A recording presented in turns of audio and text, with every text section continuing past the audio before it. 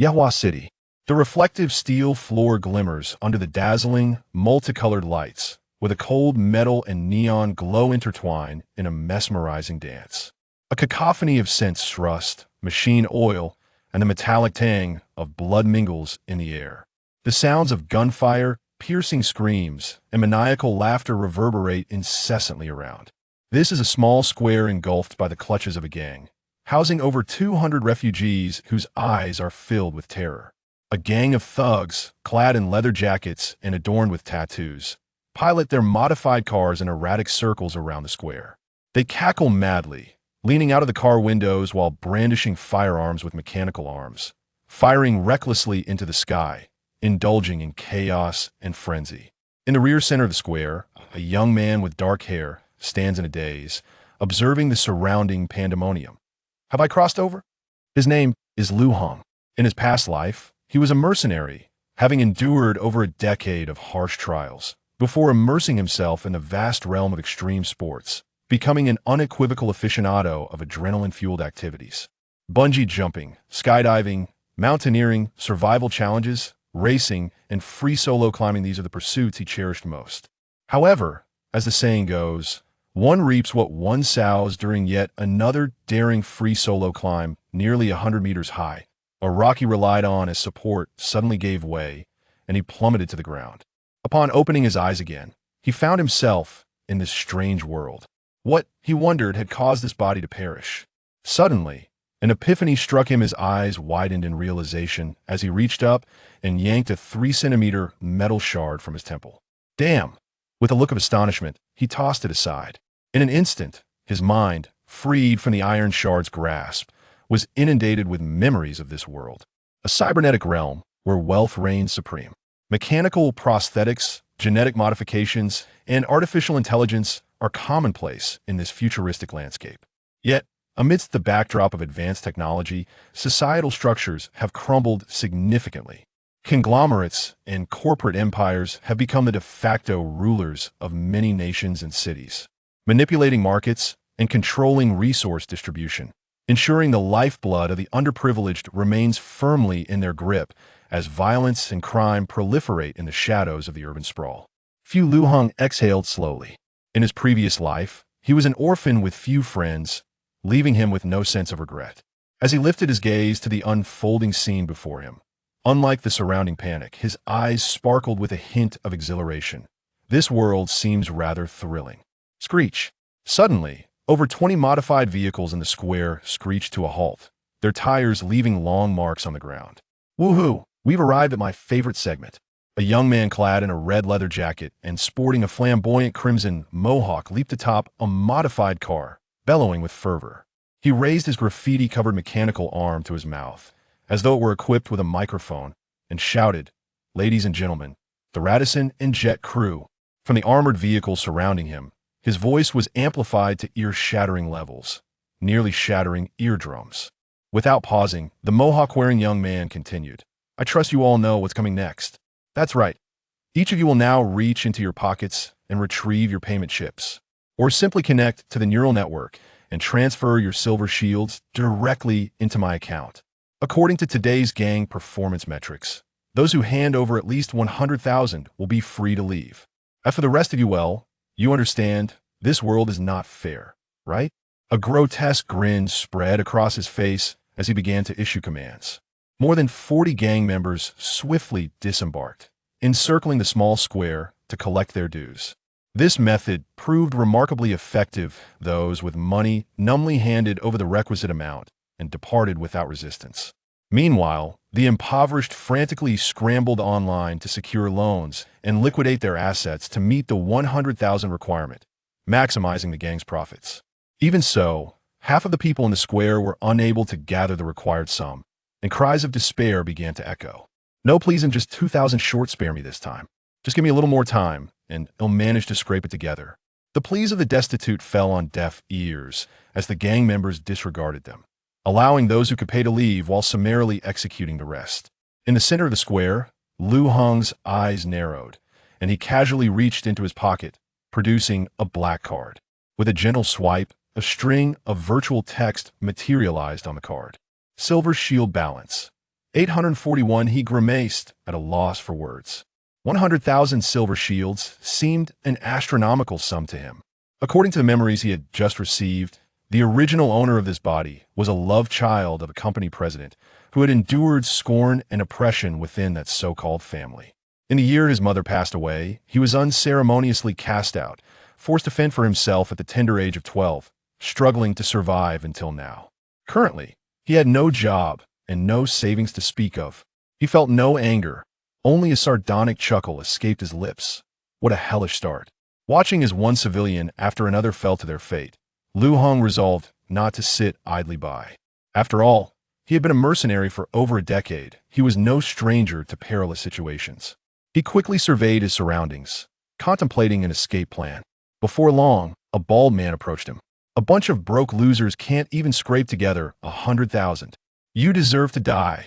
The bald man, evidently frustrated by his own lack of earnings, bore a fierce expression as he closed in on Lu Hong, his eyes glinting with malice. What about you? Have you gathered the 100,000?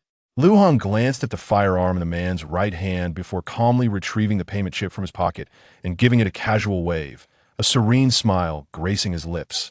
Don't worry, I'm all set. As he extended the chip toward the bald man, his fingers subtly curled. Very good.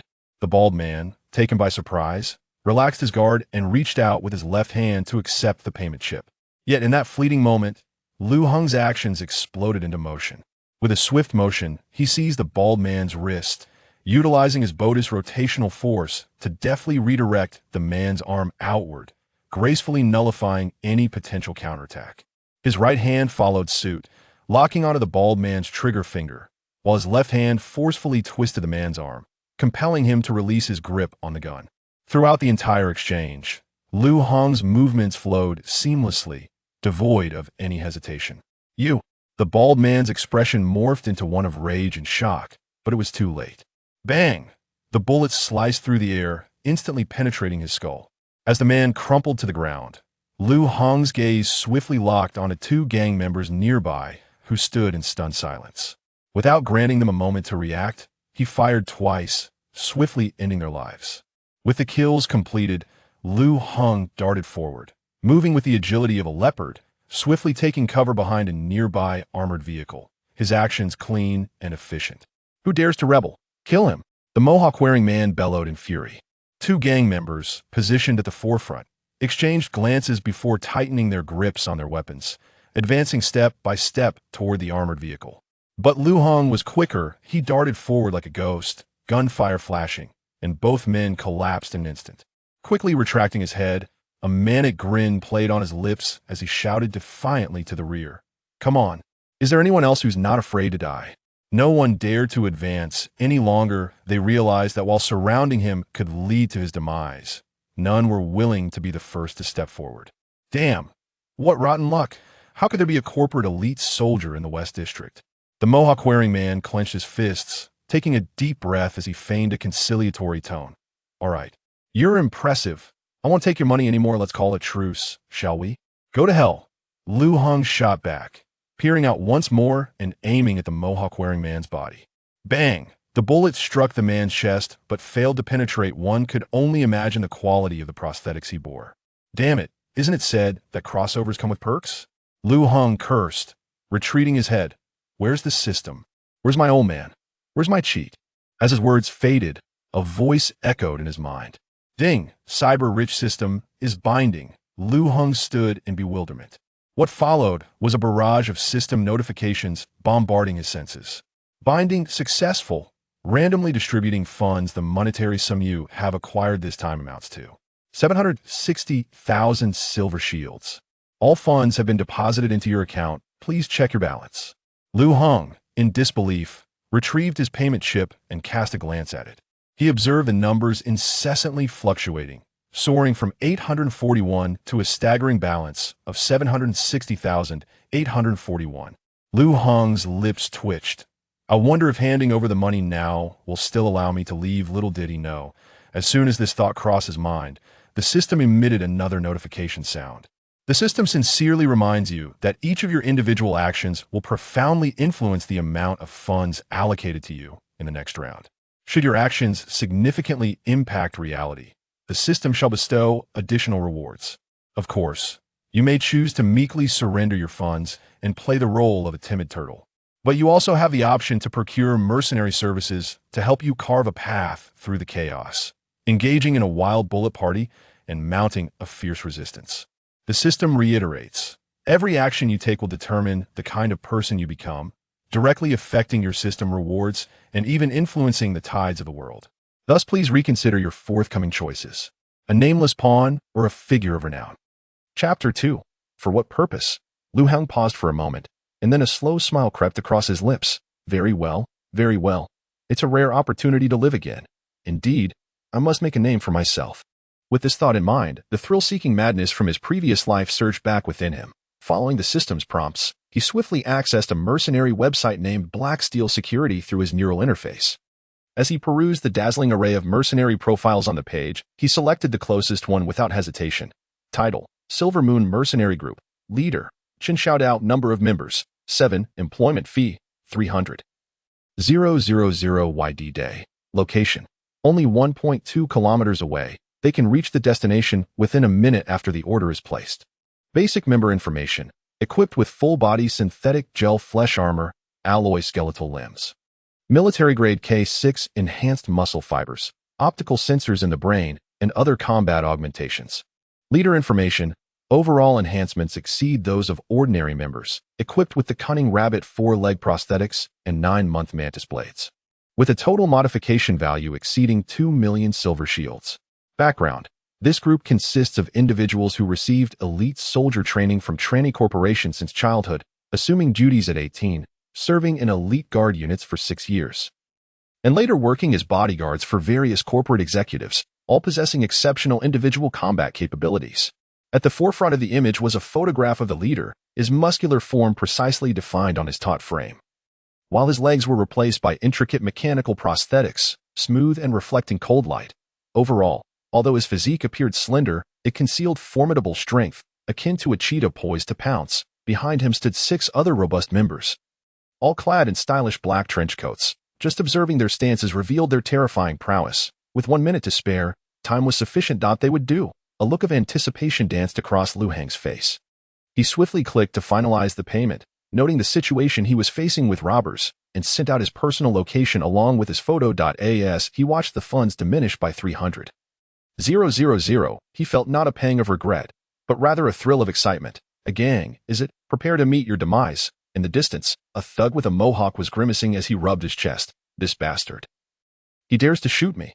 Is everyone at the company so reckless? After a moment, he warned again. I advise you one last time. Put down your gun and get the hell out. Though he spoke thus, his eyes were covertly signaling others to encircle the vehicle. Liu Heng, however, was no fool. He ducked his head and shouted, Sure, I can leave, but what if you change your mind and shoot me in the back? The thug smirked. You needn't worry. We're an organized gang. We have more principles than those damn companies. Didn't you see those people leave after paying enough? Then tell me how to open this door. Let me drive away. Lu Heng knocked on the armored vehicle behind him. The door was locked, but he suspected they must have a remote control or something. You little brat. I advise you not to push your luck. The thug snarled. If it weren't for his attachment to the armored vehicle, he would have already thrown a grenade at Lu Heng, who was foolishly thinking he could drive away. Liu Heng laughed heartily. Engaging in a war of words with the thug. It seemed the Mohawk thug was also intentionally stalling for time, attempting to allow several of his subordinates to sneak closer. A minute passed swiftly. Lu Heng refrained from peeking out again. Otherwise, he would certainly have been shot in the head. However, he could guess that the enemy was sending someone to approach him stealthily, just as he was about to make a daring move. A loud bang echoed. Bang! A fleshy thud sounded as a bullet struck home, approximately 2 meters from the side of the armored vehicle. Clearly, a gang member was about to close in on him, but had been shot by an unknown assailant. Surprise, motherfucker! A thunderous shout erupted from afar. Liu Heng quickly turned to see a blue sports car speeding toward the square, with a man in the passenger seat wielding a sniper rifle. Following closely behind were 3 black sports cars. Those were the mercenaries. Bang! Bang! Bang! Bang! Bang! The mercenaries, seated in their vehicles, unleashed a hail of gunfire, swiftly eliminating several gang members closest to Lu Heng. Oh no. Enemy attack. Cries of horror erupted.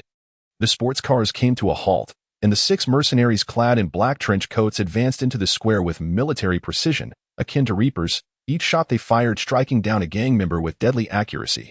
The scene shifted. The man in the blue sports car slowly lowered his sniper rifle, a confident and slightly rebellious smile gracing his lips. It was Chen Xiaodao, the leader of the mercenary group.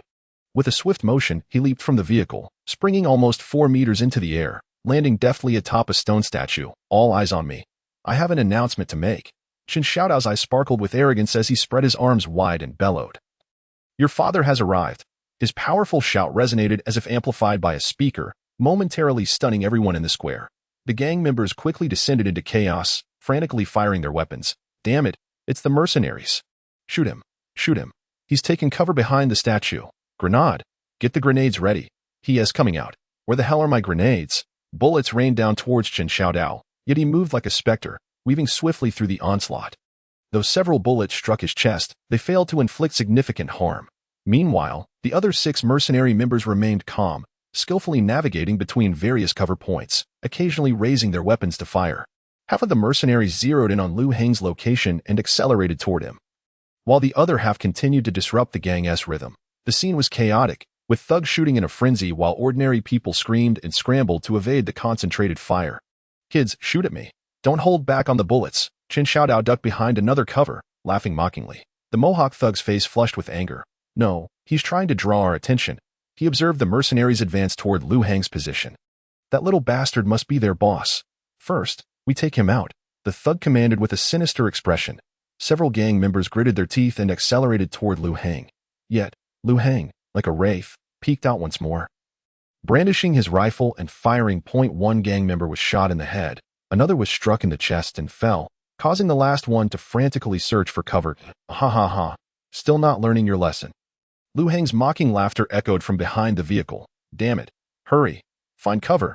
Everyone find cover. The Mohawk thug's face burned as he dove behind a large metal pillar. Taking advantage of the distraction, Chen Xiaodao swiftly maneuvered, running and leaping toward Lu Heng's position. Don't just hide. Keep shooting. The Mohawk thug shouted, aiming his gun at Chen Xiaodao. However, the latter was remarkably agile, darting between obstacles and even managing to take down a gang member in the process. With Lu Heng and the other mercenaries' assistance, he quickly reached Lu Heng's side. Hey, boss, am I late? Chen Xiaodao chuckled heartily. The brothers just stepped into the bar and hadn't even had a chance to play yet when I saw your order. Came rushing right over. Simultaneously, he retrieved a set of foldable armor from his backpack and handed it to Lu Heng. Designed by Iron Wing Technology, this is the number 5 alloy bulletproof armor that IT can withstand bullets for at least 10 minutes. Here, take it. But remember to return it later. Lu Heng gratefully accepted it. You arrived precisely on time, not a moment late. The bulletproof armor quickly enveloped him, complete with a helmet that shielded his entire body. 2 more mercenaries swiftly joined them, nodding at Lu Heng, then turning to Chen Xiaodao. Captain, the remaining enemies are equipped with combat augmentations. It won't be easy. Should we force our way through? Chen Xiaodao contemplated. There are too many. We can't go out directly. The boss could get hurt. Boom. An explosion suddenly erupted beside the vehicle. Fire. Blow that armored vehicle to smithereens. Came the Mohawk thug's anguished shout. I should have done this earlier. Countless bullets rained down on the armored vehicle behind Lu Heng, creating a cacophony of clattering sounds. The previous explosion left Lu Heng momentarily dazed. Fortunately, the bulletproof armor absorbed much of the impact, allowing him to recover quickly. Shaking his head, Lu Heng growled fiercely. Let us take them down first. Now that he was shielded by armor, there was no need for him to play it safe anymore. All right, boss. Chen Xiaodao laughed heartily, peeking out from beside the vehicle and opening fire on the enemy. The other 3 mercenaries and Lu Heng also took turns shooting at the gang members. Tat tat tat. The gunfire from both sides intensified, pouring forth like a torrential tempest, each shot accompanied by the anguished cries and falls of gang members. While the mercenaries resembled grim reapers on the battlefield, mercilessly reaping lives. Lu Heng's movements were fluid and precise, subtly revealing the marks of rigorous training. Yet what was even more astonishing was the reckless fervor emanating from him. With a gun in hand, he unleashed a barrage, his cheeks flushed with exhilaration, his heart pounding wildly, each beat seemingly igniting ripples within his chest, inflaming his very blood. The recoil from the firearm caused his shoulders to tremble incessantly, a dull ache rendering his upper body somewhat numb. Yet Lu Heng shot with a frenzy as if oblivious to the pain. Ha ha ha. You want to rob my money? Die, you scoundrels. Madness glinted in his eyes as he sprayed bullets towards the opposition, leaving Chen Xiaodao beside him taken aback. Witnessing the continuous deaths of his brothers, the Rooster Head's mentality was on the verge of explosion. He sprang to his feet in anger, seemingly driven to desperation, and pulled out a submachine gun from the vehicle, stepping heavily towards Liu Hang, determined to shoot as he advanced even if it meant taking bullets. As he brandished his weapon, he erupted into a tirade. Damn mercenaries. How much are you making? Dare to fight us. You're courting death. Chen Xiaodao retorted defiantly. My brothers earn 300,000 per job. Why wouldn't it be worth it to clash with a bunch of bastards like you? The Rooster Head seemed to explode with rage upon hearing this, aiming another round of wildfire towards Liu Hang's direction. You bastard. 300,000 to hire mercenaries? Are you out of your mind? You wouldn't even accept 10,000 for a way out at the beginning. Watching his brothers fall one after another, his fury only grew, bullets pouring from his weapon. You better hand over the 10,000. And anything extra you can leave with the trust agency. I won't even have to track you down. You lunatic, hiring mercenaries to deal with us. Do you have any idea of the consequences? You've thoroughly offended the Grey Serpent Gang. Even if I have to chase you to the ends of the earth, I will dismember you. Tell me. You tell me. What the hell are you doing this for? Each of his words was punctuated by increasingly frantic gunfire, the air around them seeming to warp with his fury. In the face of this overwhelming barrage, Liu Hang not only stood fearless, engaging fiercely in return fire, but his very veins surged with exhilaration, as if ignited by an unseen force, a sensation of transcending individual limits. Ha. What am I doing this for? You fool, asking me that. A wild and elated smile curled at the corners of Liu Hang's mouth. Of course. For the thrill. Chapter 3. Night City. Liu Hang laughed heartily, reveling in an unprecedented sense of exhilaration. The gun in his hand rattled continuously, bullets colliding with the Rooster Head's body, exposing the grotesque blend of flesh and circuitry within, sparks flying. You madman, you lunatic. The Rooster Head, terrified, no longer dared to advance. I have one last resort, one final trump card. His expression was frenzied as he shouted to his subordinates behind him, where the hell is my fire cloud Y7000? Release it. It's coming. It's coming. A subordinate fumbled for a remote, hurriedly pressing several buttons. Suddenly, a loud clattering came from the armored vehicle in the center of the square, and its rear door swung open. A square, tracked machine emerged swiftly. To the astonishment of the onlookers, a Gatling gun extended directly from within the machine. Two red lights illuminating on either side as its muzzle aimed directly at Liu Hang. Beep beep. Enemy detected. Preparing to execute. A cold, mechanical voice emanated from the machine, and the Gatling's barrel began to rotate slowly. Liu Hang and Chen Xiaodao were momentarily stunned. What the hell? They even brought that thing. Chen Xiaodao felt a chill run down his spine. Run. Liu Hang reacted swiftly, grabbing Chen Xiaodao and preparing to retreat. Hidden behind a stone pillar, the Rooster Head laughed mockingly. Ha. Two fools. This is the Fire Cloud Y7000 automatic tracking Gatling I rented for a fortune. Just wait to die. However, just as the Gatling's barrel rotated twice, it abruptly halted. In the stunned gaze of the crowd, a notification came from the machine. Beep beep. Diamond Arms Group reminds you, last rental period has expired. Please continue payment to use this product. Liu Hang's heart raced, and after a long pause, he managed to exclaim, "This is so damn thrilling." From a distance, furious shouts erupted. Damn it, Li Dadu. Didn't I tell you to renew the payment in advance? Did you spend the money on something else? And no, I'm sorry, boss. Today Hua was tempting me right at my doorstep. I couldn't resist. Stop the damn excuses. Hurry up and charge the account. Seeing the enemy about to reactivate the Gatling, Chen Xiaodao quickly ordered. Stop them. 6 mercenaries, fueled by adrenaline, simultaneously began firing at the gang members surrounding the Fire Cloud Y7000. They rented it. Liu Hang recalled the enemy's earlier words and quickly called out to Chen Xiaodao. Hurry, let us go over. They were not far from the center of the square, and with the cover of other mercenaries, they soon arrived beside the now dormant machine. Liu Hang swiftly pulled out a chip card. Looking at the machine, I want to rent it. Beep beep. The Gatling seemed to come to life, raising its head, yellow lights flaring on either end. Dear valued customer, this product is manufactured by Diamond Arms Company. Featuring AI intelligence, high-precision radar, and infrared scanning systems, equipped with automatic loading. Cut the nonsense. How much is the rental? Liu Hang raised the payment chip card. The machine replied succinctly, 100,000 per hour. Without a second thought, Liu Hang placed the chip card on the machine. Swipe. As the payment processed, the lights changed to green. Ding. Payment received. Diamond Arms Company is at your service. Liu Hang pointed at the gang members across from them. Eliminate your former masters. Understood. The Gatling abruptly turned its head, aiming directly at the gang members. The remaining gang members were left bewildered. Run. The rooster head screamed in terror. Those who had tried to hold their ground scattered like birds taking flight. Witnessing this, Lu Heng felt an immense sense of satisfaction, laughing mockingly. Ha ha ha. A bunch of fools. This is the fire cloud Y7000 tracking Gatling I rented for a fortune. Just wait to die. Bang bang bang. A torrential downpour of gunfire erupted, dense and ferocious, as a barrage of bullets pursued the fleeing gang members with lethal precision. The air was thick with the acrid scent of gunpowder and the heavy stench of blood. Dust and debris swirling into a maelstrom propelled by the force of the onslaught. Alongside the coordinated onslaught of the other mercenaries, the numbers of the gang began to dwindle rapidly. 3 minutes later, the gang members lay dead or wounded, with the civilians having fled, and the square fell into complete silence. Lu Heng strode forward to stand before the incapacitated rooster head, astonished to find that, despite the relentless barrage, the latter still clung to life. The rooster head's body was riddled with bullet wounds, various internal alloys painfully pressing against the deformed bionic organs, blood oozing from his mouth. Cough. Gurgle. The rooster head lifted his head, seemingly wanting to say something, but was choked by his own blood. Transfer all the money from your chip card to me, and perhaps I might spare your life. Lu Heng squatted down and said, Transfer. Gurgle. Bullshit. The rooster head's eyes were filled with malice. Whether he believed Lu Heng was lying or his own stubborn character, he had no intention of parting with his money. I see. Then you're of no use. Lu Heng shrugged, aiming his gun at his forehead. A volley of bullets erupted until the rooster head's brain was penetrated. Lu Heng then bent down, retrieving a chip card from the rooster head's pocket. Using the latter's finger to unlock and transfer the entire balance into his own account. While the money in the brain machine could not be taken, the funds in the chip card could be transferred.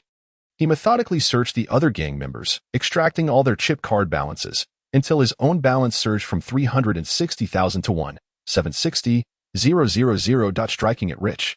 Lu Heng chuckled at the balance on his card. Shall we go, boss? We could be in for a lot of trouble when the enforcers arrive, Chen Xiaodao reminded him.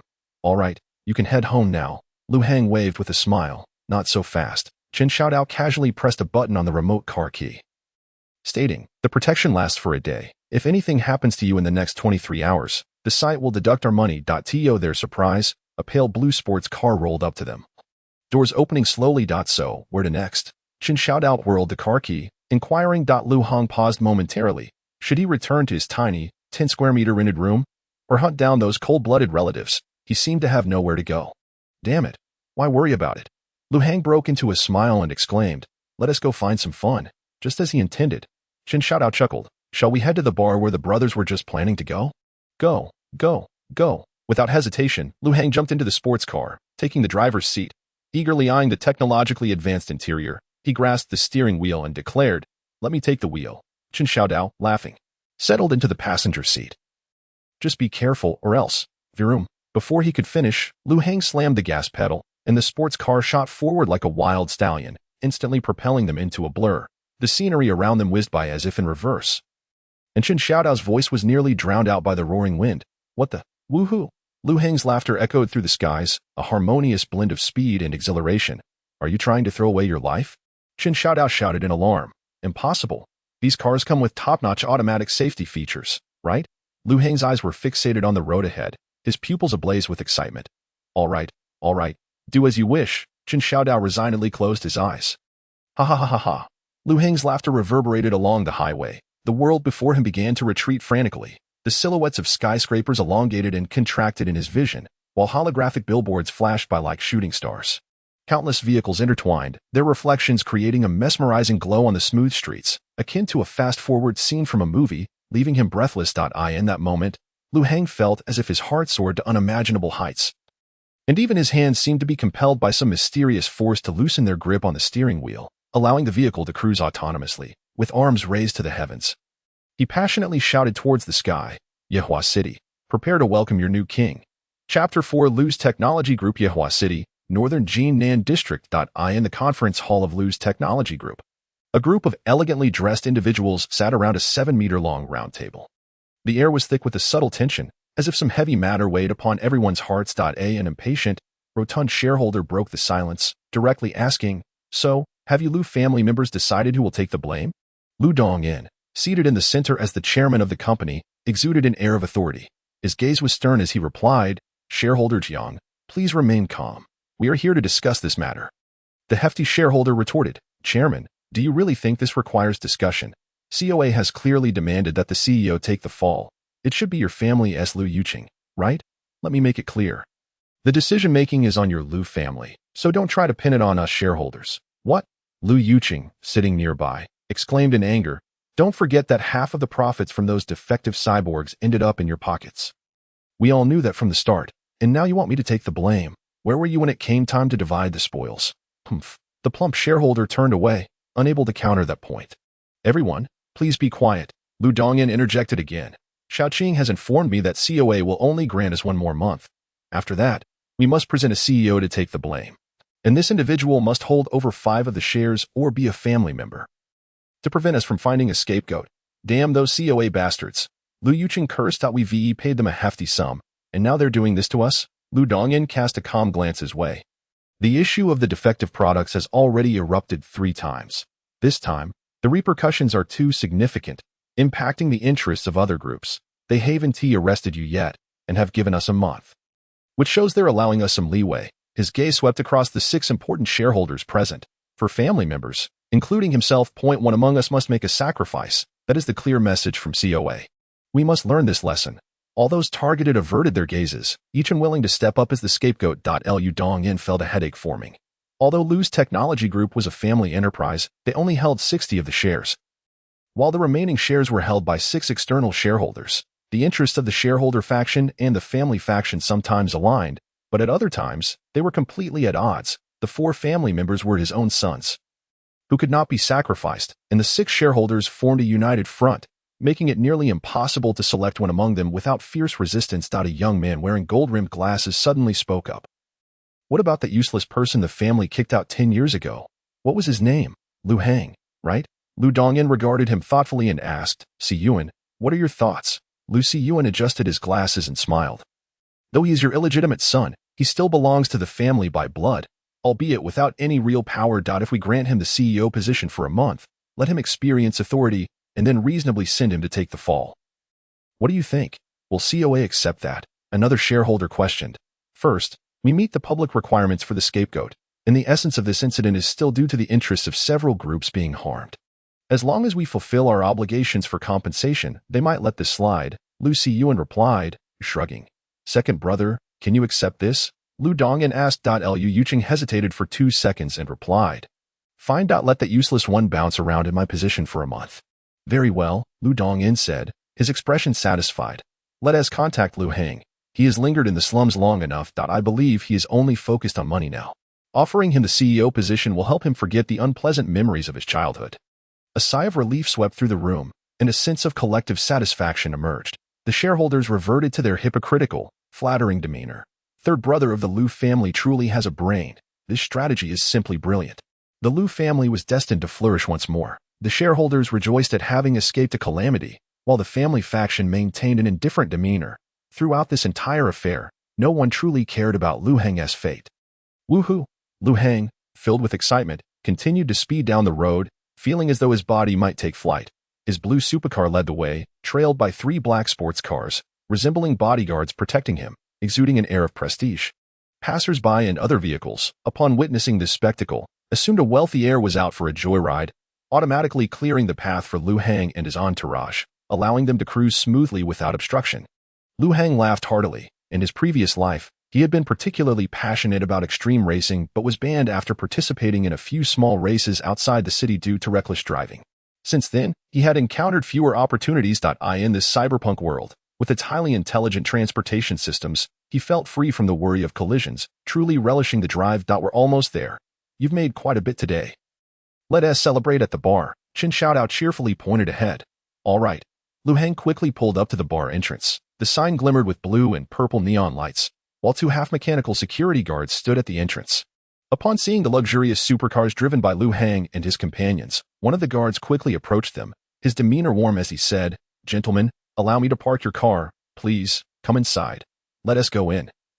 Chin Shout-Out said with a smile. Without further ado, Lu Hang pushed open the ornate iron door. A wave of mixed aromas of alcohol and the mingling of men and women enveloped him. While the deafening electronic music surged into his ears, multicolored lights flashed wildly throughout the space, and countless individuals swayed to the rhythm of the music. Let us go to the bar and have a couple of drinks. Chen Xiaodao, arms behind his head, swaggered towards the front. As Lu Heng walked and surveyed the surroundings, the expansive space was adorned with various decorations and mechanical installations, adding a touch of sci-fi flair. He noticed someone slowly inserting a tiny syringe into their arm, their expression one of utter bliss. A group of people sat together, wearing special electronic helmets, excitedly waving their arms in the air. A frail, weak-looking man spotted Lu Heng, his eyes lighting up as he approached with a lecherous grin. Hey, handsome. Want to engage in a soul exchange? Chapter 5. Throwing money. For a moment, Lu Heng was taken aback. Unsure of how to respond. Get lost, or I'll blow your head off, Chen Xiaodao growled, turning around menacingly. The frail man quickly backed away. Okay. What was he trying to do? Lu Heng asked, his lips twitching as he walked. Soul exchange. It might feel good, but it's not good for your brain. Chen Xiaodao laughed heartily, throwing an arm around Lu Heng's shoulder as they approached the bar. The bartender was busy mixing a variety of drinks, his shaker drawing graceful arcs in the air. Pour my buddy a rainbow tequila, Chen Xiaodao shouted to the bartender. I'll have vodka. The bartender nodded, retrieving ingredients from the cabinet to begin crafting the drinks. Lu Heng observed as the other party executed a dazzling array of flamboyant maneuvers, swiftly concocting a beverage that was subsequently poured into a glass, transitioning from the bottom to a resplendent rainbow hue. He took a simple sip. The richness and spiciness of tequila intertwined instantaneously on his palate, followed by a layered explosion of sweet and sour freshness from the fruity aroma, a delightful sensation creeping into his mind. Has some technology been secretly added? Lu Heng's eyes widened, realizing that the drinks he had consumed in his previous life were utterly inferior. The bartender paused momentarily, then smiled and said, "Your palate is quite discerning. Indeed, a slight enhancement has been added to elevate the mood, but the essence of the flavor remains authentic. Delicious. I concede to technology." Lu Heng chuckled heartily and downed the drink in one go, only to be followed by a wave of intoxication. Something feels amiss. This body has a poor tolerance for alcohol. His complexion flushed slightly. His mind became hazy. Chen Xiaodao laughed and patted his shoulder. "Boss, your alcohol tolerance is rather pathetic. I think you should consider upgrading to a bionic liver." After saying this, he grabbed a bottle of vodka and took a swig, then headed towards the center of the bar to flirt with a girl.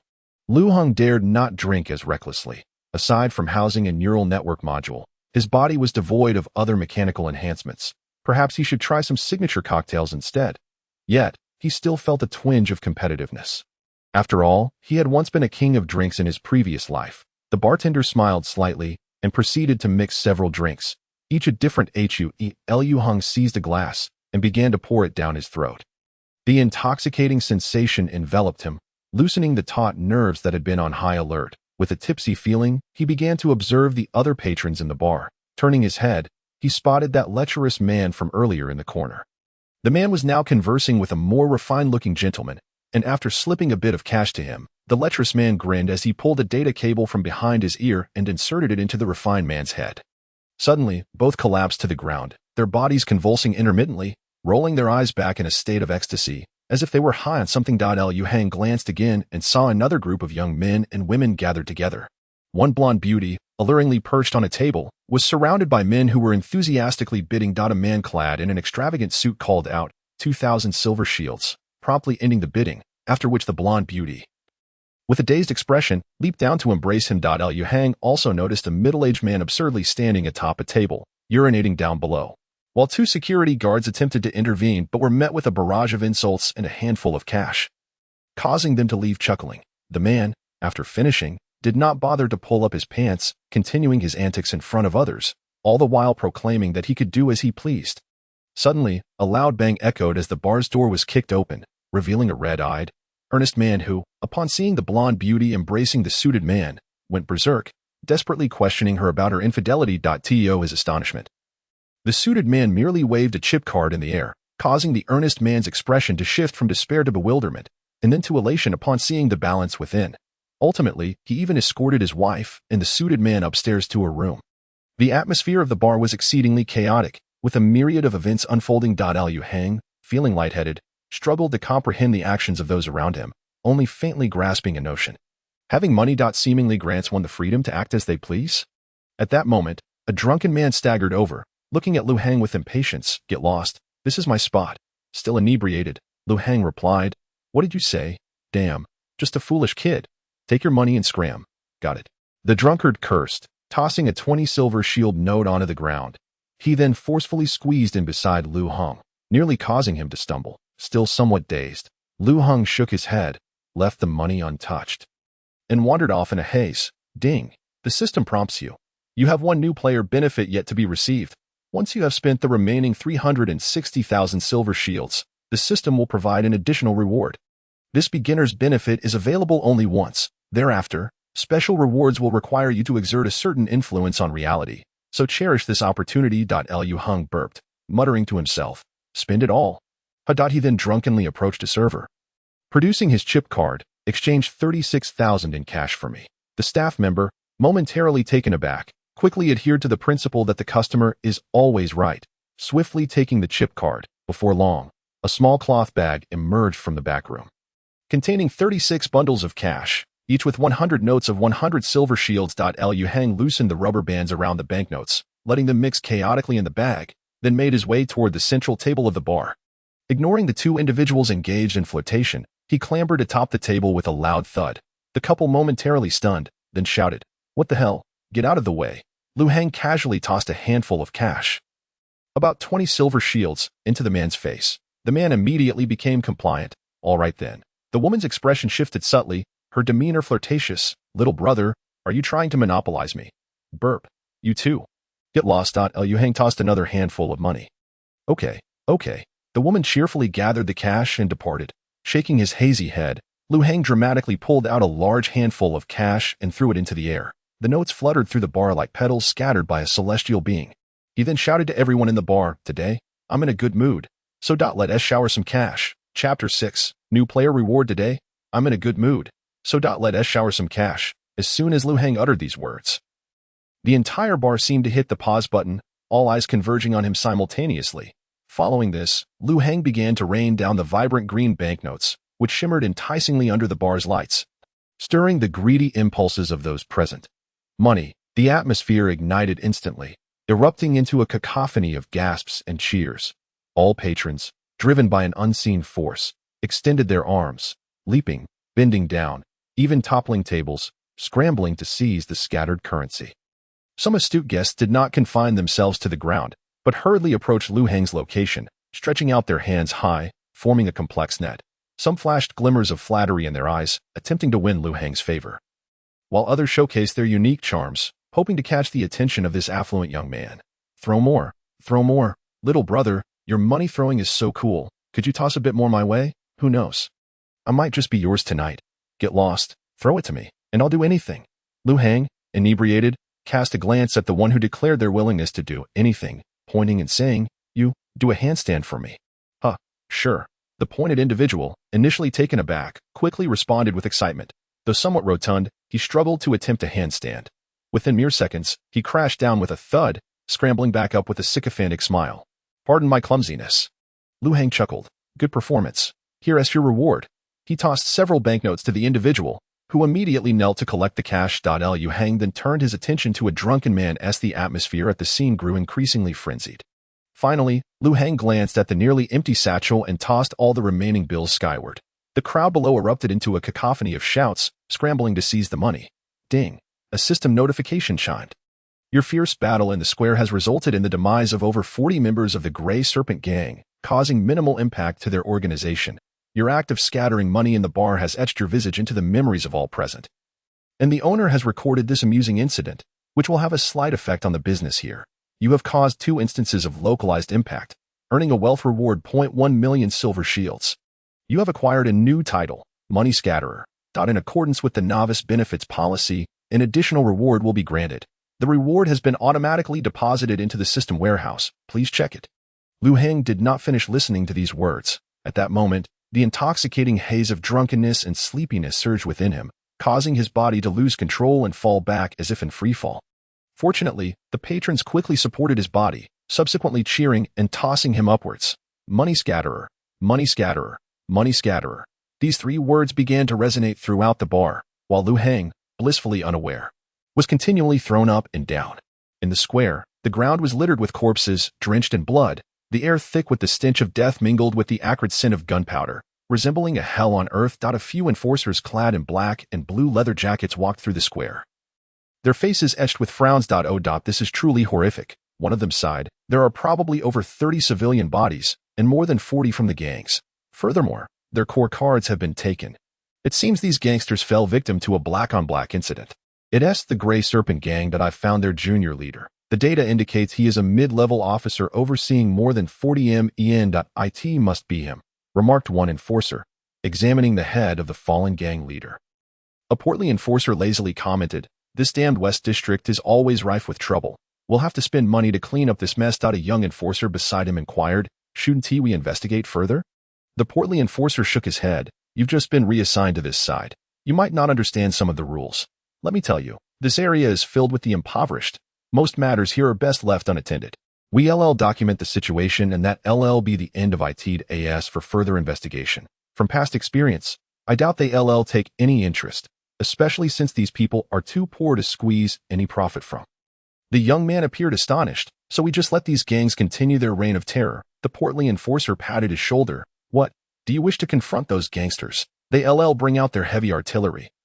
And we suffer significant casualties. Besides, we have some collaboration with the gangs. Why would we jeopardize that? But I can't shake this feeling of impending doom." The young man said, visibly anxious. "Don't worry. We intentionally delayed our arrival by 30 minutes. This should have been resolved by now." The portly enforcer chuckled. "If anything, those gangsters should thank us low-ranking enforcers. We always give them ample time. Then we are truly grateful to you." A raspy voice suddenly emerged from behind the portly enforcer. Chapter 7. Genetic Recombination Master, you behind. The young enforcer beside him looked back in terror. The portly enforcer, momentarily stunned, slowly turned his head. A towering figure, nearly 3 meters tall, with limbs and torso replaced by rugged machinery, stood ominously behind him. The mechanical components enveloped his body like iron muscles, giving him the appearance of a colossal gorilla. The sheer presence of the giant was overwhelmingly oppressive. The fourth commander of the Gray Serpent Gang? The portly enforcer recognized him at once, forcing a smile. "What brings you here?" "We're merely following orders. If we've disturbed your work, we can leave at once." "I am Tyke," the giant replied, smiling, though his steel teeth instilled fear. "The gangs do have some collaboration with you enforcers. I cannot harm you, but I hope you understand what to do." "Understood. Understood." The portly enforcer quickly grabbed the young enforcer and departed. Not daring to linger, "I saw nothing. I didn't even know you were here." "Good." Tyke nodded in satisfaction. As the enforcers hurriedly retreated, Tyke slowly approached the center of the square, gazing at the corpse of the fallen gang leader.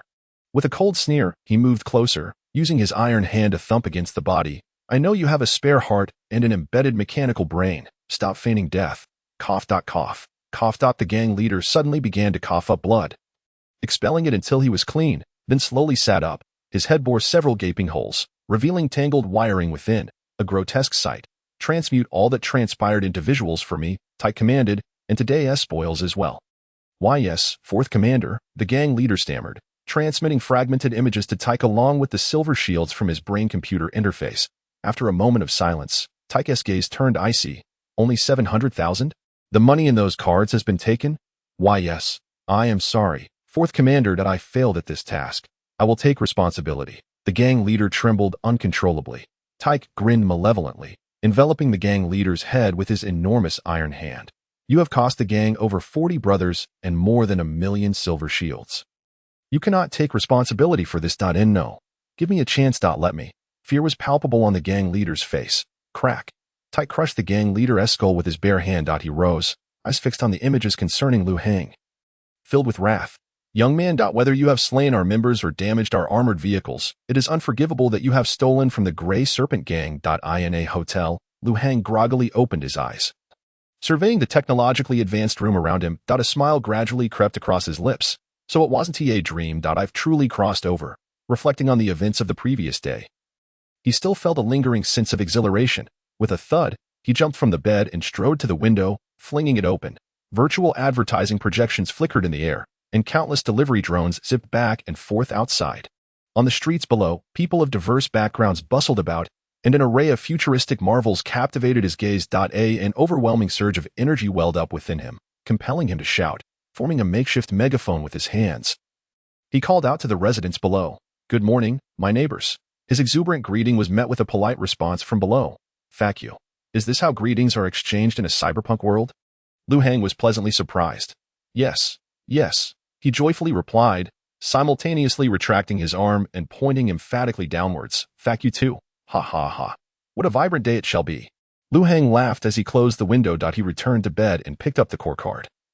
Gazing at the nearly 2.4 million balance. By the way, system, what is my additional reward? You have received a genetic recombination injection, produced by the Candor Biotech Group, officially named the Basis. One genetic recombination injection. The injection is valued at 24 million silver shields, available only in limited supply from external sources, and is rare in the local market. Administering this injection will enhance your entire physical constitution comprehensively, offering a more natural and coordinated alternative to mechanical prosthetics, with no side effects. Oh wow. Lu Hang's eyes lit up. I was just thinking how terrible this body is, after a couple of drinks. I am completely wasted, and now I'm gifted with a genetic injection. He took the syringe and examined it closely, the crystal blue liquid flowing within as if alive. Without hesitation, he aimed the syringe at his shoulder and injected it. As the liquid coursed through him, he began to feel a profound ache in his muscles, a fiery surge rising from his abdomen. Hiss. Gradually, he sensed his cells undergoing a tumultuous reconstruction, a sharp pain enveloping his entire being. Following this, an insatiable hunger overtook him. He hastily opened the hotel refrigerator, devouring the numerous instant meals within, shoving them into his mouth by handfuls. This discomfort did not last long, dissipating after about 10 minutes. In its place emerged a gentle warmth, akin to a sauna, as white vapor began to escape from his pores. Lu Hang felt his strength surging, a contented smile spreading across his face. I feel incredibly powerful right now. After taking a shower in the room and stretching a bit, he proceeded to perform several hundred push-ups consecutively, followed by lifting and lowering a refrigerator repeatedly, all without breaking a sweat.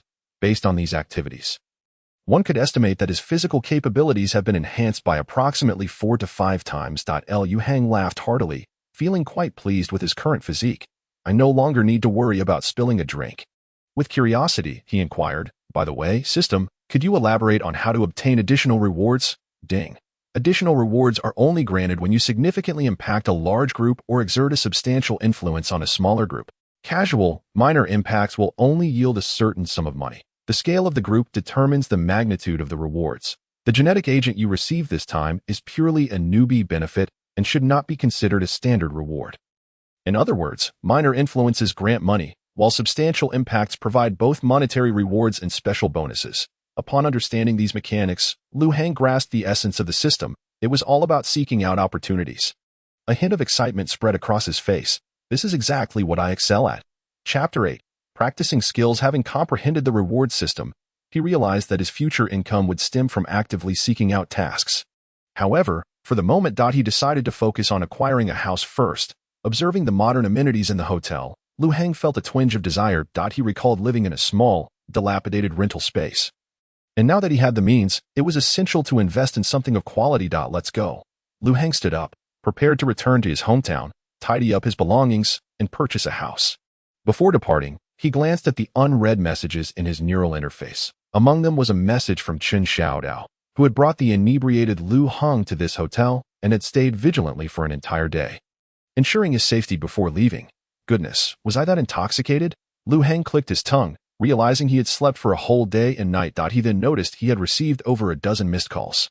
Who could be calling so persistently? After a moment's hesitation, Lu Hang decided to return the call. Finally, someone picks up.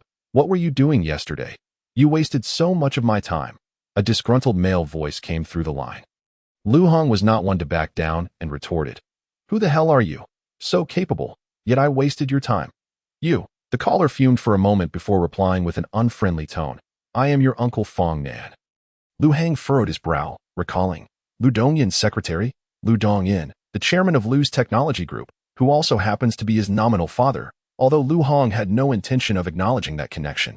Yes, it's me, but now I am your second brother Lu Yuchen's secretary. I trust you remember him. Fong Nan stated coldly. I see. Lu Hang replied sarcastically, the foolish person who used to covet everything I had when we were children.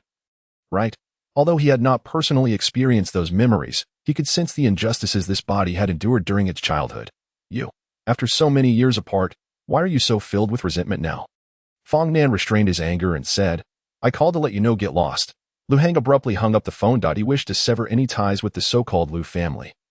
As he recalled the many repulsive deeds they had inflicted upon him and his deceased mother, little did he know that shortly after hanging up, the caller dialed again. Annoyed, Lu Heng answered, "I've already distanced myself from the family." "What do you want?" Huff. The caller took a deep breath, trying to sound amicable. "I wanted to inform you that the family needs you now. It's time to return." "What?" Lu Heng laughed in disbelief. "When you drove me away. You called me a bastard and forced me to never return. Now, you need me and expect me to come back. Are you out of your mind?" With Lu Heng's assertive demeanor, the secretary no longer dared to act arrogantly, especially since the company desperately needed him to take the fall. Fong Nin tried to soften his tone. "Why not hear me out? The company is willing to offer you the position of chief executive officer. I've checked, and you're currently living in a tiny rented room of just a few dozen square meters, with no job and a significant amount of debt. You must have endured considerable hardship over the years, right? Holding the position of CEO would drastically improve your quality of life. Many would fight tooth and nail for such an opportunity. Get lost." Lu Heng hung up the phone once more, blocking the number. "Huh, something is off here. Do they really think I'm a fool?" Lu Heng scoffed. Besides, he possessed an advantage. What was a mere CEO to him? Trash. In the Lu family hall, Fong Nan stared at his phone in bewilderment. He couldn't comprehend it. According to his investigation, this Lu Heng was supposed to be an extremely timid individual, always subservient and utterly defeated, unable to even scrape together a few hundred given such a golden opportunity. Why would he refuse? Originally, he thought that by adopting a more aggressive attitude, the other party would buckle under pressure and agree to the terms like a submissive dog. Yet, to his surprise, Lu Heng pushed back fiercely. Seemingly indifferent even to the title of CEO. Did he think I'm a scammer? Fong Nan, undeterred, dialed again, only to find himself blocked. Lu Heng quickly packed his belongings in the hotel and checked out. Feeling unfazed by the earlier phone call. It was now a little past 8 in the morning, coinciding with the rush hour for many office workers. The streets were bustling with people, and vehicles sped by. Large virtual electronic fish began to sway in the sky, shops opened their doors, and countless electronic screens on towering buildings displayed one advertisement after another. Lu Heng marveled at the sight, strolling along the roadside with a sense of wonder. This area, known as the West District, was also referred to as the Commoners District. The Jinan District was relatively backward and impoverished, with housing prices being quite affordable, prompting many office workers to rent here before commuting for about 40 minutes to work in the North or Central districts. Thus, it was common to see pedestrians hurriedly dialing phone calls while simultaneously shoving fast food into their mouths as they rushed to catch their transport. Meanwhile, in a nearby alley behind Lu Heng, two men stealthily observed the bustling street. One man bore a scarred face, with a sharp blade replacing his right arm, glinting ominously in the light. The other sported white hair and wore a specially designed black combat suit, concealing the cybernetic enhancements within. "By Shaw, let us stick to the plan. We go in and create chaos. Remember to fire a few shots into the sky. The more chaotic the scene, the better." The scar-faced man instructed coolly. "When Silver Wolf appears, we must act frightened, understand?" By Shaw mocked. These so-called heroes, appearing so noble, yet engaging in such underhanded activities behind the scenes, today has opened my eyes. The scar-faced man shot him a glance. "After this act, we'll earn at least 50 to 60,000 in rewards, so keep your focus." Under Lu Heng, as if possessed by a sixth sense, swiftly sidestepped, deftly evading the opponent's thrust. By Shaw, had yet to react when Lu Heng suddenly ducked low and lunged forward, seizing his neck with a firm grip. With a fierce exertion of strength, he forcefully pressed him down. Thud. Bai Sha was slammed to the ground, his right arm pinned beneath Lu Heng's knee, rendering him immobile. Lu Heng narrowed his eyes slightly. "What did you say? A performance? How is your strength so formidable?" Bai Sha's eyes widened in disbelief. He had never encountered such a bizarre adversary. Not only was the opponent's physical prowess astonishingly superior, but his agility and combat skills also far exceeded Bai Sha's expectations. In that moment, he could only helplessly lie on the ground, feeling the weight of Lu Heng's oppression and threat. Observing that his opponent still seemed oblivious to the situation, Lu Heng tightened his grip on Bai Sha's neck. Bai Sha's face rapidly flushed crimson, his expression filled with terror. "Answer my question. Do you understand?" Lu Heng's lips curled into a menacing smile, his wrist continuing to apply pressure. "Ugh, Bai Sha gasped for breath. Just then, a headless corpse suddenly collided into him. With a resounding crash, Lu Heng was jolted back. Seizing this opportunity, Bai Sha finally managed to break free from Lu Heng's grasp and swiftly scrambled to his feet. Lu Heng staggered back a few steps to create distance. His gaze. Lu Heng stood up with a barrage of complaints. However, Silver Wolf Hero paid no heed to Liu Hang's words. His gaze was fixed with a fierce intensity on Bai Sha, filled with righteous indignation. Criminal, do not harm the innocent. Let us engage in a fair battle. Bai Sha was momentarily taken aback, but quickly responded with a furious expression. Damn, that I never expected you to dispatch the knife ghost so effortlessly. Evil cannot triumph over justice. I shall defeat you, Silver Wolf Hero proclaimed with an air of righteousness. Very well, I respect you as a hero. Let us fight, the white-haired man shouted, brandishing two Manus blades as he charged towards his opponent. Silver Wolf Hero, undeterred, rushed forward as well. Wait, are these two reciting lines? Liu Hang observed their reactions, his eyes growing increasingly suspicious.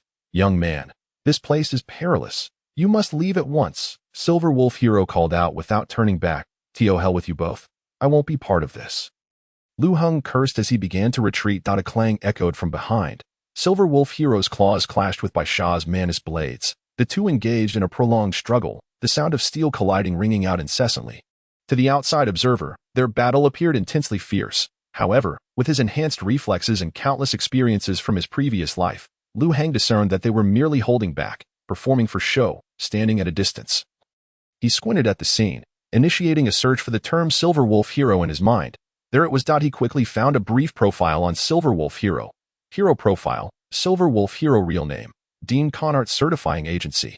Warren Superhero Group, Night City Branch Hero Level, D Personal Achievements, participated in the battle against the Demon Machine Spider. The Southern District Fire Crisis raided numerous child trafficking organizations and recorded dozens of acts of bravery. Over 7 years, he rescued 426 children, assisted 147 homeless individuals, and apprehended 48 criminals.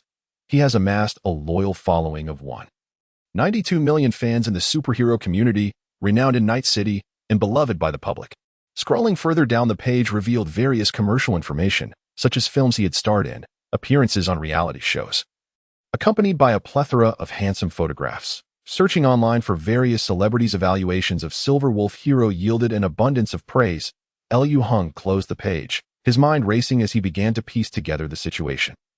Silver Wolf Hero continued his fierce battle, and soon Bai Sha found himself at a disadvantage, quickly fleeing upon realizing he could not win. Humph, run away. When we meet again, I shall ensure you end up in prison. Silver Wolf Hero shouted various slogans of justice and protection at Bai Sha's retreating figure, yet he showed no intention of pursuing him. After a lengthy pause, Silver Wolf Hero finally turned to Liu Hang, a self-satisfied smile gracing his face. Young man, are you unharmed? Liu Hang's lips twitched. I'm fine. That's good. Silver Wolf Hero seemed quite pleased. It is rare to encounter a young man brave enough to confront an enemy. That was indeed an exhilarating battle. Well, as long as you are happy, Liu Hang replied, a hint of mockery flickering in his eyes. Just then, Silver Wolf Hero seemed to receive a message from someone. Please hold on a moment, he said with a gentle smile towards Liu Hang. His electronic eye began to process various data, as if he were reviewing information. The data was quickly retrieved. However, when he looked back at Liu Hang, his gaze had shifted slightly. When you faced off against Bai Sha, did you hear anything he said? A barely perceptible smile graced Liu Hang's face. Yes, I recall him mentioning something about it being a performance. It seems these individuals regard murder as entertainment, or perhaps these criminals are merely following a script. Young man. Silver Wolf Hero's expression softened as he attempted to place a reassuring hand on Liu Hang's shoulder. Yet, Liu Hang swiftly evaded, maintaining an enigmatic smile. Silver Wolf Hero's eyes grew colder. You must recognize me, right? Others refer to me as Silver Wolf Hero. I am a hero. As he spoke, he took another step forward, prompting Liu Hang to instinctively retreat several paces. What are you hiding from? Or rather, what are you afraid of?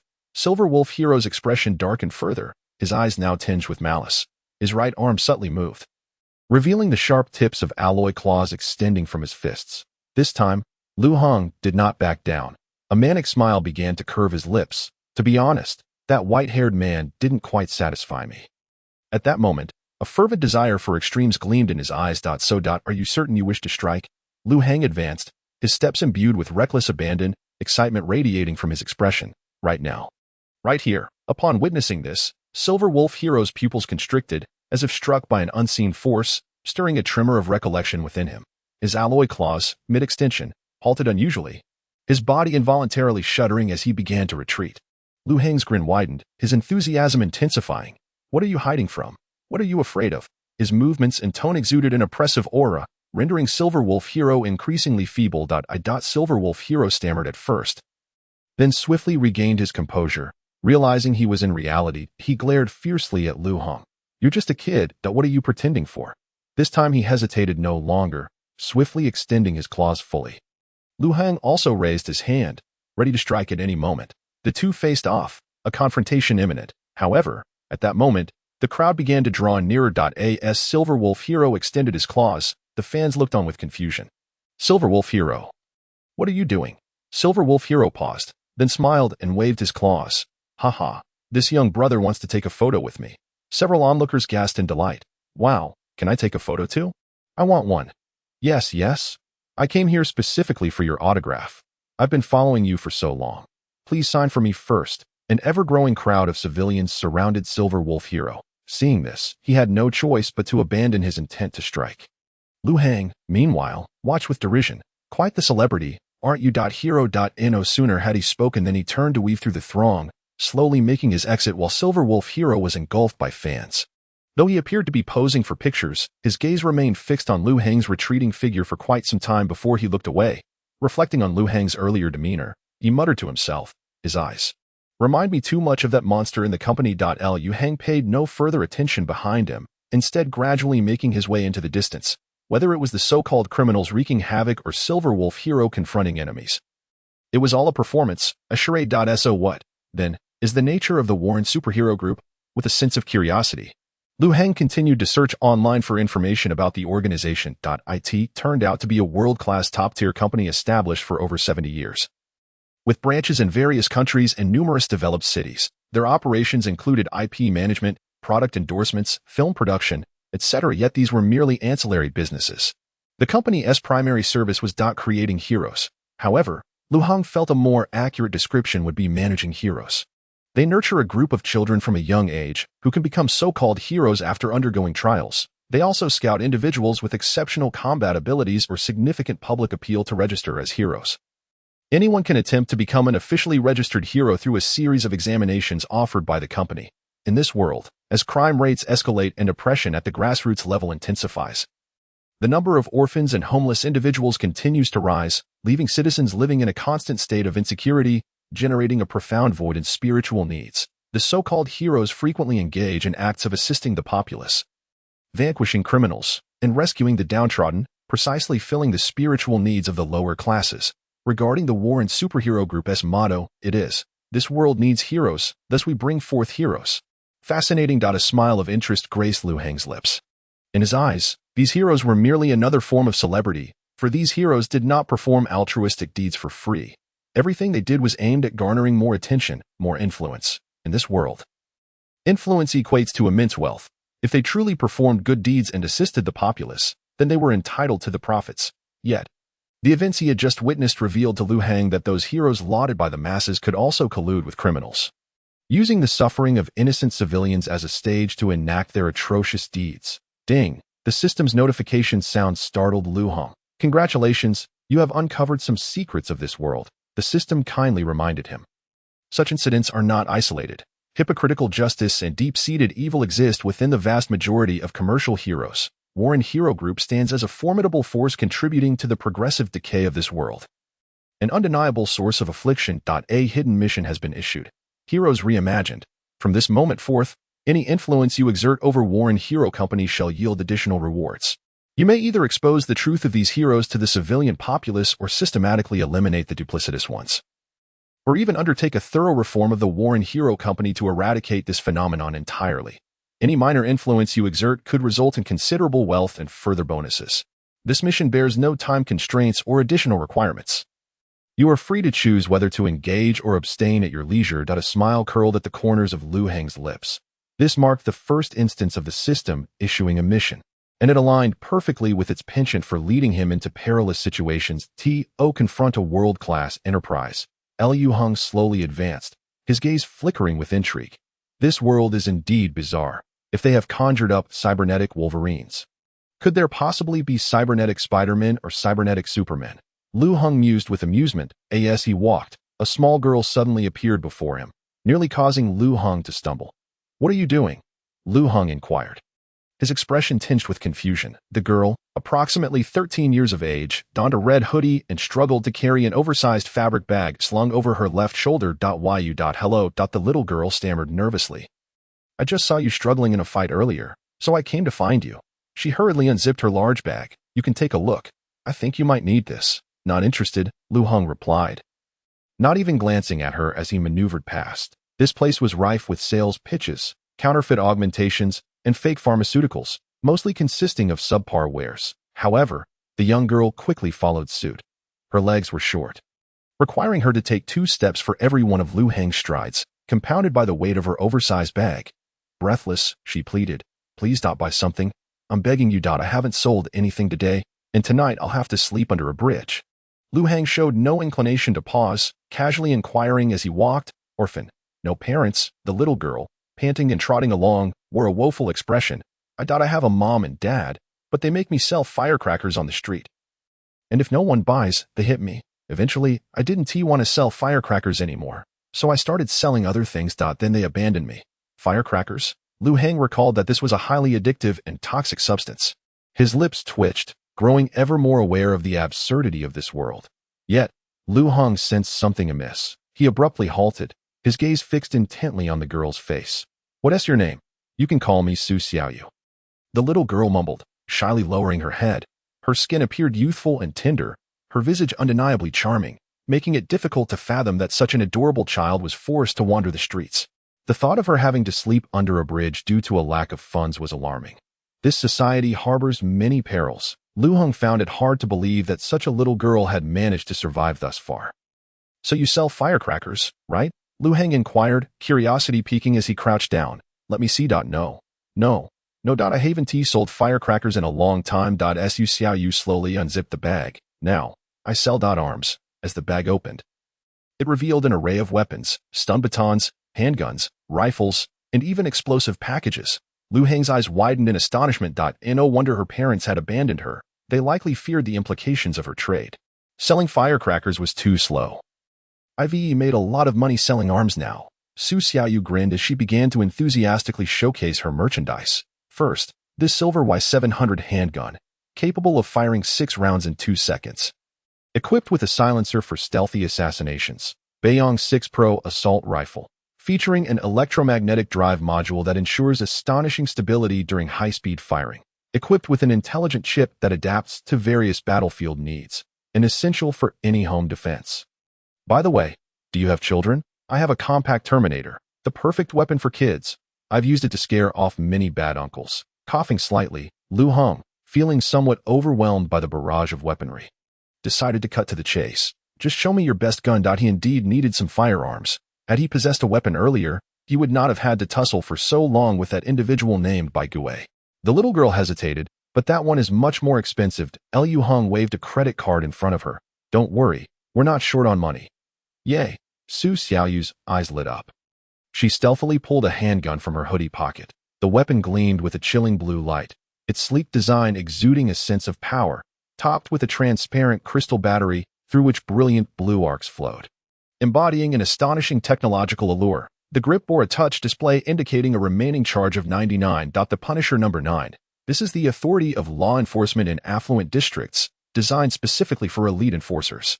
The electromagnetic rounds it fires exhibit remarkable effectiveness against augmented targets that a hit can incapacitate standard augmentations instantly, while more advanced combat augmentations will experience temporary paralysis, with superior penetration and destructive capability compared to metal rounds. Additionally, this weapon fires standard electromagnetic rounds, but if you hold the trigger, it can charge up to utilize up to 50 of its power, equivalent to a miniature electromagnetic pulse grenade. Mind you, you can't find this on the market. Su Xiaoyu continued enthusiastically, "If it weren't for your wealth, I wouldn't even consider selling it." Lu Heng examined the firearm, recalling from memory that her claims were indeed accurate. This gun was exclusive to elite law enforcement in affluent areas. For the average citizen, possessing one was illegal, reserved solely for the privileged. "Where did you acquire this, if you don't mind sharing?" Lu Heng felt a strong curiosity towards the little girl. "It's a secret." She giggled, extending her hand. "After the discount, it's 120,000, quite reasonable," Lu Heng stated, promptly transferring the funds. For anyone equipped with combat augmentations, they generally possessed some capacity to withstand bullets. However, this Punisher firearm was different. A single shot could trigger a comprehensive electrical reaction across the target's body, leading to their demise. Yay, the young girl jumped with joy. I've earned so much. She looked at Liu Hang with a beaming smile. Thank you, big brother. Just a little reminder, try to stick to crowded places in the future. Liu Hang recalled the Silver Wolf hero, feeling a twinge of confusion. What do you know? The girl did not respond but instead skipped away. Hopping further from the scene. Stick to crowded places. Liu Hang had no intention of pursuing her for answers. It seemed prudent to avoid entangling himself further with this enigmatic child. Let us go. I should check on my old home. The journey was not particularly long. A taxi ride of merely 10 minutes brought him to his former neighborhood. The buildings here starkly contrasted with the modern amenities of the hotel where Liu Hang had just stayed.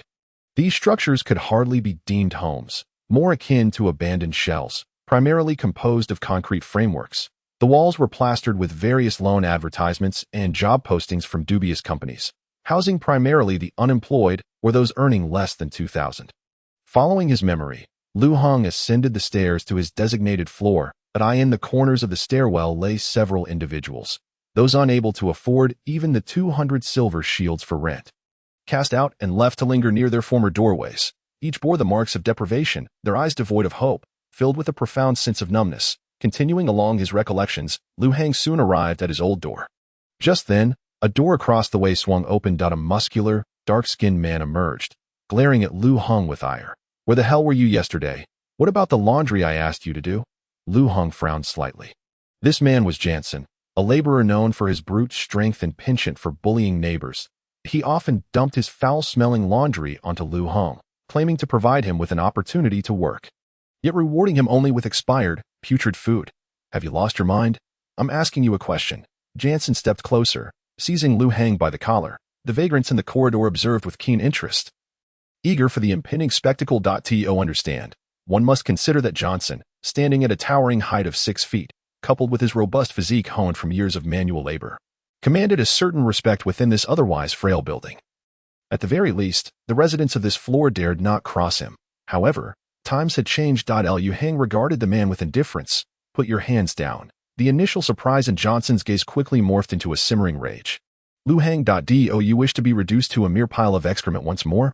Liu Hang chuckled softly, his right arm gradually reaching for Johnson's bicep. It seems you struggle with comprehending human speech. In that moment, within Johnson's incredulous stare, Liu Hang's arm began to bend with an unsettling slowness. A sickening crack echoed as his arm twisted grotesquely, pain driving him to his knees, tears and snot flowing uncontrollably. Chapter 13. Villains arise from desolate lands. The surrounding homeless were rendered utterly bewildered by this scene. Let go of me. Johnson gasped in agony, attempting to break free. Liu Hang delivered a forceful kick, sending him sprawling. What have you been up to these past few days? Johnson's face was a mask of terror. Liu Hang offered no reply, but advanced step by step. Johnson. Oh Johnson. I recall you pilfering numerous items from my home in the past. No, I didn't. I swear. Johnson's forehead gleamed with sweat as he pushed his legs as this group of individuals roared towards Liu Hang. His movements were swift and decisive. He retaliated with remarkable speed, his fists striking like hammers, each blow accompanied by the ominous sound of shattering bones. These ordinary people, unable even to afford combat enhancements, were utterly vulnerable against Liu Hang, like kites severed from their strings. They were sent sprawling far away, crashing heavily to the ground, blood spilling from their mouths, unable to rise again. The skirmish swiftly devolved into a one-sided massacre, instilling fear in the onlookers. Yet, Liu Hang exhibited not a trace of hesitation or compassion. Denying even the slightest chance of escape. In a mere 5 minutes, the vicinity was strewn with the fallen, moaning in agony. Liu Hang then took a few steps back, gripping the trigger firmly. The barrel of his weapon began to gather electromagnetic force. Just the opportunity one need to test the might of the Punisher No. 9 concentrated rounds. The expressions of the incapacitated onlookers were rife with palpable terror. No, don't shoot. I was wrong. I truly regret it. I want to dare again. Please don't kill me. As the saying goes, desperate mountains and treacherous waters breed rogues. This building harbored the dregs of Nighthua City, often the breeding ground for myriad dark elements. A bunch of fools. Liu Hang remained indifferent to their pitiful pleas, and as the electromagnetic gun charged to 50%, he released the trigger. Zzz. Boom. The ground ahead erupted in a small-scale pulse explosion. causing a partial collapse of the corridor. The individuals sprawled on the ground were rendered lifeless, their bodies convulsed by the electromagnetic pulse, blood streaming from every orifice. Witnessing this scene, Liu Heng's mood was unperturbed. With his hands clasped behind his head, he leisurely stepped over the puddles of blood and departed. It was time to seek a more suitable environment. The Grey Serpent Gang's base, in a certain room. Take was applying mechanical maintenance oil to his body, which seemed to be enveloped in a layer of steel-like muscle, his massive frame exuding an oppressive presence. Suddenly, a knock resounded at the door. A subordinate with dyed yellow hair entered, announcing, "Fourth Lieutenant, we've located the information on that young man. I'll transfer it to you at once." Take slowly opened his eyes, a cold smirk crossing his face as he absorbed the information. "His name is Liu Heng, is it? He stole over 1,000,000 silver shields from our gang. We cannot let him slip away easily." He then inquired, "What about his location? Have you tracked it? The GPS real-time tracking has been hacked." "It's stored in this positioning module." The yellow-haired subordinate produced a device resembling an electronic watch, on which a red dot blinked continuously, indicating Liu Heng's whereabouts. Take took the tracking device, recalling the video footage previously sent to him by the rooster-headed informant. A cruel expression creeping onto his face. "It has been a while since I've stretched my muscles. This time, I shall personally meet this madcap. I in the Silver Wolf's abode, located in the western district of Jinan." Within an opulent hall, a fully equipped combat team stood resolutely in formation. Before them, Silver Wolf Hero stood atop a platform, his piercing gaze meticulously counting each soldier. "Today's objective is to capture a criminal named Liu Heng," he declared with righteous fervor. "He is a malevolent individual, a disgraceful sociopath. Not only has he purloined numerous confidential documents from various companies, but he has also tortured dozens of children and robbed innocent merchants.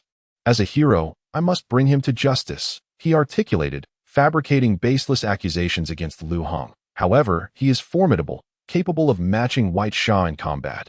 Thus, I require your assistance. Do you have the confidence to apprehend him?" "Indeed," a troop of soldiers fervently shouted, their eyes filled with reverence for Silver Wolf Hero. Pleased, he nodded. "We have pinpointed the young man's location. Prepare to set out." The combat members displayed resolute expressions. "Yes, sir." At the Liu family headquarters. In the office of the chief executive officer, Liu Yuqing and his secretary were engaged in a discussion. "So do you say he is uninterested in the position of CEO?" Liu Yuqing closed the document in his hands, his eyes betraying a hint of incredulity. Fong Nan nodded. "Not only that, but he has also blocked me." A flicker of intrigue passed through Liu Yuqing's gaze. How curious. Even biological brothers would turn against each other over a minor departmental position. Yet someone shows indifference toward the CEO role, a golden opportunity to ascend. What has my brother experienced these past years? Fong Nan pondered before responding. "I have specifically investigated his circumstances since leaving the family. He has become increasingly timid, bullied even in his rental apartment, with scant savings, living in dire poverty." Liu Yuqing stroked his chin. Logically, he should be even less inclined to refuse such a chance for advancement. He then instructed Fong Nan, "You should personally speak with him today to see if there are any misunderstandings." Liu Yuqing casually remarked, "Also, request an elite team from my elder brother, if he remains unwilling. Then we shall resort to more forceful measures." In his eyes, Liu Heng was merely a rat easily crushed at any moment. Refusal. He believed no one possessed the capacity to defy the company. Understood. Fong Nan bowed his head and quietly exited. Chapter 15. Take as dusk settled, Liu Heng strolled through a narrow, dimly lit alley. The walls on either side were plastered with chaotic graffiti, adorned with images of violence and debauchery, interspersed with a multitude of profanities and provocative phrases, each expressing the discontent and fury of the artists. Occasionally, groups of youths resembling delinquents congregated, their attire shabby and casual, their conversations laced with crude language, punctuated by bouts of raucous laughter. The air was thick with an indescribable emlang of odors, a persistent stench of urine mingling with the drifting fumes of cheap alcohol and cigarettes wafting from the depths of the alley. Liu Heng pinched his nose, cursing, "What a ridiculous real estate website. I merely wanted to buy a quiet little house, yet it navigated me to this wretched place. What kind of property could one purchase here?" Shaking his head, he intended to depart this cursed locale. However, a sudden instinct warned him of impending danger. He instinctively dodged backwards. Boom! A gigantic figure leapt down from a nearby rooftop, his colossal fist crashing into the ground, creating a massive crater. The hulking figure slowly raised his head, grinning menacingly at Liu Heng. "Not bad. Your instincts are sharp. Have you taken something?" Dust swirled around them, scattering the other delinquents in the alley. The giant, nearly 3 meters tall, stood erect like a steel gorilla. Liu Hang remained composed, albeit slightly irritated. Hey, buddy, what s with the smashing as soon as you land? That's not a good habit. I am take. A member of the Gray Serpent Gang. He replied, gradually rising and shaking the debris from his fists. You should know why I've come. Oh, a brother from the Gray Serpent Gang, is it? Liu Hang mused. Then donned a casual smile. By the way, how do you manage to create such a massive crater with a single punch? What kind of high-end enhancements are you sporting? Take paused momentarily, then cruelly chuckled. Young man, shouldn't you be more concerned about your own safety? Liu Hang laughed, scratching his head, while slyly reaching into his pocket. Ha, you've got a point. By the way, could you help me test out something I just bought? Zzz. Bang. Before Liu Hang could finish his sentence, he swiftly drew his electromagnetic gun, aiming it at Take's forehead and firing several rounds of electromagnetic ammunition. After discharging the rounds, he turned and fled with remarkable agility. Take, caught off guard by this unexpected maneuver, found himself momentarily paralyzed as electric currents coursed through his body, rendering his mechanical form temporarily incapacitated. He could only watch helplessly as Liu Hang made his escape. However, his body was still a high-end machine, and the effects of the electromagnetic gun lasted only about 5 seconds. Gradually regaining his agility, Take's eyes glinted with murderous intent as he gazed at Liu Hang's retreating figure. Clever little brat. I will tear you apart. Take's massive form began to crouch down, his powerful limbs bracing against the ground, his steel muscles taut, as if brimming with immense strength. Then, with a sudden explosive leap, he propelled himself forward. His limbs springing into action, launching his enormous body ahead. He pursued Liu Hang like a ferocious beast, his arms slicing through the air with powerful arcs, each swing creating a rushing sound that reverberated through the vicinity. The ground trembled beneath his weight, as if struggling to bear the impact of his force. Meanwhile, Liu Hang was sprinting away, panic etched across his face. What the hell is that monster? One punch, and he could demolish the ground. Even the Silver Moon Mercenary Corps would be obliterated. Though often reckless, he was not foolish. He understood that engaging such a creature would only lead to his demise. Thus, after firing the electromagnetic rounds, he turned and fled within a fraction of a second. As Liu Hang's mind raced, desperately seeking an escape route, he shouted, System, what should I do? Ding. The system indicates that this individual is a significant figure within the Gray Serpent Gang, and eliminating him would greatly impact the organization, with a chance of receiving a special reward. The system believes that at times, we must confront certain difficulties head-on. After all, this could yield substantial benefits. So will you choose to flee, or will you opt to fight? The decision lies with you. Get the hell out of my way. Liu Hang cursed vehemently, his pace unwavering. He realized that with this system's nature, it would only utter pretty words, pushing him towards self-destruction. Normally, he could afford to be reckless, but this time it was genuinely life-threatening. He continued to sprint furiously, his mind in disarray. What to do? Even calling a mercenary group wouldn't suffice against him. He couldn't even outrun them. However, upon bursting out of the alley, he immediately spotted a familiar figure at the corner. Silver Wolf Hero stood there, a sinister smile on his face. Well, we meet again. Behind him stood 7 elite soldiers, each with sharp gazes, eyeing Liu Hang with ill intent. Silver Wolf Hero stepped forward, his eyes brimming with murderous intent. Criminal, prepare to meet your end. Before he could finish, Liu Hang, filled with surprise, rushed forward to grasp his hand.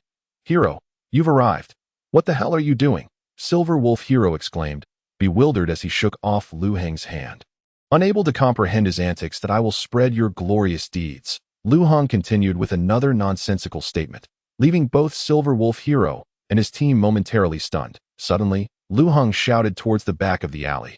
Hey, you big dumb gorilla, your grandpa's reinforcements have arrived. The genuine D-class hero of Night Hua City, here to exterminate you criminals. Ha ha.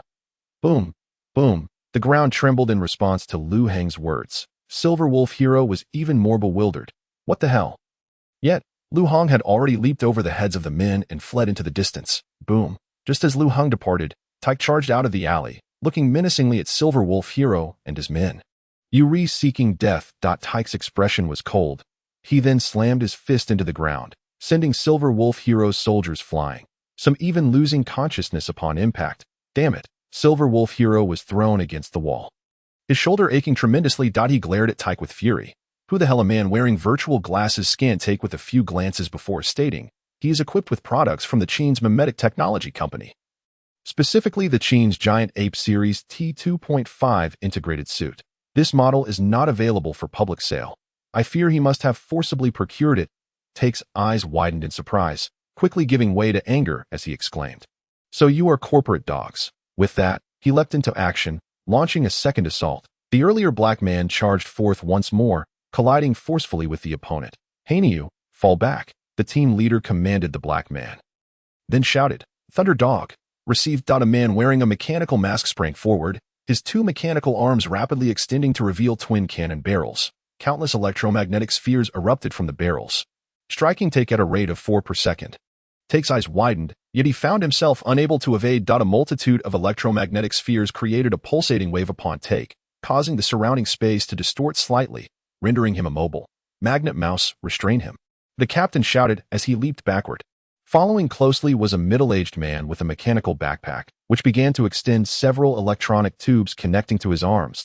He then raised both arms, aiming at Take, and instantly unleashed a powerful magnetic force. To Liu Heng's astonished gaze, Take's massive frame began to levitate slowly, rising nearly 2 meters high. "He's too heavy. I can't hold him for long." Magnet Mouse strained, beads of sweat forming on his forehead. "Hang in there." The captain replied. Liu Heng, observing from the sidelines, watched with amusement.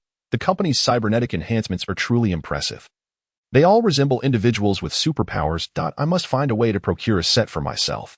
The captain shot him a glare, gritting his teeth. "Stop trying to get in on the action and find somewhere to hide." All right. With no immediate threat to his life, Liu Heng leisurely made his way to their aircraft. Seizing the opportunity while Take floated helplessly, a young boy in the team pressed his hand against his head, his mechanical eye displaying a continuous stream of data. "Infiltrating point 89 complete. Put me down. You corporate bastards, I will kill you all." Take's expression was one of rage, his body thrashing in mid-air. Magnet Mouse sweated profusely, and his arms trembled. Dark smoke began unexpectedly.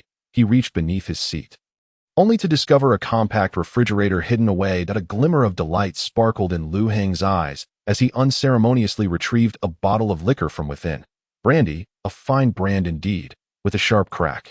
He twisted off the cap and began to indulge himself. In that moment, the entire spaceship echoed with the sound of Liu Heng's hearty drinking. "Refreshing," Liu Heng exclaimed, only then realizing that the members were eyeing him with a mix of malice. Why are you all staring at me?" Liu Heng burped, inquiring. "Humph." The captain scoffed coldly, turning away. "What a look you all have. What attitude." Liu Heng casually tossed the empty bottle aside, languidly declaring, "I am the chief executive officer. The CEO, your new master, so mind your manners." The captain responded with a sneer. "All combat and security divisions of the company are under the command of Officer Liu Ting. You have no authority over us." Liu Heng lifted his head and pondered for a moment before bursting into laughter. "That foolish pig, right? I recall once when he was in the restroom, I secretly tossed a firecracker in, covering him in. Well, you can imagine. To this day, he still doesn't know who did it. Haha. Liu Ting is the eldest son of Liu Dongyan, and this fellow was notoriously combative in his youth, often picking fights for no reason. The original owner had frequently been dragged into fights by him. Once, in a fit of anger, the original owner retaliated by throwing a firecracker into his excrement. However, these memories were merely fragments, and Liu Heng felt little connection to them. Viewing them only as sources of amusement, the captain shot him an icy glare. "You dare insult our commander?" "What?" Liu Heng's eyes gleamed with mischief as he asked, "What do you intend to do?" He was curious to gauge the limits of their tolerance towards him, thus estimating his worth within the Liu family. "Humph." The captain barely restrained his anger, turning his head away to avoid further glancing at Liu Heng. However, Liu Heng was not inclined to let it rest. He turned his attention to a young beauty seated nearby. She was ensconced in a form-fitting black outfit that exquisitely accentuated her curvaceous figure.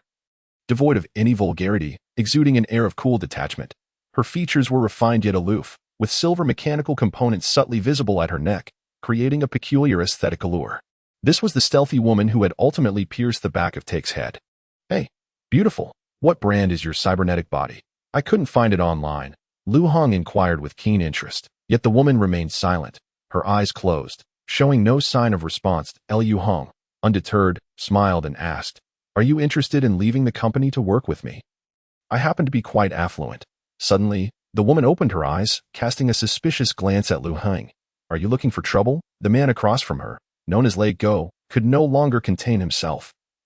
He stood up, pointing his arm menacingly at Liu Heng. Lei Go seemed to share a close bond with the woman, Unable to tolerate Liu Hang's attempts to entice her, a crackle of electric arcs began to manifest in his palm. Accompanied by a series of popping sounds, this fellow had the ability to fire an amplified electromagnetic projectile from his arm, a power Liu Hang was well aware of. Liu Hang leisurely stepped in front of Lei Go. His expression still frivolous. Mechanical Revolution's Thunder God 9th generation prosthetic arm. Quite the find, that one. Over 700,000. Not cheap at all. Crack. Lego's palm suddenly folded, revealing a small barrel, electromagnetic energy slowly coalescing. His tone was laced with irritation and threat. Sit back down quietly and refrain from speaking to the invisible serpent. Or else? Liu Hang's expression was playful, even tinged with madness.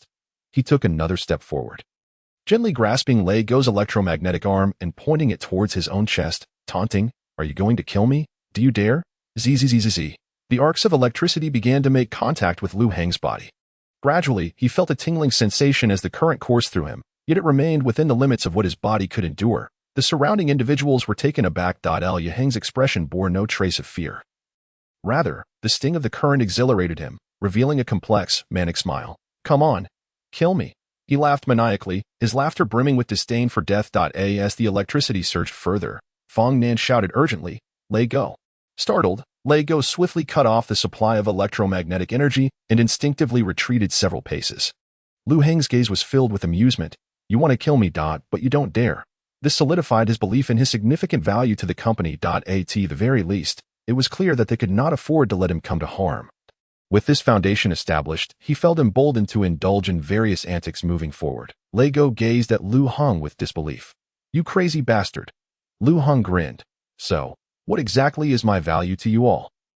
Under the scrutinizing gaze of the others, Lei Go initially felt an overwhelming pressure, beads of sweat forming on his forehead, only to be replaced by a surge of indignation. "How the hell would I know?" He cursed under his breath as he returned to his seat, having completely forgotten what he had intended to do. No one had anticipated that Liu Hang would so suddenly and thoroughly reveal this other side of himself. The glances from those present shifted, their perceptions altered. Fong Nan's mind was a tumultuous sea, his expression growing increasingly complex. If the other party truly feared nothing, he would find it challenging to contend with him. His tone lost its disdain, now tinged with a hint of pleading. "Liu Hang, could you behave yourself?" Chapter 19. Second stage, I say. Fong the Great Steward. Liu Hang abruptly turned his head, fixing his gaze intently upon him. "Don't tell me you brought me back home out of some sense of guilt. No one would believe such nonsense. What exactly do you need me to do? Let us clarify things so we can collaborate effectively in the future. Shall we?" Liu Hang stepped forward, his tone commanding, as if all that had transpired was merely to alter these people's perception of him. Fong Nan scrutinized Liu Hang closely, perplexed. The information indicated he was merely a cowardly character. Yet this stark contrast was bewildering. "Damn it. If you're not going to say anything, then I'll investigate myself," Liu Hang grumbled as he returned to his seat, pulling out another bottle of liquor to sip on. Throughout the journey, he drank while observing the individuals around him, his mind racing. Electromagnetic elbow cannon, gravity pull max, Xian Gui No. 5 Guardian, Golden Rock X-type external mechanical wings, T7GK Pro. These were parts of cybernetics that could be searched online based on their combat styles, generally ranging from several million to tens of millions in price, hailing from the three tech giants: Iron Blood Technology, Mechanical Revolution, and Sheen's Bionic Technology, all high-end goods. Liu Hang felt a tantalizing itch in his heart. The members of the Zodiac battle team all possessed formidable combat capabilities. It would be a pity not to find a way to win them over, especially the beauty in the black bodysuit beside him. She was undoubtedly a top-tier assassin, capable of stealth and lethal in her strikes. She would be immensely valuable. He had to devise a way to sway her. As his thoughts continued to shift, the spaceship arrived at its destination. Ding! Destination reached. Please disembark safely. As the aircraft hummed to a stop, several individuals began to exit. The moment Liu Hang stepped off the ship, he was engulfed by a cacophony of noise, with a medley of advertisements flooding his ears. Accompanied by the melodious and piercing voice of a virtual songstress, towering holographic projections nearly 7 to 8 meters high caught the eye, showcasing the area's development, which was several levels above the Western District. Entertainment venues lined the streets, while holographic advertisements danced in the air and neon lights flickered, weaving together a bizarre tapestry of nightlife.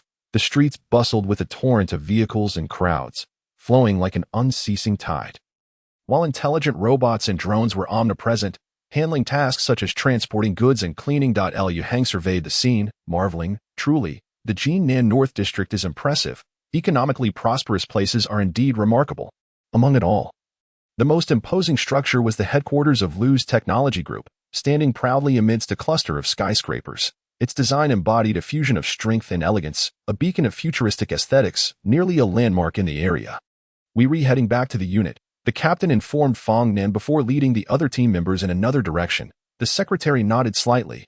The company's combat division was not located within the corporate building. Seeing these individuals about to leave, Liu Hang hurriedly called out to the woman in the bodysuit. "Hey, let us meet sometime. I'm serious." Simultaneously, he sent her a friend request through the neural network, even suggesting a meeting time. "Not interested," she replied, not even glancing back as she walked away. "You really are." Sigh. Fong Nan was at a loss for words, silently praying that Liu Heng would not cause too much trouble for the company in the days to come. Liu Heng chuckled heartily, swaggering into the corporate building. "Let us go. Forget it. Let us go meet your father." Fong Nan sighed, striding into the company lobby. The interior was extraordinarily spacious, adorned with various cybernetics produced by Lu's technology group. While numerous suited professionals busily navigated the expansive hall, after Fong Nan indicated his identity ID, the two slowly entered the elevator. After traversing a short distance, they arrived at the door of Lu Dongyan's office. "Don't waste words. Although he is your father, as the chairman of the company, you must be courteous. Moreover, if you aspire to attain the position of CEO, it is imperative to show respect. You cannot behave as you did aboard the spaceship." Fong Nan whispered. "Rest assured." Liu Hang replied with a hearty laugh. "I know my boundaries." Seeing this, Fong Nan felt a bit more at ease. He gently knocked twice on the door before smilingly twisting the doorknob and stepping inside. Just as he was about to remind Liu Heng to be mindful of his demeanor, he noticed Liu Heng had already walked in with his hands clasped behind him, nonchalantly exclaiming, "Hey, long time no see." "Old man." Fong Nan's expression froze in disbelief. The executives within the office, who were engaged in discussions with Lu Dongyan, were equally stunned, all casting incredulous glances at Liu Heng. One executive was the first to regain composure, angrily shouting, "Where did this brat come from? Someone get him out of here." However, upon recognizing the visitor, Lu Dongyan's expression remained neutral. "It's fine. You all may leave. I wish to speak with him privately." The executives exchanged bewildered looks, scrutinizing Liu Heng closely. It then dawned on them that Liu Heng bore a striking resemblance to their chairman. Realization struck, and they hastily exited, with Fong Nan following suit. Liu Heng then casually stretched his shoulders and strolled further inside, carelessly pulling up a chair and sitting down. "After all these years, you haven't aged a bit. I presume you've had plenty of treatments." Liu Heng remarked mockingly. Liu Dong inside. From the moment Liu Heng entered, he exuded an air of disregard for authority, leading Lu Dongyan to feel as though this was not his son. Liu Heng reclined in the chair, crossing his legs. "With a first-tier gene recombination, your body has adapted remarkably, achieving a 7-fold enhancement in physical prowess," Lu Dongyan remarked, casting a glance at Liu Heng. Liu Heng raised an eyebrow. "What kind of electronic eye are you using?" "It's not an electronic eye," Lu Dongyan replied with an enigmatic smile. "My genetic tier surpasses yours. In addition to enhanced physique, I randomly acquire other abilities, such as night vision, accelerated cognition, and heightened sensory perception. I am fortunate enough to completely discern the physical condition of others and detect lies." Chapter 20. This is the best of times. Lu Dongyan interlaced his fingers. "I can perceive the dilation of your pores and see your heart racing. Whether you are elated or terrified, it is all apparent to me." "Oh really?" Liu Heng responded with keen interest. "Then tell me, how is my physical state at this moment?" "You are quite relaxed, showing no signs of tension," Lu Dongyan observed, a smile curling at his lips. "It seems you harbor no fear of me, or perhaps you possess some hidden trump card." Liu Heng shrugged. He held 10 of the company's shares, a significant asset in critical times, yet he did not intend to disclose this just yet. Liu Heng changed the subject. "So, after all these years, what prompts you to summon me back as CEO? What is your true intention?" The CEO position originally belonged to Liu Yuqing, but he has been assigned other responsibilities, leaving the role vacant, which can only be filled by a family member, Lu Dongyan replied with a smile. "After much consideration, you are the only viable candidate. You all are a bunch of fools, still indulging in nonsense," Liu Heng replied with a sardonic smile.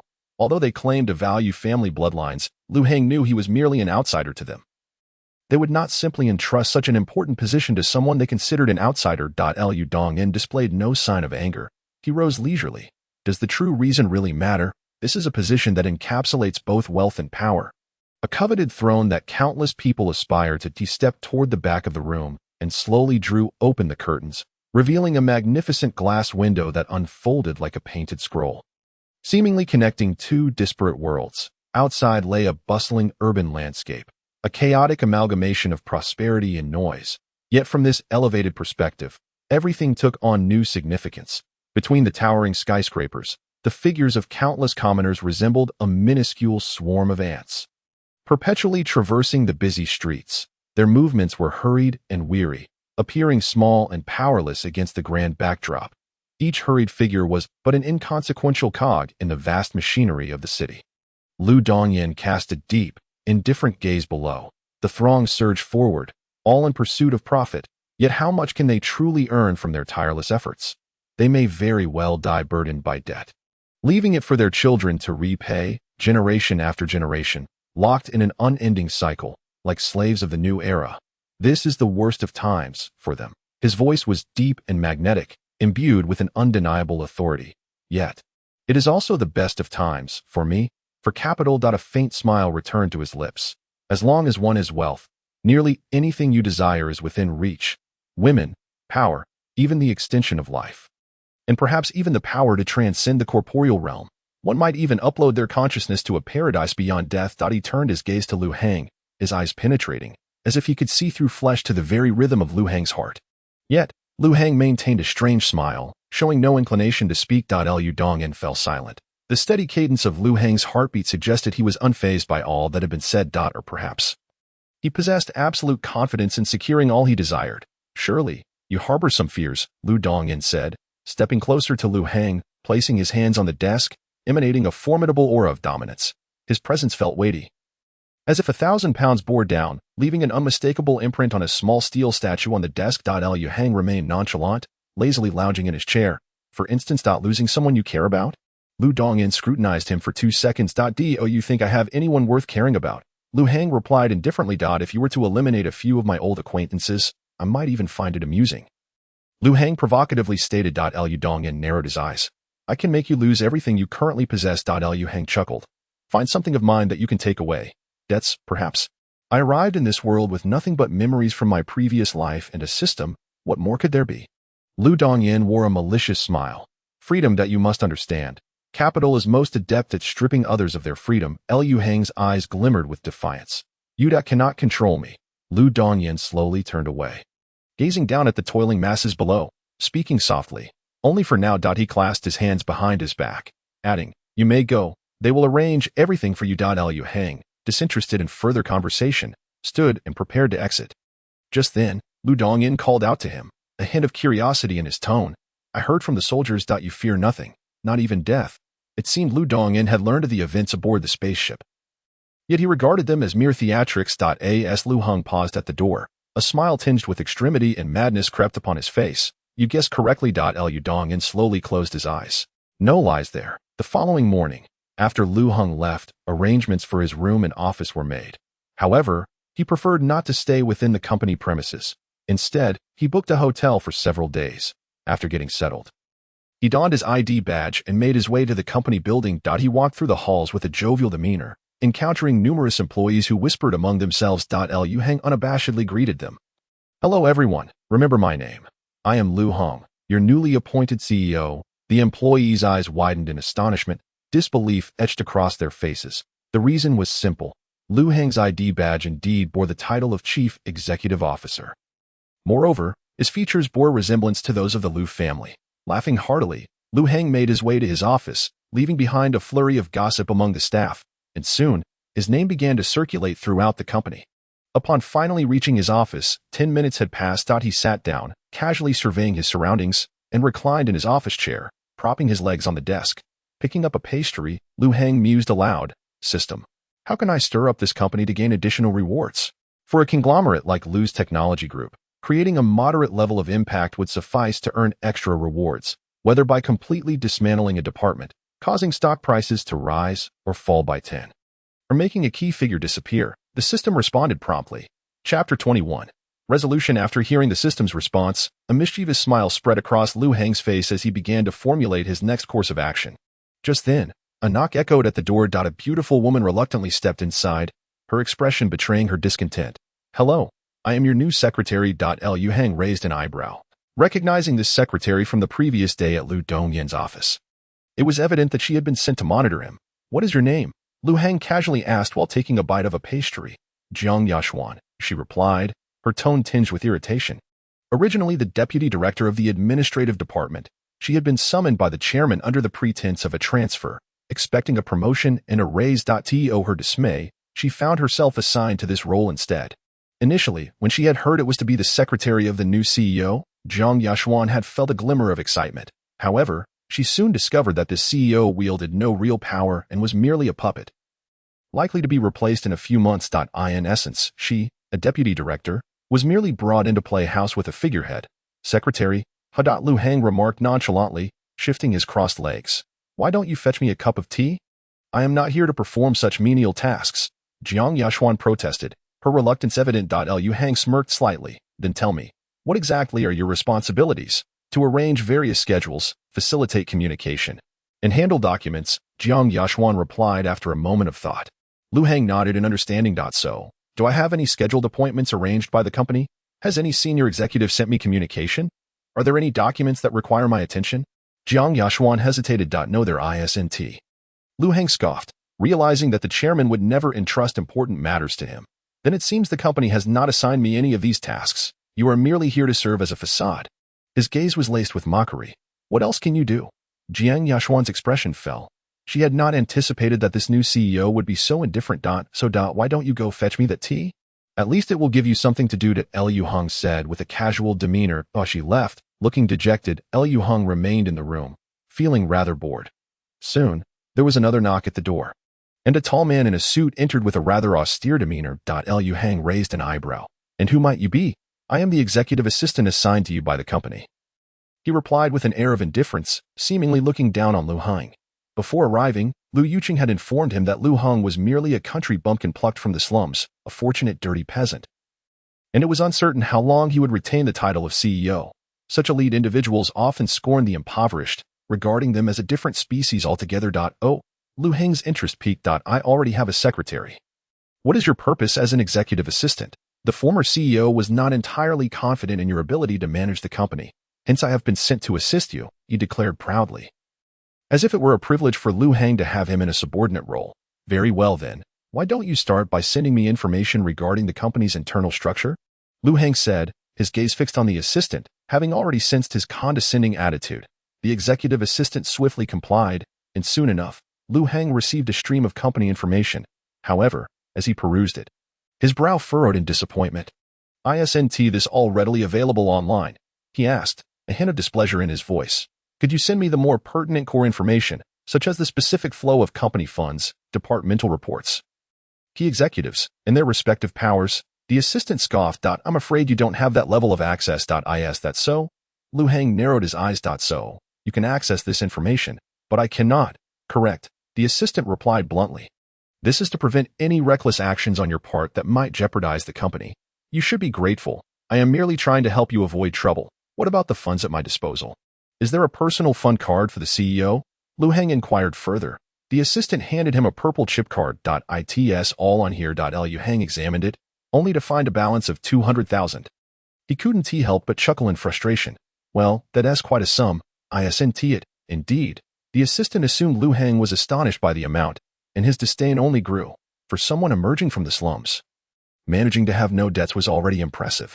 The idea of suddenly possessing 200,000 to spend freely must have thrilled him.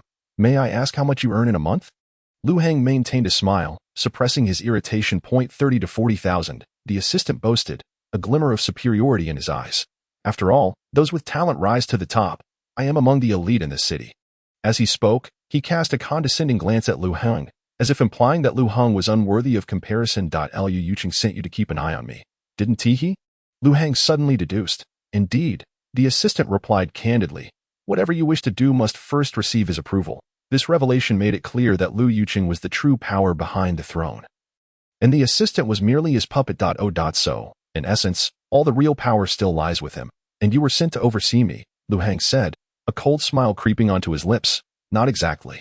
The assistant pondered seriously. You could manage the company's sanitation department or plan some minor internal events, but even those would require prior approval from the former Sonara. How wonderful it is to know that I possess a modicum of authority. Lu Hang remarked with feigned enthusiasm, even applauding. The assistant's expression shifted, sensing something amiss in Lu Hang's tone. However, he felt secure, bolstered by Lu Yuqing's backing. What could this impoverished fool do against him? He had neither wealth nor strength. Through electronic surveillance, it was evident that Lu Hang was just an ordinary individual, lacking any enhancements, merely a powerless figure prone to frustration. Surely, as the new CEO, I must have some sort of inauguration ceremony? When will that be arranged?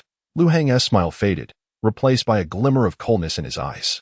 Currently, there is none planned, the assistant replied, frowning. However, your information has already been updated on the official website and the company personnel list to reflect your role as CEO.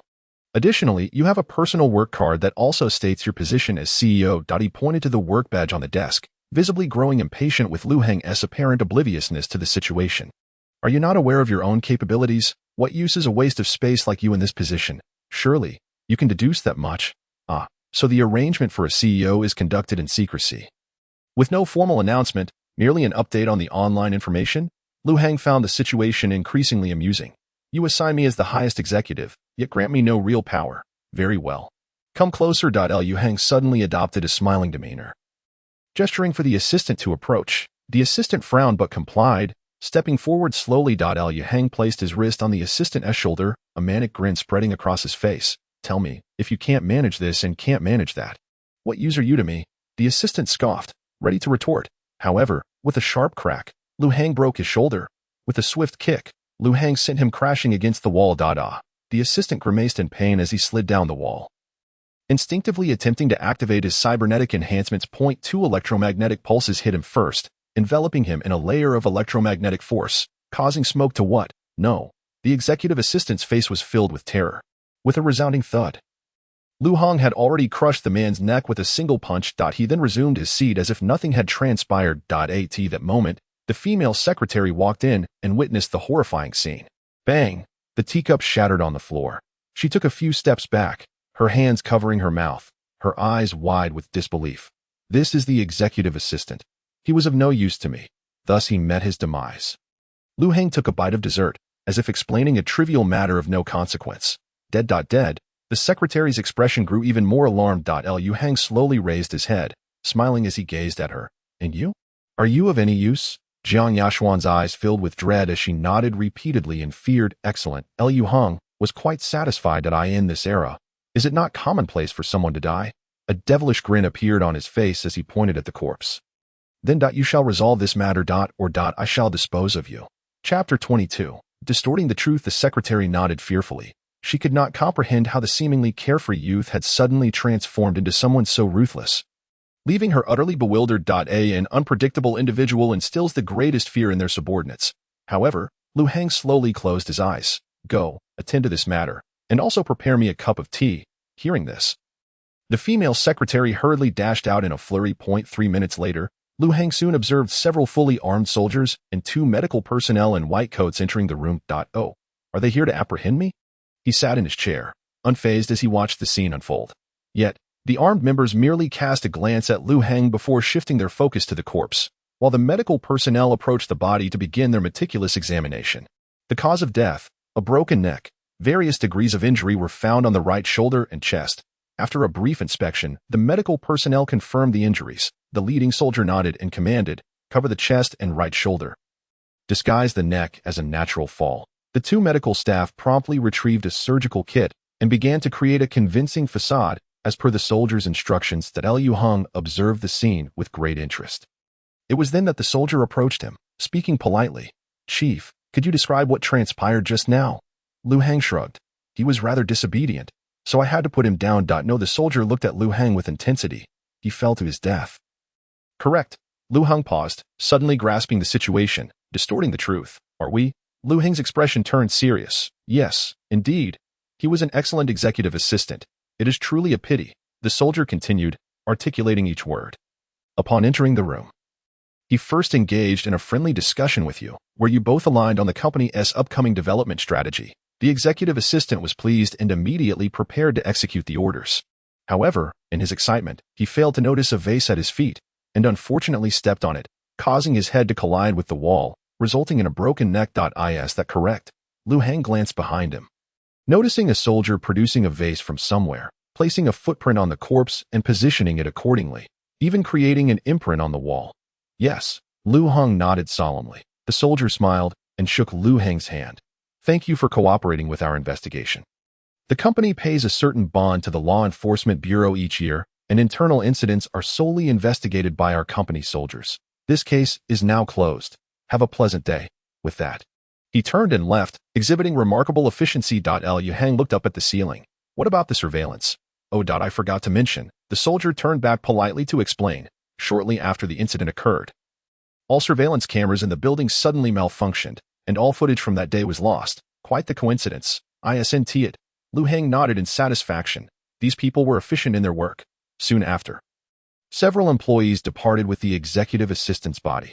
Within just 2 minutes, the company's internal website released a notification declaring that the earlier alarm was a false alarm and published the fabricated story. Lu Heng chuckled. No wonder that old fool said, standing in this position, one can freely wield life and death over others. In this world, lives are cheap. Just then, Jiang Yashuan entered with a cup of tea. Her eyes still reflecting some fear. Your tea was at this moment that she realized that the individual before her, even if merely a puppet of the company, could eliminate those of lower status without a second thought.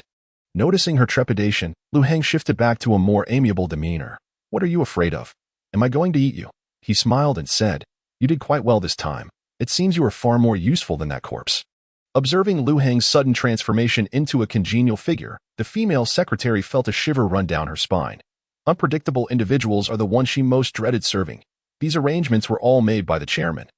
I am merely a messenger. She attempted to steady her somewhat flustered thoughts, though. Lu Heng pondered for a moment. You also played a role in delivering the message, did you not? He walked over, took a sip of the tea, and inquired. Did the chairman mention anything else? Jiang Yashuan, relieved upon realizing that he would not turn against her, replied.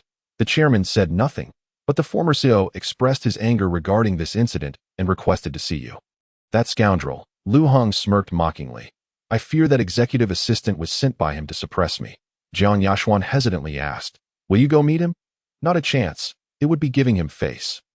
Expecting me to see him. Lu Heng scoffed. He didn't even arrange a welcome ceremony for the CEO.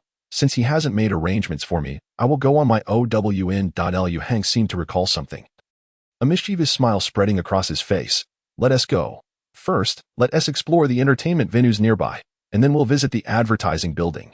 Lu's Technology Group, Conference Room 104, 15th floor. At this moment, the three brothers of the Lu family were gathered inside, seemingly discussing something. Liu Yuqing's eyes glinted with malice. That bastard, he just arrived and has already killed my executive assistant.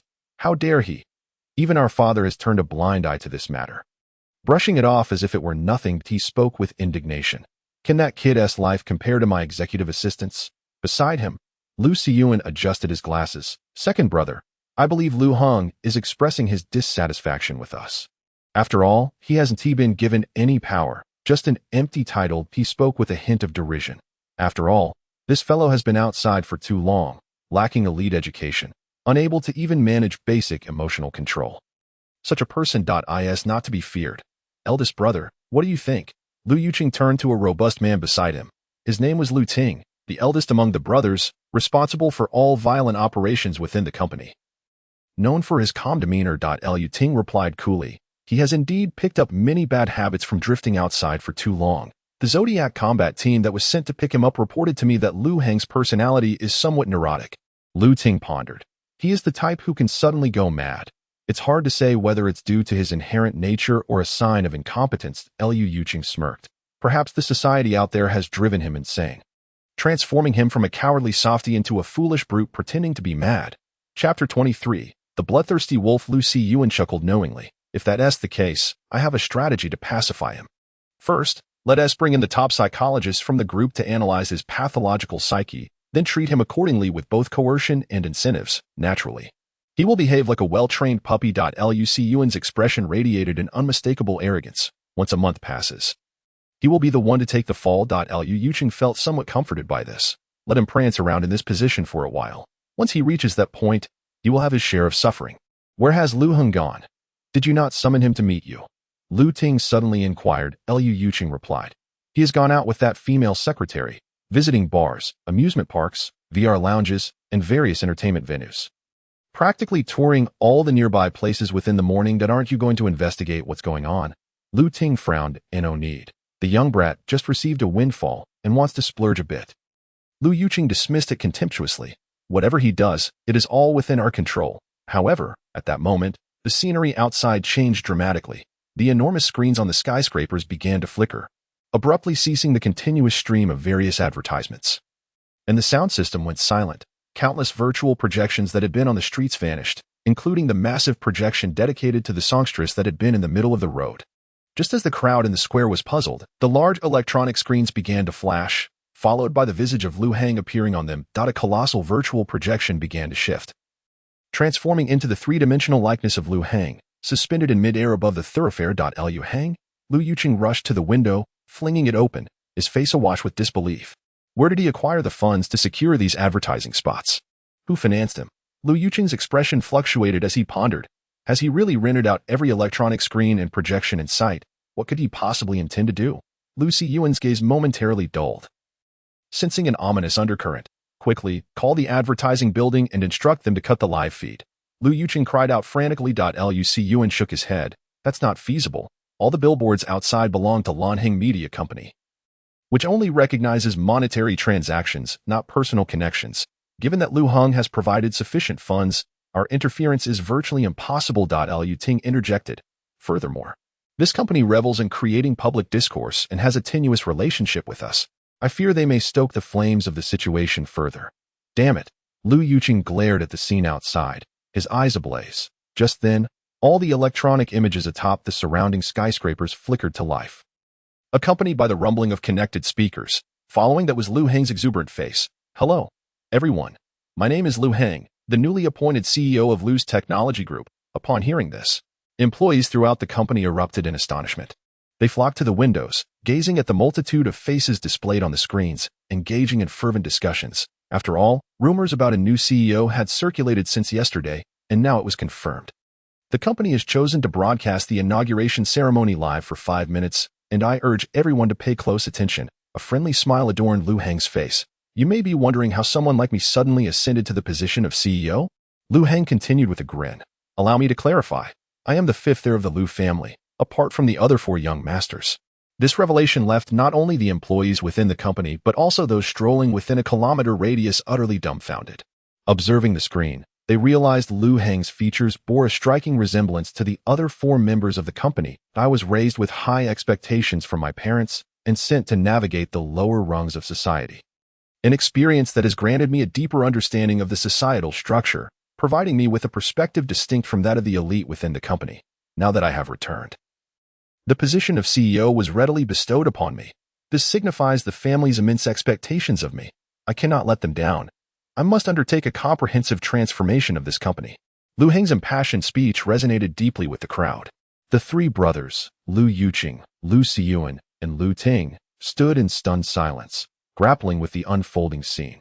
Over the years, I have witnessed the struggles and frustrations of ordinary employees, the relentless cycle of overtime, and I have come to realize that this is fundamentally wrong. It is an inhumane oppression, a ruthless exploitation of life. I will implement a series of strategies to alter our company's trajectory. I will gradually phase out the 712 work schedule, allowing everyone to cease their grueling shifts from 7 a.m. to midnight, abolishing the notion of year-round work without respite. My aim is to ensure that everyone enjoys an 8-hour workday, with 1 day off each week. The rampant corruption within the company will be eradicated. Those disastrous products stemmed from the greed and short-sightedness of upper management, and I will employ decisive actions to eliminate these malignancies. I will introduce a series of incentive bonus policies and salary increase plans, establishing clear pathways for career advancement to guarantee that your hard work receives its rightful rewards. As Lu Heng continued to proclaim his vows, the employees within the company were left in shock. for his words struck a chord deep within their hearts. He wasted no time in painting a grand vision, capturing the public's support, even if these sweeping changes led to the company's downfall. What of it? The greater the upheaval, the higher the rewards from the system, but that was not all. A rather manic expression suddenly crossed Liu Heng's face. Yesterday, he had secured 45 million through system rewards. And subsequently, leveraging his position as CEO and his savings, he borrowed several million more to prepare for the upcoming events. Therefore, in alignment with the policies I am proposing today, the company is launching an entertainment initiative. Justice Hunt. A total of 50 million silver shields and prizes will be distributed, divided into 500 awards of 100,000 each, with the following requirements for eligibility from this moment forth. Anyone who harbors grievances against their superiors, with irrefutable evidence of oppression, abuse of power, financial fraud, corruption, or discrimination against ordinary employees, should act decisively. For every corporate malignancy you take down, you may film the evidence and send it to my personal CEO email, and 100,000 will be immediately credited to your account. Each successful takedown will yield a bonus, with no cap on the total. If multiple individuals collaborate, the prize will be evenly distributed. Moreover, rest assured, I will stand behind you. These malignancies deserve to be eliminated. After the takedown, they will be dismissed. This game has a mere duration of 10 minutes, and once concluded, you may enjoy numerous entertainment venues nearby, as I have preemptively covered the costs. All entertainment options below 2,000 silver shields will be entirely free. Those above will be offered at an 80% discount. Bars, nightclubs, restaurants, foot massages, baths, VR games. Any employee of the company may partake for free until tomorrow. Go forth. Today, you are free to leave work early. Enjoy yourselves. Today belongs to you. Let loose. With a boisterous laugh, Liu Heng abruptly cut the live feed. All employees within the company were rendered speechless. The policies announced by this new leader resonated profoundly, leading them to believe he might indeed be a commendable CEO. Hadn't they heard that he too had emerged from humble beginnings? He genuinely understands our plight. Could it be that his entertainment initiative is sincere? He truly intends to purge the company of its malignancies. By entrusting this matter to us rather than soldiers, what does it signify? He is bestowing benefits upon us. He is providing us with an outlet for our frustrations. 100,000, something I would have to save for 4 or 5 years. Yet here we have 1,000 opportunities for distribution, meaning everyone has a substantial chance to win. What does 100,000 mean? What matters is that we finally have a chance to retaliate against those foolish leaders. This is something I have dreamed of doing. Damn it. Let us act, with the CEO backing us. We are numerous. The law does not penalize the many. Strike. The discussions grew increasingly fervent. Those small leaders, typically ensconced in their offices, found themselves unable to remain seated, as they noticed their former victims now fixating on them with predatory gazes, akin to bloodthirsty wolves. Chapter 24. The Uprising. The rapid developments caught everyone off guard. In the conference room, the three Liu brothers exchanged glances. Liu Yuqing hastily dialed the broadcasting station. Hello? Broadcasting station director? Activate the company's broadcast system immediately and command everyone to cease violent actions. What just transpired was solely Liu Heng's personal undertaking. What? You're also under attack. The call abruptly ended, leaving Liu Yuqing incredulous. Muttering to himself, they've gone mad, completely mad. We must find a way to stop them. Meanwhile, Liu Xiyuan was attempting to reach other members of the leadership, his heart sinking as he realized the heads of the publicity, research and development, public relations, and other departments are all unreachable, whether it be the ministers or team leaders. Have they always bullied the employees this way? What about the security department? Where are the guards in the company? Liu Yuqing anxiously turned to Liu Ting. He managed all armed forces within the company, and only he could command them now. Liu Ting had just ended a call and shook his head. The security department has gone mad too. The guards are directly leading their teams to assault the management, and they've even joined forces with the cleaning staff to target the higher-ups. How could this happen? These guards have lost their senses.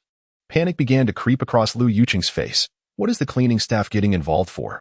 The guards and cleaners receive the lowest wages in the company, and the penalties imposed on them are the harshest. All they see now is money. Liu Xiyuan's lips quivered as he spoke. Liu Ting sighed and said, let the military stationed at the group handle this. But they are 6 kilometers away at the training camp, and 1T arrive for another 10 minutes. 10 minutes, then this chaotic game will be over. Liu Yuqing frantically tugged at his hair. By then, everything will be in complete disarray. Liu Xiyuan's heart sank further. He anticipated that the soldiers would take 10 minutes to arrive. And the only armed force within the company, the guards, are now insubordinate. Lu Yuching lay on the ground, utterly defeated. At this moment, chaos engulfed the company, with employees in disarray. Half of the staff, dutiful and unyielding, remained apathetic, yet dared not intervene against their peers. Meanwhile, the other half, burdened by overwhelming pressure, seized the opportunity to express their pent-up frustrations, rallying against the upper management, particularly after they attempted to send a video to Lu Hang's email and were rewarded with a substantial bonus of 100,000. The authenticity of the game was undeniably confirmed. With the first individual emboldened, a cascade effect ensued, igniting collective fervor that manifested into a tumultuous uprising within the company. The absence of security only fueled their audacity further. Men relentlessly lashed out at their respective team leaders, vehemently denouncing their treatment as mere cattle. Women retaliated with their high heels, targeting the hypocrites who had exploited them, releasing their long-suppressed grievances. Fueled by indignation, they struck fiercely, some even succumbing to tears amidst the turmoil. That I've taken so many medications, sacrificed countless hours of unpaid overtime. I've exerted every ounce of effort, and my health is deteriorating. Why am I still not through my probation period? I've even modified my nervous system to trigger a heightened state of alert upon entering the workplace, installed the endocrine regulators as per your demands, and purchased advanced skill chips that I've even undergone surgery.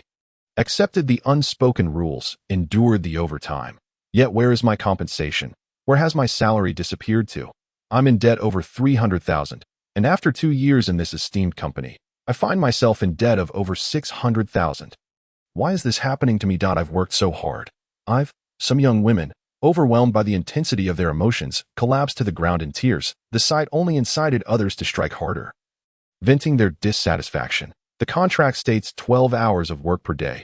Have you ever allowed me to leave on time? Even when I finally manage to sleep, you wake me up with calls to berate me. I am not your punching bag. You withhold salaries at the slightest provocation. Where is the money? You've squandered it all. Amend. Amend. Amend. I've revised this ridiculous proposal over 30 times only for you to adopt the original. Are you toying with me? We are not cattle. We are human beings. I demand to be treated as such. These sentiments encapsulated the experiences of the majority within the company as they cried out and fought back against the oppression they had endured. In that moment, no one could quell their uprising. Even without the allure of monetary rewards, the initial instigator's audacity prompted others to join in. The adage that higher authority crushes the lesser was painfully evident, especially with team leaders who wielded power over a handful of subordinates, often becoming targets of collective retribution, leaving them no respite. Stop it. Please. Just stop. I swear I won't do it again. I'm going to die. Truly going to die. I beg of you. Yet, no one heeded their pleas. In light of the oppression the employees had faced, merely being struck was a trivial consequence. However, a few fortunate members of management managed to evade the onslaught. Seeking refuge while silently observing the upheaval without intervening, they harbored a faint hope that genuine change might arise under Lu Hang's leadership, albeit with little confidence, as oppression had become a pervasive norm across many sectors. Beyond the reach of mere human intervention. As 10 minutes slowly elapsed, the security and cleaning departments descended upon the scene as if deities sent to restore order. First, they systematically subdued their own leaders. Then countless security team leaders surged into various parts of the company, targeting anyone deemed a toxic presence. They did not limit their wrath to their immediate superiors but also struck at leaders from other departments. The notion of venting was secondary. Their primary objective was financial gain. Once the chaos subsided, an analysis would reveal that of the total 500 bonuses, at least half would line their pockets. The alliance between the security and cleaning departments played an instrumental role in the upheaval. As the turmoil escalated, some individuals even shared the situation online, igniting a wave of trending discussions. By the conclusion of the 10 minutes, the company lay in disarray, with nearly half of the upper management incapacitated, bruised, and weeping. Only a handful of those fitted with enhanced cybernetics managed to escape unscathed, yet they too bore the marks of the chaos. When external corporate soldiers arrived, they were left dumbfounded, compelled to intervene and restrain those employees still caught up in the frenzy. Meanwhile, a significant number of involved employees, upon the game's conclusion, merrily ventured out to enjoy themselves. After all, Lu Hang had reserved all nearby entertainment venues, ensuring a well-deserved respite for all staff. Chapter 25 shares at this juncture, within a towering edifice, Lu Hang gradually descended from the live streaming stage. Surrounding staff bore expressions of astonishment. Oh, you are the new CEO of Lu Corporation. No wonder you could so readily dispense such a fortune for a mere 10 minutes of engagement. 20 million is no trivial sum, indeed. The audacity of his actions was astonishing. The incident had rapidly gained traction online, with widespread discussions erupting. Those individuals were truly incited. They acted without hesitation. 30 million in bonuses. Who wouldn't be tempted? Moreover, Lu Corporation is notorious for its exploitation of employees. This new CEO seems to be buying goodwill. Not only did he provide an outlet for venting frustrations, but he also reserved all the local entertainment venues as a benefit for everyone. Those around him wore expressions of envy. They too had endured significant exploitation, receiving nothing in return, not even a token gesture. Lu Hung chuckled heartily. Many may not grasp his motivations, but he understood that the influence he wielded over various factions would yield systemic rewards. And that sufficed for him. Beside him, Jiang Yashuan trembled uncontrollably, unable to fathom Lu Hung's audacious gambit. What is there to fear? You're merely my assistant in this endeavor, Lu Hung remarked with a grin. Jiang Yashuan managed a wry smile in response. Ding! At that moment, Lu Hung received a notification from the system, igniting a surge of excitement within him. Finally, it has arrived. This is what I've been waiting for. You have made your name known to the vast majority within the corporation, inciting a massive internal upheaval. Numerous senior executives have sustained serious injuries requiring recovery, and a few have met with untimely demise, leading to a moderate impact on the company. You have provided an outlet for all employees, allowing them to release their pent-up frustrations and enjoy some leisure time, earning their gratitude. Their long-suppressed spirits have found relief, resulting in a minor effect on the large workforce. Your actions have ignited a significant online sensation, with company stock projected to decline by 12%, leading to considerable financial losses. Your reserved venues have filled with patrons, positively influencing the surrounding business area. You have caused 2 instances of minor widespread impact, along with 2 instances of moderate company impact, and you have earned a total reward of 97 million silver shields. Additionally, you have received 2 bonus rewards that the Eye of Wantu has been deposited into your system repository. Furthermore, 15 of Lu Corporation shares have been bound to your ownership. That a smile graced Lu Hung's face. With 10 already in his possession, this additional 15 placed him in a position to significantly influence the company, especially if he could unite with other shareholders, regardless of any nefarious plots that may arise from this group. He would easily counter them. Yet, he knew this was not enough. He planned to wait until he had fully allied with other shareholders or secured over 51 of the shares before revealing his true strength. Let us go. I'll take you to a bar for a drink. Today, I'll treat you to a splendid time. Lu Hung laughed heartily, ushering Jiang Yashuan out of the live-streaming building. Jiang Yashuan sighed, following him with a heart full of apprehension. Meanwhile, in the company conference room, the 3 Lu brothers remained present, with Fong Nen arriving hastily. Is everything resolved? Asked Lu Yuqing, lying despondently on the couch. Fong Nen sighed. The soldiers have apprehended a few involved employees, but there are far too many, and most have scattered to external entertainment venues, requiring additional time for resolution. However, the company is stable now. All right. What is the estimated loss for the company? Lu Yuqing covered his eyes with his hand. Beside him, Lu Siyuan shook his head. Just from the sudden halt in operations and damage to facilities, preliminary estimates are already in the tens of millions. When factoring in the stock decline, the losses are even greater. Let us not dwell on that for now. What of Lu Hung? Where has he gone? At the mention of Lu Hung, Lu Yuqing's eyes flared with anger. Lu Siyuan spoke up. I inquired. He went to a bar to enjoy himself. This time, it seems he genuinely went for leisure. I simply cannot comprehend what benefits he stands to gain from all this. Lu Ting interjected, voicing her confusion. Indeed, instigating a company riot is hardly an act that serves anyone's interests. Lu Yuqing spoke harshly. Is it perhaps to avenge the actions his family took against him in his youth? Damn it. Lu Siyuan shook his head. It seems he genuinely wishes to solidify his position as CEO, willing to pay any price for the public's favor. Huh. Impossible. Absolutely impossible. Lu Yuqing sneered. Unless he suddenly acquires over 20 of the shares. Otherwise, he can only be a scapegoat.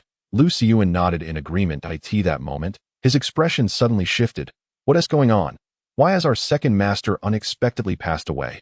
Isn't he supposed to be out of the company?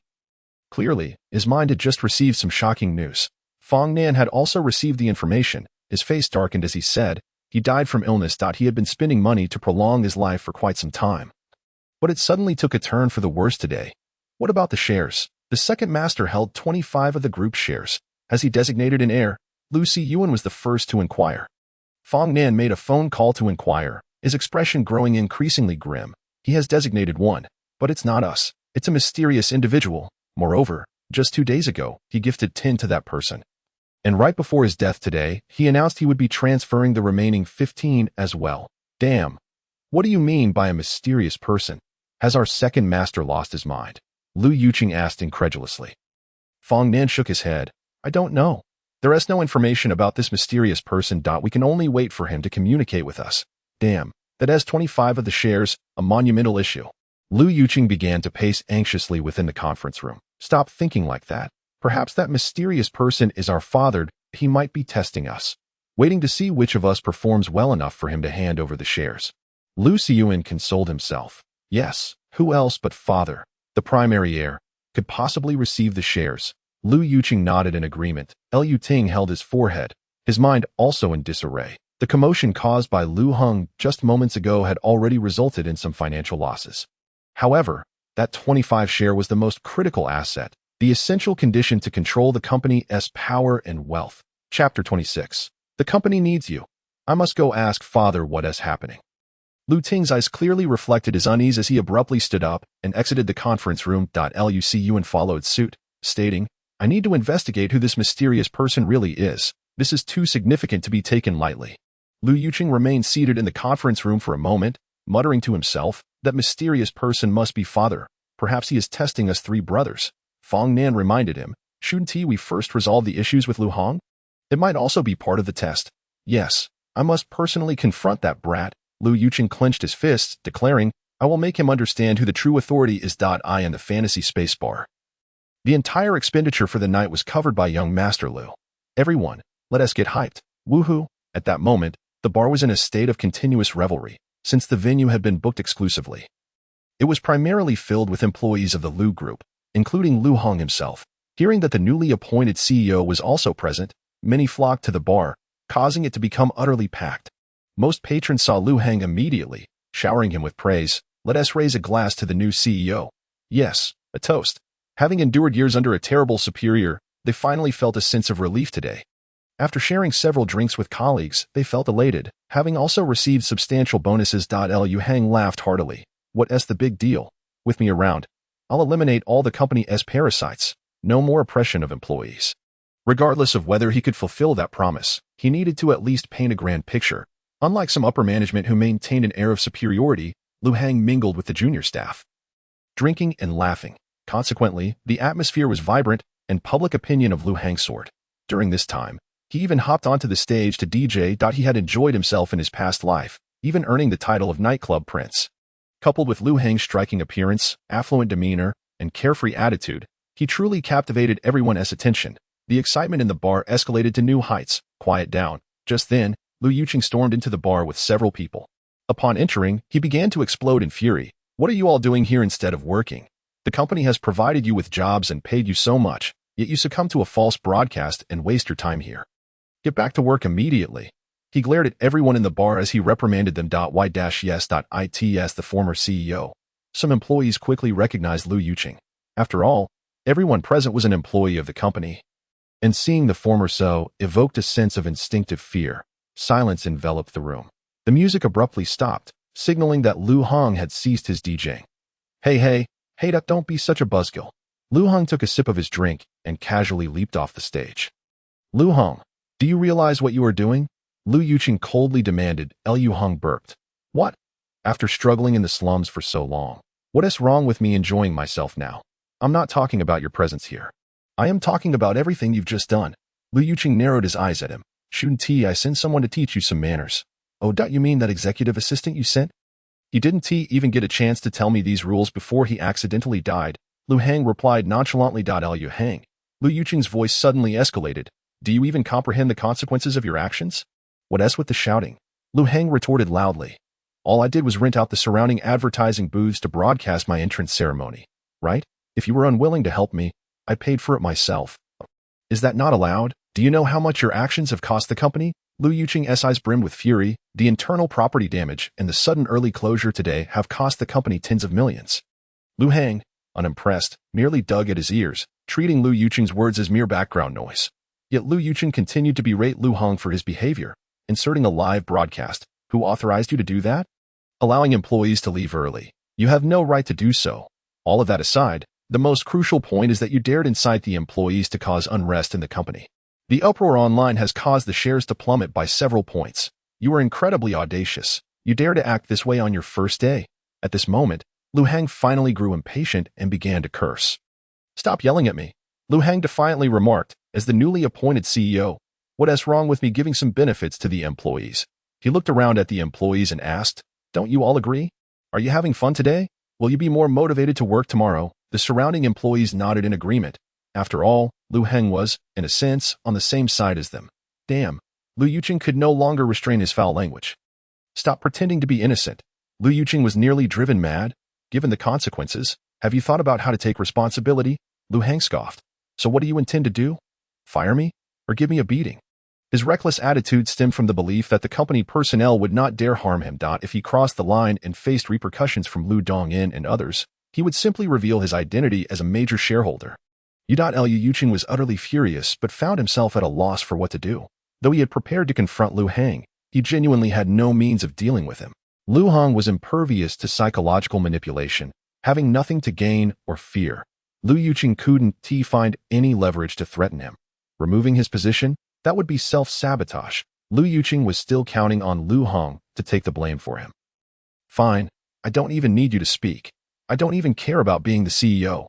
Lu Hang ripped off his name badge and slapped it on the ground. Regardless, he had already profited immensely from today's events. Even if he were dismissed, it wouldn't matter. He then strode toward the exit. Seeing this, Lu Yuqing felt a pang of anxiety and shouted, Stop, you can't leave. The surrounding employees rushed forward to plead. Yes, Chief, you can't leave. The company needs you. You've been away for so long. We need your salvation. Chapter 27.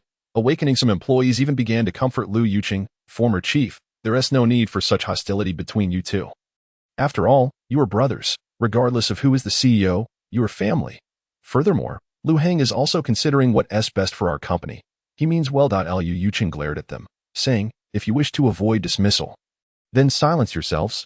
This matter does not concern you. A number of senior employees fell silent, cowed as they had been their entire lives. They had not dared to participate in the afternoon's game either. Conversely, a faction of younger employees began to voice their dissent, particularly those who had taken part in the Justice Hunt game. If we won't do it, then so be it.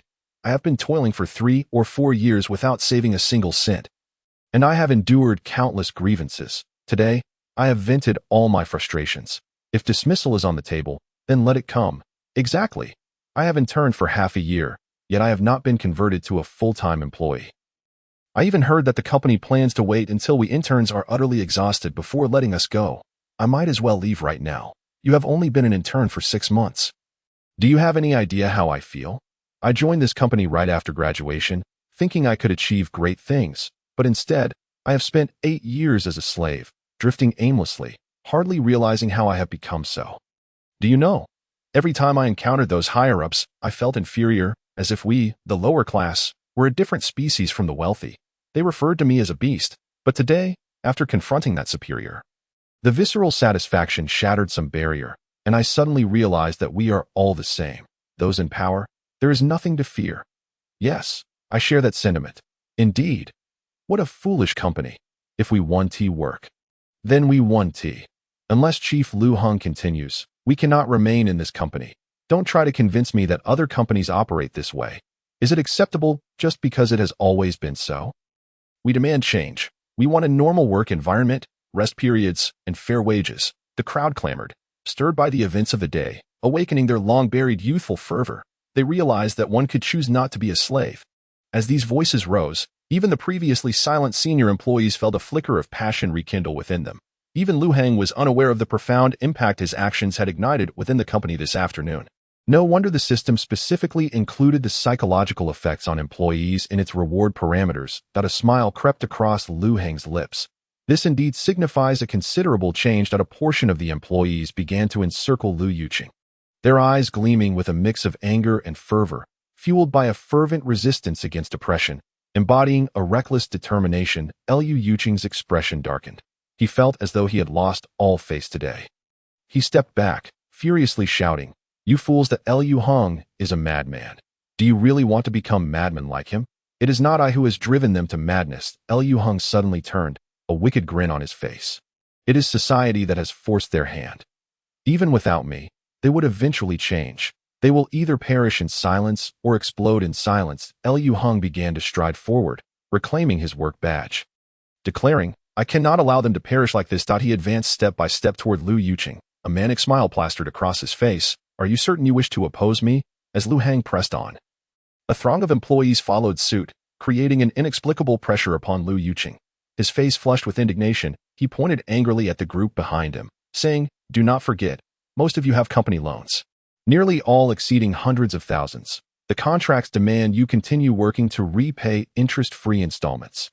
If dismissed, you must repay immediately or face the confiscation of all your assets if your assets are insufficient. They will forcibly strip you of your augmentations and organs. If that is still not enough, they will seize your personal freedom, compelling you to work without compensation at all times, worse than slaves, more miserable than death. In plain terms, if these individuals wish to strike, they would have to repay their debts immediately. Failing to do so meant they must continue working, even to the point of death." However, rather than instilling fear, his words incited further outrage. "That I took out loans because of you. They were compelled to borrow to purchase enhancements and augmentations to improve work efficiency. If they could not keep up, they would be dismissed. To maintain efficiency, they had no choice but to borrow. Such loans effectively shackled them to the company, reducing them to slaves." Lu Hung suddenly laughed, gazing at Lu Yuqing. "I almost forgot. You are the biggest tumor in this company. You are the one who truly needs to be eradicated." The employees behind him were also filled with animosity, their gazes fixed on Lu Yuqing, ready to erupt into violence. At that moment, Lu Yuqing could feel an overwhelming wave of resentment pressing down upon him. In a panic, he exclaimed, "What are you all waiting for? Protect me." His bodyguards finally sprang into action, positioning themselves before Lu Hong. Forbidding any further approach, Lu Hong regarded the bodyguards with an evil grin, asking, "Do you not feel anger? Do you not wish to overthrow this malignant regime? I am assisting you." One bodyguard hesitated before responding. "We are beholden to Lu Ting. Lu Yuqing's management methods have not affected us though, so Lu Ting has never oppressed you." Lu Hong inquired with keen interest. "That I have grown up in the Lu family's camp, provided with food, clothing, and shelter by the Lu Corporation. They raised me. I cannot rebel against them," the bodyguard asserted firmly. Lu Hong shook his head. "It seems you have been thoroughly manipulated, deeply entrenched in this mindset." From what he understood, the combatants within the company had it even worse. Their very existence was dictated by the corporation, bred from selected genes, born into servitude, though their lives were not as harsh as those of ordinary employees. They lacked freedom, and even their descendants could not escape the company's grip. It matters not. Lu Heng's gaze bypassed the bodyguards, fixing on Lu Yuqing. "I could continue as CEO, but you won't let me do this or that. Am I merely a figurehead? I do not wish to be here, yet you refuse to let me go. Are you out of your mind? You come here to assert your authority over me? Are you so bored that you seek trouble?" Lu Hong berated him mercilessly. Realizing that remaining would only lead to further self-inflicted suffering, Lu Yuqing scoffed and departed. Watching him leave, Lu Hong took a hearty swig of his drink. Feeling elated, he scanned the surrounding employees, laughing uproariously. "What are you all standing around for? Let the music play. Let the dancing commence." Chapter 28. The Eye of All Wisdom. By the time Lu Hong concluded the revelry, it was already past midnight when he returned to the hotel. Preparing to rest, he finished the bottles of alcohol he had brought back, placing the empty ones on the table, his face flushed. Exclaiming, "What a delight," he began to slowly undress before lying down on the bed. Creak. However, at that moment, he suddenly noticed the hotel window opening of its own accord, and footsteps approached him from the floor. Drawing closer, "What the hell? Is there a ghost?" Lu Heng instantly became alert. Hastily jumping off the bed without time to pull on his pants, he instinctively raised the empty bottle from the table, ready to smash it forward. That instant, a graceful figure materialized before Lu Hong. It was the woman from the Zodiac team who could turn invisible, codenamed Hidden Snake. She was clad in a form-fitting black suit that accentuated her figure exquisitely. Lu Hong beamed, cheerfully setting down the empty bottle. "I knew you would come looking for me." When Lu Hong had first arrived at the company, he had invited the woman as he disembarked from the ship. even sending her a friend request. However, Hidden Snake had disregarded his intentions, and it was only after Lu Heng instigated a series of upheavals within the company and spent a significant amount of silver shields that she deemed him worth her attention and decided to investigate further. With a cold huff, Hidden Snake remarked, "Sneaking here involved considerable risk. Tell me, what did you want to discuss when you invited me?" Lu Heng, with a smile, began to put on his clothes and replied, "Are you interested in attaining freedom and breaking away from this wretched company? The Zodiac team is one of the Lu Corporation's elite squads, and if he could recruit even one member, it would be a tremendous gain." Hidden Snake appeared to hesitate for a moment before her expression turned icy. "Are you testing me?"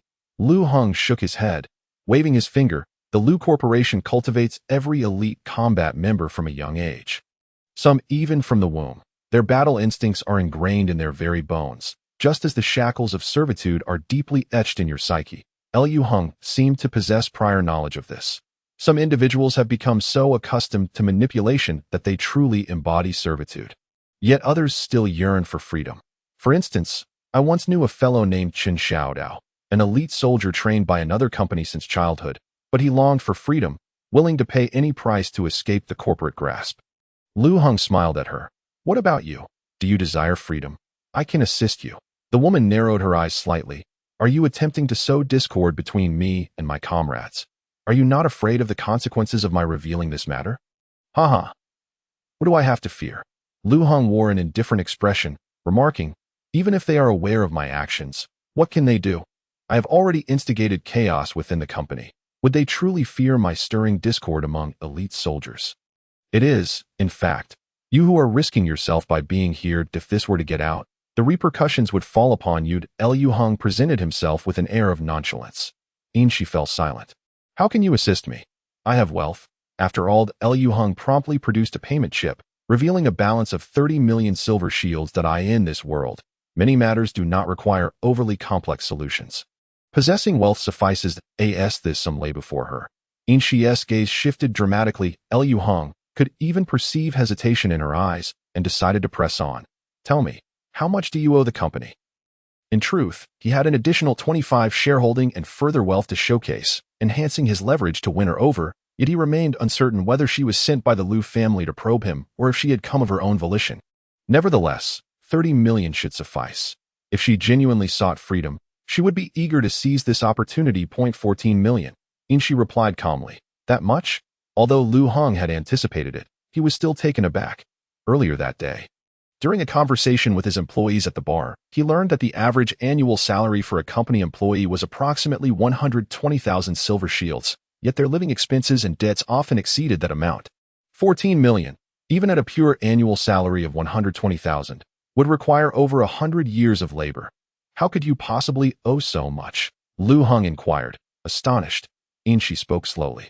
"Our origins are beyond our control. The company procures high-quality sperm and eggs for artificial cultivation, which alone costs 450,000 silver shields, coupled with the upbringing expenses from ages 1 to 16, covering food, clothing, shelter, and the military education essential for becoming elite soldiers.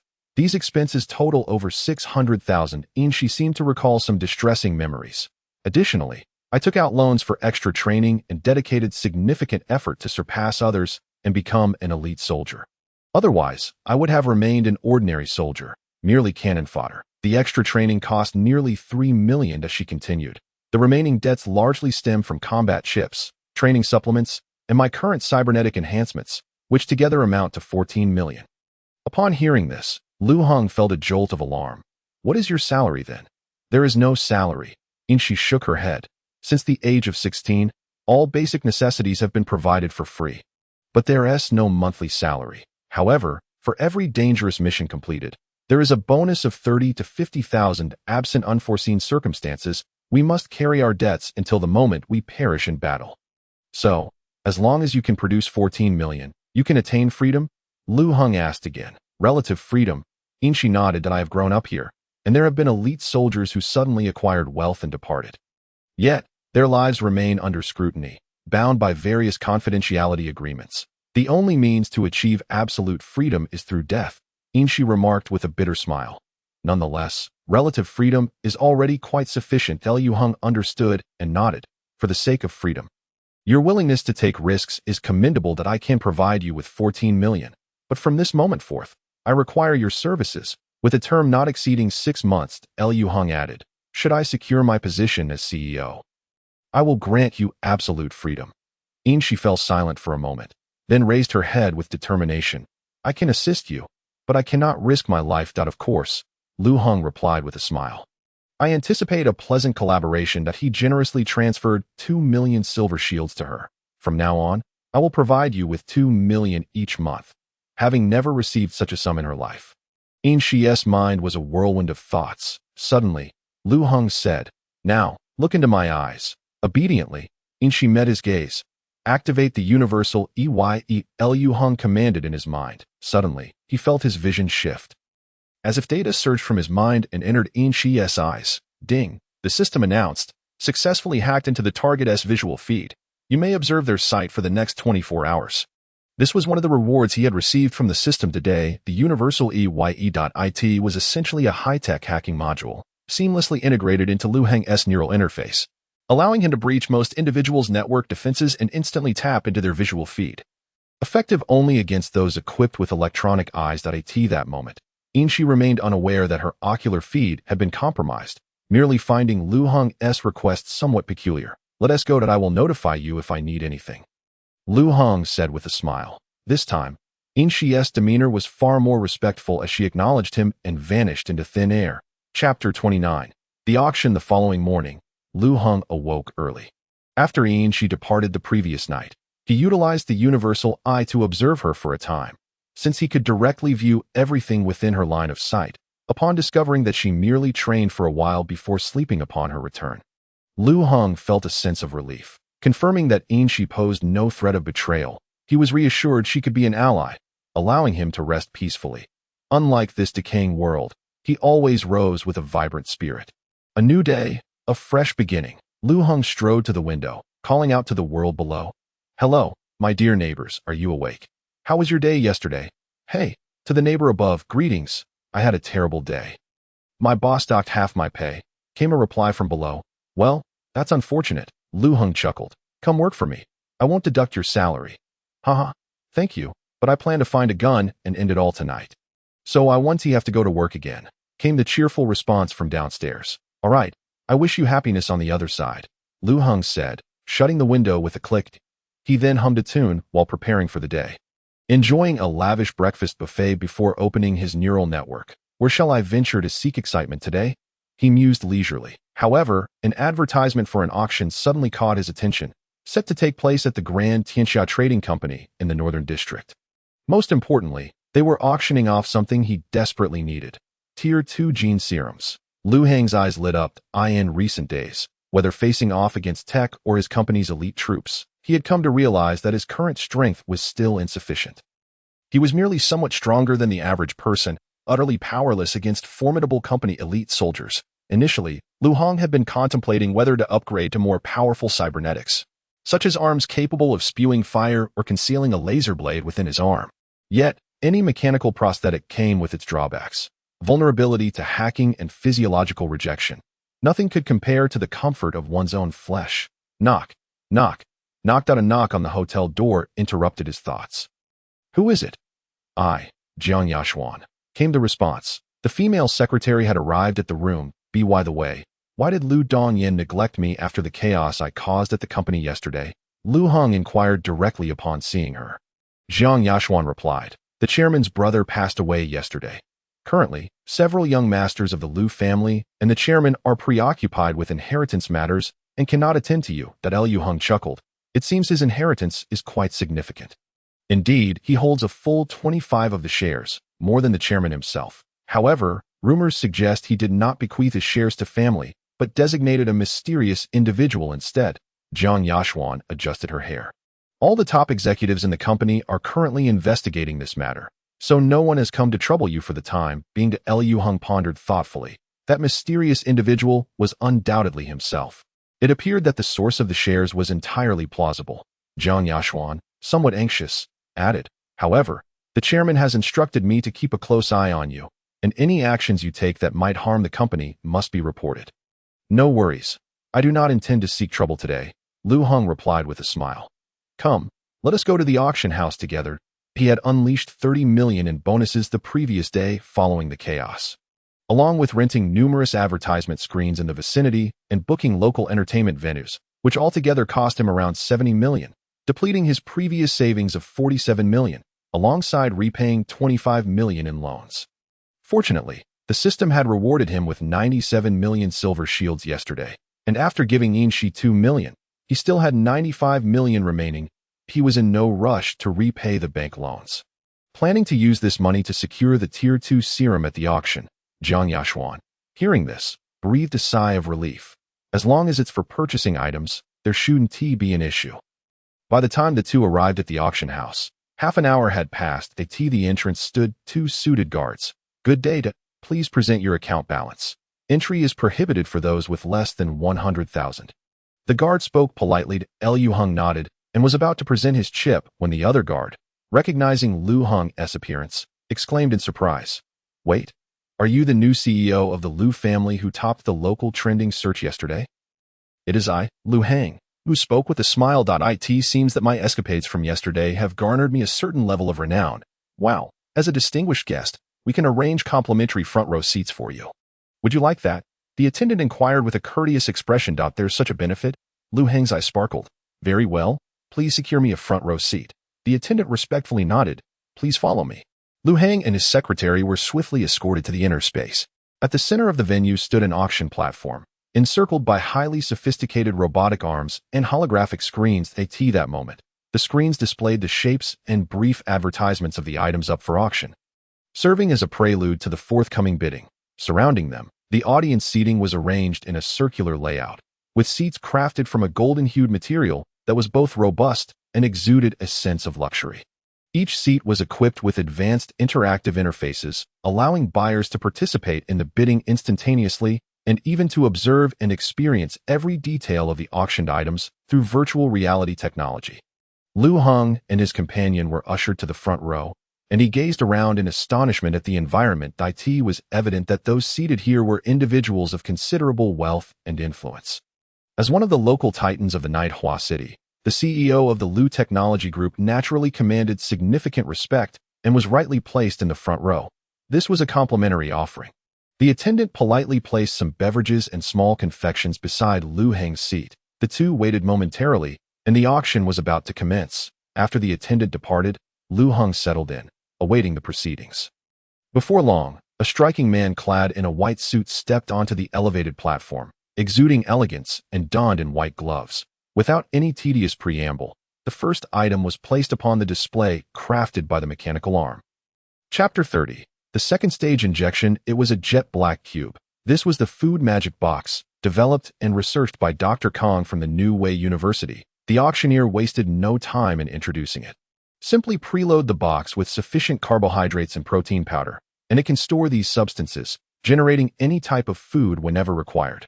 The menu items include, but are not limited to, beef noodles, octopus balls, lamb skewers, and a total of 170 different dishes. The starting price was 600,000. Let the bidding begin. Upon hearing this, the audience began to shout their bids, and the item ultimately sold for 2,400,000.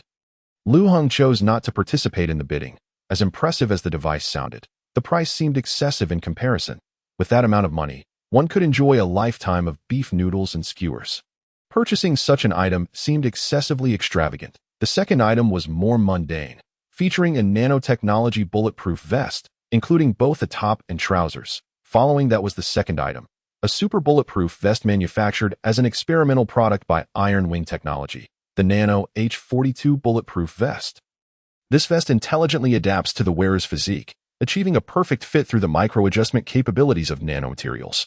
Additionally, due to the lightweight properties of the materials, the overall weight of the vest is significantly reduced, rendering it nearly imperceptible to the wearer. It employs a multi-layered protective structure, with each layer optimized for different threats. The outer layer resists bullets and shrapnel, the middle layer absorbs impact energy, and the inner layer provides soft, comfortable close protection, achieving comprehensive defensive efficacy. Beyond its conventional bulletproof features, it also possesses penetrative defense capabilities against specific types of weaponry, such as micro-lasers and electromagnetic pulses. offering the wearer enhanced survival assurance. Due to its high production costs and lack of commercial viability, this vest is exceedingly rare, making it an ideal purchase for high-ranking individuals within companies. The starting price was $1,500,000. Let the bidding commence. A bulletproof vest starting at $1,500,000 would likely fetch upwards of $3 million, with performance comparable to a $2 million enhanced version of subdermal armor, thus rendering it relatively lackluster for many executives. However, for Lu Heng, this was exactly what he needed. After injecting the evolution serum, his overall combat capabilities had significantly improved. Yet his defensive capabilities remained lacking. Coincidentally, this bulletproof vest promised comfort as well, making it a worthwhile purchase. Lu Heng promptly entered his bid of $2 million on his interactive screen. The auctioneer spotted Lu Heng's paddle. The new CEO of the Lu Group has placed a bid. Upon hearing this, the attendees turned to glance at Lu Heng, intrigued by the young man who had caused a stir within the company. Is there anyone else? Any higher bids? This is a limited item, and holding on to it for a few years could yield substantial appreciation. The auctioneer continued to call out. After several seconds, he chuckled. It appears everyone is keen to give this new CEO some face, as no one else is bidding. The primary reason was that Lu Heng's bid was cleverly positioned at $2 million, precisely the cost of an enhanced version of subdermal armor. The TO raised the price further for a bulletproof vest seemed unwarranted. $2,200,000. A voice rang out with a new bid. The auctioneer beamed with surprise as a young man of similar age to Lu Heng, seated in the front row, raised his bid. Chewing gum, he shot a challenging glance at Lu Heng. It was Mitsui Ishikawa, the second son of the Mitsui family. Beside him sat a mature and graceful woman, presumably his mother, Sakurajima Hiroko. Lu Heng noted that the woman beside Mitsui Ishikawa indeed bore the air of maturity and sophistication. If provoked by Mitsui Ishikawa's sudden bid, Sakurajima Hiroko frowned and admonished him. How intriguing. Lu Heng chuckled and raised his bid once more. $2,400,000. Mitsui Ishikawa, poised to counter, was halted by his mother, forced to relent. With that, no further bids were made, and Lu Heng successfully secured the auction. Congratulations to the new CEO of the Lu Group for winning the bulletproof vest. In the ensuing time, the auctioneer continued to introduce various products, ranging from precious antiques to the latest high-end technology and limited edition AI robots. Lu Heng found no interest in these offerings, silently biding his time. Almost as the auction neared its conclusion, the second-stage gene injection was finally unveiled. The second-stage gene serum, released in limited quantities by an extraterrestrial biotechnology company, is so rare that even in a super metropolis like Nighthua City, fewer than 500 units are allocated annually. When distributed across the several districts of Nighthua City, the availability becomes even scarcer. Aside from priority purchases by major local companies, this year, fewer than 5 units have trickled into the black market and auction houses. One can only imagine the immense value of such a rare item.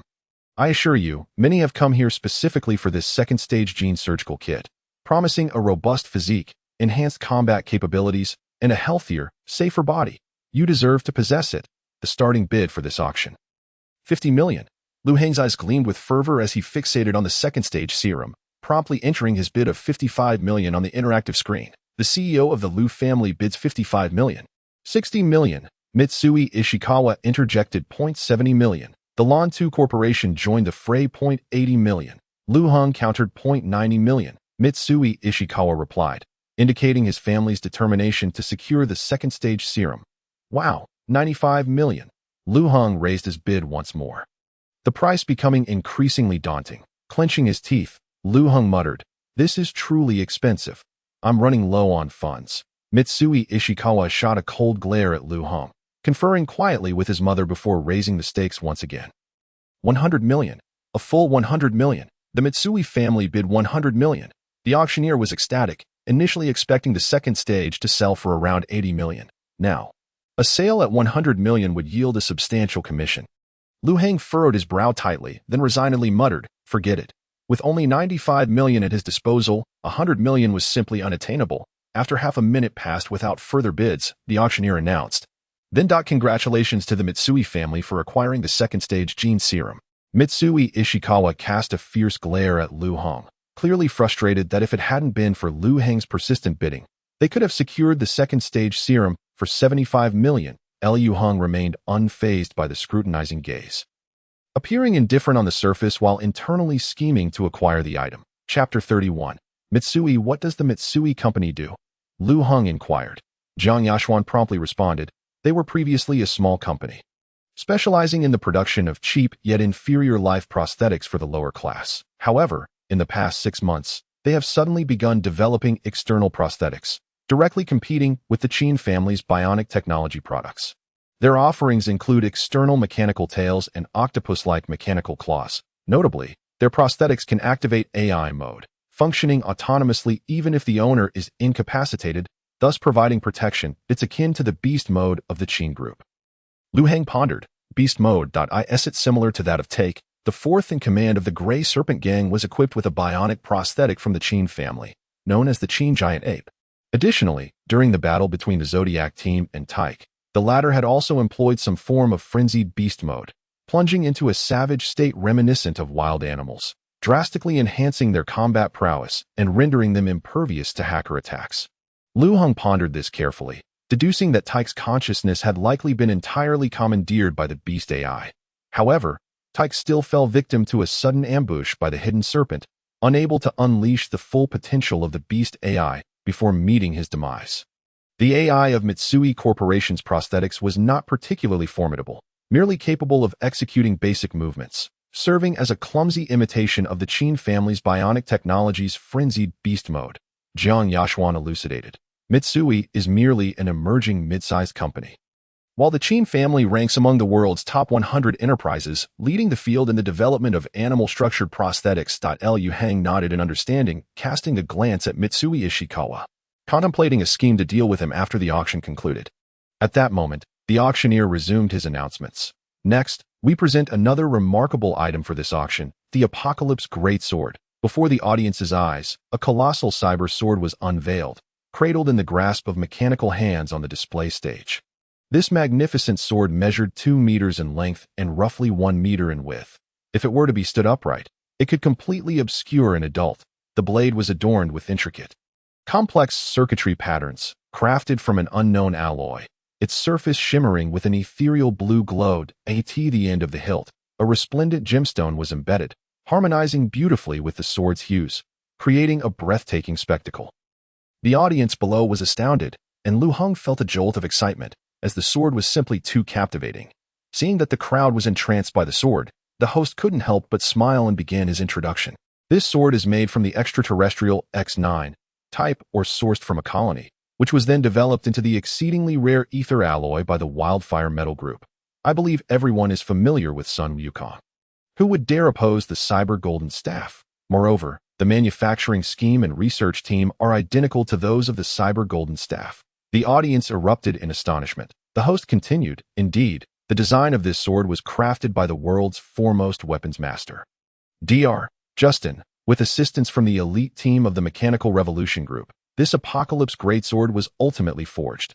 This cyber sword is incredibly resilient, capable of slicing through steel like butter, with unparalleled offensive capabilities and first-rate defense, effortlessly blocking electromagnetic cannons and laser beams. Furthermore, the sword is equipped with a V4 level control module. As long as your network interfaces with the weapon, you can command the sword to strike with the ease akin to wielding a flying sword from a cultivation novel. And who knows, you might even stand atop it and soar for a while. Many in the audience were visibly intrigued. Although this weapon was certainly inferior to the Cyber Golden Staff, it was still a rare superweapon that could significantly enhance the combat capabilities of their soldiers. The starting bid for this auction is set at 20 million. The host exclaimed with enthusiasm. Lu Heng's eyes glimmered as he fixated on the sword. I may not obtain the second-tier serum, but surely this magnificent weapon will be mine. As the bidding commenced, voices rose in the crowd. 40 million. The host pointed to an audience member. 42 million. 57 million. After a flurry of bids, Lu Heng called out an astounding 80 million. 80 million. Our CEO of the Lu family has placed another bid. The host inquired, is there anyone else willing to bid? Lu Heng felt a tinge of tension. The second-tier serum had been snatched away by another, and he was determined to acquire something worthwhile from this auction. After a moment of hesitation, Mitsui Ishikawa in the front row reluctantly withdrew. Their objective this time was solely the second-tier serum, and any additional expenditure would impose a significant burden. As the price soared, The rest of the attendees lost interest. After all, most wealthy individuals present were businessmen, not inclined to consider matters of violence.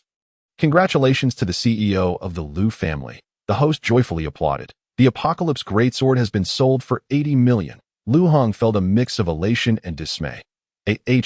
So expensive. He had purchased 2 items today, a bulletproof armor and the cyber sword. He could only hope that the sword would meet his expectations. As the auction continued, numerous desirable items were showcased, yet they were beyond his reach, as he was left with only 12 million. The remaining items were predominantly valued in the tens of millions, leaving Lu Heng to watch wistfully. Time passed slowly, and eventually, the auction reached its conclusion. Let us proceed to the backstage to collect our items. Lu Heng and his secretary swiftly made their way to the back of the auction house. A few attendants were already awaiting them, presenting the bulletproof armor neatly packed in a box. The Apocalypse Greatsword, however, was loaded onto a mechanical trailer. Excitedly, Lu Heng approached, intending to lift the massive sword, but its weight proved overwhelming. He could not budge it. Sir, this item is somewhat heavy. Approximately 2,216 pounds. Would you like us to deliver it to your company? What? Over 2,000 pounds. Why didn't you mention this earlier? Lu Heng was taken aback. Having injected the first-tier serum, he could lift a maximum of about 800 pounds, roughly the weight of 5 large refrigerators. However, the maximum weight he could lift was not synonymous with what he could casually carry. In other words, he couldn't even bear the sword, let alone wield it as a sword should. The attendant chuckled. Well, auctions typically only discuss the positives. Mentioning the negatives would deter buyers. Though the attendant was honest, Lu Heng sighed. No wonder that company didn't keep it for themselves. The limitations of wielding this sword are too great. To use this sword effectively as a weapon, one would need a full-body prosthetic designed to enhance strength. However, such power-enhancing prosthetics generally relied on iron-fisted combat, with few opting to wield a massive sword.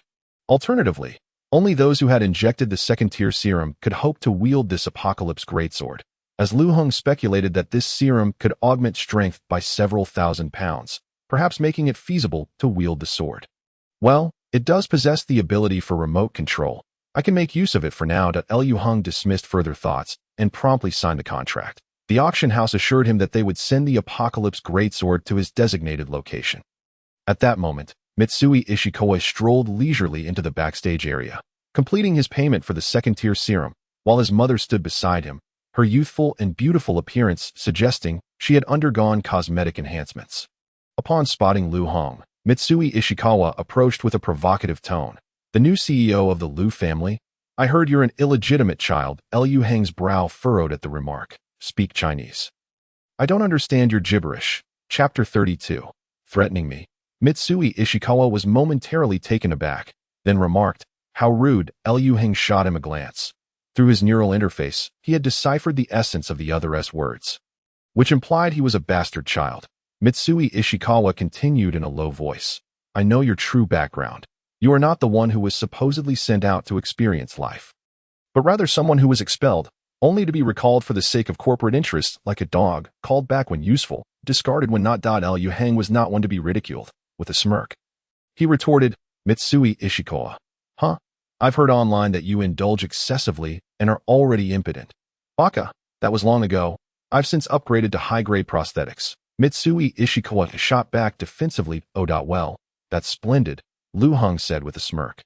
Is it comfortable to use the mechanical ones? Mitsui Ishikawa glared coldly at Lu Heng. Realizing the latter was mocking him, the tension between them escalated instantly, as both were displeased with the other's financial gains.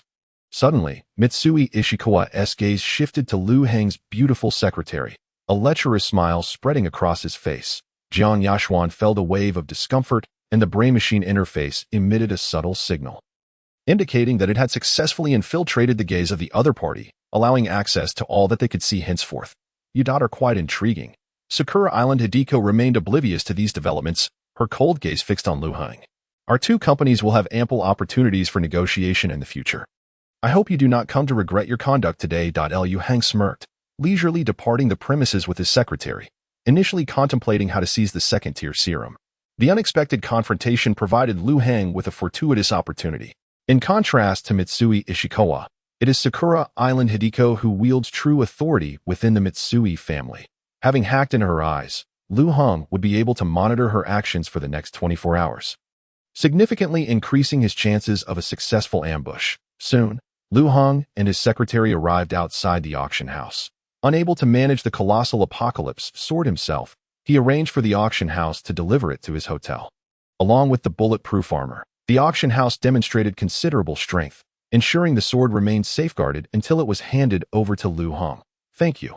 Jiang Yashuan expressed gratitude as they walked, recalling how Lu Hong had stood up to Mitsui Ishikawa's attention earlier.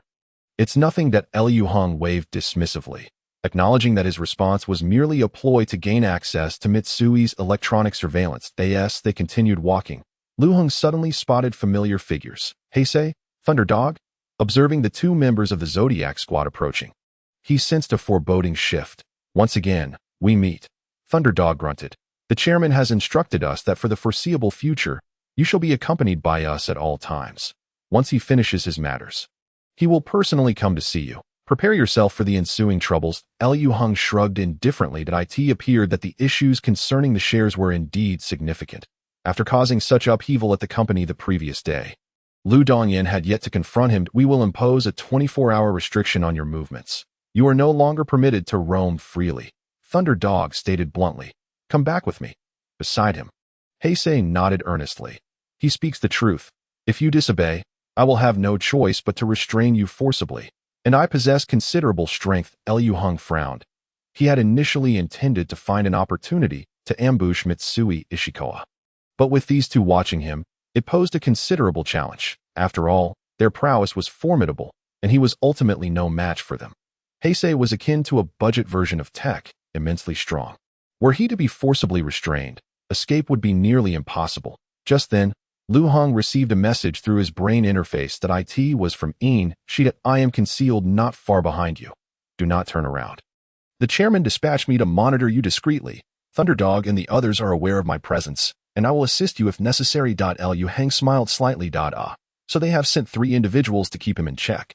Fortunately, Een could be considered an ally, which indicated that his operational latitude remained significant. He raised his hands in a gesture of resignation. "Just as well. I was planning to return to the hotel anyway. So let us proceed." Heisei and Thunderdog exchanged glances and followed behind. By the time they arrived at the hotel, 30 minutes had elapsed. In response to Lu Hong's vehement protests, Thunderdog and Heisei remained stationed at the door, refraining from entering his room. However, Een quietly slipped inside, fulfilling her purpose of discreetly observing Lu Hong under any circumstances. Thankfully, Lu Hong had secured her allegiance. Otherwise, having someone invisible watching his every move would indeed be terrifying. After waiting in the room for a while, a small hovering aircraft approached the window. As the dining pod door opened, dozens of drones simultaneously lifted a substantial package into Lu Hong's room. Accompanied by several security personnel from the auction house aboard the floating vehicle, "Your apocalypse sword has been delivered. Please sign for it." Lu Hong hurriedly approached to sign, and once the aircraft departed, he eagerly began to unpack the package. As the technologically advanced sword was unveiled, even Een was taken aback. "This sword is a creation of the Mechanical Revolution?" Chapter 33. Sakura Island Hideko. "Yes. It seems to be a piece by Dr. Justin." Lu Hong responded. Een gasped, covering her mouth. "Surely this item comes with a hefty price tag?" 8 million. "Indeed a considerable sum." Lu Hong replied with a smile, gently caressing the apocalypse sword. "I wonder how formidable its power truly is. Let us bind the control system first." The auctioneer did mention that this sword could be maneuvered in the air. Found it. Lu Hong quickly located a flat module at the hilt of the sword, adorned with several buttons. This must be the remote control module. Following the instructions, Lu Hong pressed a few buttons. Soon, his brain machine system received a connection prompt. Observing the interface, Lu Hong's expression brightened. "Beep. Connecting to the network control module of the Apocalypse Sword. 12. After an excruciating 20 minutes, Lu Hong's brain machine was finally linked to the sword. "Excellent." Lu Hong slowly closed his eyes, attempting to follow the guidance for sword manipulation provided by the auction house. Suddenly, the sword on the ground began to emit a series of blue lights, and it lifted gracefully into the air. "What is the principle of flight for this sword?" Lu Hong inquired. Een replied. "It likely employs magnetic levitation, similar to a flying vehicle, albeit more advanced. Quite challenging to operate." Lu Hong struggled to command the sword to hover, feeling a significant strain on his mind, as the CPU of his brain machine began to overheat. This item is rather difficult to handle. He attempted to slice forward with the sword, but it merely floated upward slowly, before the blade gently descended in front of him. The movement was anything but fluid. Liu Hong even felt sweat beginning to form on his forehead. Merely a short time spent practicing left him feeling fatigued. The system's compatibility is severely lacking. Inshi shook her head. The sword costs over 80 million, while your brain machine is likely still the basic model worth less than 50,000. Moreover, mastering a free-moving object through the nervous system greatly depends on one's innate abilities. Inshi explained. The two most crucial abilities are neural strength and brain domain potential. These can either be gradually increased through prolonged training or significantly enhanced through genetic serums. Lu Heng nodded in understanding. No wonder that I only injected the first-tier serum. Otherwise, I suspect an ordinary individual would have their mind shattered attempting to wield this. Even he felt as though his mind was being pushed to its limits. A sensation of heat and swelling enveloping him. The Apocalypse Sword. What a magnificent weapon! Liu Heng cautiously maneuvered the sword back to the ground. I wonder why that company chose to auction it rather than keep it. The operational restrictions are far too great. He carefully placed the sword on the ground and powered it down. Phew. Liu Heng wiped the sweat from his brow, gazing helplessly at the sword. Not only is it difficult to control, but it's also so heavy that I can barely lift it. Inshi stepped forward to give it a try, but found it utterly immovable. She shook her head. It's too heavy. Only Black Bull and the captain in our team could lift and wield it, but the combat power of such a heavy sword is undeniably formidable. Liu Heng grinned, asking, if I could control this sword at will, would your Zodiac team be able to withstand it? Inshi shook her head. That would be quite difficult. Even the price reflects this. This sword is worth 80 million, while many of the enhancements on our Zodiac members are valued at less than 10 million. If wielded effectively, without the intervention of Magnetic Mouse and the captain, the other 10 of us would struggle to contend with it. What a magnificent treasure! Liu Heng's eyes gleamed with fervor as he caressed the hefty sword. Had I possessed this sword back then, even tech would have been unable to withstand my onslaught. Not to mention sword manipulation.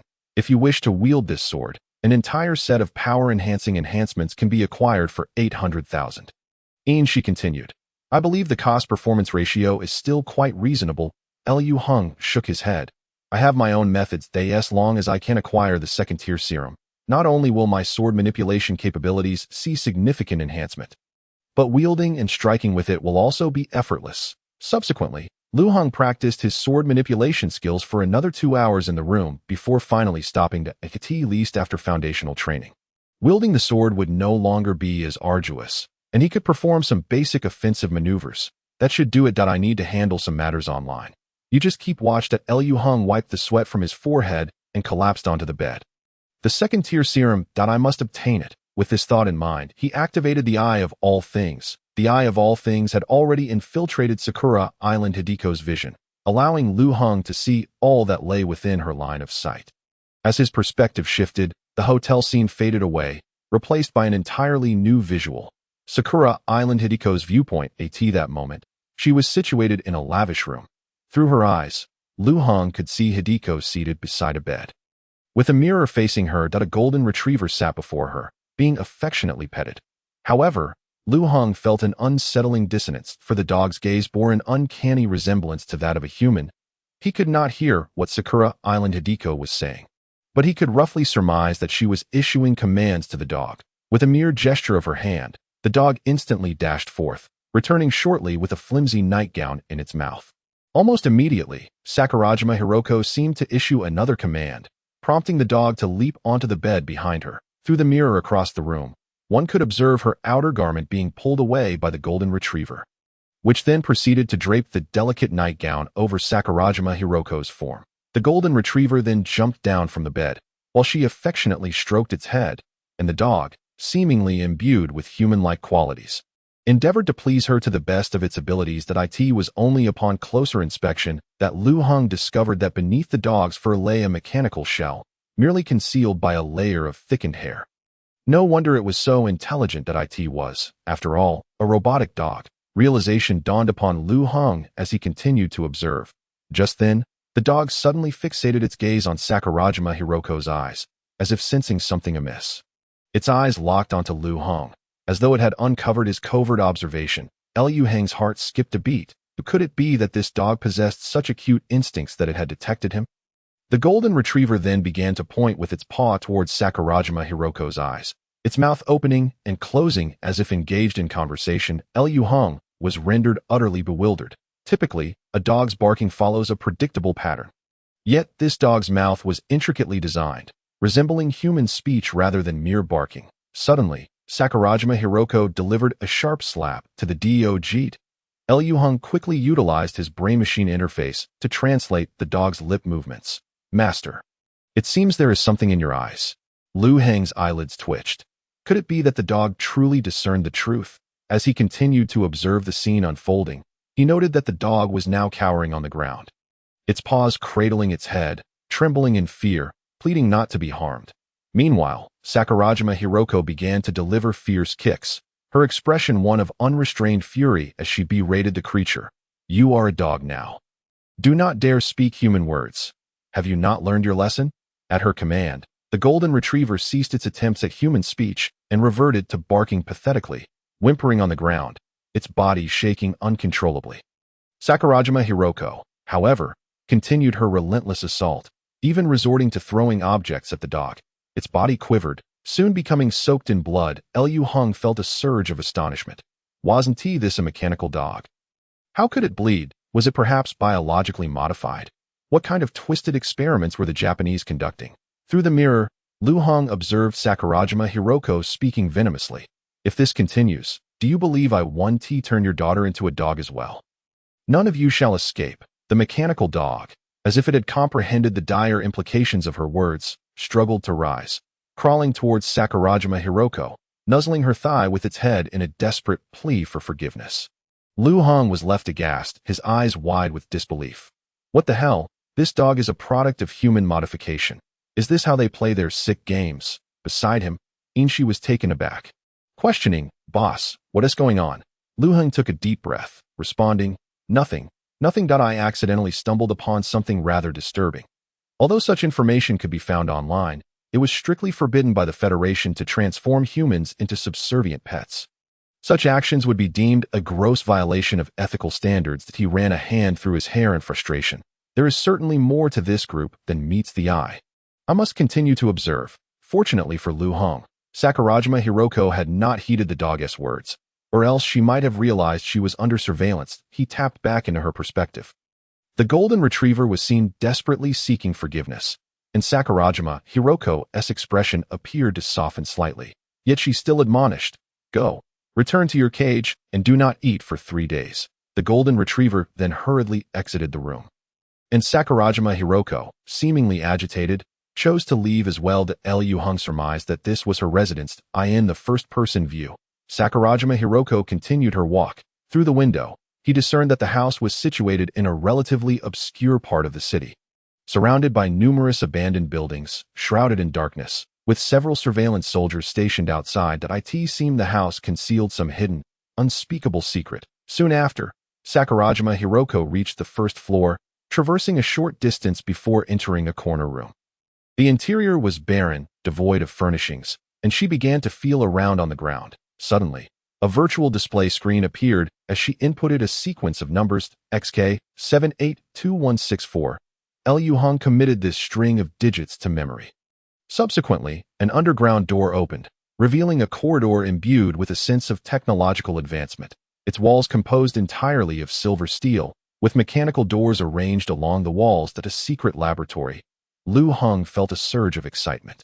Perhaps he could uncover something significant. As Sakurajima Hiroko took a few steps, she abruptly halted, furrowing her brow as she approached a room to her left.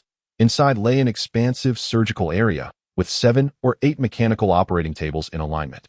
Various imitation animal organs were suspended from the walls, and a number of large glass tanks filled with formaldehyde and human remains were positioned within. At the center, a man covered in scars lay on an operating table, his spine connected to a massive mechanical scorpion tail. The man was writhing in agony, and Lu Hong could almost envision his wails of despair. Beside the operating table stood 2 doctors in white coats, observing with cold indifference, occasionally manipulating the man's body. Due to Liu Heng's limited perspective through Sakurajima Hiroko's viewpoint, he could not perceive her lip movements, but the other's speech was distinctly visible and translatable through his interface. Sakurajima Hiroko gestured towards the operating table, uttering something. One of the doctors turned to her, stating, "Apologies, I will activate the soundproofing device to ensure the screams do not escape," with the press of a button. A barrier seemed to envelop the room. Sakurajima Hiroko then exited the room and proceeded down the corridor. This moment, Liu Heng withdrew his focus and inquired of Yin Shi, "What would happen if I reported a company for conducting secret human experiments?" Yin Shi shook his head. "That is far too common. The Liu Corporation has engaged in such activities in the past. Reporting it would be futile. The regulators have tacitly accepted this phenomenon, unbeknownst to the general populace. These companies capture the homeless under the guise of beautifying the city, but in reality, they are abducted for experiments." Liu Heng felt a wave of indignation wash over him. No wonder the technology for prosthetics is so advanced. It's built on the backs of human lives. He resolved to keep watching. Liu Heng re-entered the perspective, witnessing Sakurajima Hiroko entering a new room filled with jars and various high-end robotic animal structures, as well as complete sets of combat prosthetics. A cursory glance revealed that everything within was produced by the Qin Bionic Technology Company. In the room, two men were chained by their legs. Their expressions grim, eyes bloodshot, and beards unkempt, resembling prisoners. Liu Heng frowned slightly, attempting to search for information about these two captives online. As expected, he quickly found their missing person notices. Qin Bionic Technology Group, Night City Branch. Missing person notice. Dr. John and Dr. Josen from our branch have been missing for 6 months, with all GPS tracking and information lost. These two are senior researchers with professional-level expertise in bionic prosthetic development, possessing critical product development information with as many as 16 pieces of classified data, making them key figures in our company. If located, please notify us immediately. Any valid information will be rewarded with 100,000 silver shields. Furthermore, if any other enterprises have maliciously abducted our key personnel to steal product information, we shall not show mercy." Liu Heng's eyes lit up with excitement as he further immersed himself in the perspective. He observed Sakurajima Hiroko approaching the two mechanical prosthetics, initiating a line of questioning. One of the men rasped, "The difficulty of cracking the beast mode of Qin technology is far too high. We are merely researchers from the branch and lack access to much core technology." Sakurajima Hiroko appeared somewhat irate. Gesturing emphatically, Liu Heng could not decipher her words, but saw the man drop to his knees in desperation. "No. No, you cannot kill us. We have assisted you in developing numerous imitation AIs that haven't those earned you a fortune." Watching the translated lip movements, Liu Heng suddenly had an epiphany. His expression brightened with enthusiasm. Mitsui Group. What a clever move by the Mitsui Group. No wonder they have rapidly ascended in the past 6 months. They've thrived on piracy. The public had initially believed that the Mitsui family was innovating a new type of animal bionic prosthetic based on Qin Technology's products. Little did they know that they had outright stolen technology from the Qin family, subsequently making alterations in certain areas and conducting research, leading them to mistakenly believe they were innovating. Liu Heng continued reading. He observed Sakurajima Hideko shaking her head with an expression of indifference, seemingly dissatisfied with the efforts of the two doctors. 3 months. Just give us 3 more months, and we will surely be able to crack the Qin family's beast mode to 20. One man pleaded. "You do wish to develop countermeasures against the Qin family's cybernetic implants, don't you? I have made some progress. Just grant me time, and I will certainly develop a system to infiltrate the Qin family's implants." Only then did Sakurajima Hideko's expression soften considerably, as she began to speak fervently, seemingly painting a grand vision for the future of her company to the two men opposite her. "Yes, yes, yes, as long as we can completely counter the Qin family's implants. The Mitsui Group will be the next in the top 100 companies in the world. I genuinely believe this." One man, kneeling on the ground, said with an expression of flattery, "So, could you spare us? We still have great utility for the Mitsui Group. Moreover, most of your current implants are still circulating in the black market. Aren't you afraid of being discovered by the Qin family for using pirated technology? Give me time, and I will surely create a distinct framework for the Qin family's implants. By then, even if they realize their technology has been pilfered, they will be unable to pinpoint the source." Another man echoed, Sakurajima Hideko nodded, uttered a couple of sentences, and then departed. For the rest of the time, she simply returned to her room, providing no further useful information. Liu Hung then closed off the connection. A smile crept across his lips. To dare covet even the technology of Qin's biotech, and to wish to research countermeasures against them, such audacity. The Qin family's biotech group is a world-class leader, perpetually unveiling super technologies, with hundreds of subsidiaries globally, and over 80 of countries housing Qin's manufacturing plants. Meanwhile, the Liu family group is merely a local enterprise in Yuhua City, possessing only a single headquarters. Even if it were one of Qin's branches in Yuhua City, it is not something the Liu family can contend with. To think that a family like the Mitsui, which is even weaker than the Liu family, would dare aspire to surpass Qin's biotech. Such delusions, they are courting disaster. Not only did they abduct the Qin family's doctors, but they are also attempting to pry into their technology. Should they be discovered, the consequences would be dire. A massive incrimination, a substantial incrimination. Liu Hung laughed heartily. Whether it be conducting illegal human experimentation or transforming mechanical slaves, even if reported, the Yuhua City Regulatory Committee would merely feign diligence, collecting fines before disregarding the matter entirely. However, stealing technology from the Qin group, and even profiting from pirated versions, this is a transgression from which even the mightiest would be unable to shield them. Capital fears not regulatory bodies, nor does it fear political power. It only fears capital that is more formidable than its own. Upon realizing this, Liu Hung's expression brightened. With this incrimination in hand, I need not personally confront them. They will have to obediently deliver the second-tier serum to me. He pondered for a moment and inquired, how can I prevent others from discovering my personal information if I call executives from other companies? After all, my neural interface is still rather rudimentary, making it easy to trace. For instance, my personal GPS location was previously easily uncovered by individuals such as Take and Silver Wolf Knight. Beside him, Inchi replied, aren't you wealthy? Just buy a solid-state phone dedicated to hackers. The advanced models are quite expensive, around 100,000, but they are very secure for making calls and are unlikely to be traced. That's splendid. Upon hearing this, Liu Hung promptly purchased a solid-state phone online. Surely, personal phones can be acquired as well? Liu Hung thought to himself, spending some time to locate a local information broker in Yuhua City. Acquiring personal phone information isn't particularly challenging. Liu Hung spent a bit more money and obtained it.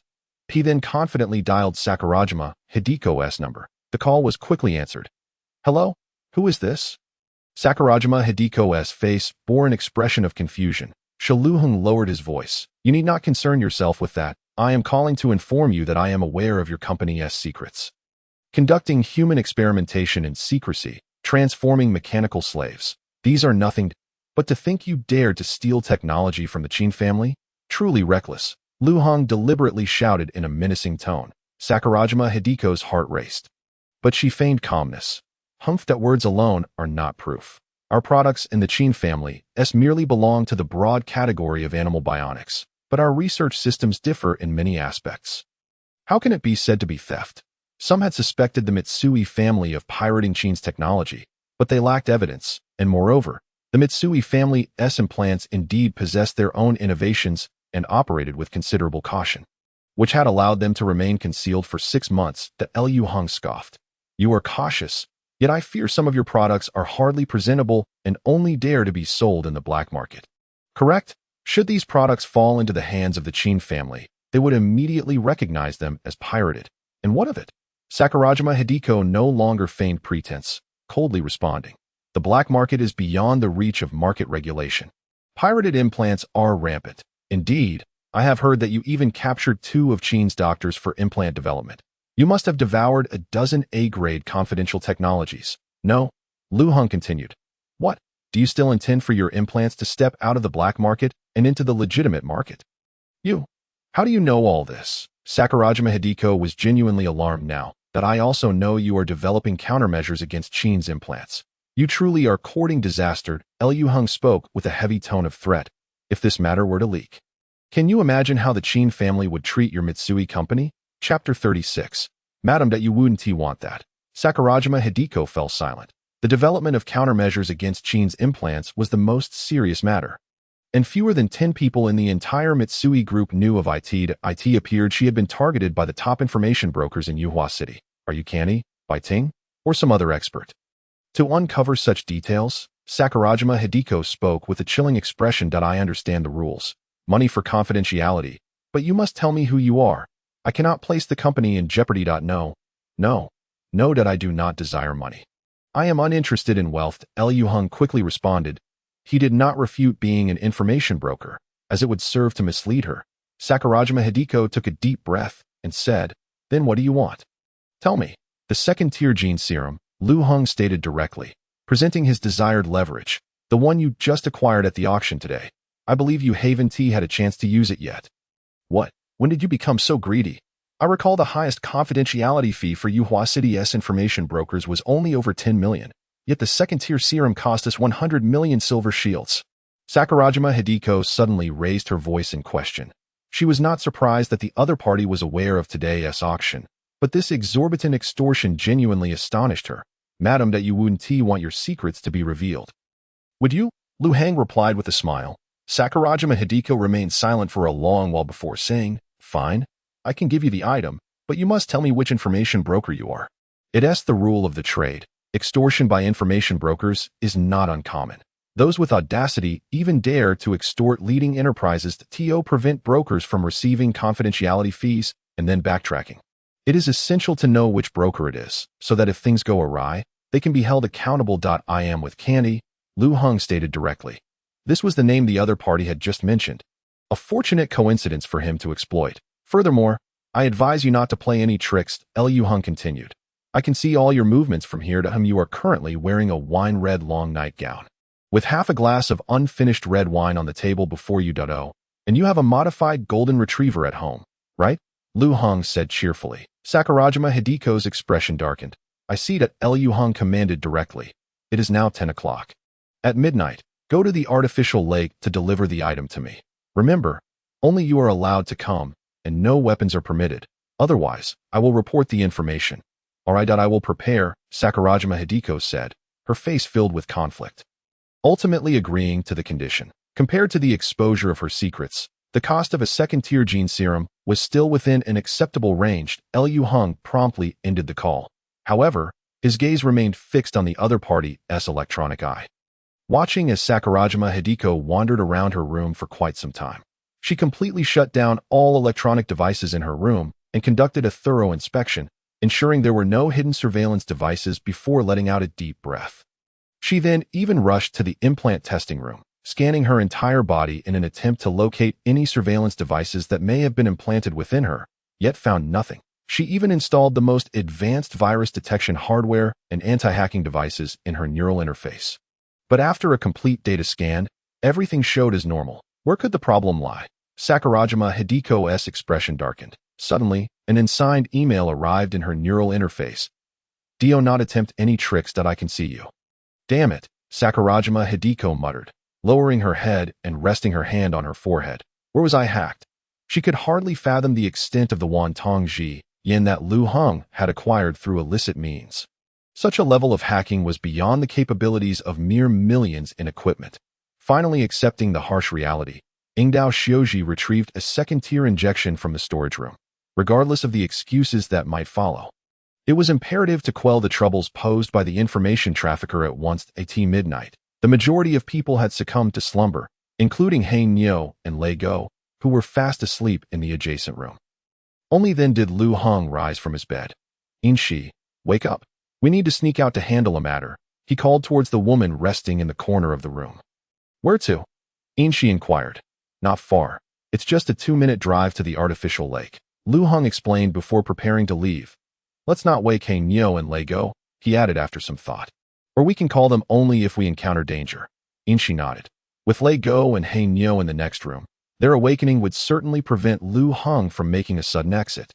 After a moment's contemplation, he activated the flying sword and, using his neural control, placed it in the trunk of the car. His current mental strength was not yet robust, and he wasn't very adept at controlling the flying sword.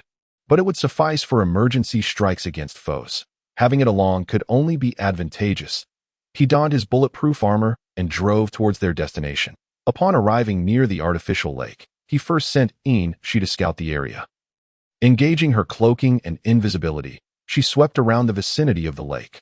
Only Ingdao Xiuji is by the lakeside. There are no others around, she reported at this hour. It was indeed a desolate scene. Lu Hong, using the wand Tongji Yin, confirmed the area was safe before making his way over. Ingdao Xiuji was still clad in her thin nightgown, holding the second-tier injection that Lu Hong donned a bulletproof helmet and obscured his features before approaching.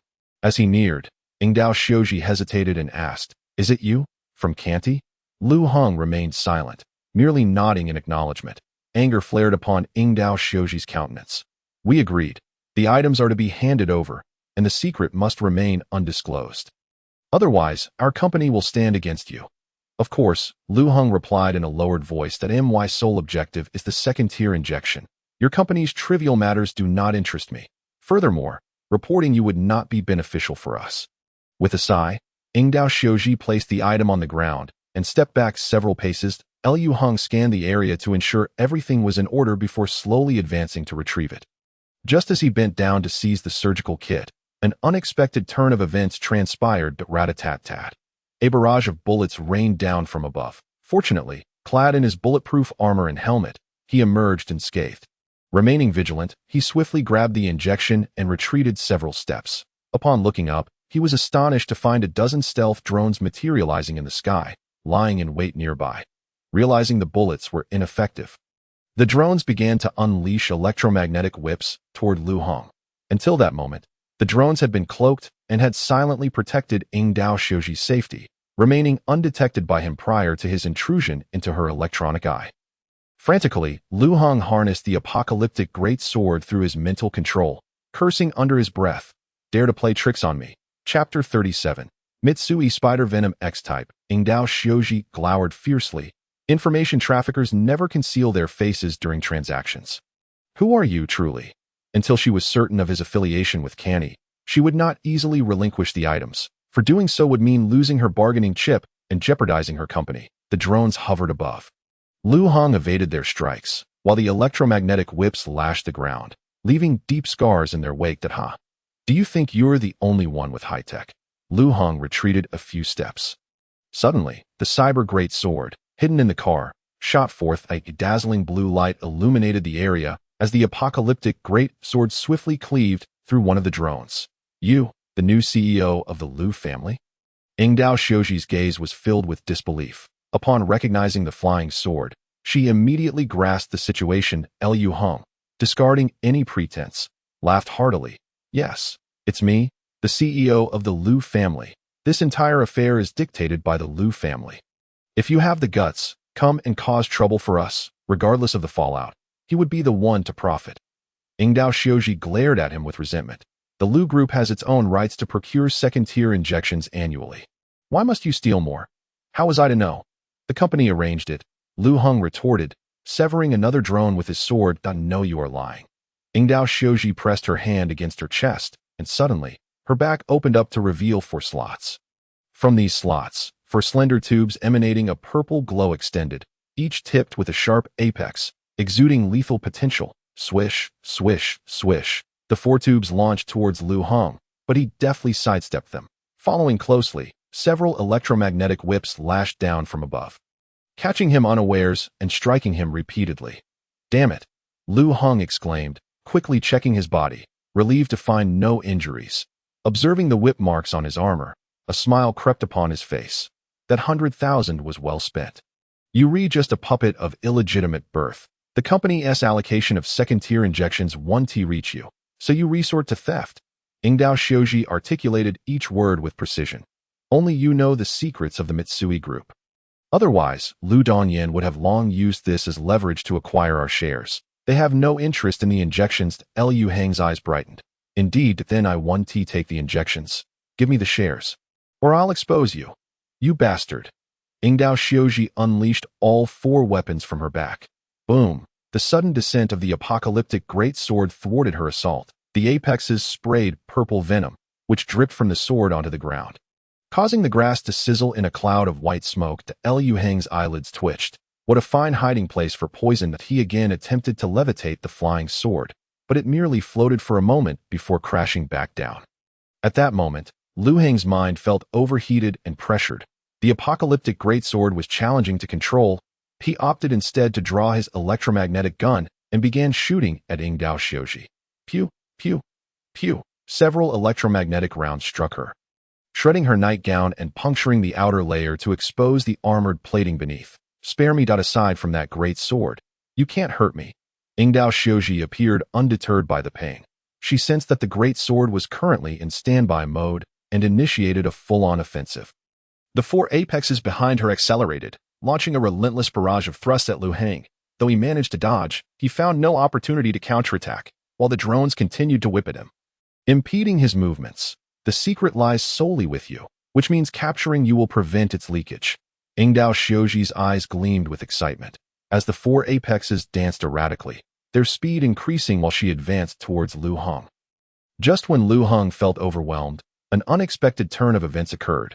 Puff! A laser short blade suddenly pierced the back of Ingdao Xiuji's neck. Her eyes widened in shock, and the four apexes halted midair.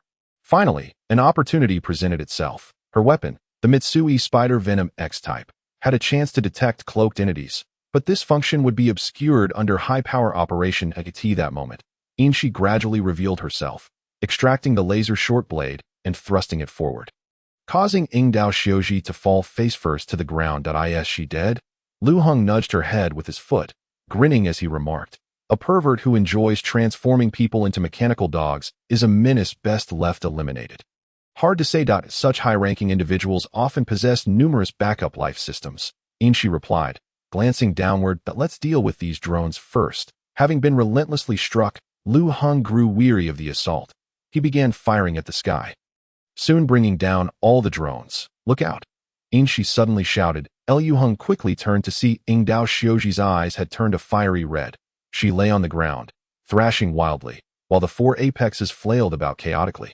"Quick! Restrain her!" she shouted, dodging the apexes. Seeing this, Lu Heng lunged forward, pressing one knee against Ingdao Xiuji's back and the roots of the four tubes, while his arms pinned her shoulders down firmly.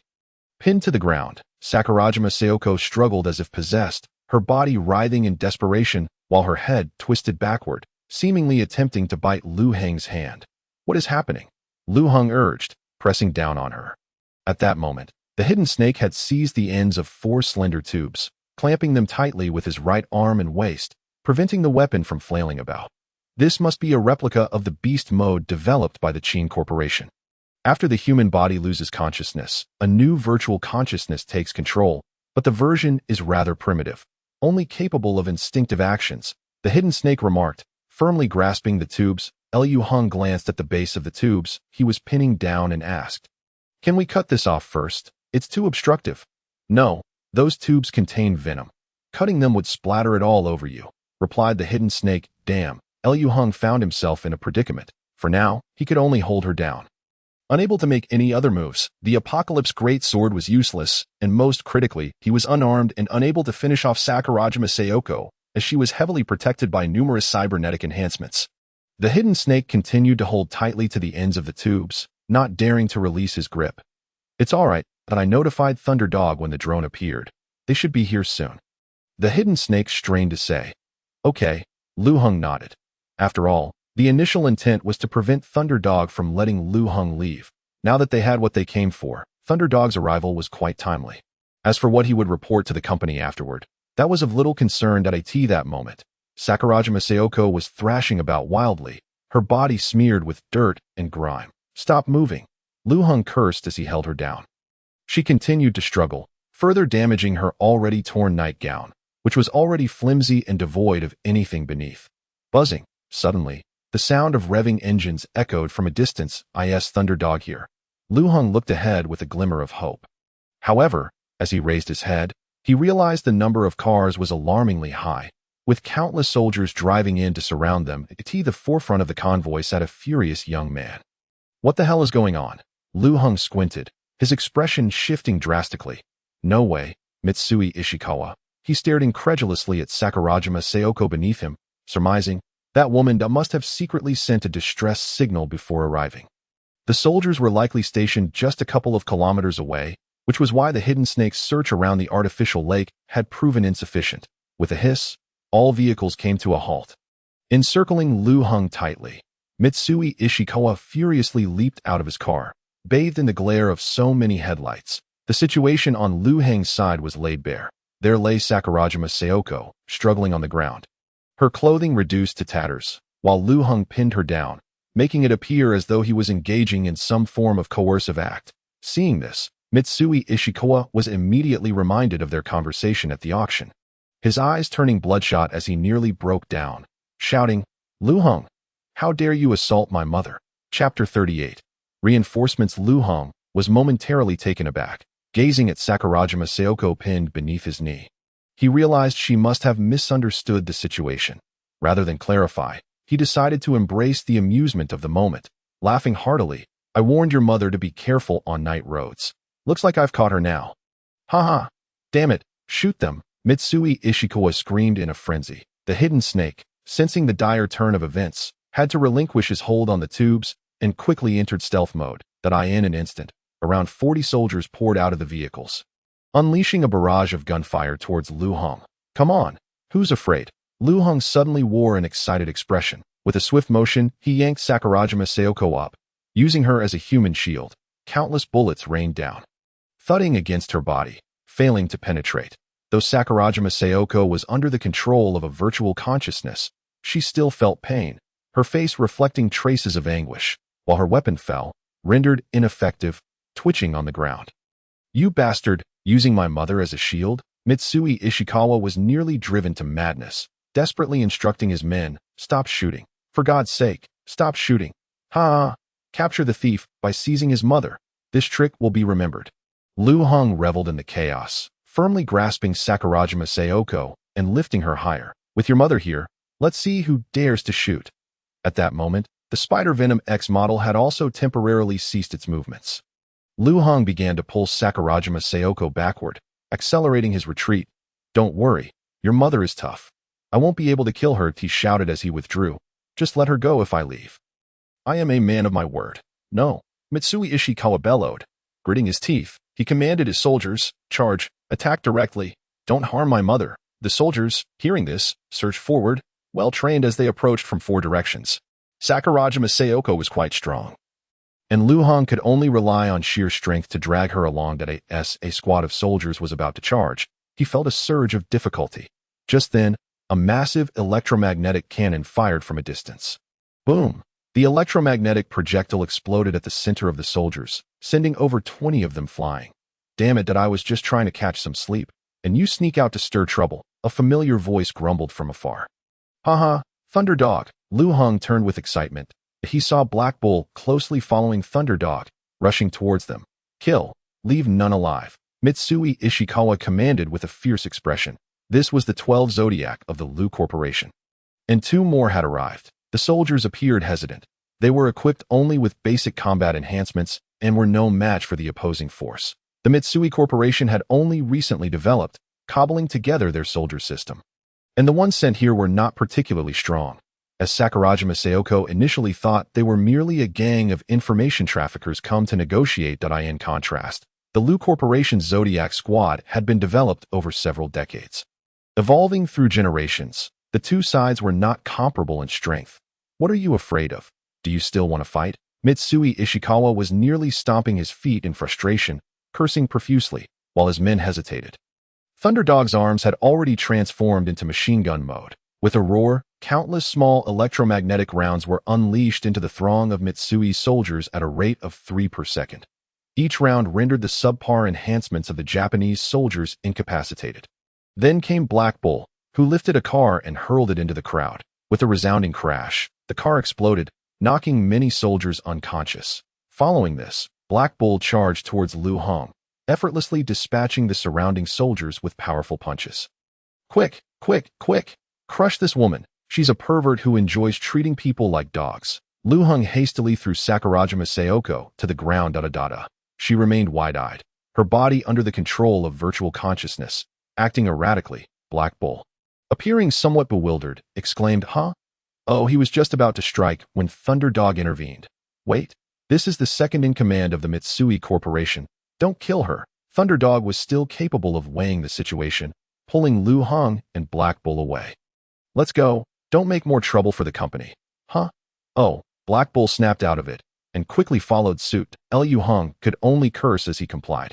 Mitsui Ishikawa rushed forward to check on Sakurajima Sayoko's condition, relieved to find only minor injuries to her neck. Watching Liu Hong and his group drive away, growing more distant, he could only unleash a furious roar. Damn Liu Corporation. How can such a large company engage in such shameless behavior? It's just a second-tier injection. Where can't you buy it? Must you bully my mother like this? I'll curse your mothers that I'll curse your mothers. Chapter 39. I want to report. Ignoring the shouting behind him, Liu Hong accelerated away in his car and promptly dialed a number. Hello. Is this the customer service of the Qin Bionic Group? I'm a concerned citizen. I want to report. I want to report that the Mitsui Group has stolen your technology. Your so-called Dr. John and Dr. Jorson have been captured, and the technology has been entirely pilfered, hidden in their basement. I don't know where, just somewhere in a dilapidated building. Yes, the person is in their basement. You need to send someone quickly. They intend to research methods specifically to counteract Qin's products. Shouldn't this be severely punished? Oh dear, you can find out more details by asking them. It will significantly impact your group's interests. No worries, no need to thank me. Liu Hong hung up the phone, having reported the Mitsui Group's actions to the Qin Group without a second thought. Beep. You have reported the Mitsui Group's secret. The Mitsui Group will face severe repercussions within the next month, that the impact will be significant. Please stay tuned for news regarding the consequences. You have been awarded an economic reward of 200 million silver shields. Additionally, you have received 2 supplementary rewards. The Super CNC Brain Machine. This product is capable of isolating 99.8% of hacker attacks worldwide, equipped with counter-surveillance features, a state-of-the-art neural control system, and numerous additional capabilities awaiting your development. The system has automatically replaced your previous basic brain machine. You have also acquired 20 military-grade Guardian V9 drones, drone functions, equipped with electronic jamming capabilities, highly intelligent combat AI, advanced laser Dragon Y7 grade chips, sophisticated power laser generators, precision targeting systems, energy management systems, and laser projectile launch systems. Possessing extremely high penetration and destructive power, Liu Hong wore an expression of exhilaration. Did you report the Sanjin Corporation? At that moment, Lei Go, seated in the passenger seat, inquired with irritation, what prompted you to provoke them? Oh, I have a bit of a conflict with them. Liu Hong replied nonchalantly. Damn. If it weren't for Yin Shi secretly following you, you might have been ambushed. Lei Go glared at Liu Hong fiercely. He then turned to the rear at Yin Shi, his tone softening with concern. You weren't hurt, were you? Yin Shi smiled. They didn't harm me. You can't just sneak out alone next time. If it weren't for our proximity, we might not have made it in time to help you. What if he got hurt? Lei Go's worry deepened. Yin Shi shook her head. I didn't expect him to clash with the Sanjing family. I thought it was harmless to follow quietly. I was careless that I promised to call you both next time. In truth, she was lying, intending to mislead Lei Go and the others, as she was unaware of the matter at hand. But thank you for this time, Yin Shi added with a smile. Upon hearing this, Lei Go felt a bit shy and scratched his head. Ha, it's nothing. That Liu Hong smirked, recognizing that Lei Go surely had feelings for Yin Shi. And another thing, Lei Go suddenly turned to Liu Hong, adopting a bully-like demeanor. We're only here to keep an eye on you, not to be your bodyguards. You drag us into your mess? What's the deal? I know you love to court danger, but don't drag Yin Shi down with you. He seemed infuriated, continuing, if the soldiers sent by the Sanjing family weren't useless, both Black Bull and I would have been buried alongside you. Damn it. Cough cough. Liu Hong abruptly raised his payment chip. Enough chatter.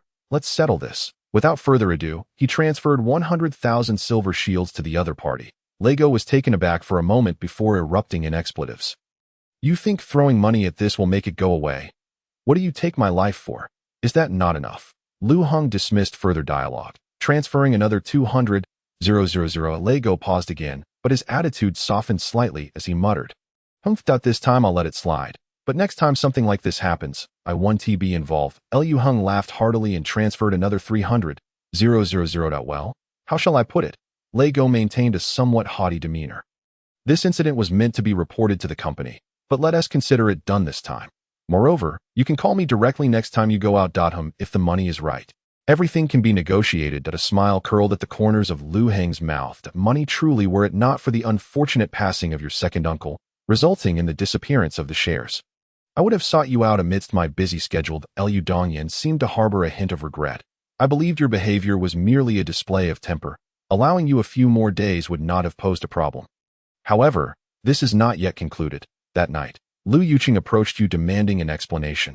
After you dismissed him, he informed me that you had brainwashed those employees and incited them to abandon the company, allowing them to rebel against the upper echelons. Be aware, the repercussions of this are far graver than the economic losses caused by the corporate upheaval you instigated. Lu Heng recalled that night at the bar, where the employees indeed awakened spontaneously, desiring to break free from oppression, even daring to confront Lu Yuqing. That a sardonic smile crept upon his face. It appeared the company feared its own slaves awakening. Lu Dongyan's words flowed rapidly, imbued with an increasing sense of oppression. Investigations suggest that you are even inciting the hidden serpent to revolt. But do you think the company's surveillance system is inept? You dare to provoke the Mitsui Group. Do you believe you can take them on single-handedly and subsequently implicate the Lu Corporation once more? I surmise you intend to exploit Lei Go and Hein Yo as well. The sudden influx of 600,000 into their accounts. Was that your doing? You are a complete lunatic. I cannot fathom the rationale behind your actions, which are entirely detrimental to yourself and harmful to others. Pray tell, what on earth are you doing all this for? At this moment, even Lu Dongyan, typically composed, began to curse vehemently. Each of his utterances left Lu Heng momentarily stunned. Damn it, how could he uncover everything? I must exercise greater caution henceforth. Thus, I have resolved. I shall not grant you another month. Liu Dongyan abruptly restrained his emotions, inhaling deeply, and stated, I have already notified the Digital Inspectorate. The original 1-month deadline has been altered.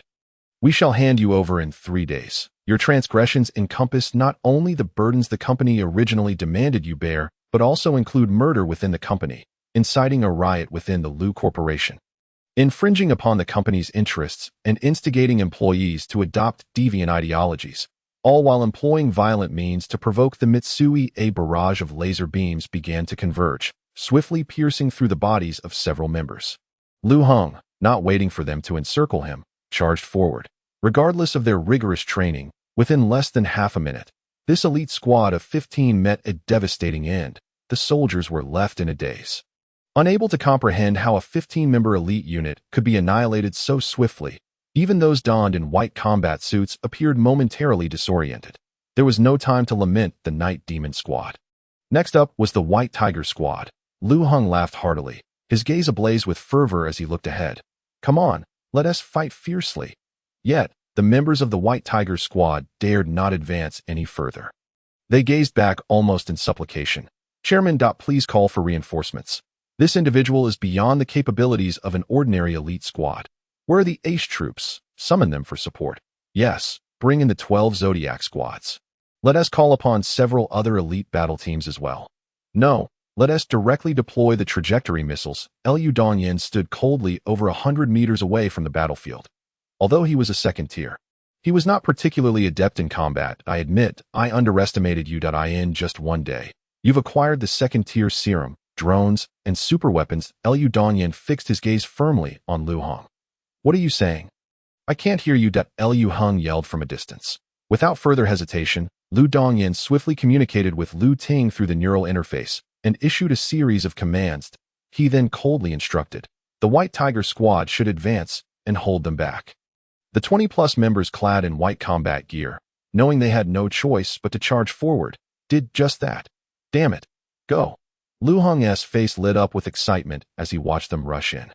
Suddenly, he received an alert from his neural interface. Detected a hacker intruding the network, successfully isolated, conducting reverse hacking identification. Chapter 42. Escape. The position has been confirmed. Liu Heng's gaze sharpened as he focused on a rooftop 200 meters away, where he noticed 3 members of the White Tiger Squad who had not joined the fray but had been busy with something.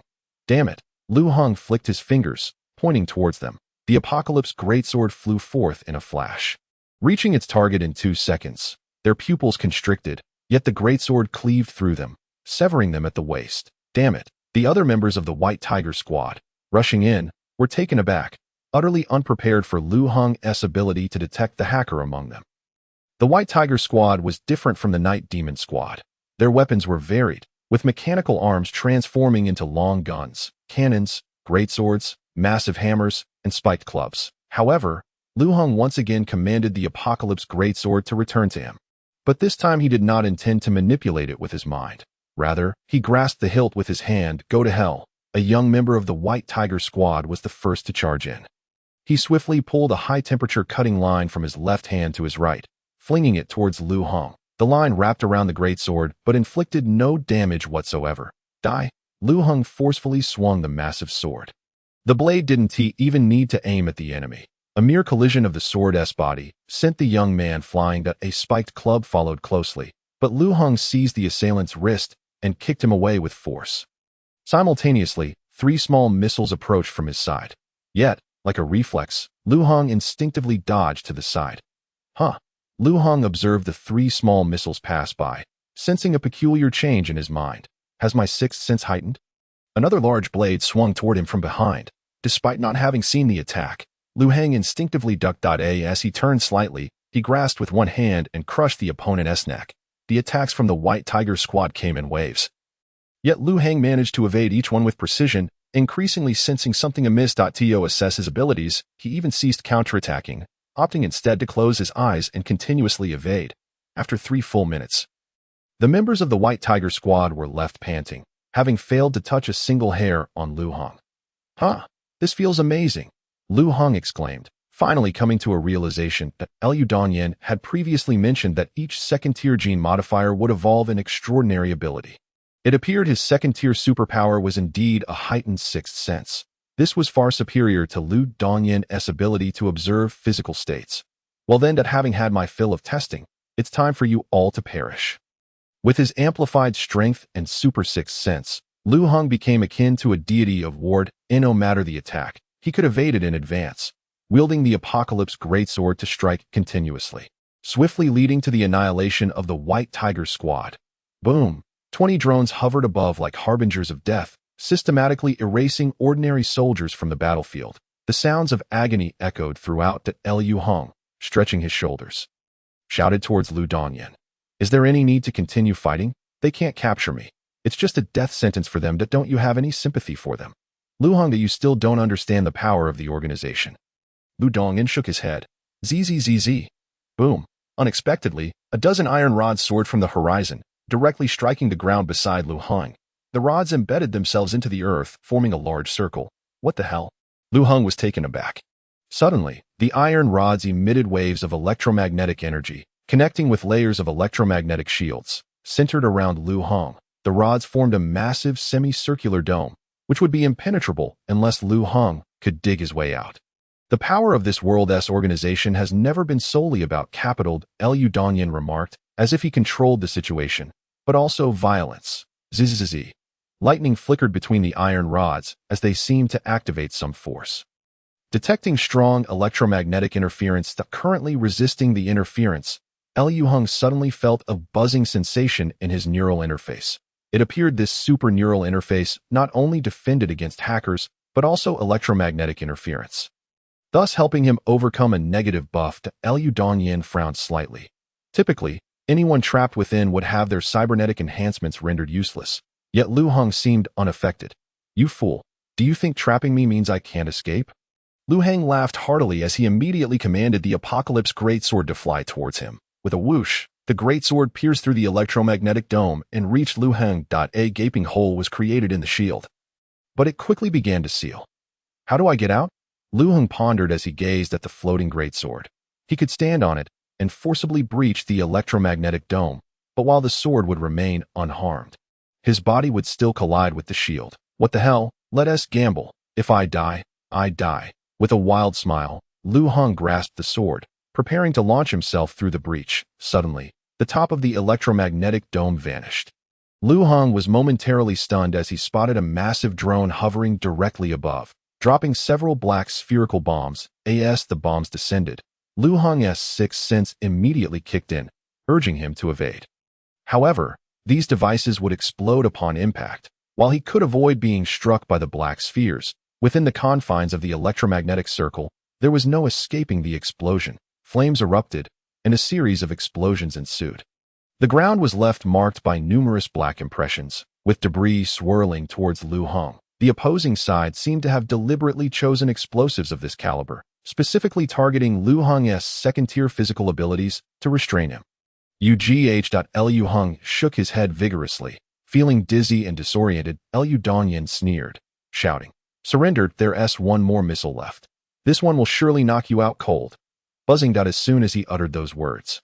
A conical missile streaked across the sky, aimed directly at Lu Heng's position. This time, however, Lu Heng neither dodged nor retreated. He stood firmly at the center of the electromagnetic circle, spreading his arms wide. His gaze fixed on the incoming missile, Lu Dongyun's expression shifted dramatically. He had expected Lu Hong to retreat to the edge of the electromagnetic dome, which would have guaranteed his incapacitation. Yet, Lu Hong stood resolutely in the center. Seemingly inviting death, this was not what Lu Dongyun desired. Lu Hong, with a manic laughter, proclaimed, "I told you that you can't capture me, unless you kill me." He opened his arms wide, mocking death itself. "You lunatic!" Lu Dongyun's pupils narrowed as he immediately commanded the missile. No matter what, he could not allow a corpse to bear the blame. His astonishment. The missile halted mid-air, detonating just above the electromagnetic dome. Boom! With a deafening explosion, a massive gap was blasted open in the dome. Smoke from the missile billowed into the air. "Ha!" Lu Hong cackled madly, seizing the hilt of his sword as he soared through the enormous breach. 20 drones followed closely behind as he escaped. He had gambled correctly. The opponent dared not let him die. Thus, Lu Hong found his opportunity to flee. He had contemplated revealing his shares directly. However, he currently possesses only 25 of the shares, rendering him rather powerless. Even if he were to reveal this trump card, it would serve little purpose and could potentially expose him to more severe oppression. It is imperative to acquire over 50 of the shares in a short span of time. The great sword surged into the sky, with Lu Hong clinging desperately to the hilt, oblivious to how long they had been flying. Eventually, his energy waned, and he guided the great sword into an abandoned alley, where heaps of discarded boxes lay scattered. With a thud, Lu Heng's body plunged into the pile of boxes, becoming entirely ensconced. At this moment, he was battered and weary, feeling both exhausted and drowsy, enveloped by a multitude of boxes that provided a semblance of concealment. Lu Hong could not help but slowly close his eyes to rest. "I can't go on. I need to sleep for a while, just a short nap. Once I awaken, I shall go and deal with that old scoundrel." Chapter 43. The Small Arms Dealer. Clatter, clatter. I am the small arms dealer. Setting off before dawn, I walk and boast. My arms are the most advanced, my wealth amassed through their trade. Clatter, clatter. That if mother is anxious, shoot her away. If father causes trouble, blow him up. Clatter, clatter. Su Xiaoyu, with a small satchel on her back and clad in a red hoodie, bounced through several streets, her brown hair bouncing in rhythm. The ground beneath was uneven, with water pooling and shimmering in the dim light, reflecting the shattered glass windows and severed wires, imparting a sense of filth and disorder. Her jubilant spirit remained undeterred as she hummed a tune and arrived at a congested alley. This must be the place. The alley was flanked by weathered walls, adorned with an array of graffiti, and amidst the cracks in the corners, a few resilient weeds stubbornly poked their heads out. Contrasting starkly with the distant, resplendent skyscrapers, she stepped inside slowly, noticing an untidy pile of assorted boxes at the far end of the alley, some battered and showing chaotic refuse or broken mechanical parts within. A man with a nose ring leaned against the wall beside the boxes, smoking. "Hello, sir. Are you the one looking to buy arms?" Su Xiaoyu asked cheerfully as she approached. The man exhaled a plume of smoke, frowning at the little girl. "Why is it a young girl? Recent legislation permits anyone above 9 years of age to sell arms. It's not illegal," Su Xiaoyu replied, gradually unfastening the chain of her satchel and inquiring. "This is the gun you mentioned online, right?" She produced a sleek, elongated black handgun. "This is the T-77 submachine gun, portable, with a high rate of fire and decent accuracy, available for just 4,200 silver shields. 4,002. That seems a bit steep." The man with the nose ring replied with a mischievous grin. "How about a discount?" Su Xiaoyu, feeling a bit nervous, insisted. "But we agreed on this price online, didn't we?" Come on. Business can't be conducted like that. Little girl, lower the price a bit. All right?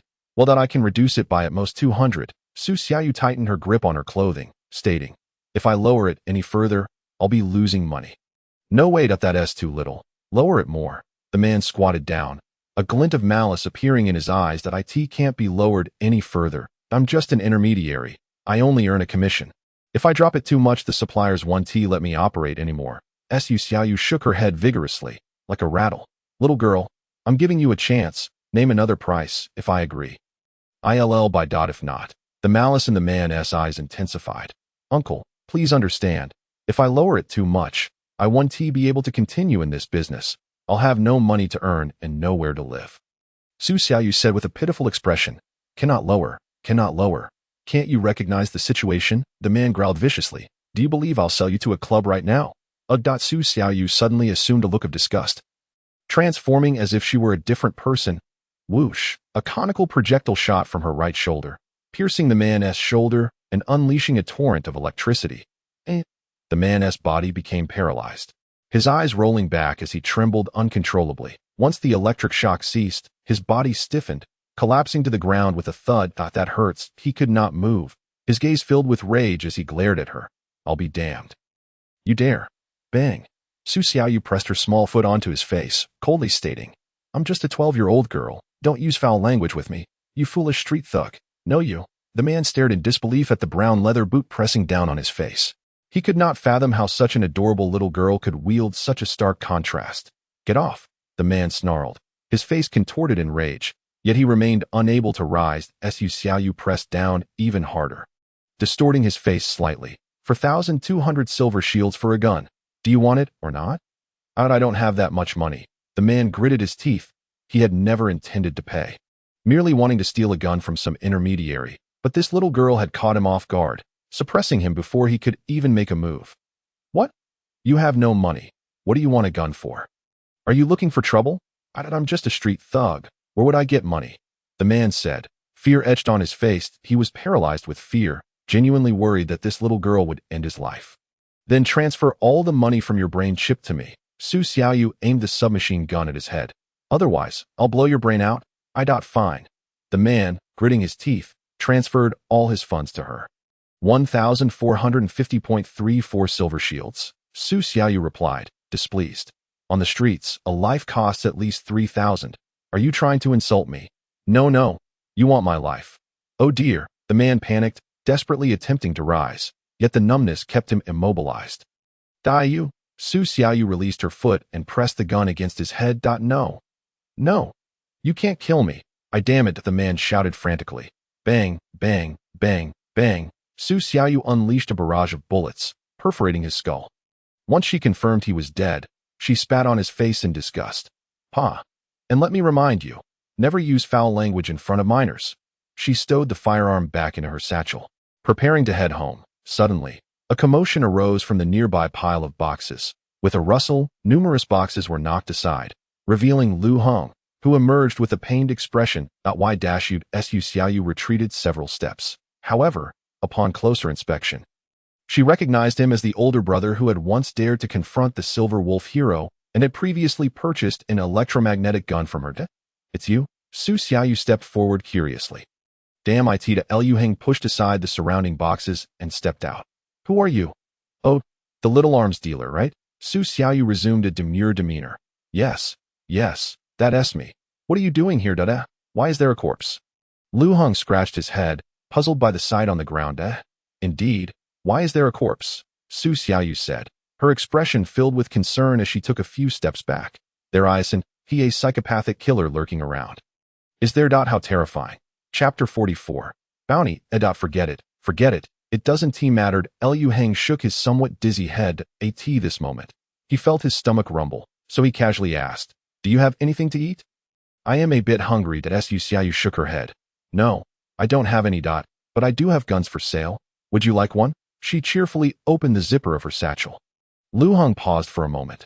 No need. He then glanced at his bloodied and bruised body and asked, is there a hospital nearby? No. Su Xiaoyu thought for a moment before responding. But there is a wealthy family living nearby. They should have a private doctor. You could kidnap him to get treated. She cheerfully pulled out a T-77 submachine gun, saying, so, buy a gun. With a gun, you can catch someone to treat you. No. Lu Heng waved his hand directly, furrowing his brow as he pondered. Surely there must be some place to stay nearby, preferably an illegal motel that doesn't require identification. Having escaped from the Liu family, they would undoubtedly employ various means to locate him, and he couldn't afford to stay in a legitimate hotel, as the information could be purchased. Su Xiaoyu tilted her head and thought for a moment. Well, not really. She gestured around. But there are plenty of houses here without surveillance. You could just break into one, drive the occupants away, and stay there. Buy a gun. It'll definitely come in handy. With a beaming smile, she said, "You look quite helpless, Lu Hong. You must be in this state because you've lost a fight, right? Surely, it's a matter of insufficient firepower. Once you acquire a gun, you won't have to worry anymore." Lu Hong scratched his head in resignation, replying, "My predicament has nothing to do with a lack of firepower. Moreover, a mere gun won't be of much assistance to me." Suddenly, Su Xiaoyu grasped Lu Hong's arm and began to shake it playfully, pouting, "Please buy one. Otherwise, I'll go hungry again today." Sighing, Lu Hong relented. All right. After all, I do have a fortune of 200 million. Purchasing a simple gun is trivial. He casually retrieved a long-barreled handgun from his bag, asking, "How much for this?" With a cheerful grin, Su Xiaoyu replied, "The T-77 submachine gun costs only 4,000 silver shields." "Very well," Lu Hong said, promptly transferring the funds. Upon receiving the payment, Su Xiaoyu beamed with joy and exclaimed, "Come to my house, big brother. I have food, medicine, and it's very secluded. No surveillance whatsoever. Wait, didn't you mention that no one is home? You re-inviting me, a stranger, back to your place? Aren't you afraid I might be a bad person?" Lu Hong asked, taken aback. "No need to worry. I know you're a good person," Su Xiaoyu chuckled. "I saw you fighting with criminals, and you were even prepared to take on Silver Wolf Hero, right?" Lu Hong recalled. "Yes, that guy is no saint. He calls himself a hero." He remembered how Su Xiaoyu had mysteriously advised him to stay in crowded areas. It seemed she understood the true nature of heroes well. Silver Wolf Hero wouldn't reveal his malice in public, but would seek trouble in secluded places. Exactly. Those so-called heroes are often the worst villains behind the scenes. Anyone willing to stand against them is a good person, Su Xiaoyu declared, her tiny fists clenched adorably. "All right, then let us head to your place." Lu Hong agreed after a moment of thought. Surely, a young girl living alone would choose a safe location, especially since he didn't know anyone in the area. "Great. But you have to buy another gun." In the boardroom of Lu Corporation, Lu Dongyan sat with a serious expression. "Have you managed to locate him?" He inquired of several staff members. "Apologies, Chairman, we haven't found anything," one worker replied. Bowing his head, Lu Dongyan frowned slightly. "Wasn't it easy to track him down before? The brain machine has been replaced, and the previous positioning module is no longer functional. We don't have a record of his new brain machine ID. Moreover, it's challenging to trace him online. We suspect his brain machine is now top tier." "Understood.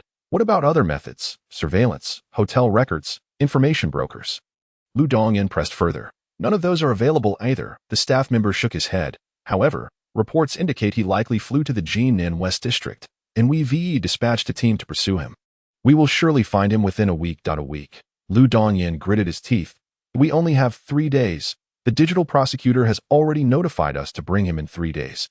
If Lu Hong fails to show up, it will be a significant problem for the company. We will intensify our search efforts," the staff member assured earnestly.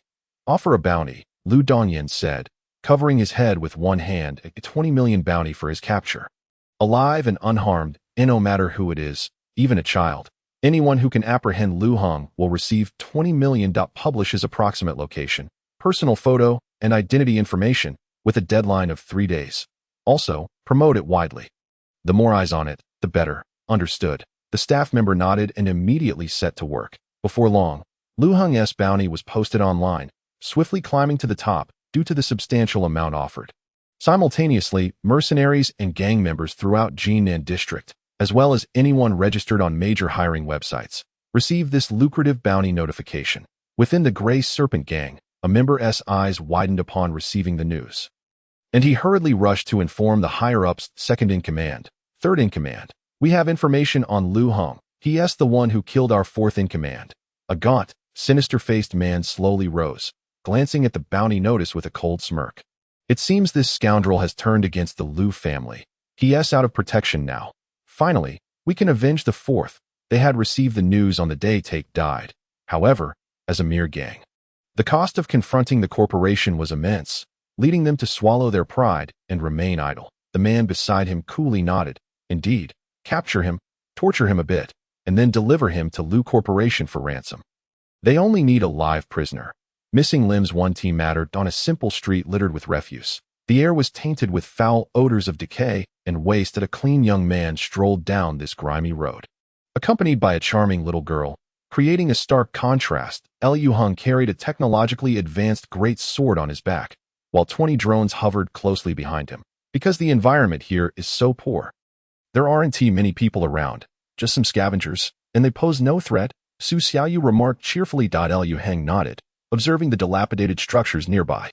Most were ruins where not even a decent piece of high-tech equipment could be found, let alone surveillance cameras. Let us go. My home is just ahead. Su Xiaoyu quickened her pace. Soon, they arrived at an abandoned house that looked no different from the surrounding ruins. However, within this forsaken structure was an iron door leading underground.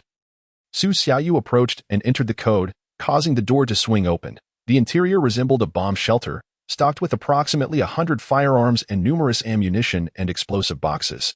Here, this is a leather repair kit, she said, retrieving a box of medicine from the corner and handing it to Liu Hong. Take this, and by tomorrow, your external injuries will heal significantly. Thank you, Liu Hong replied, inspecting the medicine, after confirming its efficacy. He took 2 pills and swallowed them. You'll need to pair it with this powder, she added, producing another package. This treats gunpowder-related injuries. I noticed that most of your wounds are from explosions.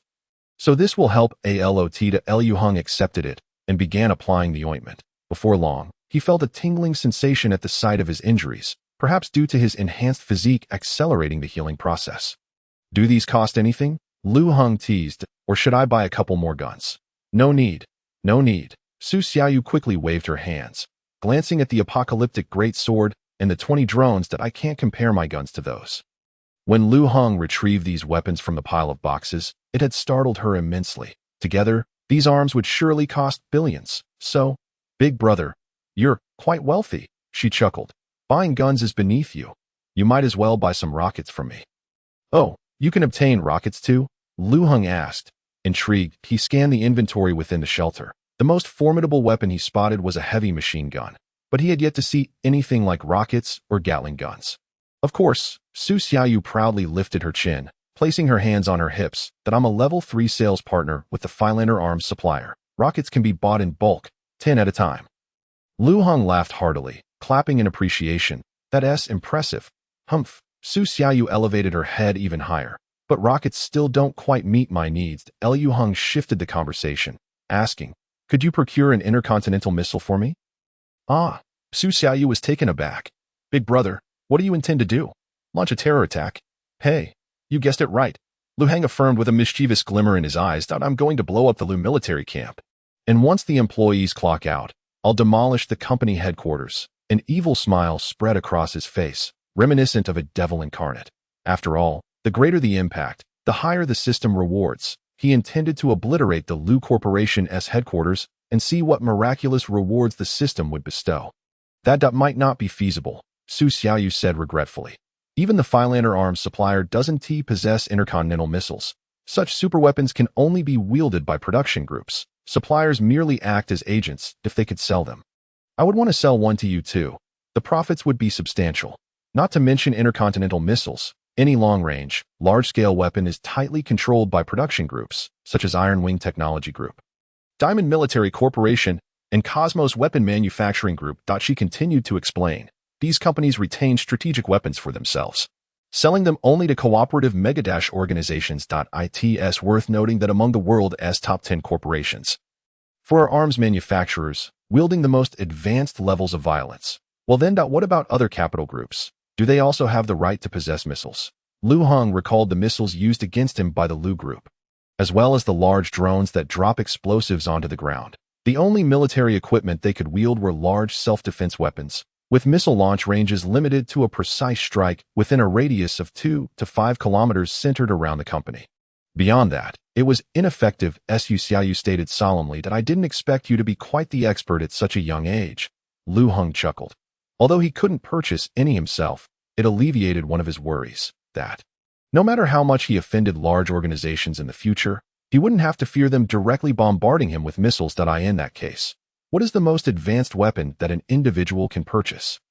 Lu Heng inquired again that he was determined to retaliate against the Lu group. That would be rocket launchers, along with Metal Storm, the Huiyun Y7000 automatic Gatling gun, and grenade drones, Su Xiaoyu replied, counting on her fingers.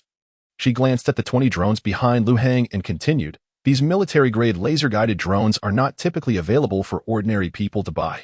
Their destructive power is practically at a bug level for intelligent laser weapons. Arms dealers generally won't sell them to civilians. Only high-tier members of arms groups can purchase them in limited quantities, and even then, only for self-defense. She curiously asked, Big brother, how did you obtain these? Lu Heng chuckled, that's something you shouldn't concern yourself with. Let's just say I had some connections. As for short-range missiles and bomb-dropping drones, those are large self-defense arms that only capital groups can acquire.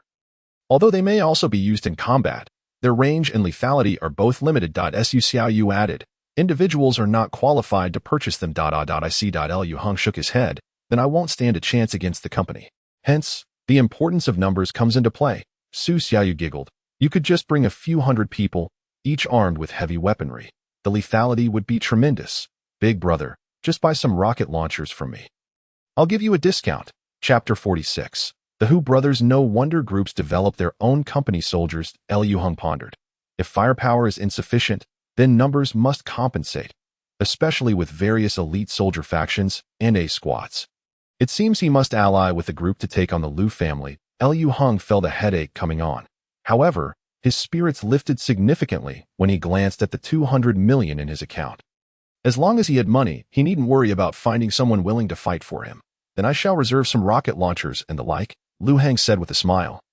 And I want some of those Gatling guns and howitzers. Great. Awesome, Su Xiaoyu exclaimed, nearly bouncing with excitement. But don't rejoice too soon. The quantity I want might be quite substantial, and you're limited to 10 rocket launchers. Lu Heng hastened to add. That can be negotiated.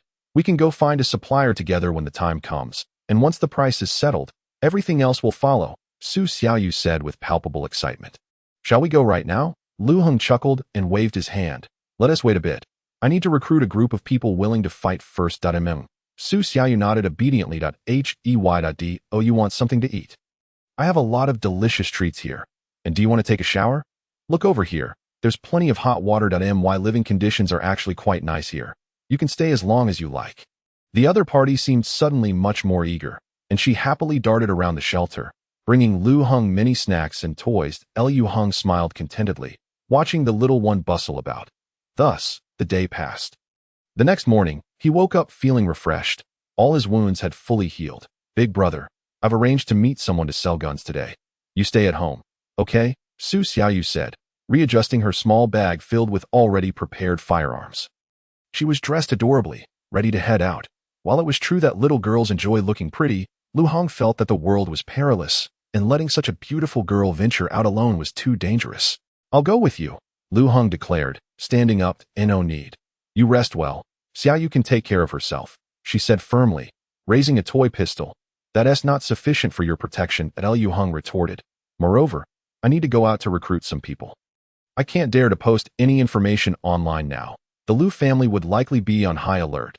Posting a large recruitment notice online would surely attract suspicion. It was better to recruit people discreetly offline.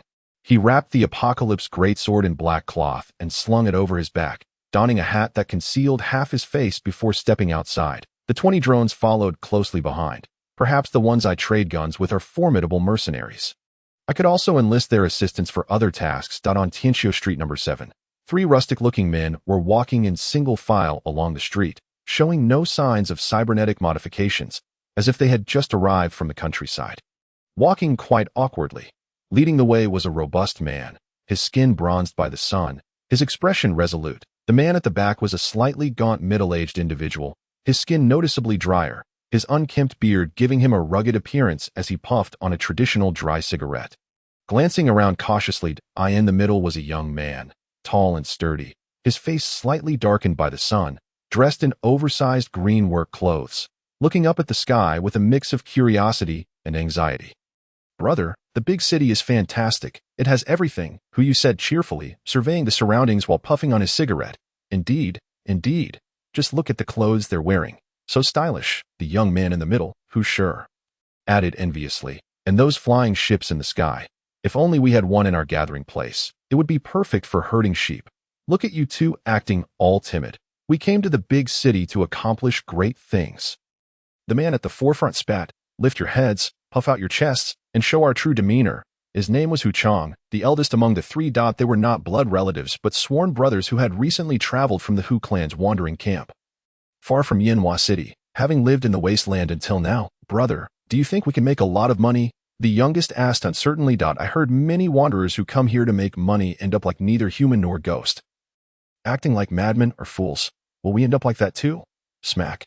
Hu Chang struck the top of his head, cursing. You haven't even started making money, and you're already talking like this. Don't you want to marry that fierce girl from our camp? She wants a dowry of over 10 cattle. Can you afford that if you don't come to the city to make a fortune? The second brother comforted him. You don't need to worry. We checked, and those who lost their minds were only bullied because they worked honest jobs at companies. We're different. We intend to be assassins. What your second brother says is right. Hu Chang grinned. As assassins, we earn by taking jobs. We needn't fear capital exploitation. Is that so? The youngest realized. Then I'm not afraid anymore, as long as I don't become a fool. Well, I calculated it. Old Zhang sells 10 calves for 50,000 silver shields. If you raise them up, you can marry that fierce girl. As for the second brother's mother, she needs a major operation in the city to recover, and I heard it would cost over 300,000. You two together need at least 350,000 silver shields, Hu Chang said with determination. If we just do honest work, it will take at least 10 years to earn that. By then, the fierce girl would have married someone else, and the second brother's mother would be dead. The only fast way to get money is through assassination, but I've never killed anyone. The youngest scratched his head. The second brother patted him on the shoulder. You've never killed anyone, but you've butchered pigs, right? It's pretty much the same. All right, Hu sure nodded seriously. Good. Hu Chang cheerfully took out a black rectangular device with an antenna.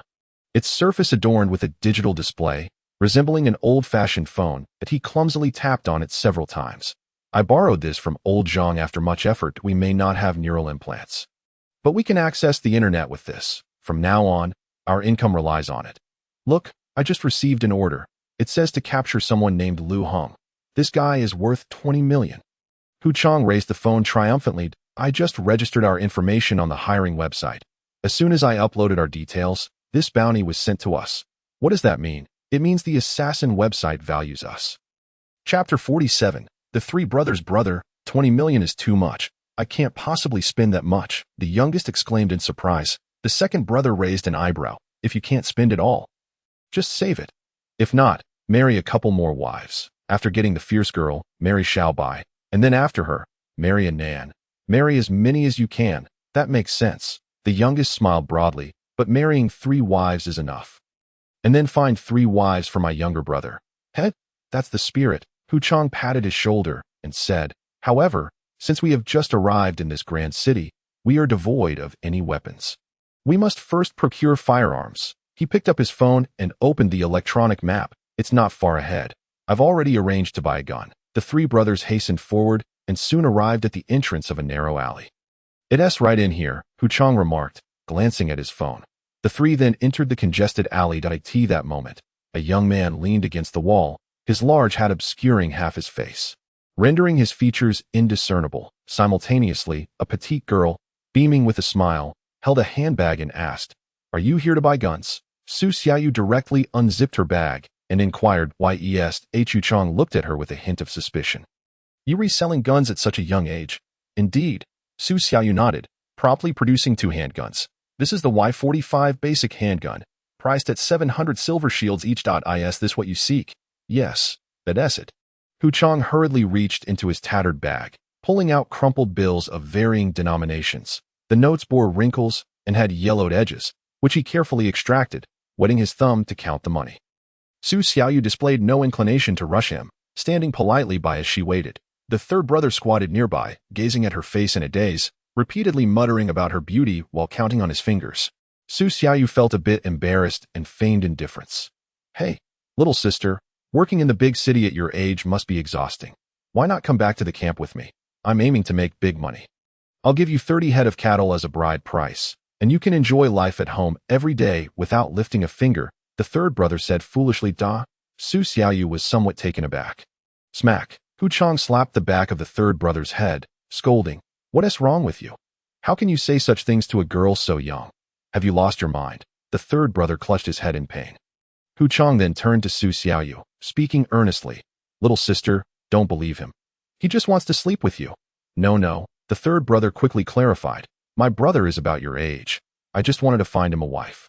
Smack! Hu Chang slapped him again, exclaiming, "What nonsense! A girl raised in the big city wouldn't even glance at your foolish brother. Don't waste her time." Oh, the third brother looked regretful. "Look at you, acting like a country bumpkin. You think you can just take a girl back to the camp like that? Can you achieve anything grand?" Hu Chang reprimanded him relentlessly. The third brother lowered his head, obediently enduring the scolding. Su Xiaoyu stood awkwardly to the side, nervously fiddling with her fingers. Liu Hong, leaning against the wall, couldn't help but feel that these three brothers were rather foolish. Once Hu Chang finished lecturing, he handed Su Xiaoyu 100 silver shields, saying, "Here, is this enough?" "Enough." Su Xiaoyu felt a sense of relief, handing over the 3 handguns to them. She then happily stowed the 2,100 silver shields into her small handbag. "Let us go," Hu Chang called out, stepping out of the alley, with the third brother closely following. However, the second brother looked suspiciously at Liu Hong, whose face was partially obscured, making it difficult to discern his features. The second brother murmured to himself, "He looks a bit familiar. Let us go." "What are you dawdling for? We're off to make big money," Hu Chang shouted again. The second brother, feeling helpless, had no choice but to hurry out. Just as they exited the alley, the second brother suddenly stopped, realization dawning upon him. "Wait, what's wrong?" the third brother asked in confusion. "Brother, let me see that wanted poster again." The second brother picked up the old-fashioned phone and glanced at it, then said, "Brother, it's him." He pointed back to the alley. "That young man leaning against the wall is the one on the wanted poster." "What?" Hu Chang was taken aback. His expression quickly transformed into one of elation. "Let us go. 20 million is calling out to us." He swiftly divided the 2 handguns among his brothers and dashed back into the alley. The 2 brothers exchanged glances and hurried after him. Meanwhile, in the alley, Su Xiaoyu was perplexedly inspecting her handbag, mumbling to herself, "I feel like I forgot something." Liu Hang shrugged and asked, "Do you have other clients? Those 3 clearly look like they belong to the wilderness." Without even a single augmentation. "Hey!" Suddenly, a loud shout pierced the air at the alley's entrance. The 3 brothers, who had just left, came rushing back, each brandishing their handguns aimed at Liu Hong. Hu Chang was the first to speak. "You must be that CEO of the Liu family, right?" The third brother, mimicking him, nervously asked. "Yes. Are you Liu Hong?" Liu Hong raised an eyebrow, sensing no threat from the trio thanks to his enhanced sixth sense. "What is this about?" he asked with amusement. At that moment, 20 drones hovered nearby, disguised as delivery drones, ready to converge at his command. He was clad in a bulletproof vest, and the Apocalypse great sword was strapped to his back.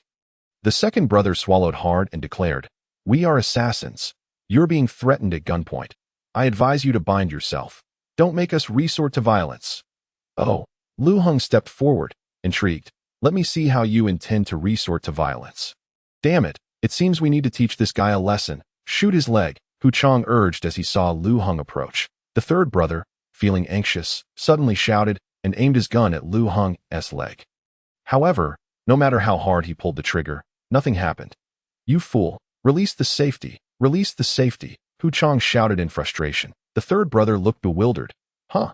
Where's the safety? How do I release it?" The second brother quickly snatched the gun from him, disengaged the safety, and handed it back.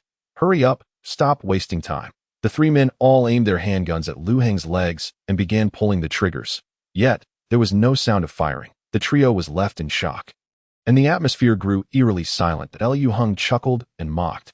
"You 3 idiots that forgot to buy bullets, didn't you?" Chapter 48. Buyout. "I remember now that I forgot to remind them to buy bullets," Su Xiaoyu said, blushing as she stepped aside. The conversation from earlier had left her momentarily stunned, causing her to overlook this detail. Suddenly, Liu Hong drew the Apocalypse great sword from behind him, the black fabric that wrapped around it unfurling to reveal a technologically advanced blade. Exuding an aura of power, He held the sword aloft and thrust it into the ground. Boom! The earth was instantly shattered, creating a large crater with countless cracks extending outward. A sinister smile crept across Lu Heng's lips, sending a chill down the spines of the three brothers at the alley's entrance. "Brother, let us forget about this money." The third brother stammered in fear. The second brother, equally anxious, nodded. "Let us just run." He prepared to turn and flee. However, Hu Chang grasped him firmly, asserting, "Run? Run where? 20 million is right in front of us. Don't you want to pay for your mother's treatment? Don't you want to marry a wife?" Though Hu Chang's voice trembled, it could not mask the fervor and determination beneath. "Brothers, we can retreat this time, but what about the next? Are we to keep running forever? Why did we travel all this way to the big city?" Upon hearing this, the second brother's resolve solidified. "You're right. Damn it, my mother's illness. I must get this money." The third brother clenched his fists tightly, feeling his heartbeat thunderous in his ears, and shouted, "Let us go all out. We're not cowards." In that moment, their hearts united, blood surged, as if 1,000 horses galloped within them. The three brothers roared, invigorated as if fueled by adrenaline, and charged forward. "Yeah, let us go all out." A minute later, the three lay on the ground, bruised and battered, staring hopelessly at the sky. Liu Heng crouched beside them and asked, "Now, tell me, who sent you?" He casually drew a handgun and pointed it at the third brother's head. Despite the pain etched on his face, the third brother stubbornly replied, "I'm an assassin. I never disclose my employer's information." "Oh," Lu Heng raised an eyebrow. "You're quite principled, indeed." The second brother gritted his teeth. "It's a matter of honor. They sent us work because they valued us, and we cannot betray our employer. That's the first rule of being an assassin." Lu Heng's lips twitched. However, he noted their mention of being sent for work, which gave him a clue to it must be the Lu family group that sent you, right? They've really outdone themselves by sending you three fools. Lu Heng queried with intrigue. Brother, he knows. The second brother wore a face of panic, while the third brother was equally tense. What should we do? Have we leaked information? Are we going to commit suicide by poison?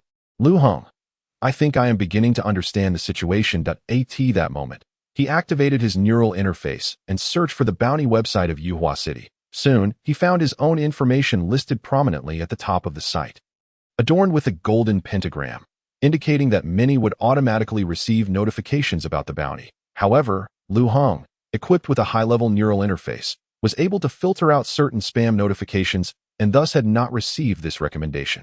Good heavens, what a situation for the Lu family. Lu Heng raised an eyebrow. Am I really only worth 20 million? He himself possessed 200 million. If he so desired, he could easily pay a substantial sum to have the bounty lifted. Yet, upon further reflection, he realized that even if he had the bounty rescinded, the Lu family would undoubtedly issue another one, forcing him to pay again, thus trapping him in a vicious cycle that would ultimately lead to his loss. The website had no interest in one-off transactions. They would relentlessly exploit every opportunity. Given this, that it might be better to utilize this opportunity wisely, a bold idea began to take shape in Lu Heng's mind. A series of plans unfolded in his thoughts, and a mischievous smile crept across his face. Assassins, are we? A sudden plunge was made into the vehicle ahead, and with a pair of sharp slicing sounds echoing, the man wielding the rocket launcher met a gruesome fate. What the hell? The three others who were about to exit the car were momentarily stunned, while Lu Heng showed no mercy as he wielded the great sword to eliminate them. The blade whirled around inside the car, cleaving through them without resistance. Meanwhile, a dozen more vehicles approached from behind, each adorned with the same insignia, indicating they belonged to a similar small gang. The leader is dead?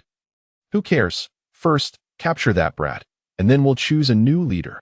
Charge. The sound of the engines preceded their arrival. Before they could launch their attack, Lu Heng struck first. He issued commands to 20 laser drones that had been concealed in the air. They surged towards the scene, circling around the cars incessantly. Kill. Lu Heng ordered fiercely.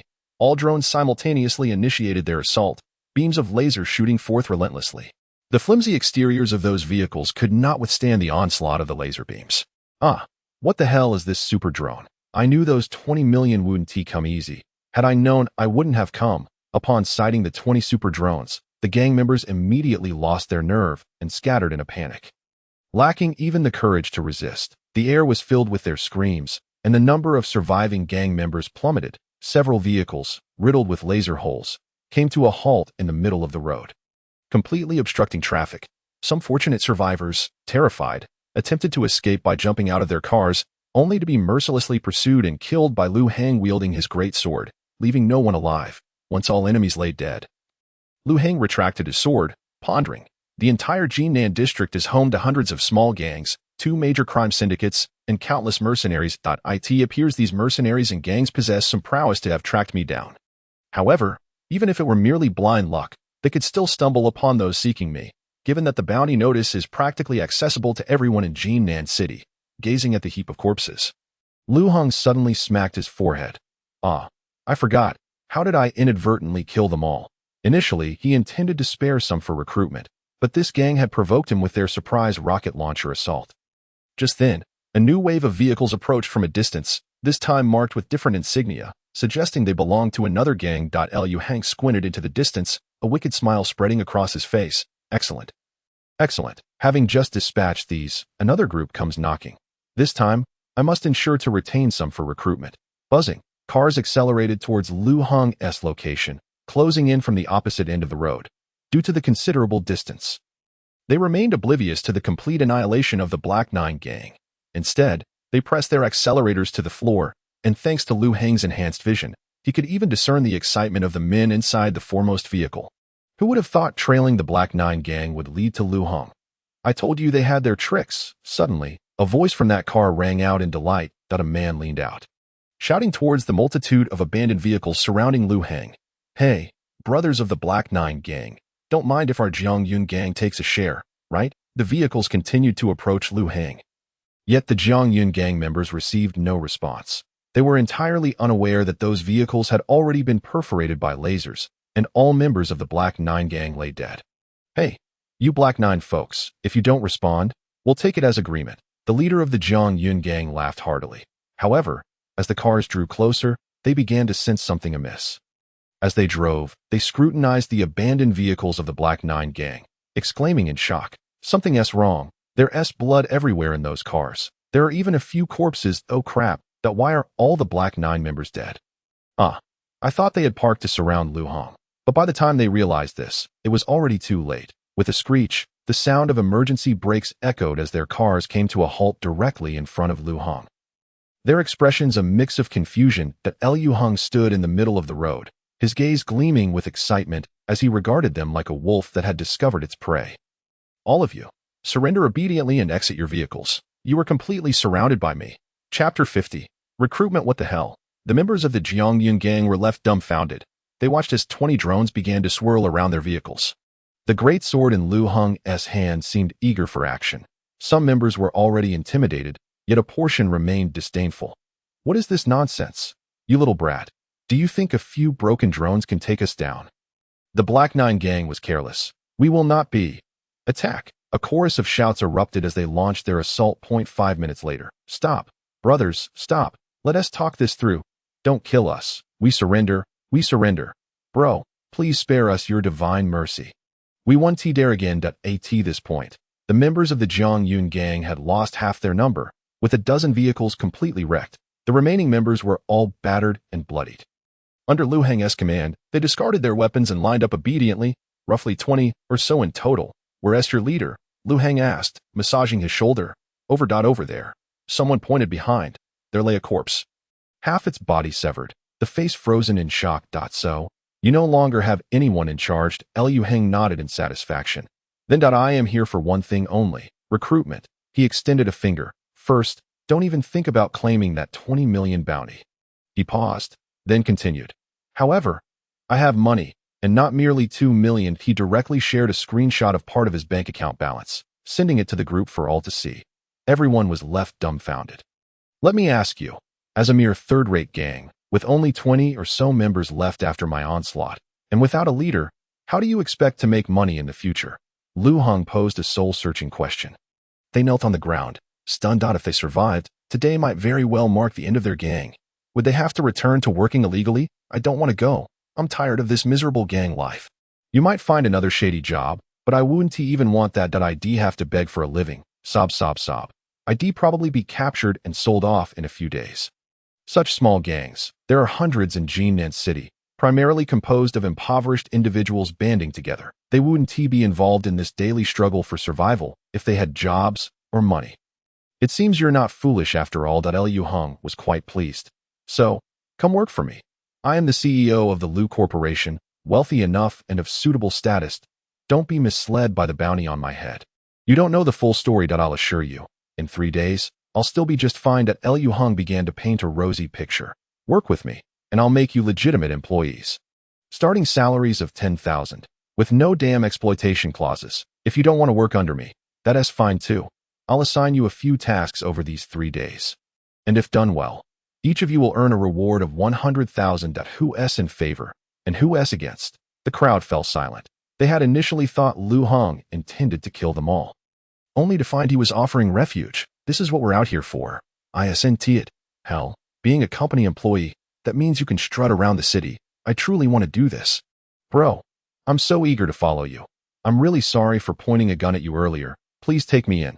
The members were all fervently enthusiastic. One young man even rushed forward and hugged Liu Hong's leg, tears streaming down his face, clearly desperate for a legitimate opportunity.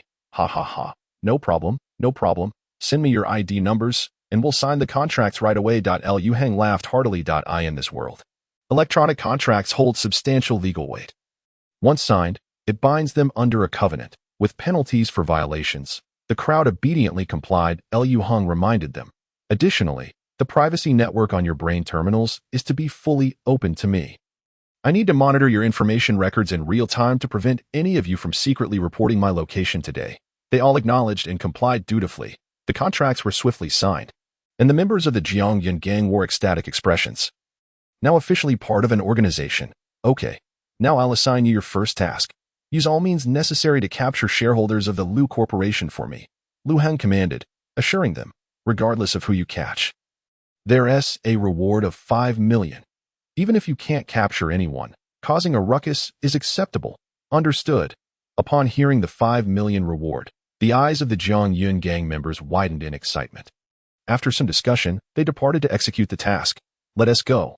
We need to recruit more followers. Liu Hong called out, and Su Xiaoyu closely followed. Chapter 51. Enhanced Silver Wolf Hero Night Hua City. Warrant Company Building, basement level 1.at. This moment, within a certain operating room, a group of elderly individuals clad in white lab coats meticulously observed the data displayed on the large screen. At the center of the room lay a considerable depression, filled with a cerulean liquid, illuminated by a surrounding red glow. Within this liquid floated the Silver Wolf hero, his eyes gently closed, connected by numerous strands to his body, while his limbs appeared to have undergone a significant transformation. The Qin family's Wild Wolf series of prosthetics had successfully integrated 4 modules, with rejection rates below 5, ensuring a high degree of safety. The beast mode of the series was currently under assessment, with results deemed satisfactory. Preliminary calculations indicated a combat capability enhancement, boasting mobility 6 times greater than before. However, the replacement of limb modules remained limited to 4. A complete bodily overhaul would necessitate 3 cycles for completion. As the doctors reported their findings, the lead researcher nodded and issued a direct command. Commence the awakening. The attendants acknowledged this and proceeded to detach the cables from the Silver Wolf hero. Lifting him from the specialized liquid, slowly, he opened his eyes, revealing a strikingly handsome visage that even caused the nearby female doctors to steal glances. Have the replacements been completed? He inquired as he rose to his feet. Observing his robust yet finely crafted limbs, a look of exhilaration gracing his face. Viewed from the front, the Silver Wolf hero's chest appeared normal in size, yet his limbs were extraordinarily muscular. His black and gold mechanical appendages exuded an aura of strength, resembling steel sinew, complemented by 4 exoskeletal supports extending from his back, connecting to the elbows of each arm. His chest and back were adorned with sleek silver armor plates. This new physique appeared somewhat unbalanced, heavier than his previous form, yet the overall combat prowess had seen a remarkable surge. Gazing at his black and gold arms, he declared, after 2 more surgeries to achieve the full prosthetic upgrade. I will be more than a match for that gorilla, but for now, I can still hold my own. He laughed heartily. Silver Wolf hero, you have once again borrowed 17 million silver shields from Warren Superhero Company. This covers the complete prosthetic and high-level surgical expenses. A woman in a suit approached, transmitting the electronic agreement. All right, he replied casually, glancing at it before adding, "Wait a moment. Where is my Clive version L7 camera? Bring it to me." He instructed through his neural interface. Shortly thereafter, a man hurried into the operating room, camera in hand. "Ready, action," commanded the Silver Wolf hero nonchalantly. The operator nodded in agreement. "We're starting." As the camera's red light illuminated, the Silver Wolf hero instantly adopted a mournful expression. "Dear family, I apologize for my silence these past few days. I was on the brink of death while battling evil. I trust you have seen my condition." He turned to showcase his newly outfitted mechanical form. "My entire prosthetic system has been replaced. The reason being, just a few nights ago, I encountered a ferocious battle." He recounted how, in the dead of night, he discovered an unnumbered criminal hidden in the city's shadows, whose body was over 90 replaced by combat prosthetics, already displaying signs of cyberpsychosis, as he mercilessly tortured several innocent homeless individuals in a narrow alley.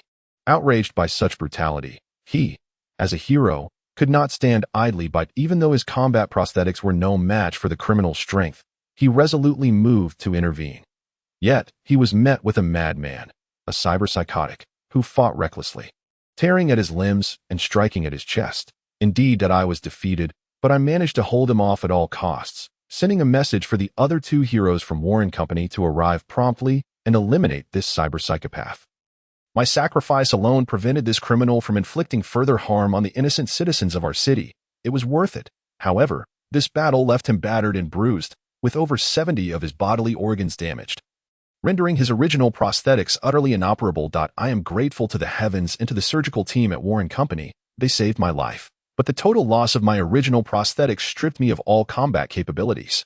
I was reluctant to accept this. Even the company urged me to retire and enjoy life. However, I love this city, I cherish its people, and I wish to continue protecting it. I aspire to rescue more homeless individuals, more children, and restore hope to all those who have succumbed to despair.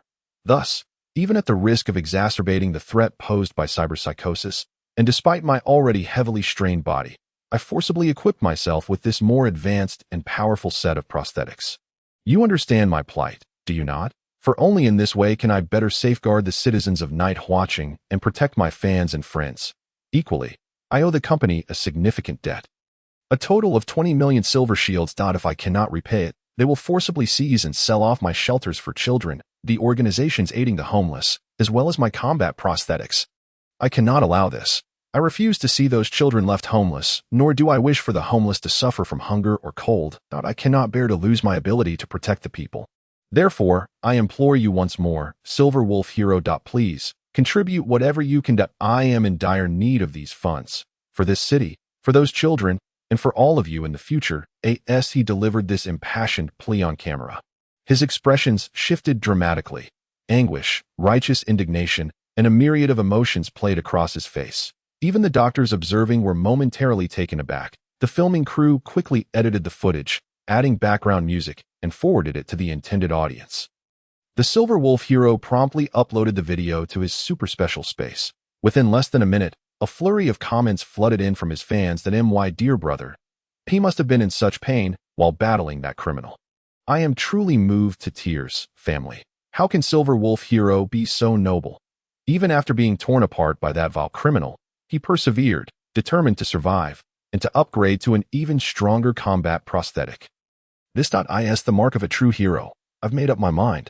Even if it means selling my house, I will donate everything. Yes, I'll secretly take my husband's savings and donate it all. I will take out a loan for 100,000. No, 200,000. I will donate it all. We cannot let Silver Wolf hero lose heart. We must help him through this difficult time. I may just be a student with little money, but I will do my utmost to contribute, donating half of this month's living expenses of 2,000 silver shields. The comments grew increasingly fervent. One student even faced backlash for her relatively modest donation of only 1,000 silver shields, leading to a wave of online harassment. Critics labeled her a hypocrite, questioning why she did not donate more. Such jarring statements continued to proliferate beneath the video. Chapter 52. Chun Xiao Dao, the Silver Wolf hero, however, remained unfazed, merely observing the influx of donations into his fund with indifference. Among these contributions could be the hard-earned savings of men working their entire lives, or funds from individuals who sold their homes to donate, perhaps even those who acted impulsively, incurring debts for years to come. Yet he paid them no mind. Heroes often attract fervent fans, and he hoped for even more such supporters.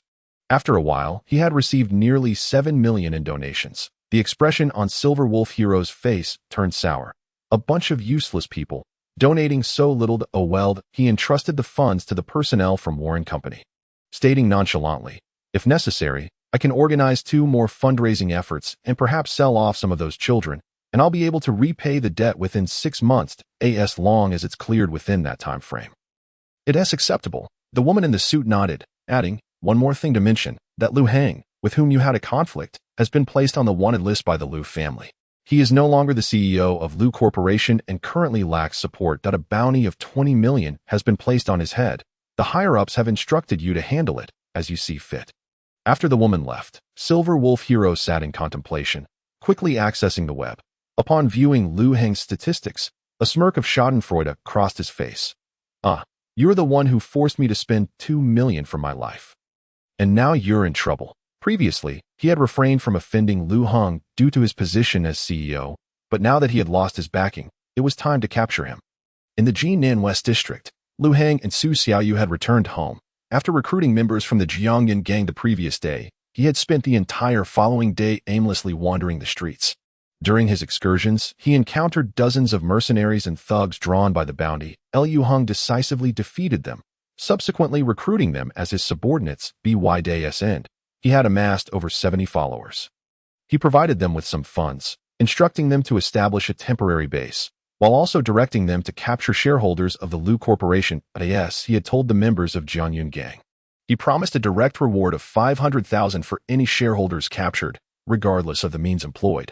Uncertain whether these fellows would manage to capture anyone, Liu Hang lay on his bed, muttering to himself, whatever, if fortune favors me, it would be splendid if they succeed.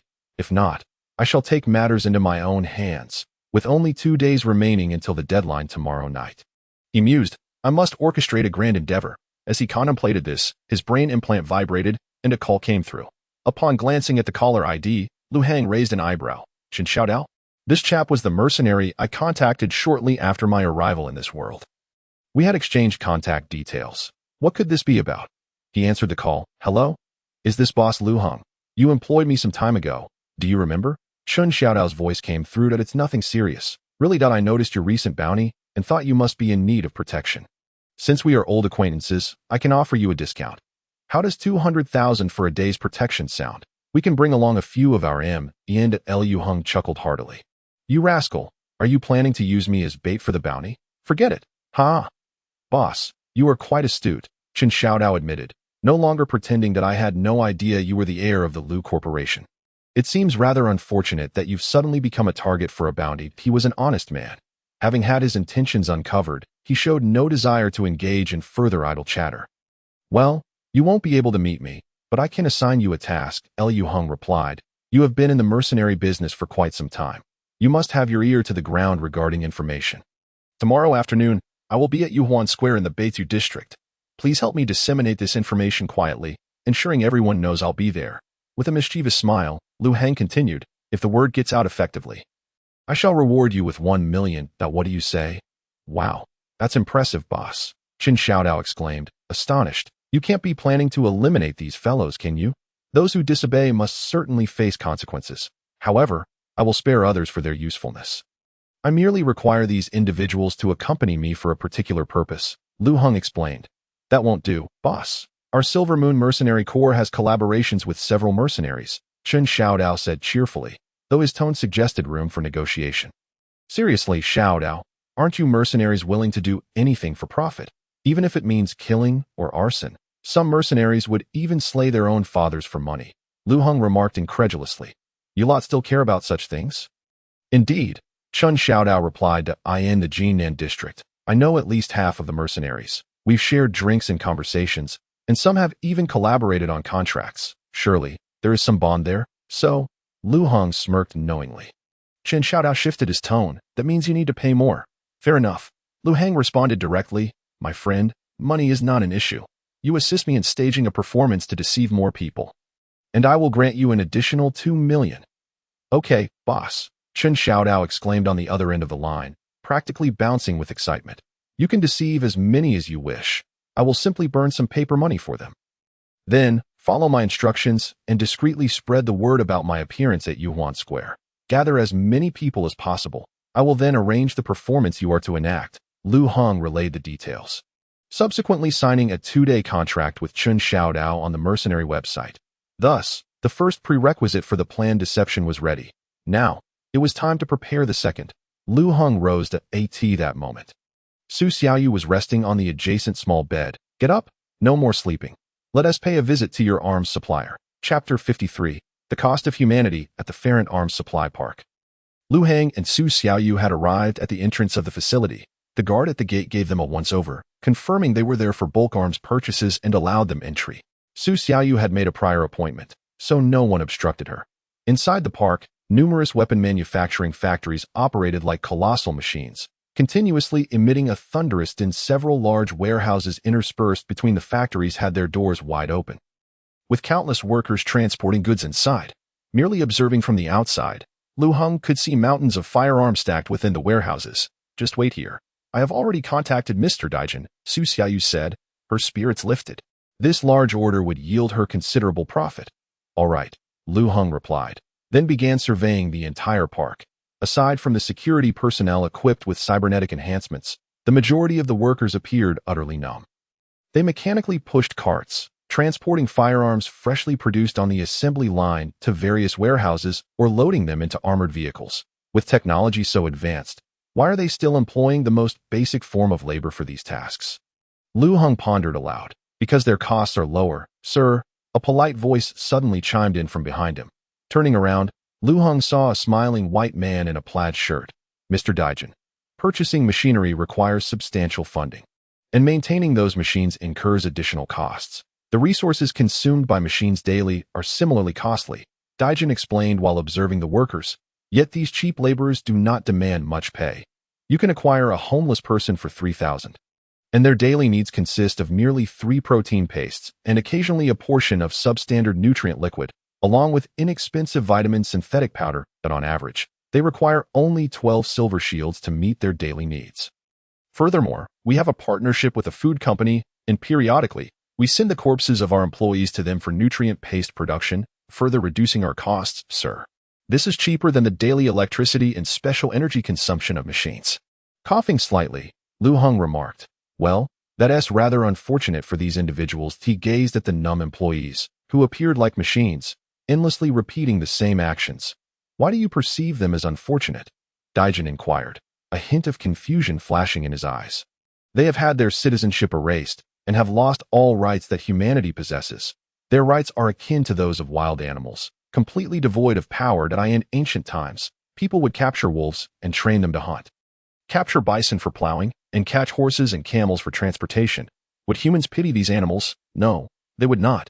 Law enforcers and certain profit-driven organizations also capture these homeless individuals and sell them to factories for labor.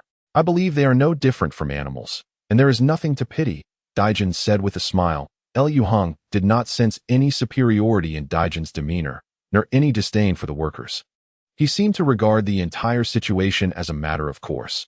This left Lu Heng wondering about the rationale behind it all.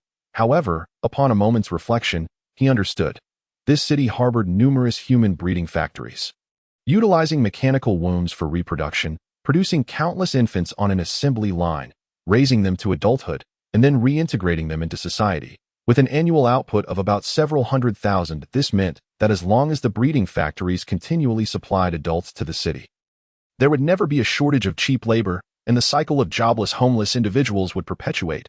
Such a phenomenon, which viewed humans as covert slaves, would never cease. Lu Heng shook his head. What a damnable situation. I heard from Xiaoyu that you intend to purchase a large quantity of arms, Daijin noted, having discerned the guest's discomfort, and promptly redirected the conversation. Why not accompany me for a tour of the warehouse?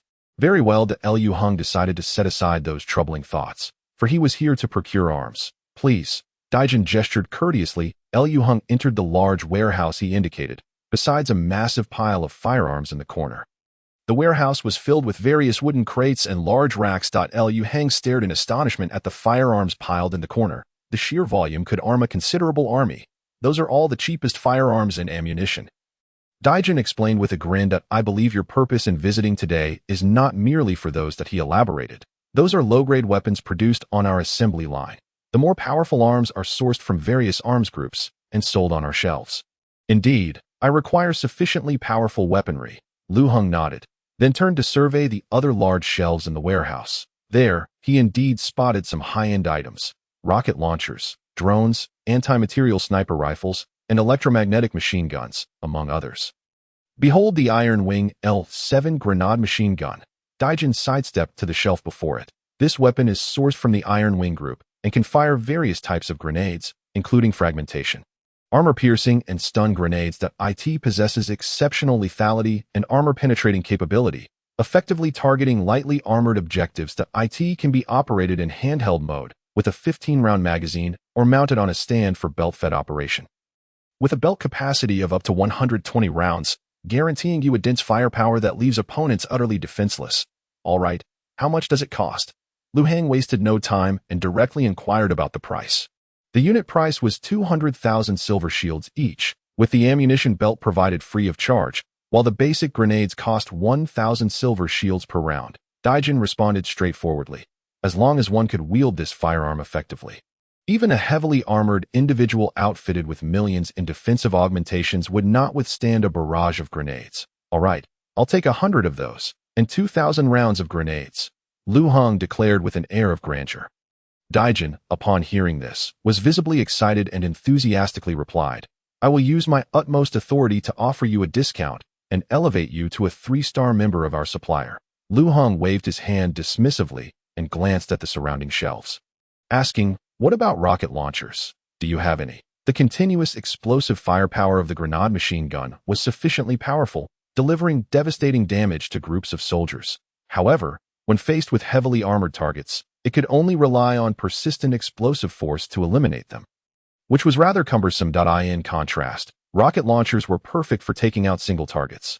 One shot from a rocket launcher, and even a tech would not withstand the impact. Swiftly ending the confrontation, Daijin approached a group of wooden crates and opened one to reveal an M72 anti-tank rocket launcher. This rocket launcher is a heavy anti-armor weapon designed specifically for the battlefield. Daijin stated with utmost seriousness that IT boasts cutting-edge composite materials and a lightweight design, equipped with high-precision optical sights and an intelligent trajectory system. It can swiftly lock onto and accurately destroy targets in complex environments. Lu Heng took a cursory glance. The weapon's appearance exuded a rugged yet precise industrial aesthetic. Its body was crafted from a special alloy, coated with a matte stealth finish, and it had a robust cylindrical form with a sharp rocket warhead affixed at the front. Let us get straight to the point. If we were to face a heavy armored ace, could one shot take them out? Lu Heng inquired. Absolutely. Not only armored soldiers, but this thing can even obliterate old-fashioned tanks with a single shot.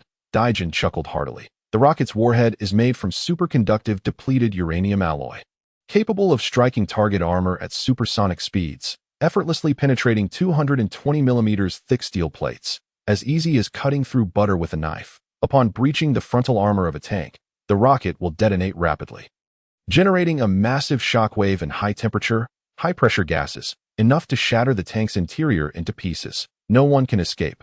All right, Lu Heng nodded in satisfaction, that I'll take 30 rocket launchers and 300 rounds of rockets. The rocket launchers are 450,000 each, and the rockets 10,000 apiece. That will apply discounts at checkout.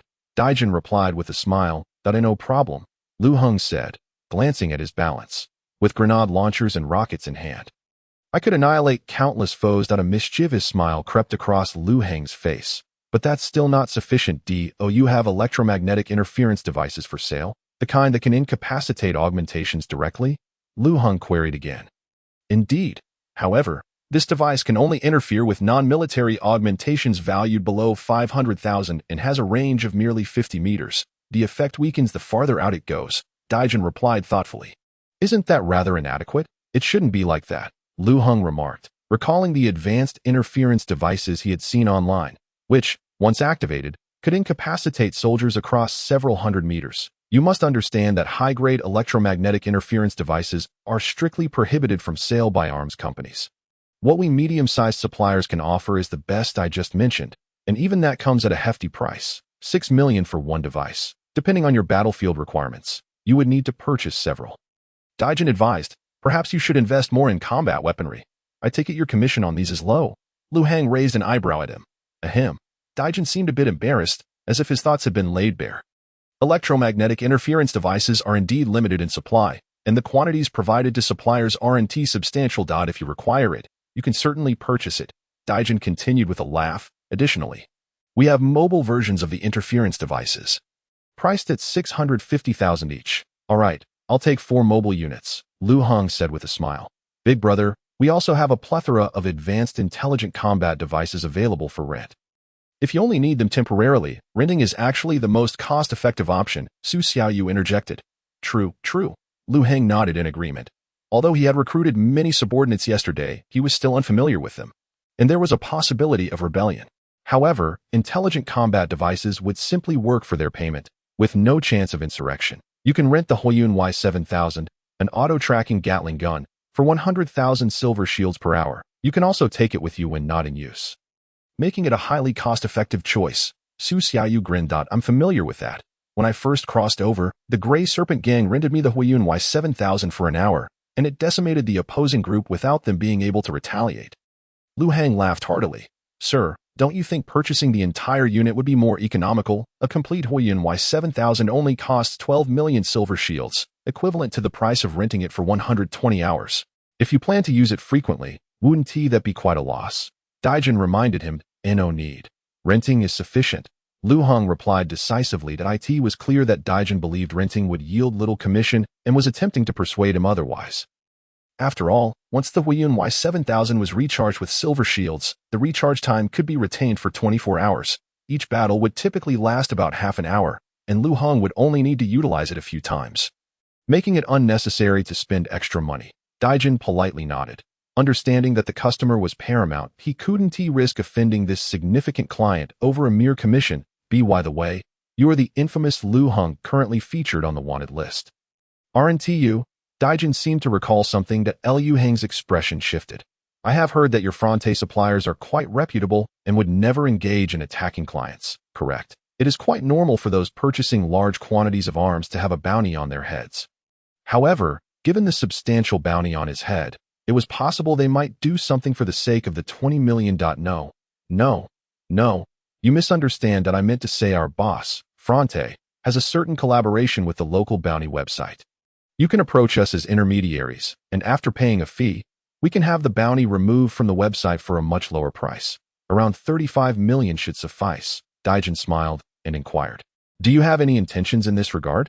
After all, publishing a bounty typically required a contract, and rescinding a bounty often came with a penalty fee. 35 million would likely entail a penalty of 30 million alone.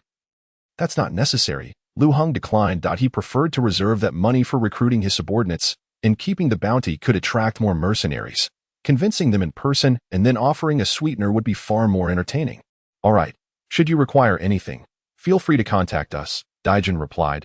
He had only suggested the bounty negotiation due to Lu Hang's evident financial capacity to purchase such a large quantity of arms, hoping to earn a bit more commission. Sir, please follow me. I will take you to see the intelligent weaponry from various arms groups in addition to the Huiyun Y7000 and the electromagnetic interference devices. We also have camouflage artificial intelligence decoys, superconducting railguns, and other advanced weaponry. Let us go. Lu Hang responded. The group proceeded to the next large warehouse, where the inventory was evidently of a much higher caliber than before. Rows of robots lined the sides of the warehouse, and numerous drones were stored on various shelves. The Huiyun Y7000, intelligent machine guns, CNC flamethrowers, and a variety of advanced gadgets filled the warehouse, leaving Lu Hang in awe. Here you go. This is the electromagnetic interference device you requested. Daijin quickly retrieved an oval black cylindrical object, which appeared quite sleek. Upon closer inspection, the top of the interference device featured an LCD display, allowing users to select different interference ranges, which could be activated remotely via a brain-machine connection. Lu Hang glanced at it briefly. The functionality appeared similar to what Daijin had described earlier. He then turned his attention to other advanced equipment nearby. I recall you mentioned something about robots, right? Lu Hang inquired with interest. Indeed, they are camouflage-type artificial intelligence decoys, Daijin affirmed. This is a mid-level intelligent bionic model, capable of altering its appearance, making it highly suitable for high-ranking individuals seeking to protect themselves. Liu Heng's eyes lit up. Can they disguise themselves convincingly? Firstly, in terms of appearance, you can customize it to match your own augmentations. However, since you do not possess any augmentations, you only need to adjust the bionic's physique. As for behavioral mimicry, you can have it accompany you for a few days to learn your mannerisms and speech patterns. However, it can only mimic up to 60% of your characteristics. Any more than that is challenging. Within 3 days, you will have an identical replica of yourself, but do keep in mind that their AI is not particularly advanced.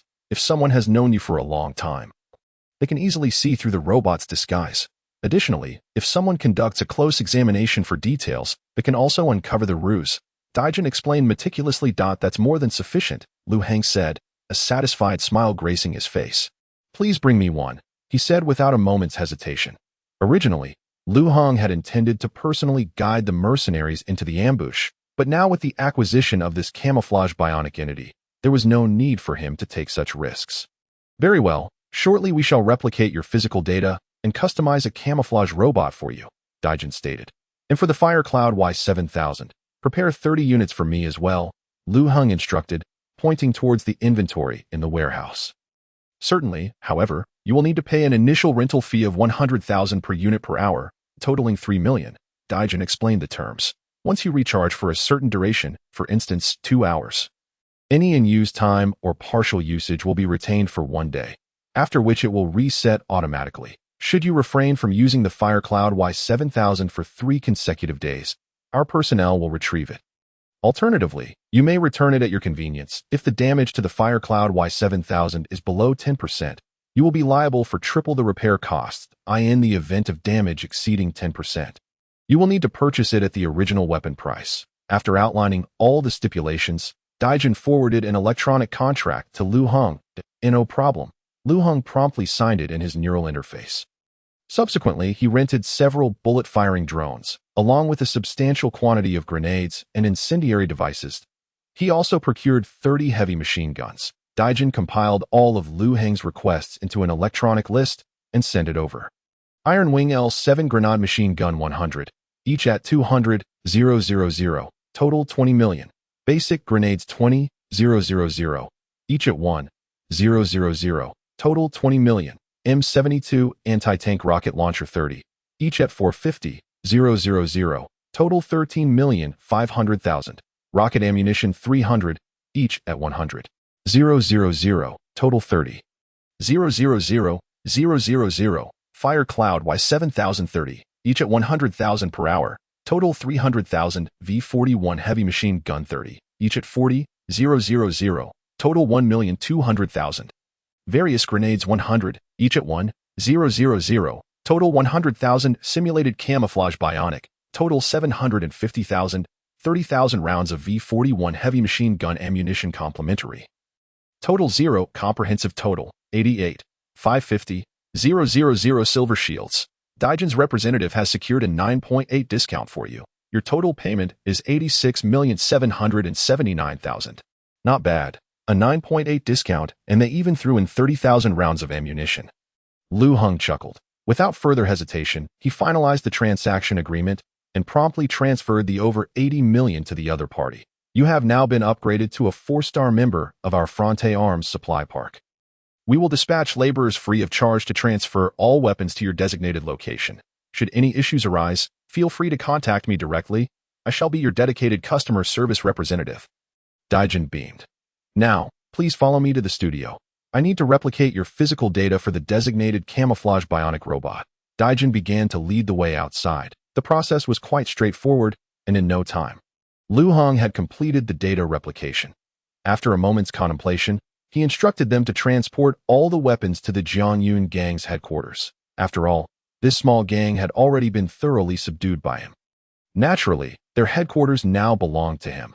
At Liu Heng's request, Daijin personally led a convoy of trucks, discreetly navigating various routes towards the Jiangyun gang's stronghold to avoid detection. Chapter 56. Stockholder Jiang in the dimly lit interior of a building in the Shizhou region. A corpulent middle-aged man was engaged in a discussion with a man clad in black. Stockholder Jiang, are you certain that no one knows you are here? The man in black rasped. Stockholder Jiang assured him. Of course, I am meticulous in such matters. I have come without a single bodyguard. Aside from the two of us, no one is aware of this affair, the plump stockholder declared with a self-satisfied grin. Very well. The man in black handed over a paper containing the synthesis formula. This is the synthesis formula for the Lu-Mao chemical gas. The critical materials can only be imported from outside. But I have already secured this route. Starting next month, I will continuously supply you with materials. You will need to find a location to produce and sell it yourself. The man in black continued. Our collaboration can only extend this no problem. Stockholder Jiang chuckled, as long as this substance can be produced effectively. Selling it will be a breeze. Indeed, however, I must caution you that Lu-Mao chemical gas is a completely prohibited drug in all nations. While the production cost is low and the profit margins are high, the risks are immense. Many of my collaborators have been captured and sentenced to life imprisonment. I urge you to exercise caution. The man in black advised, rest assured, as a stockholder of the Lu Corporation, I can manage to keep my activities under wraps. I intend to sell this discreetly to our employees first, and once it's established, the market will open up, stockholder Jiang replied nonchalantly. Well, just proceed as you see fit, the man in black said, then silently exited through the back window, departing on a flying hoverboard. Stockholder Jiang eagerly examined the formula. His excitement palpable. It's finally in my hands. Lu-Mao chemical gas is akin to an addictive work supplement. Its use significantly enhances employee productivity, keeping their minds alert and focused, all while being cost-effective and high yield. A small workshop could generate millions daily. Compared to legitimate work supplements, this one is far cheaper and more effective. It is guaranteed to sell well anywhere. However, it harbors a terrifying side effect. It greatly increases the risk of sudden death. Often occurring silently without any prior warning. In certain locations, the influx of Lu-Mao chemical gas has led to numerous employees experiencing sudden fatalities, causing substantial losses for various corporations. Therefore, it is explicitly banned in many countries.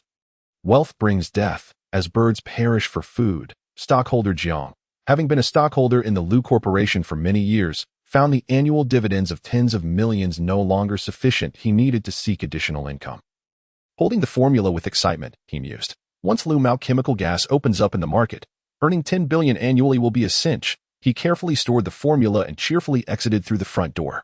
Outside lay a narrow street, flanked by many dilapidated buildings, with a web of tangled wires overhead. Unbeknownst to stockholder Jiang, 3 plainly dressed men were concealed in a decrepit house behind him, their figures shrouded in darkness. They peered through the broken window at stockholder Jiang. Brother, he has finally come out. It seems he is alone, without any bodyguards. The second member of the Hu family exclaimed excitedly. Let us go. We'll capture him right now. Boss Lu will reward us 2 million for this. The third member brandished his pistol. Having learned from previous encounters, he had wisely disengaged the safety and chambered around. What is the rush? Hu Chong whispered, let us flash him first. He retrieved a flashbang from his pocket, quickly primed it, and hurled it through the shattered window. At that moment, stockholder Jiang sensed the commotion and instinctively turned to look, only to see a flashbang hurtling towards his face. Bang! The flashbang detonated instantly, engulfing the surroundings in blinding white light. Stockholder Jiang panicked, covering his eyes, his vision consumed by a glaring white haze. Once struck by a flashbang, the dazzling glare would linger in one's sight for several minutes before subsiding. Who are you? Who are you? He cried out in anguish, stumbling backward, nearly losing his footing. We are assassins. Go, get him, came the shouts from ahead, as he felt several figures rushing towards him. What? Assassins? Stockholder Jiang was suddenly filled with dread. Could it be that Lu Corporation has discovered my intentions to sell Lu-Mao chemical gas? Gritting his teeth against the pain, he forced his eyes open. Though his vision remained a blur of white, he could faintly discern 3 indistinct figures. Instinctively, he drew his electromagnetic rapid-fire pistol from his pocket and unleashed a barrage of shots in their direction. Stay away from me. Don't come any closer, he screamed. The weapon in his hand, appearing merely as a pistol, unleashed a rate of fire comparable to that of a machine gun, sweeping through the street in a chaotic flurry. Stockholder Jiang, in a frenzy, shouted wildly while firing indiscriminately. Several abandoned street lamps toppled, and overhead wires crackled and fell, turning the scene into utter chaos. Fortunately, the assailants' bullets flew erratically, lacking precision, and they miraculously avoided hitting the 3 brothers. This scene startled the trio, and they quickly retreated back into the decrepit building. Brother, I told you city folks are reckless. Bullets fly like they're free, the third member quipped, his head ducked low. Afraid to make a sound. Calm down. Let him waste his shots, Hu Chang replied coolly. That little gun's battery won't last long. Indeed, it was not long before the opposing party ceased their fire. Who sent you? Is it someone with the surname Liu? Shouted Jiang, the shareholder, in sheer terror. Brother, our identity has been exposed again. Our boss's surname is indeed Liu. Old Three exclaimed in panic. Why is it that we are always guessed so easily? What is there to fear? Let them guess. After all, it was TS who revealed ourselves. Our principles remain intact. Hu Chang stated resolutely. He has exhausted his ammunition. Let us advance, Old Two declared, rising and leaping through the window with a thud. However, it seemed that Jiang had overheard their exchange, and his already frayed nerves shattered completely. It's someone from the Liu family. Indeed, it is someone from the Liu family. His face twisted with rage. He cried out, I secretly installed a high-level hacking module. Don't think you can kill me. He swiftly activated the hacking device in his neural interface. Beep, beep, scanning all surrounding electronic devices. Upon hearing the alert in his mind, Jiang closed his eyes and began to laugh maniacally. Ha! You cannot kill me. I will directly incapacitate your neural interfaces and render all of your cybernetic bodies useless. Beep, beep. Detected a Sunshine Brand Z for mobile phone. Initiating interference to interference successful. Jiang was momentarily stunned. Nowhere are the cybernetics, the neural interfaces, their bionic organs, hack into them all. Alert. No other electronic devices detected. Jiang fell to the ground in sheer horror. The fact that even his advanced hacking module could not detect their cybernetics indicated that the individuals sent were equipped with even higher-level anti-intrusion enhancements. What? The company actually dispatched elite operatives to kill me. Jiang was terrified. Chapter 57. Boss, we have captured a shareholder. Huh? He is scared. Go finish him off? Old Three shouted excitedly as he saw Jiang collapse. No, don't kill me. Jiang scrambled to his feet in a panic, desperately pleading. I have money. I have a lot of money. Don't kill me. We are assassins. We adhere to our principles. You will not bribe us with money. Hu Chang shouted, brandishing his pistol as he approached Jiang, firing repeatedly. The other two brothers followed suit, bullets striking Jiang mercilessly. No, I don't want to die. I will never sell illicit substances again. Spare me. Please, Jiang whimpered, terror-stricken, collapsing. Hu Chang, with an air of self-satisfaction, declared, let's stuff a grenade up his backside. Huh? The young man looked at Jiang Yuanping in bewilderment. At that moment, the latter's posterior was no longer visible. His entire back smeared with blood. Impressive. He smirked and gave a thumbs up to the other. Others soon gathered around, chattering incessantly with questions. The Hu brothers found themselves encircled, appearing somewhat flustered. Ha ha ha. Well done, you three. Lu Hong exclaimed excitedly, clapping his hands as he approached. The crowd immediately dispersed, their gazes filled with envy directed at the Hu brothers. Don't crowd around. All those are arms I purchased today. You may examine them and choose suitable weapons for yourselves. But remember not to fire recklessly, Lu Hang advised, pointing to a pile of wooden crates in the center of the hall. The onlookers quickly became engrossed in the weapons, eagerly investigating, after sending out so many people. You three managed to capture him. Lu Hong gazed at the Hu brothers with satisfaction. 0.5 million. I shall give it to you without a penny less. Huh? Wasn't it 2 million? Hu Chang asked, somewhat taken aback. Ahem. Liu Hong chuckled awkwardly. Initially, he hadn't anticipated that the three brothers would actually capture anyone, thinking that a promise of 2 million would suffice. In contrast, he deemed other gang members and mercenaries significantly more capable, thus offering them a reward of 5 million. Who would have thought that in the end, it was the Hu brothers who brought someone back? Because you performed excellently, this is an extra reward for you, Lu Hong said earnestly, patting the shoulders of the three. From now on, if you follow me diligently, I will ensure you are well compensated. The Hu brothers appeared deeply moved. They had only heard of urban leaders often deducting money from their subordinates. This was the first time they encountered a boss who increased their pay. Hu Chang solemnly declared, I've made up my mind. I will follow you for a lifetime. Me too, the second brother quickly chimed in. Same here, the third followed suit. Ha! Excellent. Splendid. Lu Hong gazed at these three with admiration. I shall give you your money now. He instinctively opened his neural interface, preparing to conduct a transfer. Suddenly, he remembered. By the way, you three don't have neural interfaces, do you? Do you possess payment chips? No, we only use cash in the wilderness. Only old Zhang, who runs a shop, has a payment chip, Hu Chang replied promptly. All right, I will withdraw cash for you when I have time. But be cautious with it as it can easily be stolen. That I will take you to get cards when I can, Lu Heng stated. Speaking of which, I recall your mother is ill, correct? Her condition cannot be delayed. After a moment's thought, Lu Heng continued, I will order a medical package for her online. The doctors will come with a flying vehicle to take her from the wilderness. Great, the second brother exclaimed with excitement. My mom finally has hope. Lu Heng smiled gently, obtaining his mother's location and identity information, and promptly ordered the package online. That's done, Lu Heng said with a smile. Thank you. Thank you, boss. The second brother, unsure how to express his gratitude, could only grip Lu Heng's hand tightly, repeatedly thanking him. No problem, no problem. Just follow me and work hard, Lu Heng replied before turning to check on Jiang Yuanping.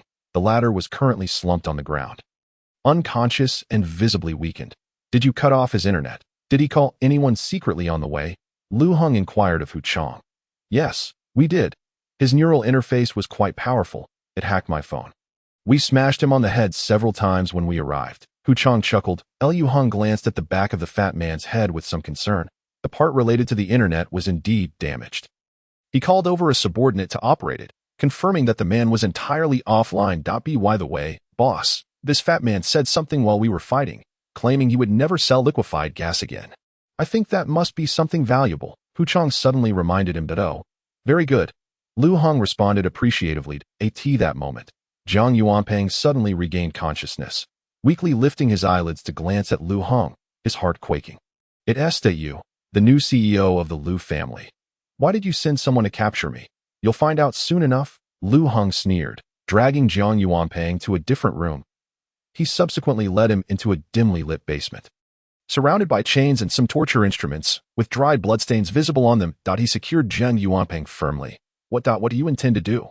Jiang Yuanping stared at him in fear. Without further ado, Lu Heng declared, I want the shares in your hands. What? Jiang Yuanping's eyes widened in disbelief. Impossible, absolutely impossible. Lu Heng's lips curled into a wicked smile. Are you sure? There's an ancient saying. Those who recognize the times are the true talents. He casually picked up a large whip. I believe the various torture instruments here will surely pry open your mouth. No. No. Jiang Yuanping gritted his teeth, defiantly shouting, even if you kill me, I won't comply. I value money over life. All right, let's see if you remain stubborn later. Lu Heng swung the whip vigorously against him. Will you give it to me? No. I shall ask you again. Will you give it to me? No. Even if you kill me, the shares won't come to you. Lu Heng relentlessly lashed the whip against him, yet Jiang Yuanping remained defiant. This surprisingly intrigued Lu Heng. He never expected this rotund man to be so resilient. Keep hitting. I'm equipped with AK-31 pain modulation device. I fear no pain.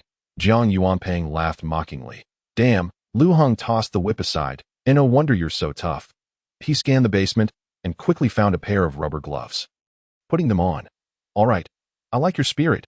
Since physical attacks are ineffective, I shall resort to psychological warfare. He directly retrieved a lump of feces from the restroom. Will you give it to me? Lu Heng menacingly held the feces near the fat man's mouth. You, how dare you do this to me? The fat man recoiled in horror. Let me tell you, this gang's restroom has been cleaned in at least 2 or 3 years. It's filled with aged filth. Lu Heng glared at the fat man. Hand over the shares. The fat man tightly shut his eyes and mouth, refusing to respond. Seeing this, Lu Heng could only forcefully pry open his mouth. Very well. If you refuse, then you shall taste this aged filth. As the feces approached his lips, the fat man suddenly closed his eyes and issued commands in his neural interface, screaming frantically. Come on. Bring it on. I've even masked this shit. I can pretend it's a taste editor. I'm not afraid of you. Bring it on. The defiant fat man no longer shied away, glaring at the feces in Lu Heng's hand, and even opened his mouth voluntarily. Lu Heng, taken aback, stepped back several paces in shock. Damn, is this what high technology is? He angrily flung the feces away, clenching his fists in frustration. Even psychological attacks are ineffective. The fat man smirked coldly. Kid, you have no idea how much there is to see in this world. If I so wish, I could even subjectively perceive this lump of filth as a chocolate cake. Damn, is that something to be proud of? Lu Heng felt his scalp tingle.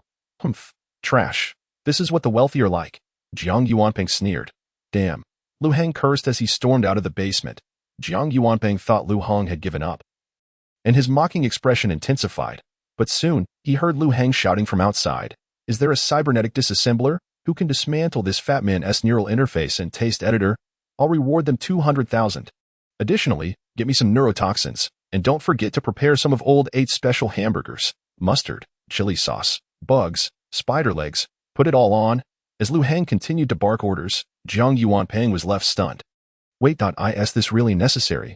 He approached Jiang Yuanping with a beaming smile and said, "Now, let's discuss how you intend to transfer the shares to me." Liu Heng looked at him candidly. "First and foremost, these shares are not something I can simply give to you at will," the stout man stammered. "According to Article 320 of the Capital Union Act, any shares acquired through extortion or coercion will be forcibly reclaimed. This constitutes outright extortion. Even if I were to transfer them to you, the other shareholders could report you, and the shares would be reclaimed. You must understand, while you may disregard other laws, the Capital Union Act is binding for all. Otherwise, the members of the Golden Eagle faction will not spare you, and the digital prosecutors and law enforcement will join forces against you." Upon hearing these words, Lu Heng frowned slightly. "Isn't this supposed to be a mutually agreeable arrangement? Why must they interfere? Am I being compelled?" Jiang Yuanping replied, utterly bewildered. Liu Heng sighed, realizing that, fundamentally, the other party was not acting of his own volition. Even if he were to seize the shares and eliminate Jiang, the personnel from the Lu Corporation would still have the right to classify the incident as extortion. System-rewarded shares were indeed preferable, allowing for a straightforward transfer without such convolutions. Let's collaborate. You desire the shares merely to gain control over the company.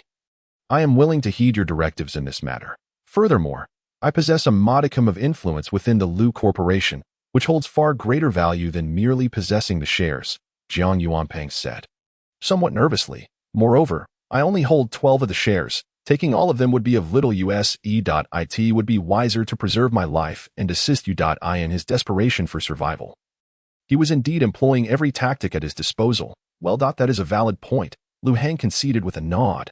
"How much do the external shareholders collectively possess?" 40. We external shareholders hold 40 of the shares, while the remaining 60 are held by the Lu family, Jiang Yuanping quickly responded. "Originally, the largest shareholder was your second uncle, who possessed 25 of the shares, but he recently passed away unexpectedly, and before his death, he legally transferred all his shares to a mysterious individual." He continued, "This means that, on the surface, the Lu family currently holds only 35 of the shares." Jiang Yuanping fixed his gaze on Lu Heng. "I know what you intend to do with the shares. You're merely looking to rid yourself of blame, with our 40 stake overpowering the Lu family. If you give me an opportunity, I can unite with the other shareholders to force Lu Dongyin and his associates to change the scapegoat." Lu Heng smiled. "Have you uncovered the identity of that mysterious individual?" "No, Lu Dongyin has even forged connections with the digital prosecutors. Although they have registered information regarding the mysterious shareholder, they are unable to access it due to insufficient permissions. There is no trace of any information in the Lu Corporation shareholder registry either. The crucial paperwork for the share transfer is all in order, yet that individual's name is conspicuously absent."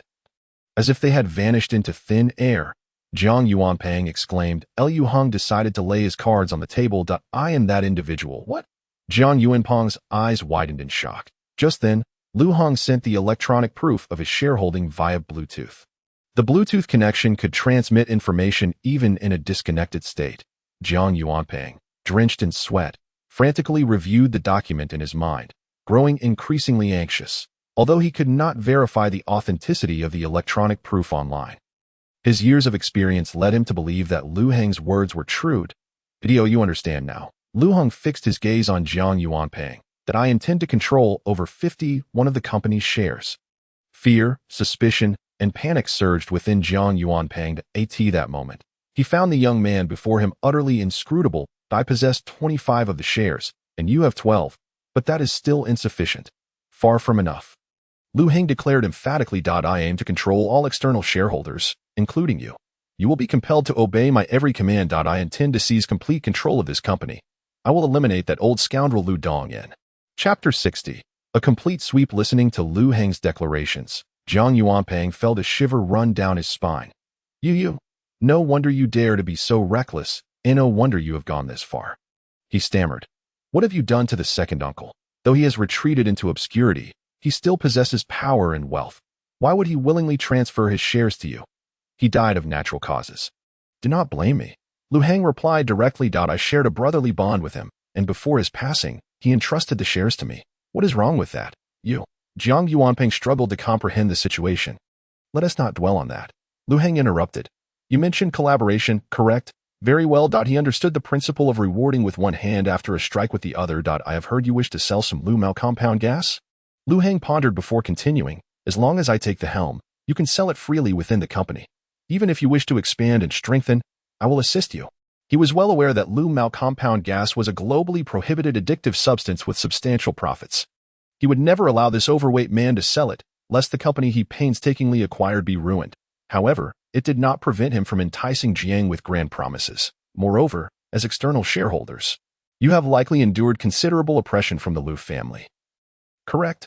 Lu Heng said with a smile. I have often faced their suppression as well. Remember, I was driven out of the family like a dog since childhood. I yearn for their demise. Thus, fundamentally, we should be allies. Lu Heng gently pulled Jiang Yuanping up and even patted the dust off his clothing. Jiang Yuanping, being an astute individual, recognized that Lu Heng was attempting to win him over. Indeed, we are on the same side. He replied, a sycophantic grin plastered on his face. Lu Heng had showcased his shareholding, which was enough for Jiang to overlook earlier grievances. If Lu Heng was sincere in his collaboration, Jiang could seize this opportunity to elevate his status within the Lu Corporation. If you genuinely agree to assist me in selling Lu Mao compound gas, I can at least offer you a 20 cut. No, 30 of the profits, Jiang Yuanping continued. Excellent. Splendid. I accept this grand proposal. Lu Heng replied, patting Jiang on the shoulder. He continued, now, gather the other external shareholders. Let us discuss our collaboration. Tomorrow, we will take action and oust that scoundrel Lu Dongyan. Yes. Wait, Jiang Yuanping said. Suddenly apprehensive. You cannot bring in the other external shareholders and coerce them into action. Can you? What nonsense is that? Lu Heng retorted indignantly. Collaboration. As you said, this is a collaboration. Appoint me as the chairman, and henceforth, I will unconditionally approve all means by which the other external shareholders can profit within the corporation. You can take as much money as you desire, Lu Heng declared with a sweeping gesture. I'll be frank with you. I am not interested in money. My sole aim in seizing control of the company is to return to the Lu family and take revenge on that old scoundrel Lu Dongyan. He shall learn the consequences of crossing me. Jiang Yuanping's mouth twitched. So, you want to gather all the external shareholders for a discussion? You take the money, I take the power, Lu Heng reiterated. Jiang Yuanping hesitated at this. He was not foolish. If Lu Heng truly summoned all the shareholders, and they were successfully coerced or tempted, it wouldn't just be the Lu family in peril. They, as external shareholders, could also become stepping stones for Lu Heng. What if he gained power and turned against them? He had to consider these risks. Our collaboration should suffice. Bringing in others might not be wise, Jiang Yuanping said nervously. Will you call them, or not? Lu Heng growled, delivering a fierce kick.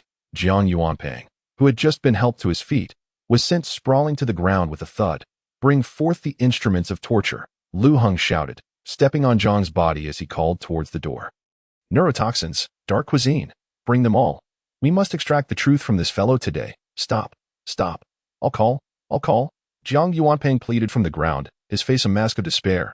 What a calamity. At that moment, he perceived Lu Heng as a demon, a madman willing to employ any means to achieve his ends. The crux of Lu Heng's ambition was not to avoid blame, nor was it about wealth and power. It was simply a matter of vendetta against Lu Dongyan, who would go to such lengths, risking everything just to take down their own father. Just think about it. If we had coordinated earlier, you wouldn't have had to endure so much suffering. Lu Heng laughed heartily as he lifted Jiang up again, even slinging an arm around his shoulder. Rest assured, I will fulfill my promises. I stake the lives of the Lu family on it. May their entire lineage perish if I deceive you.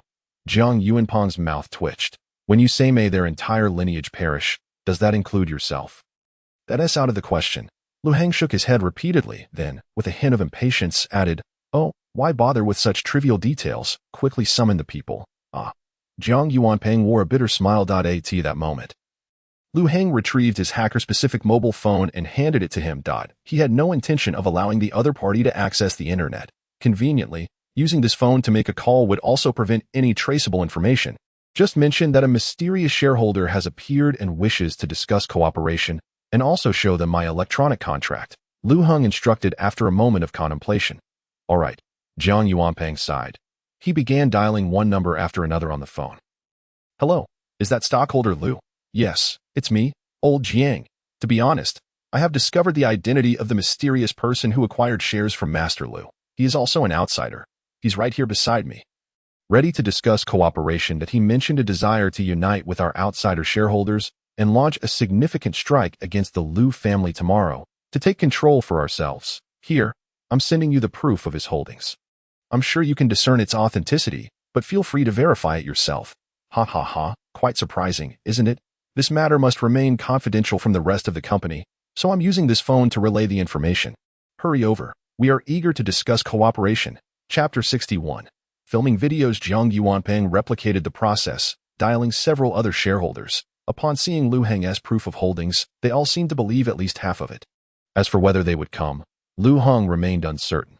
Regardless, he had already arranged ample weaponry for his subordinates, rockets, grenade launchers, and the like, ensuring that any shareholders who arrived would meet a grim fate.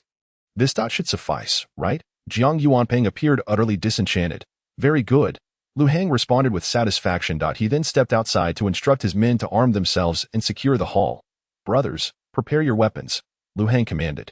Over 80 men nodded, tightly gripping their rocket launchers and grenade launchers. After approximately 10 minutes, a knock echoed through the hall. Who's there?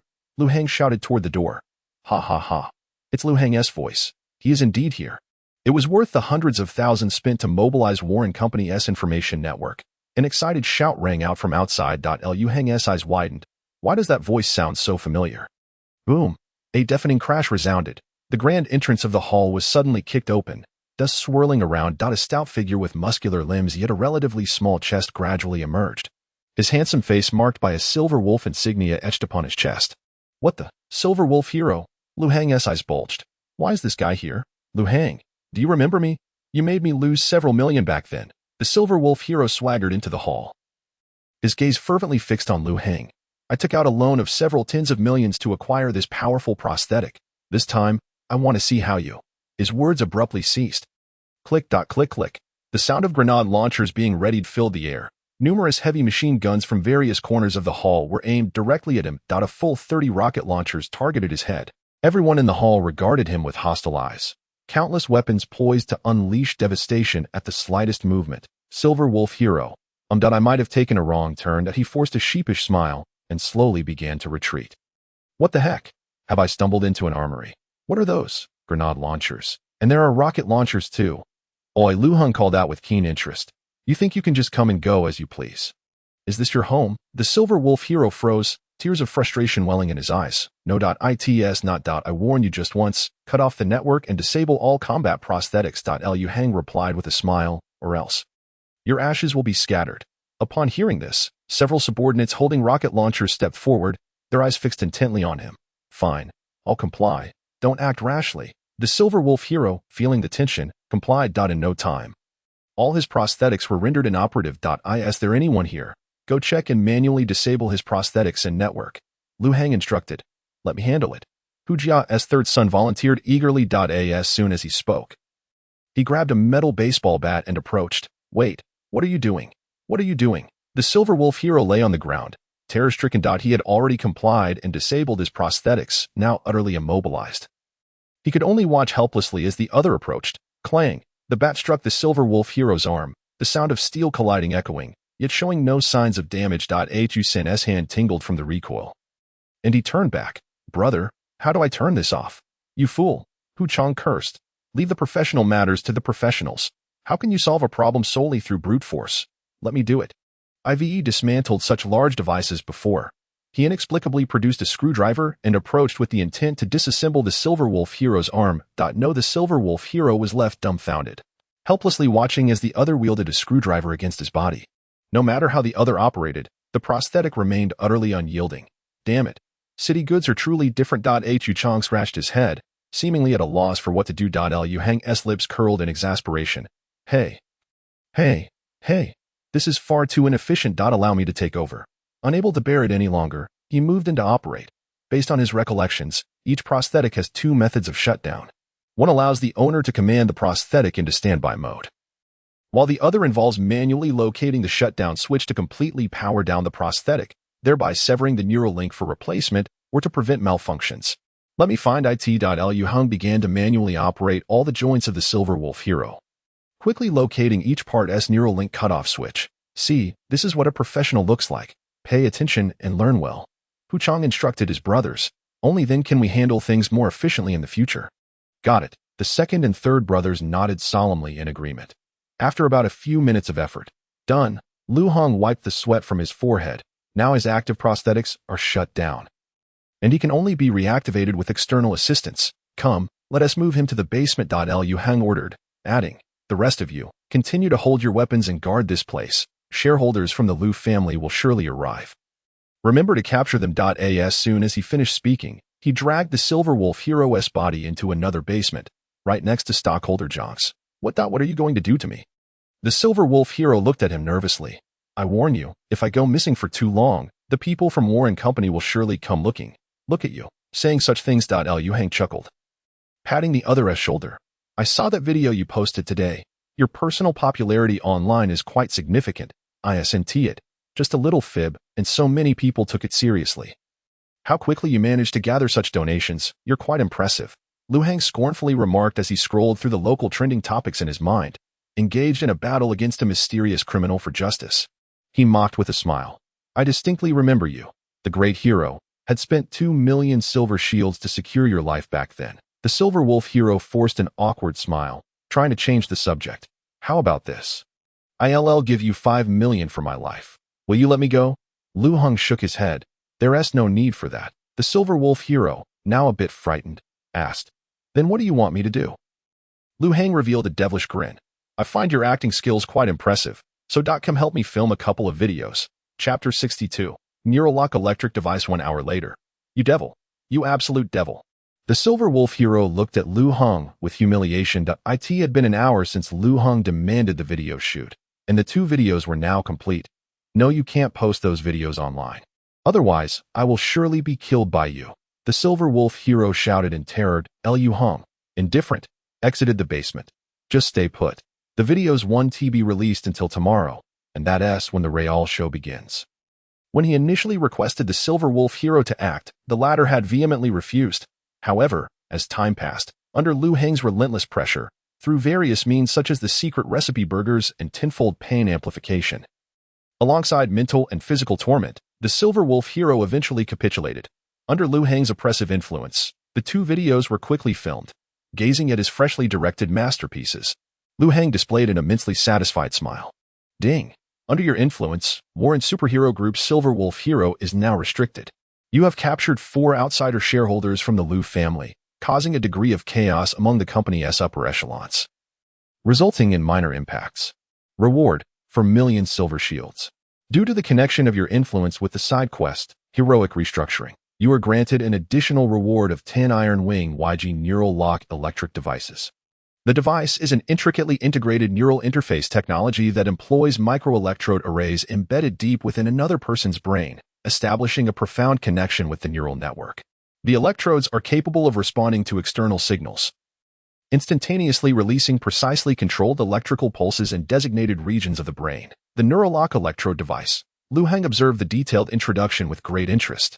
Once this contraption is implanted into someone else's brain, it effectively grants the power to control their very life or death. It even allows for the setting of keywords. Should the recipient utter any forbidden words, they would suffer electric shocks to the brain.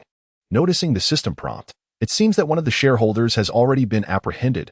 Liu Heng exclaimed with uncontainable excitement. He changed out of his theatrical attire and cheerfully made his way back to the hall. At that moment, 2 middle-aged men and an elderly gentleman were bound tightly with iron chains. Release me. Who is that shareholder? I demand to see him. One of them shouted. Young man, you have no sense of honor. We approached your boss with good intentions to discuss business, and yet you resort to rocket launchers against us. The trio clamored in disarray. Liu Heng smiled broadly, addressing them. Mr. Liu, Mr. Yang, and Mr. Qi, I presume, together. You hold 18 of the shares, excluding Jiang Yuanping. There are 5 shareholders in total. Liu Heng had reached out to most of them, but only 3 had shown up, indicating that the other 2 were rather cautious and unwilling to come without prior reconnaissance.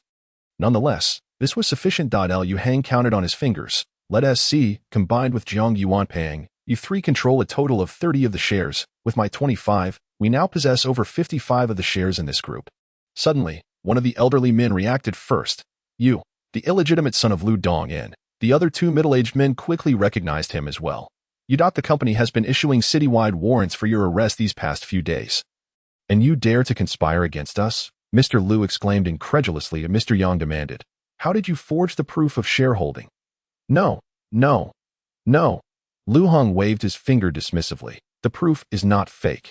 Indeed, the shares of old Master Lu have been passed down to me. Why? Why would they be entrusted to you? This young upstart. The shareholders expressed their astonishment. I prefer not to elaborate on the reasons. You may speculate on your own, Lu Hang replied curtly. The sole purpose of my summoning you here is to discuss cooperation. I trust Jiang Yuanping has made my intentions abundantly clear that my return to the company is aimed at seizing power.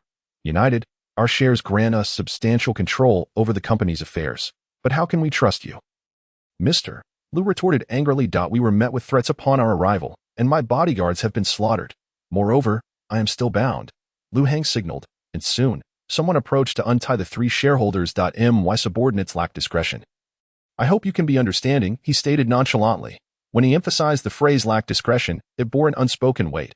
His subordinates, armed to the teeth, loomed over the three shareholders like death itself. You very well. Enlighten us on how we can cooperate. What do we stand to gain? And what do you expect from us? The shareholders, recognizing their predicament, submitted outwardly. I need you to stay with me for a day. Tomorrow night marks the deadline when the company intends to pin the blame on me, Lu Hung declared. Arms crossed. I will reveal my shareholder identity to the company and demand the removal of Lu Dongyan as chairman. You must support me. His gaze swept across the three men. Once I ascend, we will be united as a team. The future directions of the company will be dictated by us. The three shareholders exchanged glances. Aware that they had long desired to oust Lu Dongyan, Lu Hang's proposition intrigued them. But what if you dismantle the bridge after crossing it? You must provide us with some assurance, Mr. Lu pressed further. I hope you understand that what I have stated thus far is merely a notification, not a negotiation, Lu Hong asserted, producing the Neurolock electrode device he had recently acquired. This implement, resembling a small black block about the size of half a pinky finger, had initially been intended for coercive measures against the shareholders. However, with this device, many unnecessary steps could be circumvented. You will listen, whether you wish to or not. He wore a menacing smile, akin to a tyrant enforcing his will. This is the Neurolock electrode device. How did you come into possession of it? The three shareholders were taken aback. Such devices are typically reserved for elite operatives within the company and are exceedingly rare. They could not fathom how Lu Hong had acquired it. The trio stared in terror as Lu Hang approached with the device, paralyzed by fear and unwilling to resist. It matters not whether your compliance is feigned or genuine. We have a full day to converse. Chapter 63. Laying an ambush. The three shareholders were on high alert. No, you cannot do this to us. For heaven's sake, don't install that on me. Yet, Lu Hang paid no heed to their pleas. Swiftly affixing the Neurolock electrode device onto their bodies. He also made a trip to the basement to install the device on Jiang Yuanping and Silver Wolf. Once everything was in place, Lu Hang returned to the hall, where Silver Wolf and the four shareholders were securely restrained. Prepare yourselves, he commanded his subordinates. We are taking these five to Yuhuan Square. To commence tomorrow's festivities. Let us go. The group shouted in unison, arming themselves and setting forth. Upon arriving at Yuhuan Square, an hour had elapsed. It was now the dead of night. With grandiosity, he distributed some money to his subordinates, instructing them to take lodging in the nearby inns and hotels. Ensure your weapons are ready. Rest easy tonight, Lu Hong commanded through his neural interface. He opted not to stay at a hotel, but rather sought refuge in an unoccupied building around the square to prevent his personal information from being discovered. Accompanying him was a mimicry robot, which he had purchased from an arms supplier 2 days prior. Beep, model P7845, at your service. The bionic replica stood before him, an almost identical likeness. Satisfied with its appearance, Lu Hong assessed the robot. Tomorrow, you will play a crucial role. Many will come to capture my enemies. Your task is to divert their attention. Do you understand? Understood. The replica nodded. I will endeavor to learn your behavioral patterns tonight. Aiming for seamless execution. Good, Lu Hang replied with a satisfied smile. However, I must first outline tomorrow's plan. The following morning, in the heart of Yuhuan Square, around 200 mercenaries had gathered. At this time, Chen Xiaodao and his 6 companions had also arrived early. Hey, Chen Xiaodao, didn't you claim to have spotted Lu Hang's whereabouts? When was that? A red-haired mercenary inquired first, somewhere around 3 or 4 in the morning yesterday, that I had just exited the nightclub and caught a glimpse of him. But the darkness was too thick, and I lost him. Chen Xiaodao recalled. I suspect he is hiding nearby. Perhaps we can locate him. The red-haired mercenary lit a cigarette, saying, "This guy has a bounty of 20 million. Every mercenary group has their eyes glued to him. Who wouldn't want to claim that prize? Why are you willing to share information with us?" He surveyed the 200-plus mercenaries assembled. "There must be at least 8 different mercenary groups here." The red-haired mercenary exhaled a cloud of white smoke. "You called so many people. You can't possibly be setting us up, can you? Come on. We're all in this together. There's plenty of money to be made." Chen Xiaodao laughed, slinging an arm around the mercenary's shoulder. "Besides, I've heard this kid has some fighting prowess, with just our Silver Moon mercenary group's 7 members. It's uncertain whether we can capture him. Today marks the final day of the bounty. The more people we have, the greater our chances of finding him. Whoever captures him will get the reward." "Sound good?" Chen Xiaodao continued. "Indeed, it's admirable to think of your brothers. If our Red Ghost group manages to catch this kid, I'll share 1 million with you." The red-haired mercenary grinned, offering a cigarette to Chen Xiaodao. "What era is this? Still smoking traditional cigarettes?" Chen Xiaodao grimaced as he accepted the cigarette. "What? You smoke e-cigarettes?" The red-haired mercenary casually chatted while keeping a watchful eye on the shops surrounding the square. "Yes, I rise around 6 or 7 in the morning to charge my e-cigarettes," Chen Xiaodao replied, pulling out his own e-cigarette from his pocket. The red-haired mercenary took a leisurely drag from his traditional cigarette and said, "What do you know? Tobacco is the essence of smoke. This is a classic saying from the illustrious Mr. Wang Yuan." "Nonsense. E-cigarettes are the way of the future," Chen Xiaodao retorted disdainfully. "Have you ever heard the truth about nicotine? That's a statement made by a renowned superstar. What brand of e-cigarette are you using?" The red-haired mercenary raised his middle finger. "Rick V," Chen Xiaodao scoffed, placing the e-cigarette in his mouth and casually glancing around. Suddenly, his eyes widened in astonishment as he pointed towards the west, exclaiming, "My goodness, look at that guy." The red-haired mercenary, still trying to comprehend, solemnly remarked, "I must tell you. Although the internet often labels us traditional smokers as old-fashioned and you as the reformists, I still believe. Forget your Fu Rong Wang. Look who that is." Chen Xiaodao interrupted angrily, then dashed towards the west. The red-haired mercenary furrowed his brow and followed his gaze. "No way, Lu Heng," he exclaimed, astonishment etched on his face. There, in a hotel about 8 floors up, they spotted Lu Heng's figure through the window. He seemed startled to see so many mercenaries and quickly hid. "Damn it, 20 million is right in front of us. Grab your gear. Let us go," the red-haired mercenary shouted, leading the charge towards the hotel. Instantly, the mercenaries behind him surged forward, their faces alight with excitement. "Brothers, the time to amass our fortune has arrived. Charge. No one is taking my money." Over 200 people rushed towards the hotel, leaving the front desk staff utterly startled. "Gentlemen, we only have 2 rooms left," a hotel staff member hurriedly interjected. "Get out of the way. We're here to find someone." Chen Xiaodao pushed past, hastily ascending the stairs. The mercenaries followed suit, not daring to lag behind. 8th floor. It's on the 8th floor. Damn, these stairs are too narrow. How are we supposed to get up there? One at a time. Don't crowd. Brothers, 20 million is on the 8th floor. Let us go, for heaven's sake. Can't you hear me? Don't crowd. The stairs descended into chaos. Meanwhile, Chen Xiaodao and his companions, having surged ahead, reached the 3rd floor while the others were still jostling. He dialed Lu Heng's number while continuing to ascend. "Hello, boss. I've lured the people to you. What should we do next?" "With so many people, I fear you might not handle it." The call connected quickly, and Lu Heng's voice came through. "The people on the 8th floor are merely puppets. There is no need to worry. Additionally, 200 people is still too few. I need you to send information across the entire network, alerting all mercenaries and gang members in Jin and District. I, Lu Heng, am right here." Chapter 64. The plan is about to commence. Damn it. Boss, I thought bringing over 200 people would be sufficient.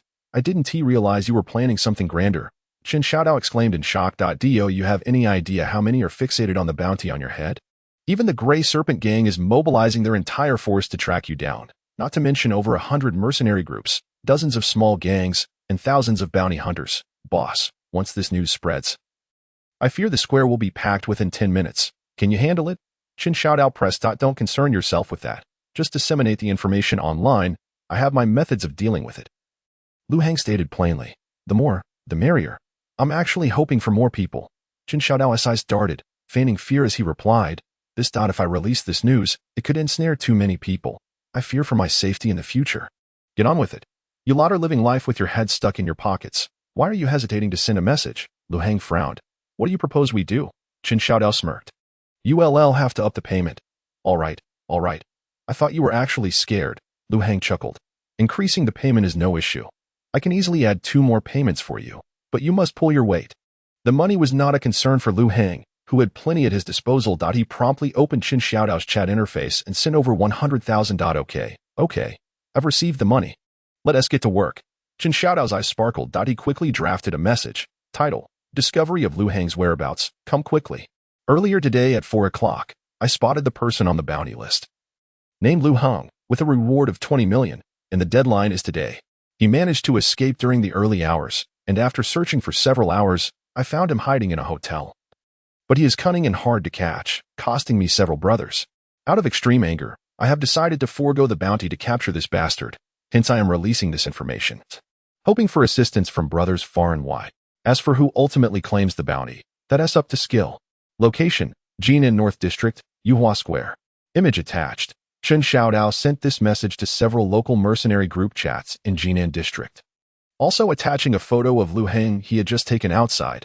Not only that, he logged into several local mercenary websites and copied and pasted this information into the forums. Given that Chen Xiaodao's Silver Moon mercenary group had some renown locally, excitement erupted in the various mercenary chats. Damn, Boss Chen is making his move. A big shot is indeed a big shot. We spent so much time searching for this guy's trail and found nothing. Yet Boss Chen has already crossed paths with him twice. Having been a mercenary for many years, Chen Xiaodao was not joking about this matter. Everyone, get ready to head to Yuhua Square to catch him. If even Boss Chen can't catch him, it seems this Lu Heng is indeed slippery. We should band together and go to the square to catch him. Count me in. I'm in Jinan North District and can reach Yuhua Square in 6 minutes. I am in the West District. Let me rent a flying vehicle and I'll be there in 10 minutes. Ha! You lot are a bunch of trash. I'm already at Yuhua Square. That 20 million is mine. With this news, all mercenaries in the group cursed and rushed towards Yuhua Square. Not just in this chat, others were similarly ablaze with activity. Within mere minutes of releasing the information, it surged to the top of the website. Everyone receiving the news was quick to arm themselves and head out. Meanwhile, in an abandoned house near Yuhua Square, all the windows were sealed and the curtains drawn. Casting the interior in shadow. Lu Heng was gleefully reading the messages on the mercenary forum. Behind him, Silver Wolf was sprawled on the ground, looking utterly despondent, lost in thought. The Hu brothers sat quietly beside him, awaiting Lu Heng's orders. Okay, the message has been released. It won't be long before the square is teeming with people, Lu Heng said with satisfaction. Closing the forum, he glanced back at Silver Wolf, whose cybernetic body remained inactive and immobile. Your time will come shortly. You better cooperate for the show, Lu Heng said with a smile. Silver Wolf's expression quickly morphed into one of fury. You won't be able to make me cooperate again. Just wait. The Warren Group will come for you soon. You won't last long. Smack. Hu Laosen stepped forward and slapped him. How dare you speak to our boss like that? Do you want to die? You dare hit me. Silver Wolf stared incredulously at the rural man before him. You know, I'm a C-class hero in Yuhua City. With just one video, millions will come after you. Spare me the theatrics. Hu Chang kicked Silver Wolf, shoving a foot in his mouth. Hero, you're just a bear now. Don't you get it? Exactly. You think you're a big streamer? An arrow pierces through the clouds, and 1,000 troops come to meet you. Hu Lao chimed in, delivering another slap. Smack. Ugh you. Silver Wolf's mouth was silenced by Hu Chang's filthy foot, unable to utter a word, but his eyes glared fiercely at his tormentors. What with that look? Dare to kick my brother? Hu Chang didn't relent, delivering several more slaps. With that, Silver Wolf's once handsome face soon bore the marks of multiple slaps. Keep an eye on him, Lu Heng said, admiring the 3 of them. He then opened his chat interface and sent a message to his over 80 subordinates. All enemies are about to arrive at the square. Guard your respective positions and ready your weapons. The ambush plan is about to commence. Chapter 65. Live broadcast. Over 80 subordinates received the message from Lu Heng. They began to conceal themselves within various edifices, their figures appearing in hotels, shops, and alleys alike. The scene shifts to Chen Xiaodao. Behind him, a throng of people surged forth from the staircase. Chen Xiaodao chuckled, declaring, the 20 million will be claimed by our Silver Moon mercenary group. No sooner had he spoken than he seized a few brothers and charged upwards. Hearing his words, the crowd behind him became palpably more agitated. Damn it, stop pushing. If you keep shoving, no one will get the bounty. Form an orderly line. We are over 200 mercenaries after all. Let us go. If Chun Xiaodao snatches the 20 million, we'll get nothing. Though they voiced their concerns, no one was willing to yield. And the staircase remained congested. After a good 2 to 3 minutes of jostling, individuals began to emerge slowly, racing towards the 8th floor. As Chun Xiaodao approached the hotel, the Red Ghost mercenary group followed closely behind. Thus, those who first burst forth from the staircase were also their members. The red-haired mercenary laughed heartily, leading a dozen brothers as they ascended. Their physical prowess was commendable. In less than half a minute, they reached the 8th floor. Based on the earlier observations from downstairs, he speculated that Lu Heng was within the central rooms of the 8th floor. Search, the red-haired mercenary shouted, commencing the investigation. He arrived at the nearest door, kicked it open without hesitation. Boom! Armed with a firearm, he charged inside. Lu Heng, where are you? His sharp gaze scanned the room, but it was utterly empty. The red-haired mercenary dashed towards the second room. This time, he spotted a scantily clad woman lying in bed, asleep. The sudden intrusion clearly startled her. Ah, pervert! The woman screamed in terror. Instantly, she drew a pink handgun adorned with various adorable cartoon stickers from under her pillow. Bang! Bang! Bang! In her panic, she emptied the magazine, prompting the red-haired mercenary to flee and slam the door shut. Damn it! I refuse to believe I can't find Lu Heng. The red-haired mercenary then kicked open the third door. Before him were two burly men grappling with one another, both exuding a fierce demeanor. They were locked in a test of strength, pushing against each other's shoulders. Upon hearing the commotion, both men turned their gaze towards the red-haired mercenary at the door. One of the men growled, "Who are you? Why did you kick our door?" The other, grinning menacingly, added, "Do you wish to join in on a man-s battle, little cutie?" The red-haired mercenary awkwardly chuckled. No, it's nothing. I am just looking for someone. Please," continued as he quickly turned and closed the door behind him. Where on earth could that guy be? His eyes scanned the corridor, where his companions were emerging from various rooms, evidently having found no trace of Lu Heng either. Just then, Chun Xiaodao stepped out from one of the rooms. Can't find him either. Right. Didn't you come up first? No sign of him? The red-haired mercenary pressed. Nope. I told you he is very cunning. Chun Xiaodao shrugged. The red-haired mercenary anxiously scratched his head. What now? We finally located this little rascal, and now he is slipping away. Why panic? He must be somewhere in this building. He can't escape. Chun Xiaodao replied nonchalantly. Brother Hong, it seems a multitude has arrived at the square. Most are mercenaries and bounty hunters. At that moment, a member of the Red Ghost group rushed out from a room, looking flustered. Hearing this, the red-haired man hurried into the room, peering out the window towards Yuhua Square. Sure enough, within mere minutes, dozens of cars had arrived at the square's center, accompanied by several flying vehicles hovering overhead. One bounty hunter after another disembarked, their expressions serious as they entered surrounding buildings, seemingly on a quest. Damn it. How did news of Lu Heng get out? The red-haired man cursed. As more and more mercenaries flocked to the square, his anxiety grew. Suddenly, he heard commotion from above, as if someone were running on the upper floors. Isn't this hotel only 8 stories high? The red-haired man furrowed his brow, then his eyes widened with realization. The rooftop. Lu Heng must have fled to the rooftop. He dashed outside. Chun Xiaodao chuckled to himself, choosing not to follow but instead waited calmly in the room for further instructions. Meanwhile, the over 200 mercenaries who had been congested on the staircase finally began to disperse. Hastily arriving on the 8th floor, methodically searching one room after another, perhaps they had discovered something. As soon after, the group surged towards the rooftop, with all attention diverted. Chun Xiaodao instructed his 6 brothers. You stay here, keep your weapons ready, and guard the boss. The 6 nodded in agreement. Chun Xiaodao then sauntered out of the room, leisurely descending the staircase. At this point, all the mercenaries had rushed to the hotel's topmost floor, leaving the staircase empty. In no time, Chun Xiaodao found himself back at Yuhua Square. The square was abuzz with activity as bounty hunters streamed onto the scene. Spotting Chun Xiaodao, one rushed over, exclaiming, Brother Chun, is the news about Lu Heng from you? Can you share where he is?" Chun Xiaodao laughed heartily, pointing towards the top of the hotel. There, right up there. The crowd's eyes turned to the hotel, where a figure stood at the edge of the rooftop, clutching a massive glider. Lu Heng stood atop the building, his expression ecstatic, as if intoxicated. He let out a booming laugh and leapt off the rooftop, the glider unfurling in his grasp, lifting him into the air. Following closely were the 200 frantically pursuing mercenaries, who had just caught a glimpse of Lu Heng only to watch helplessly as their prize soared away. The crowd erupted in frustration, pounding their chests in regret. Lu Heng, wielding the glider, spun and soared above the square, laughing uproariously. Chen Xiaodao swiftly activated his neural device and logged onto the mercenary website, launching a live broadcast without hesitation. His expression transformed into one of exuberance. Ladies and gentlemen, welcome to Chen Xiaodao's live stream. Today, we have an incredible spectacle for you. Thousands of mercenaries joined the live broadcast, all united in the pursuit of Lu Hang. Chapter 66. The show begins at this moment. The atmosphere in the square was electric. 20 million. It's 20 million. Quick, shoot. Bring him down. Don't shoot. What if the Lu family wants him alive? What if he falls to his death? What about the flying vehicles? We can rent some and go up to catch him. The crowd swarmed chaotically, akin to headless chickens, yet no one dared to fire into the sky. Meanwhile, several flying vehicles began to ascend slowly, seemingly intent on capturing Lu Hang.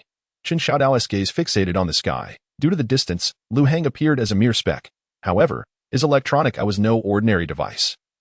It could autofocus, providing a crystal-clear view of Lu Hang's soaring figure. Simultaneously, everything captured by the electronic eye formed the live broadcast feed. As the viewer count soared, Chen Xiaodao became increasingly animated. Hello, everyone. I am your host, Brother Dao, Chen Laodao, back after half a year. Thank you all for tuning in. For those just joining, make sure to hit that follow button. Let us push this live stream to over 100,000 viewers. The chat filled with messages of admiration. 666, awesome. Brother Dao is so cool. Chen Xiaodao's excitement grew. Now, let me briefly outline the current situation. Dear viewers, you should see our #1 bounty on the loose in the sky. By the way, #1 refers to the top bounty in Jinan district, that's Lu Hang. A staggering 20 million bounty. Who wouldn't he be tempted? I discovered his whereabouts early this morning and promptly notified all mercenary brothers. Quite the generous opportunity, wouldn't you agree? The moment the news was released, within 5 minutes, everyone arrived on the scene. Now, let us take a look at how many have gathered in the square. Chen Xiaodao scanned the throngs, estimating around 1,500 people, and the number continued to rise. This bounty hunt is truly lively. So many have shown up in such a short time. However, compared to our live stream audience, it pales in comparison, right? Let us take a look. Wow, our live stream audience is nearing 100,000. It seems everyone is eagerly anticipating this capture live stream. Chen Xiaodao was so exhilarated that he was almost on the verge of ecstasy. Well, today I shall not dazzle you with any extravagant displays. Instead, I will deliver a real performance. Without a moment's hesitation, he seized a machine gun and unleashed a barrage of bullets towards Lu Hang soaring in the sky. Bang, bang, bang. Amidst the hesitance of others, Chen Xiaodao took the lead, with bullets erupting one after another. Lu Hang, who was gliding with a wingsuit, soon began to falter, panic evident on his face. The surrounding mercenaries erupted in a cacophony of curses. Damn it, Chen Xiaodao, stop shooting recklessly. If you hit him with that 20 million bounty, you'll be responsible. What the hell? How did you even start the live stream? Stop shooting. The people in the aircraft will take care of him. Chen Xiaodao, undeterred by the uproar around him, eagerly turned his attention to his live stream. His recent display of shooting had evidently garnered him a substantial increase in followers. How about that? Society, meet your old knife. Fierce and not one for many words. When I say shoot, I shoot. Brothers, give me 10 cloud-piercing arrows. Today, old knife will show you something fierce, throwing grenades with my bare hands. Bring Lu Hang down. Wow, thanks to Grey Snake Gang's third master for sending 10 cloud-piercing arrows, and thank you to Lu Clan Supremacy for the 50 villas. I remember this ID belongs to the CEO of Lu Clan. The great Lu Yuqing, right? Thanks to KY444 Tiger Brother for the 20 little dragon men. Okay, that's enough gifts. Now, old knife will give you something fierce. Without a moment's pause, Chen Xiaodao produced a grenade from his person, pulled the pin with a snap, and hurled it into the air. Boom, the grenade exploded mid-air, utterly destroying Lu Hang's already faltering glider. A scream of despair echoed as Lu Hang's body plummeted like a kite with its string cut. Ultimately, he landed with a thud in the center of the square, crashing onto the heads of several onlookers. Fortunately, everyone had undergone body modifications, and no one perished. Lu Hang, appearing flustered, scrambled to his feet, attempting to flee. The crowd in the square went wild, rushing towards the spot where Lu Hang had fallen. My 20 million. No one can take it from me. Damn it. Who dares to snatch him from the Tianyao mercenary group? We brought over 80 people. To hell with it. I am the leader of the Tiangui gang, and I've brought 100 men. No one dares to snatch from me. A throng of unruly individuals surged towards the center, creating a crush that nearly formed a small mountain. Meanwhile, Chen Xiaodao, laughing heartily, dashed toward the outskirts of the square. How about that? Was that fierce enough? I just blew down 20 million. My goodness. thanks to Lu clan's supremacy. For sending another 100 villas. What? Third master of the Grey Snake Gang, you're rushing here. You better hurry. Otherwise, I fear Lu Hang's body will be dismantled and sold. Qin Shaodao chuckled, directing his electronic eye towards the center of the square. A throng of people had already surrounded Lu Hang, scrambling for his body. Quick, Third Master, calm. I fear Lu Hang's little frame won't hold out much longer. If not, send me a few more cloud-piercing arrows. I can help you stir up some chaos. You've arrived. Well then, all is well. He nonchalantly closed the comments section, while the electronic eye continued to broadcast the scene in the square, however, within his brain-computer interface. Another message window quietly opened, and he composed a message to Lu Hang. Boss, I've gathered all mercenaries in the square. How's my incitement? Can I get a raise? Meanwhile, in a concealed room surrounding the square, Lu Hang chuckled as he read the message. You've made quite a bit from the live stream gifts, and you still want a raise. The figure that had fallen in the center of the square was not Lu Hang himself, but rather a replicated bio-android, serving as bait to lure everyone. He was quietly observing the grand square through the window. Lu Hang's eyes sparkled with excitement as he issued commands to his subordinates via the brain-computer interface. All enemies had gathered, preparing to open fire. Chapter 67. Open fire. As the words left his lips, numerous heads suddenly popped out from various hotels surrounding the square. About 30 individuals, armed with an array of grenades, emerged. Before the mercenaries in the square even noticed, over 30 grenades had already been hurled into the center. These grenades traced a perfect arc, descending directly into the heart of the square. Boom! A flash of red light erupted, and countless flames burst forth. Boom! Boom! Boom! A series of explosions echoed throughout the square. Those in the center were obliterated into nothingness, along with Lu Hang's replica, reduced to mere fragments. In the square, all that remained in the center were a pile of corpses and debris, leaving the surrounding mercenaries utterly stunned. Dear audience, you can see that the first wave of mercenaries who rushed in has basically been turned to ash. Qin Shaodao continued to exuberantly live stream the scene. Fortunately, your host, Old Knife, did not take the lead in this. The comments were flooded with 666. A sneak attack. It's a sneak attack. Someone was hiding in the hotels to ambush us. Damn it, have these people gone mad? Lu Hang has been blown to bits. The crowd in the square stood frozen, paralyzed by the gruesome sight of the Red Ghost Brigade, their spirits crushed and their will to resist extinguished. Yet, yielding to become mere subordinates of Lu Hang was a prospect they vehemently rejected.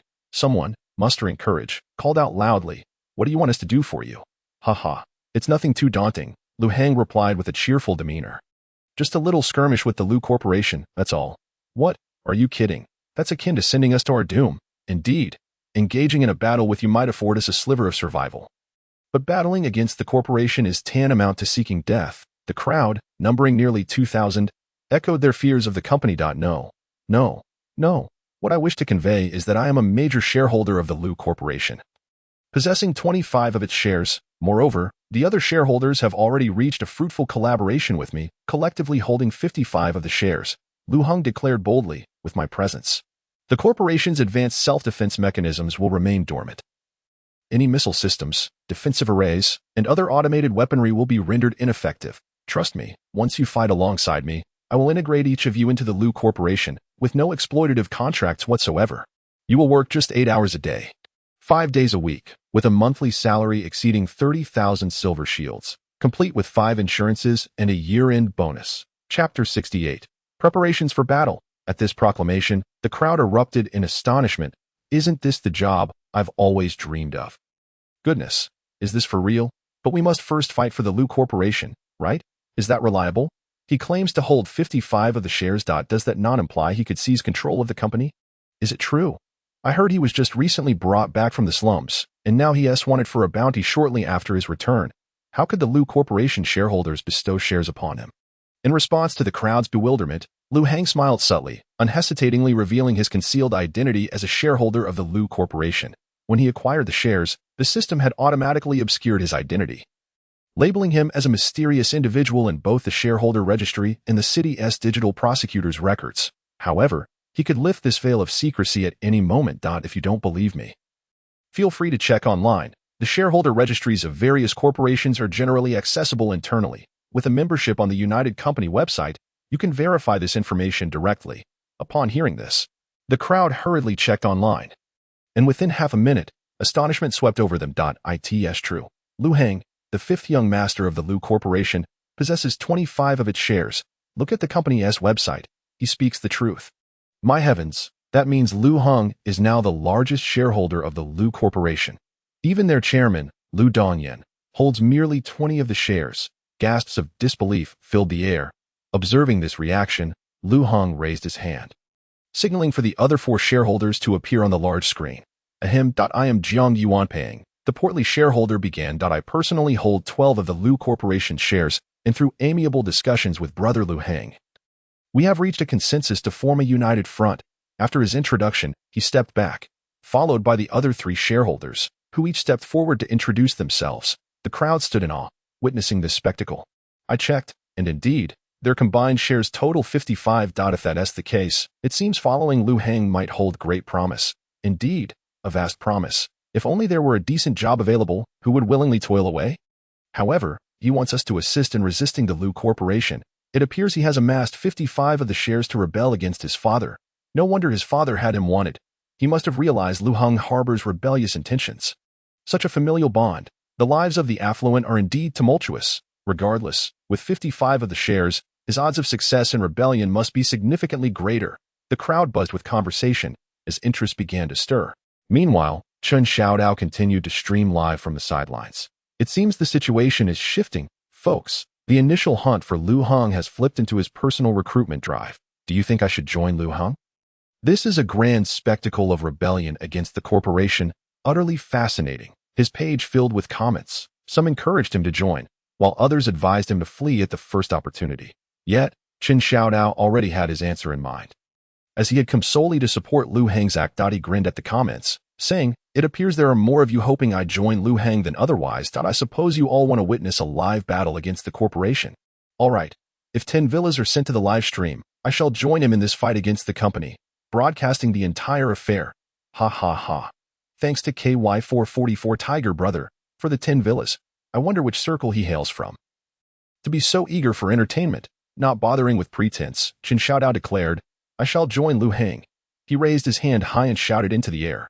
I, Chen Xiaodao, representing the Silver Moon Mercenary Corps. Join Lu Heng. Again with you, brat. The surrounding mercenaries turned toward the source of the voice, surprised by the speed of his declaration. Fine. We, the Chaolai Mercenary Corps, will join as well. Count me in. I am a renowned bounty hunter around here. I am joining 2. For heaven's sake, a stable job with a monthly salary of 30,000. One after another, voices rang out in the square, transforming it into a cacophony. Everyone, calm down. Contracts have been sent to all your neural interfaces. Simply sign them. Lu Heng's voice echoed from afar. The crowd eagerly accepted the contracts, signing without hesitation. Their motivations varied. Some genuinely intended to follow Lu Heng, while others merely sought to preserve their lives, knowing that refusing to sign would subject them to bombardment. Yet, Lu Heng was unconcerned. At the very least, when the time came to confront the Lu Corporation, these individuals would lend some semblance of support. Should they breach the contract and fail to fulfill their obligations, they would face hefty fines in the hundreds of thousands, a burden that could prove lethal. Thus, the majority, once they signed, would appear to follow Lu Heng dutifully. Lu Heng surveyed the completed contracts flooding in, a satisfied smile gracing his face. Within a mere 2 minutes, the number of signed shareholders reached 144, encompassing nearly 99 of those present. The remaining one consisted of skilled mercenaries or bounty hunters who, realizing they were at a disadvantage against Lu Heng, either concealed their presence or activated their flight enhancements to escape the scene. Lu Heng paid little mind to those fleeing. Their ability to escape was their own skill, and he was content with having secured 2,144 followers. That he glanced over the contracts, his expression shifting as he recognized 2 names among the throng. Disun and Luer, the second and third in command of the Gray Serpent Gang. A sly grin crept across Lu Heng's lips. Fortunately, I previously compiled a list of the upper echelons of the Gray Serpent Gang. Otherwise, I might have been oblivious to their infiltration. His gaze swept across the bustling square, where faces were indistinguishable amidst the throng, making it nearly impossible to locate Disun and Luer. However, it mattered little. Their compliance in signing the contracts indicated their fear of the impending missile strikes. Lu Heng chuckled softly. I'll send them to the front lines for the fight. Should they disobey, 2 rockets will take care of them. Turning to the 4 shareholders behind him, Lu Heng smiled lightly. The plan is set. Over 2,000 people have committed to joining me in battling the Lu Corporation. I trust you all have no further concerns. Once we strike together, With the smart defense systems incapacitated, and with these 2,000 individuals and my arsenal backing us, the corporation's soldier systems will think twice before acting carelessly. By then, capturing the chairman will be a mere formality, he proclaimed with conviction. By tonight, the entire company will belong to the 5 of us. The 4 shareholders exchanged glances, ultimately letting out resigned sighs. Very well. We shall follow your lead. Chapter 69. The struggle. You have consolidated 55 of the shares within the corporation, achieving relative control over the Lu Corporation and causing significant impact. Ding.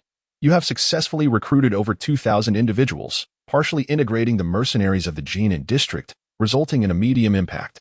You are awarded additional rewards, 100 military-grade T3 combat infantry robots. You are awarded an additional reward, 120 cubic meter compressed space. You may place items into this virtual space at will, accessible whenever needed. Lu Heng's face lit up with delight. He had been contemplating how to discreetly carry a massive apocalypse sword along with 20 laser-guided drones, which had proven cumbersome. Now, with the system space available, it was a welcome relief. He cast another glance at the Silver Wolf Knight behind him. Realizing it was also time to upload the video, just last night, he specifically threatened the other party and recorded a video exposing the various unscrupulous tactics employed by the Lu Group, which is currently stored in his neural device. Under the heroic guise of Silver Wolf, he aims to incite public opinion against the group, believing it could deliver a significant blow to the Lu Group. With a tone laced with menace, Lu Heng declared, I will connect you to the network now, and you will upload the video I instructed you to film yesterday using your personal superhero account. No. You are exploiting my influence to harm the Lu Group. They will not let me off the hook, Silver Wolf exclaimed, shaking his head in fear. If you refuse to release the video, I can end your life right now. Lu Heng coldly threatened, raising the Apocalypse Greatsword towards Silver Wolf's throat. With gritted teeth, Silver Wolf reluctantly agreed to upload the video. Well then, let us prepare to depart. Lu Heng chuckled lightly. Chu Chang. Bring these shareholders and Silver Wolf along. He called out, and a few subordinates hastily followed suit. Lu Heng arrived at the Grand Plaza, shutting down the virtual projection suspended in the air, though the microphone and speakers remained active. Without further ado, everyone. Follow me to launch an attack on the Lu Group. Meanwhile, within the Lu Group, chaos reigned supreme. Some were elated, while others were distressed. Lu Dongyin was seated in his office, attending to the company's finances, when his secretary burst in, startling him. What is it? Can't you knock before entering? He glared at her, displeased. Well, is there any news about Lu Heng? The digital prosecutor is due to arrive any moment now. Wiping the sweat from her brow, the secretary, visibly anxious, reported, Chairman, we have located Lu Heng, but he has rallied an army of 2,000 at Yuhua Plaza, preparing to launch a full-scale assault on the group. Ah, finding him is good. Wait a moment. Lu Dongyin sprang to his feet. What did you say? He intends to launch a full-scale attack on the company. His army is approaching our company, currently just 12 kilometers away, and will arrive in approximately 30 minutes, the secretary replied urgently. A preliminary assessment estimated Lu Heng's fighting force at over 2,000, including 1,100 mercenaries, more than 600 gang members, over 100 bounty hunters, and over 200 non-combat personnel, making their overall combat capability comparable to that of the Lu Group's grassroots military. Lu Dongyin shook his head with a smile. Lu Heng, I truly underestimated you. You have even resorted to bringing troops back, he relaxedly assured the secretary. Do not worry. They are merely a rabble of over 2,000 AS long as we activate the company's defense systems and launch a few dozen short-range missiles. They will be nothing but cannon fodder. You have been with the company long enough to know its strength. Surely, a mere assembly of lowly minions cannot threaten us. He sat back down nonchalantly, taking a sip of tea, and reprimanded the secretary. Next time you encounter such a situation, do not panic. It is but a small matter. But Lu Heng now possesses more than 50 of the shares and has the authority to deactivate all self-defense military hardware within the company, including all missile systems and military-grade intelligent devices, the secretary stammered, her anxiety palpable. What? Lu Dongyin sprang up in alarm, knocking over his desk and shattering various tea utensils. How can he possess more than 50 of the shares? He rushed forward, fixing a fierce gaze on the secretary. Lu Heng is the mysterious figure. He has taken over all your brother's shares, and the 4 external shareholders have already reached a cooperation agreement with him. The secretary hurriedly explained. Damn it. Lu Dongyin quickly began searching for the shareholders' names on his neural device. Unsurprisingly, the section previously labeled Mysterious Figure had been renamed to Lu Heng. Lu Dongyin began pacing anxiously within his office before issuing an order. Summoned the remaining shareholders, and Lu Yuqing. We need to convene an emergency meeting at once. Yes. The secretary quickly exited. Just then, another woman rushed in, flustered. Director of Public Relations, what brings you here? Lu Dongyan felt a twinge of foreboding. Report.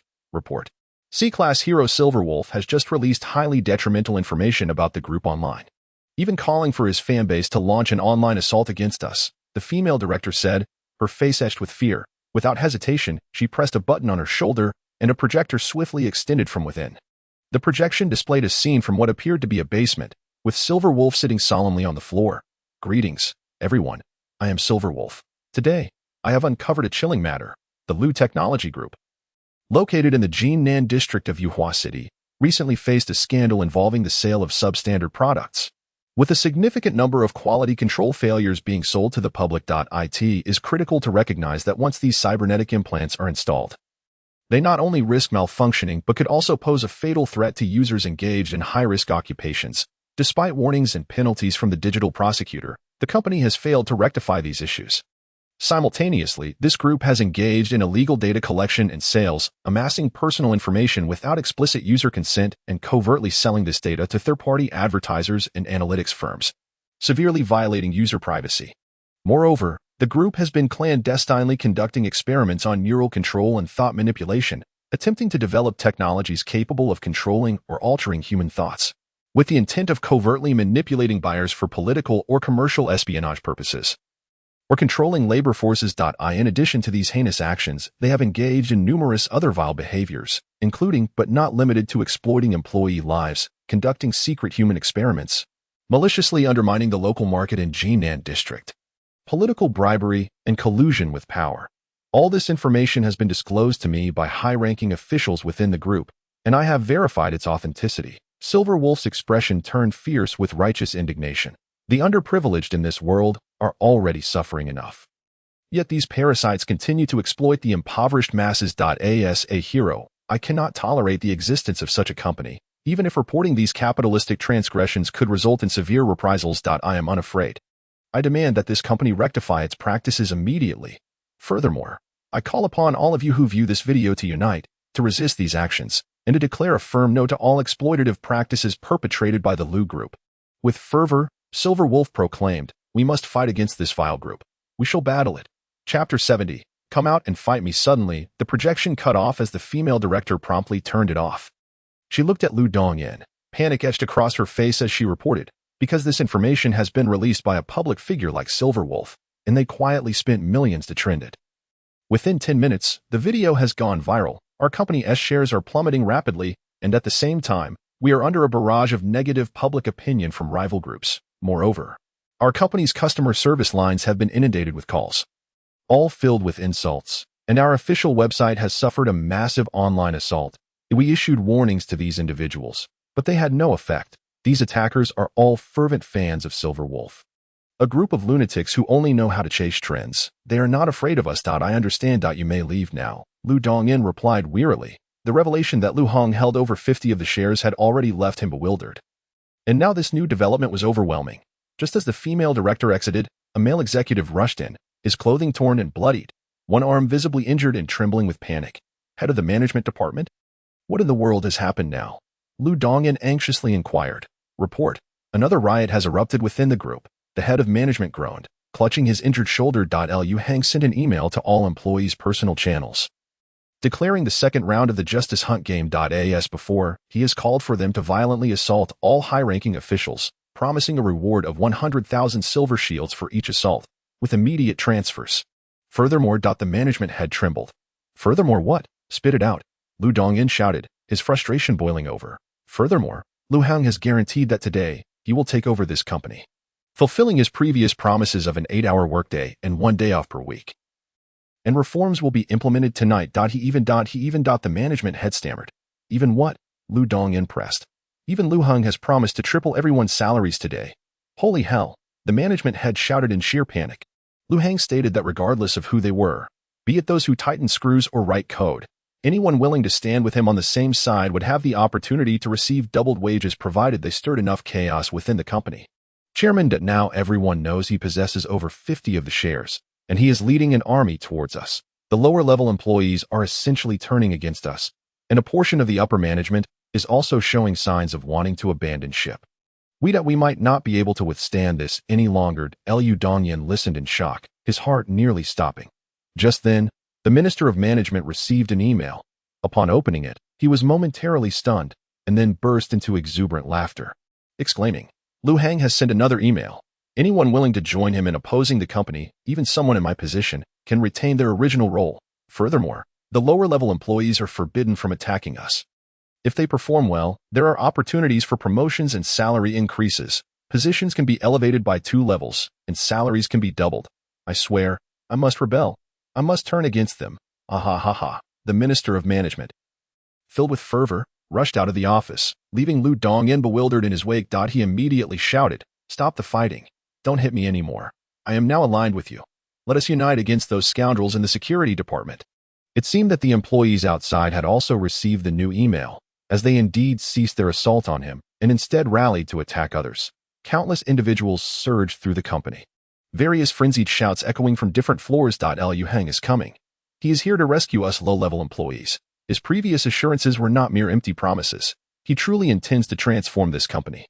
I haven't received a salary increase in 5 years. I demand a raise. I want 8-hour workdays and regular weekly holidays. With Lu Hang's arrival, the group will find peace. With Lu Hang's arrival, there shall be clear skies.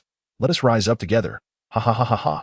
Listening to these declarations, Lu Dongyan suddenly felt dizzy, as if the world were spinning around him. He struggled to steady himself against the wall, his heart growing cold. Liu Hang, how audacious you are, Lu Hang. His emotions shifted rapidly. Anger, anguish, and helplessness surged within him. Having occupied this position for so long, he had always maintained a strategic and composed demeanor. Never had he been reduced to such a state. "Father, the digital prosecutors have arrived, and they demand that we immediately submit a scapegoat. What shall we do? Lu Hang certainly cannot take on this blame." Lu Sifan arrived at the office, visibly anxious. Liu Dongyan was already somewhat numb by this point. With majority shares held by others, a public relations crisis, internal strife, and the digital prosecutors closing in, an array of crises overwhelmed him, and he felt his mind teetering on the brink of collapse. Father, what is wrong?" Lu Sifan noticed something amiss and hurried forward. "It's nothing. Nothing. Liu Dongyan managed a bitter smile. I have lost. He sighed deeply. "Let us gather all the key personnel of the company for a meeting. Also, please ask the digital prosecutors to come to the office. Understood. Liu Sifan nodded and quickly led his father to the conference room.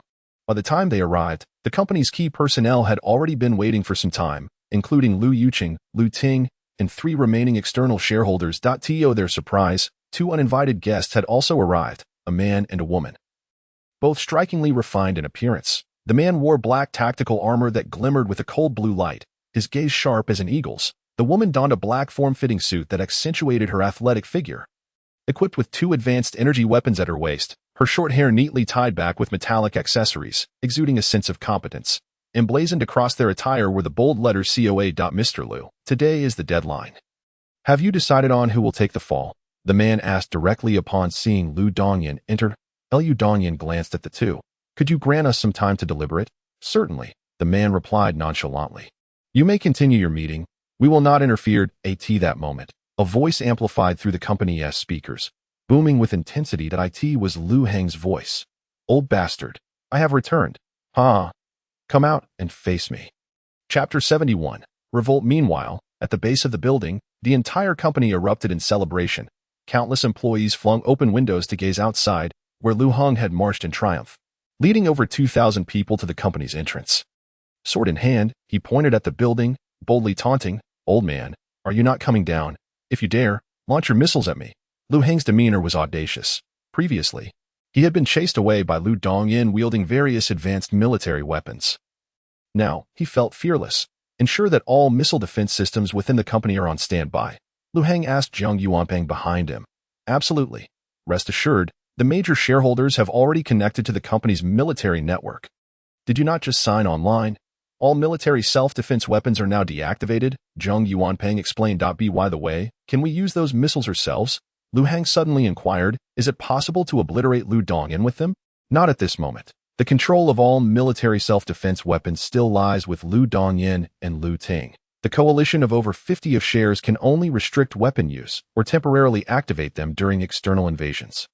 To gain control of the arms, at least 67 of the shares must be united, and identity verification must occur within the military arsenal. This cannot solely be executed online, Jiang Yuanpeng elucidated. Over 50 merely constitutes relative control within the company, granting majority decision-making power on ordinary matters and influencing daily operational decisions. However, possessing 67 of the shares equates to absolute control, allowing for decisive influence over company direction and strategic decisions, even in the face of opposition from other shareholders. Those holding 67 can ensure all matters proceed. Well, as long as Lu Dongyin cannot use those things against me, I am fine. Lu Hang scratched his head, although he could not manipulate the weapons to strike back. He had over 2,000 men and sufficient firepower. He could still launch an attack himself. Let us go. Follow me as we storm the company building and find that old bastard, he shouted exuberantly. Chen Xiaodao remarked, even if the self-defense weapons are out of commission, the security within the company must not be weak, right? Just then, a large group of individuals surged out from the company entrance. They wore security uniforms, each equipped with formidable weapons and advanced cybernetic enhancements. Here they come. Prepare for battle. Chen Xiaodao quickly raised his machine gun, watching the advancing wave warily. Don't worry, boss. The three of us will fight to the last breath. The Hu brothers swiftly hoisted rocket launchers, their expressions tense as they eyed the incoming crowd. The 2,000-strong force behind them bore serious expressions, ready to engage. To their astonishment, the security personnel displayed no intention of aggression. Instead, their faces radiated enthusiasm. He is here. Lu Heng has arrived. Our savior is coming. I'm getting a raise. Ha ha ha ha. Chief Lu, please hurry inside. The automated defense systems at the entrance have been deactivated. The entire company's surveillance has been cut. All higher-ups have been incapacitated. Quickly, rise up against the board. They are in the conference room on the 14th floor. We stand ready to assist you. Anyone who dares to obstruct shall face us. The security personnel, filled with exhilaration, eagerly approached, even forming several lines, prepared to escort Lu Heng into battle. Chen Xiaodao slowly lowered his machine gun, bewildered. Goodness, they are here to welcome us for a revolt. Brother, we are here to fight them. Why are these people welcoming us? Hu Laosan scratched his head. Puzzled. Hu Chang, equally confused, replied, I don't know either. Perhaps it's our boss's charm at work. Wow, the people of the big city are truly different. Hu Air observed, grinning at the spectacle. As the company's entire building erupted in enthusiasm, windows swung open, and more employees leaned out, their faces alight with excitement and fervor, waving downwards as if to welcome Lu Heng's arrival. This scene left Lu Heng's army astonished. Ha ha ha, splendid, such spirit. Lu Heng laughed heartily, leading everyone into the company building. A massive throng entered the lobby, with many remaining outside due to the crowd size, while Lu Heng guided over 200 elite soldiers upstairs. Throughout the journey, they faced no impediments. The employees looked on with eager anticipation, some even stepping forward to offer support. Brother, you're here to help with the revolt, right? Your gun looks inadequate. Take this X-99 assault electromagnetic cannon. It is far superior. A white-collar worker handed Chen Xiaodao a cannon. Chen Xiaodao, bewildered, accepted it. What about us? We don't have any advanced gear. Rushing in like this could get us hurt. Several young employees approached Hu Chang, shedding their advanced bulletproof vests and offering them to the Hu brothers. Thank you. Hu Chang accepted the vest, feeling somewhat bashful. Let us go. You are all good people. Hu Laosan donned the bulletproof vest directly, expressing heartfelt gratitude. It was not just the Hu brothers. Every mercenary brought by Lu Heng received warm inquiries from the employees. Some presented weapons, others offered protective gear, while a few even handed over cash with requests for the mercenaries to fight with greater fervor. This scene genuinely astonished the mercenaries, who exclaimed how fortunate they were to follow such a leader. Throughout their journey, they were surrounded by the group staff, who encouraged Lu Heng and his companions, gesturing enthusiastically. Brothers, you need only to deal with the top shareholders. The general upper management has already been swayed. We eagerly await your victory. We all understand the hardships of this rebellion, and tonight, after work, drinks are on me. Let's go. Hu Laosan declared, his gaze resolute as he looked at the employees. All right, we shall bring this company down. It is worth noting that they were indeed the aggressors, yet they were now perceived as heroes. Chapter 72. Agreement. The group soon arrived at the door of the conference room, where Lu Heng stood, flanked by several hundred mercenaries filling the corridor. The remaining 1,000 mercenaries were strategically dispersed throughout the company building. With a subtle nod, Lu Heng signaled Chen Xiaodao, who boldly approached and kicked the door open. Boom! The office door swung wide. revealing the major shareholders and two COA officers seated within. Lu Dongyin cast a complex glance at Lu Hang before sighing. Lu Hang, you and your four shareholders may enter. We need to have a discussion. Lu Hang chuckled lightly, leading the four external shareholders inside. Chen Xiaodao intended to follow but was halted. No worries, you stay out here, Lu Hang said with a reassuring pat on his shoulder. The five entered the conference room and closed the door behind them. The atmosphere in the room was peculiar. Aside from the four external shareholders brought by Lu Hang, three other external shareholders were present. Although they appeared calm on the surface, they were in fact quite anxious. Already contemplating the possibility of defecting to Lu Hang. Liu Yuqing glared at Lu Hang with hostility, while Lu Sifan wore a somewhat helpless expression, seemingly aware of the impending developments. As for Lu Ting, he maintained an inscrutable demeanor, silent and lost in thought. Two COA prosecutors stood in the room, indifferent to the recent events within the company. Well then, let us talk, Lu Dongyin initiated, fixing his gaze on Lu Hang. What compensation do you require for your acquiescence? Compensation? Lu Hang laughed heartily. Do you truly believe I have come here seeking compensation? Ha ha ha. Lu Dongyin remained silent. Lu Hang relaxed his posture, hands cradling the back of his head, and declared, first and foremost, I refuse to accept being made the scapegoat. We will change the candidate. I trust the esteemed prosecutors will not interfere. Lu Dongyin glanced at the male and female prosecutors beside him. The male prosecutor shrugged. The higher-ups have instructed us to apprehend a CEO-level executive. You may choose among your family members or shareholders. It serves as a lesson to you, though everyone knows the reality of the situation. That's debatable, Lu Hang grinned maliciously, directing his gaze at Lu Yuqing. Let's go with him. Lu Yuqing gritted his teeth. Lu Hang, do not be so arrogant. Go to hell, Lu Hang responded nonchalantly. The one who truly belongs in prison is you. I am merely stating the truth. Prosecutors, do you have any objections? Lu Hang inquired, turning to the two. None at all, the male prosecutor replied, maintaining an indifferent demeanor. Lu Dongyin's expression darkened, unable to counter the assertion. With the COA officers present, it is essential to understand that these individuals are part of a law enforcement organization created by a coalition of capital interests, whose guiding principle is to safeguard the interests of capital and seek profit. As it stands, the capital Lu Hang commands is evidently superior to his own. No, I refuse to go to prison. I am the rightful heir to this conglomerate. He is merely an outsider. Lu Yuqing's agitation grew, dissatisfaction radiating from him. Lu Dongyin sighed, by calling Lu Hang back and granting him the CEO position. They had essentially conferred upon him the status of legitimate heir. However, he had not anticipated the situation escalating to this degree. Enough of this. The conglomerate will ensure your comfort while incarcerated, Lu Dongyin stated with a serious expression. No. No. Lu Yuqing protested vehemently. At this moment, the two prosecutors advanced, employing an unknown method. With a subtle motion, the male prosecutor produced a shimmering blue rope from his sleeve, ensnaring Lu Yuqing's body. He fell to the ground with a thud. The female prosecutor coldly intoned, you have the right to remain silent, but every word you utter will be recorded as evidence. After apprehending Lu Yuqing, they would bring him before a court again, merely a formality, as imprisonment was virtually assured. From this moment on, your actions will influence the length of your sentence. I advise you to remain calm. She finished speaking and helped Lu Yuqing to his feet. Lu Yuqing finally grasped the reality of the situation and ceased his protests. I have seen the video released by Silver Wolf Hero, the male prosecutor suddenly remarked. Regarding the subpar cybernetic limbs, I hear you have yet to rectify the situation. The higher-ups have issued a notice, urging you to rein in your activities. Otherwise, another family member will be sacrificed to serve time. Lu Dongyin bitterly nodded in acknowledgement. Meanwhile, Lu Hang furrowed his brow. Did not Silver Wolf Hero accuse you of stealing employee information and conducting unauthorized human experiments? Are you not concerned about these allegations? These damaging revelations were indeed orchestrated by him, aimed at dismantling the company as thoroughly as possible. Yet, thus far, aside from the online harassment from Silver Wolf Hero's fans, there had been no substantial repercussions.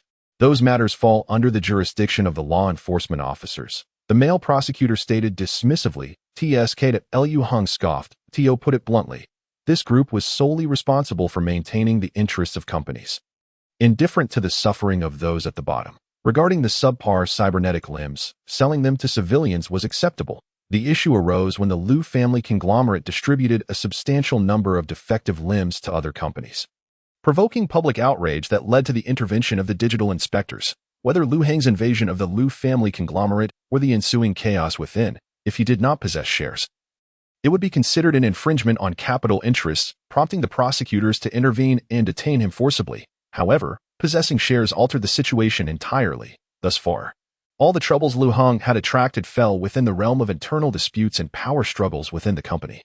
According to COA principles, they would refrain from intervening, merely observing and reporting until one party's shares reached 67, at which point they would act decisively to uphold the rights of the absolute controlling shareholder.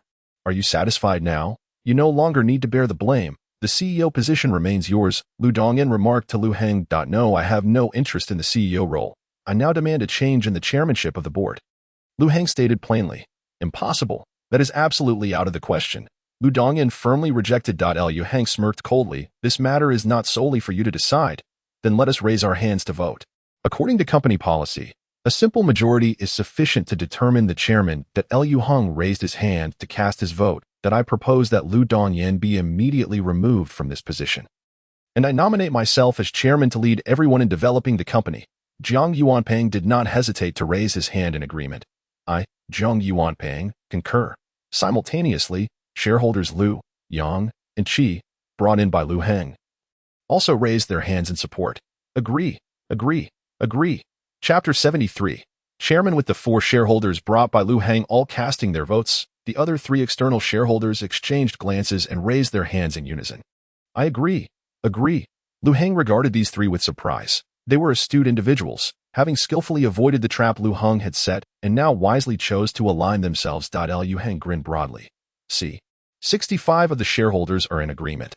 We are inching dangerously close to the 67 threshold for absolute control. Do you believe there is any room for negotiation on this matter? He then turned to the 2 prosecutors beside him. Esteemed prosecutors, would you not agree? The male prosecutor observed the unfolding scene with interest. Indeed, the Capital Union Act stipulates that any internal shareholding reaching 67 signifies absolute control, with others prohibited from interfering in decision-making. 65 is close enough, at least, in terms of the Capital Union Act. Should you choose to appeal to the COA, they will dispatch personnel to safeguard your absolute rights, provided you pay the requisite guarantee deposit. He explained. Moreover, upon assuming the new board position, you will need to sign various agreements with the COA. Lu Yuqing glared at the prosecutor with indignation. The company has yet to agree to his demands. My father is the current chairman. Furthermore, my father has been the one paying the guarantee deposits all these years. Your father, how many shares does he hold?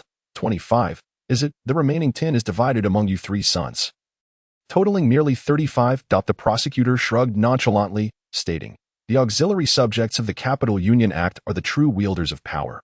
You, at present, do not meet the qualifications. Do you understand? We recognize only one anchor point: shares. Typically, they do not interfere in the internal power struggles of the conglomerate. However, when the shares approach 67, the rights of the absolute controlling shareholder must be safeguarded. This is a consensus among all groups and one of the significant reasons for the existence of the COA. Lu Heng nodded affirmatively, exclaiming, the prosecutor is absolutely correct. We must ensure that the margin is fully paid and that all matters are duly signed. I can see that the Lu family opposes my decision. They undoubtedly harbor rebellious intentions. Lu Heng said sternly, please have them apprehended. You. Lu Yuqing stared in disbelief at Lu Heng. It was evident that the other party was the one plotting rebellion. How had it turned into him being the rebel? There's a process for appeals. I'm just a mere laborer, he added. The prosecutor made his refusal clear. I am solely responsible for taking Lu Yuqing back today. Your appeal will be addressed by a designated person later. Fine. Lu Heng's lips twitched in irritation as he questioned, what are you 2 still doing here?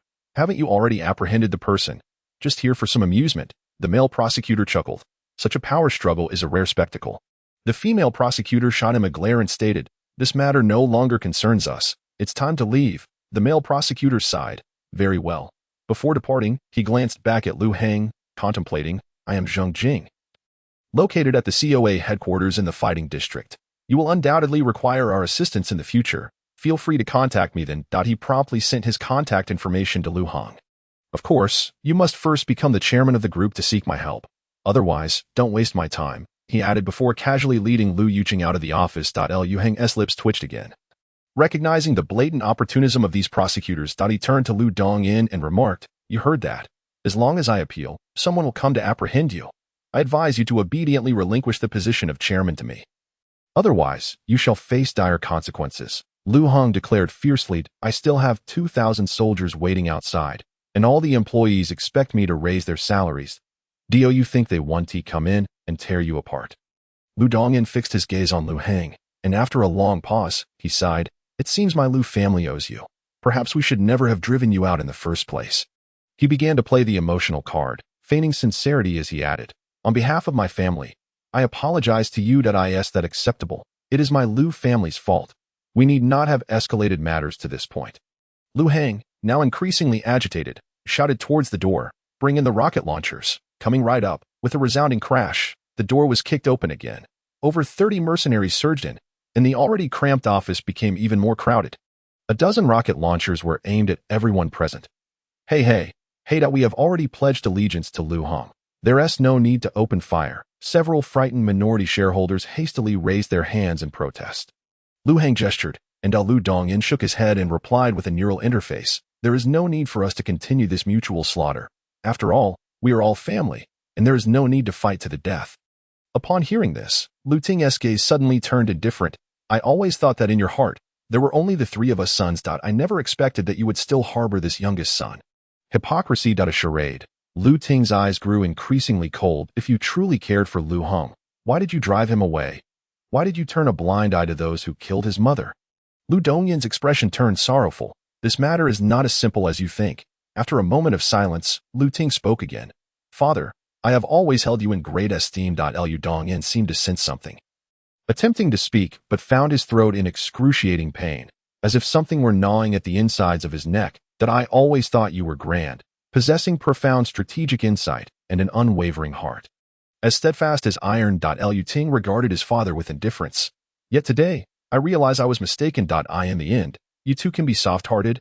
Lu Dongyan's expression shifted. He struggled to look down and saw countless metallic particles had somehow burrowed into his chest cavity, wreaking havoc on his organs.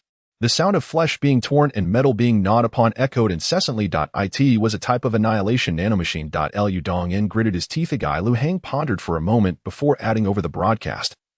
Wages that ought to rise will indeed rise. Just await my good news. With that, he switched off the transmitter. The employees in the company exchanged glances, unable to discern the truth behind the words spoken.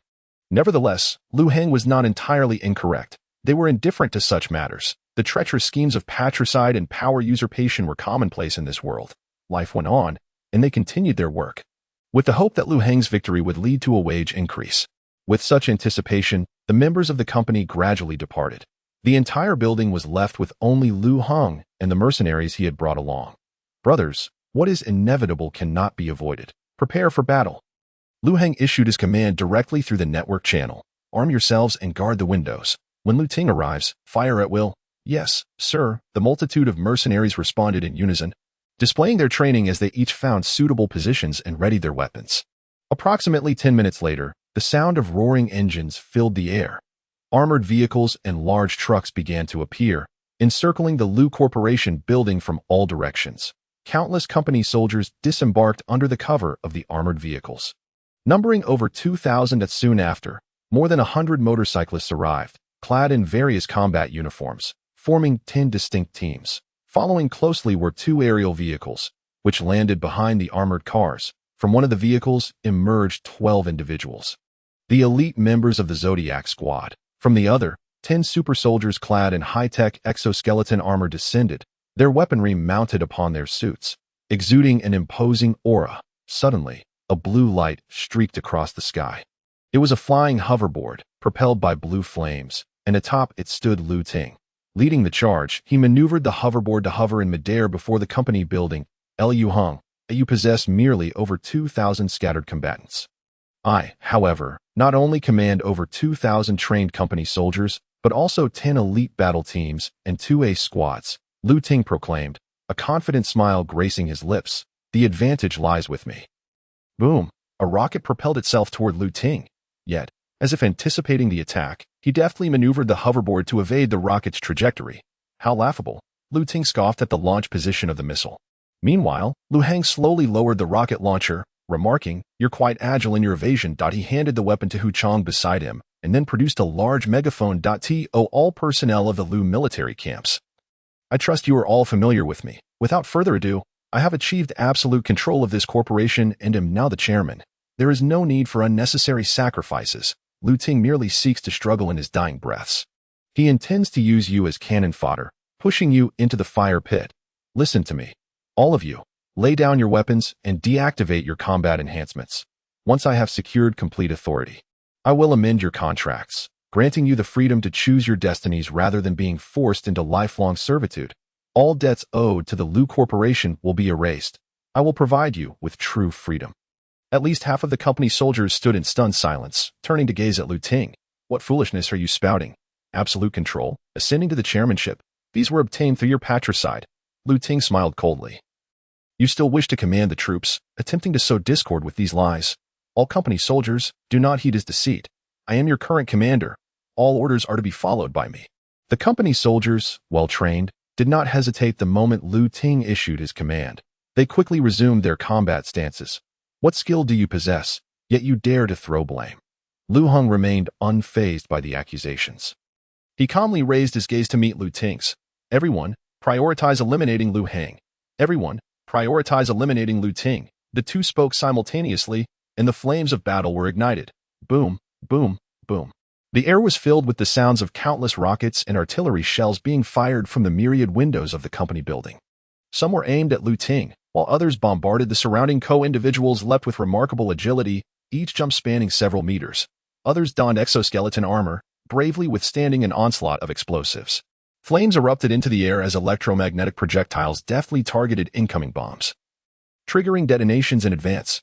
Hacking viruses infiltrated the neural interfaces of mercenaries, curtailing their assaults. Supermagnetic forces redirected bullets and explosives with seamless precision. The elite squad members, akin to the 8 immortals crossing the sea, displayed their unique talents, effortlessly penetrating the interior of the corporate skyscraper. However, unbeknownst to them, once all the elite soldiers breached the building, only Lu Ting remained high above outside. Suddenly, a thunderous sound resonated. Lu Heng stood atop the apocalyptic greatsword, shattering a window as he soared from the edifice, his expression brimming with exhilaration, a grenade launcher resting on his shoulder as he unleashed a barrage towards Lu Ting.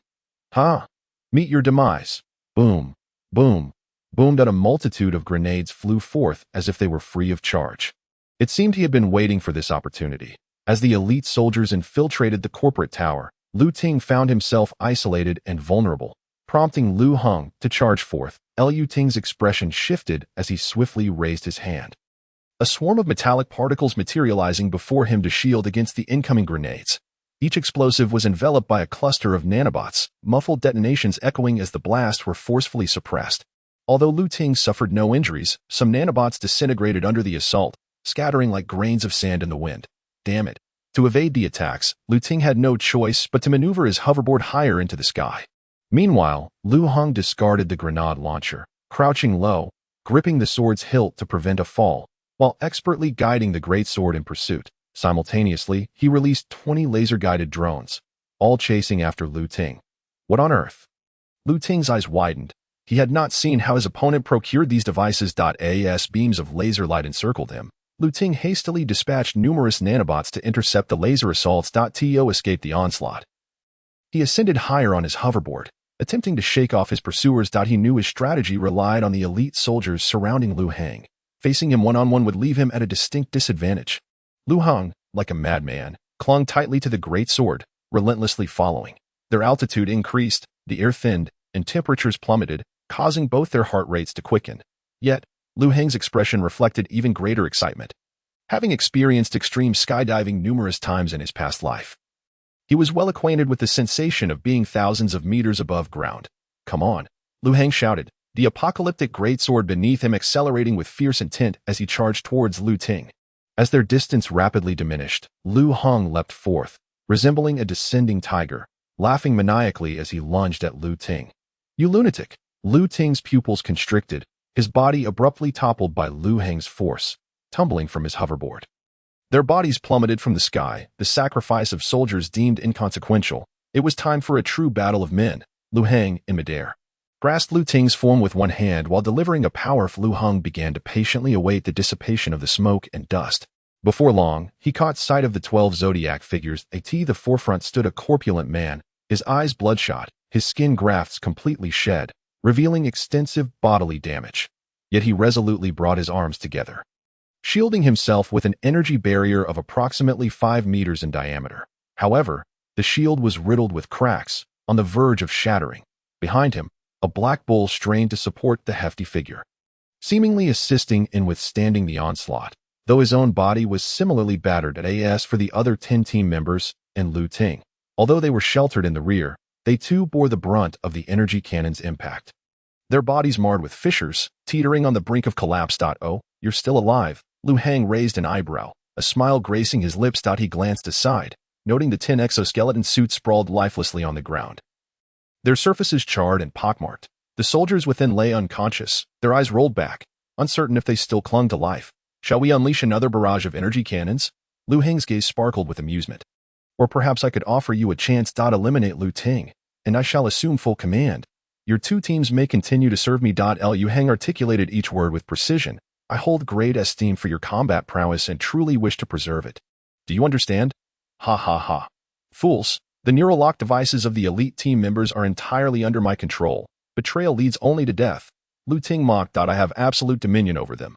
Suddenly, a laser dagger pierced through from behind, plunging into his neck. Lu Ting's eyes widened in disbelief. The cloaked figure, Hidden Snake, spoke slowly. If you die quickly enough, there will be no time to issue commands. Chapter 79. Resistance without pausing. Hidden Snake twisted the laser blade, swiftly delivering a horizontal slash. Lu Ting's head tumbled to the ground, his expression vacant. Yet, just when everyone believed he had perished, his severed head morphed, his eyes wild with rage. Circles of nanobots began to writhe at the neck of his headless body. You dare! The voice of Lu Ting emanated not from his mouth, but from a built-in vocalizer. In the astonished gazes of all present, the headless form launched an elbow strike backward. With a thud, Hidden Snake's body materialized, crashing suddenly. The Thunder Dog pivoted its cannon, aiming directly at Lu Ting in the rear. Boom! The electromagnetic sphere shot forth at an astonishing velocity, colliding violently with Lu Ting, sending his body hurtling backward. Boom! A brilliant flash of lightning erupted, and the sound of the explosion reverberated through the heavens, a tempest of energy wreaking havoc upon the surrounding structures. Yet, this was not the end. The Thunder Dog's arms swiftly transitioned to high-frequency firing mode. Electromagnetic projectiles were unleashed at a blistering rate of 3 rounds per second, each utterance from Lu Ting accompanied by even more ferocious gunfire, the air around them seeming to warp under the weight of this wrath. Damn the commander! Damn authority! Damn capital! Chapter 80. The Death of Lu Ting. As the Thunder Dog unleashed its barrage, a cloud of gray smoke soon enveloped the area. The Thunder Dog's arms emitted plumes of black smoke, rendered utterly incapacitated as it gradually lowered them, yet the hatred in its eyes remained unquenched. I want you all to perish. From within the gray haze, Lu Ting's frantic and mournful cries echoed. Tai Long observed this scene, making a swift judgment in a mere second. With a grave expression, he declared, Former Group Commander Lu Ting has experienced a system malfunction, and the presence of cybernetic psychosis has been detected. He must be restrained. All units, commence assault on Lu Ting. Though it was said in such terms, it was merely a pretext to eliminate him. What are you doing? What are you doing?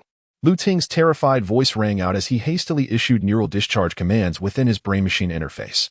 Yet before the commands could be executed, a wave of heat surged forth. Whoosh! A torrent of flames engulfed Lu Ting.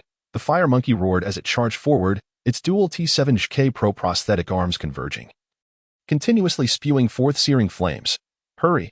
He is about to activate the neural lock. Finish him off. The other Zodiac members wasted no time, springing into action. The magnetic mouse raised both hands, activating the machinery on its back. As chunks of scrap metal began to float from the dilapidated buildings nearby, under the magnetic mouse's control, these broken metal fragments ascended into the sky, before hurtling down violently towards Lu Ting. Amidst a barrage of heavy fire, the smoke thickened, obscuring visibility within. The golden rooster dove into the fray, swiftly seizing Lu Ting's mangled form and emerging from the chaos. At this moment, Lu Ting had lost an arm and a leg. His alloy skeleton and bionic organs laid bare, his body grotesquely charred and mutilated. However, the members of the Zodiac were still not satisfied. The golden eagle grasped him and soared to several hundred meters in altitude, before hurling Lu Ting back down to the ground with tremendous force. Boom! Lu Ting's body struck the earth, creating a massive crater, his bones bending under the impact, spare organs shattering.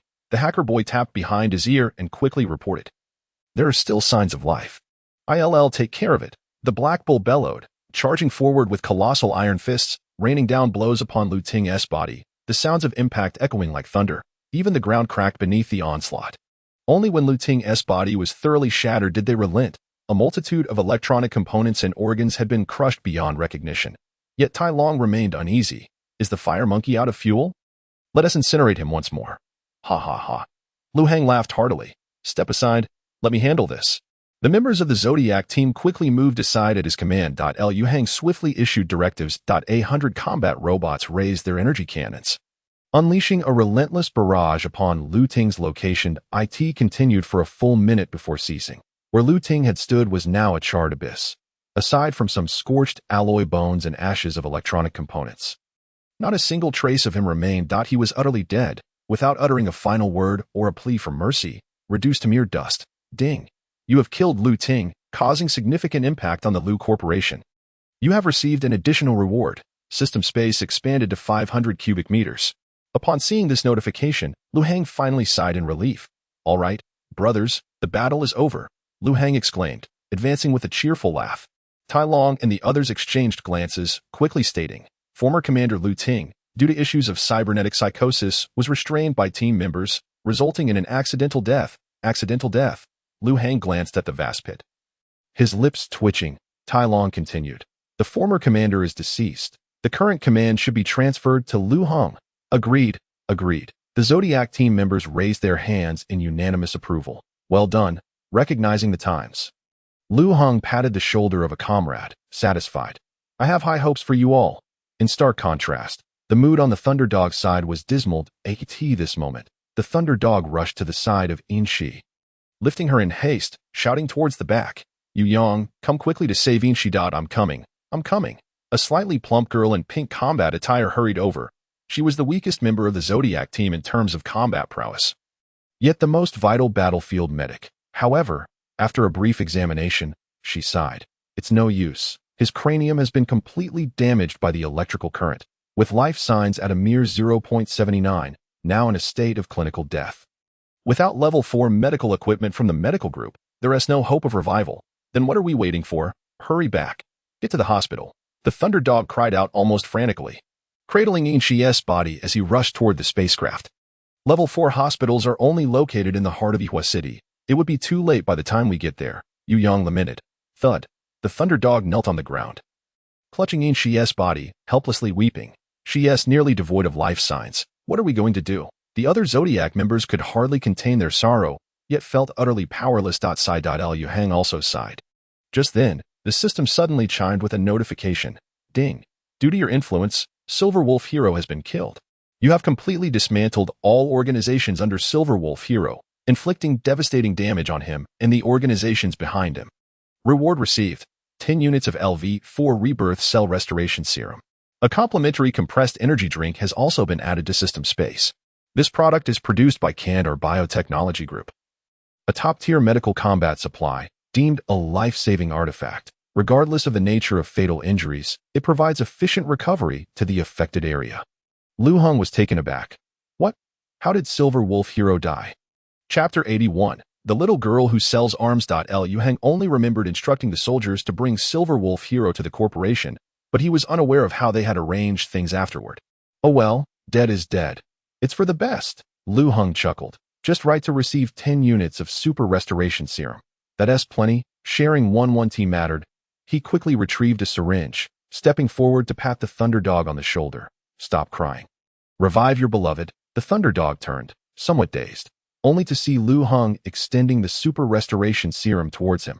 Upon seeing the Kandar Biotechnology label and the LV4 designation on the syringe, his eyes widened in disbelief. Without a moment's hesitation, the Thunderdog accepted the syringe and plunged it into In Shi's temple. With a hiss as the liquid was injected, the Thunderdog's anxiety intensified.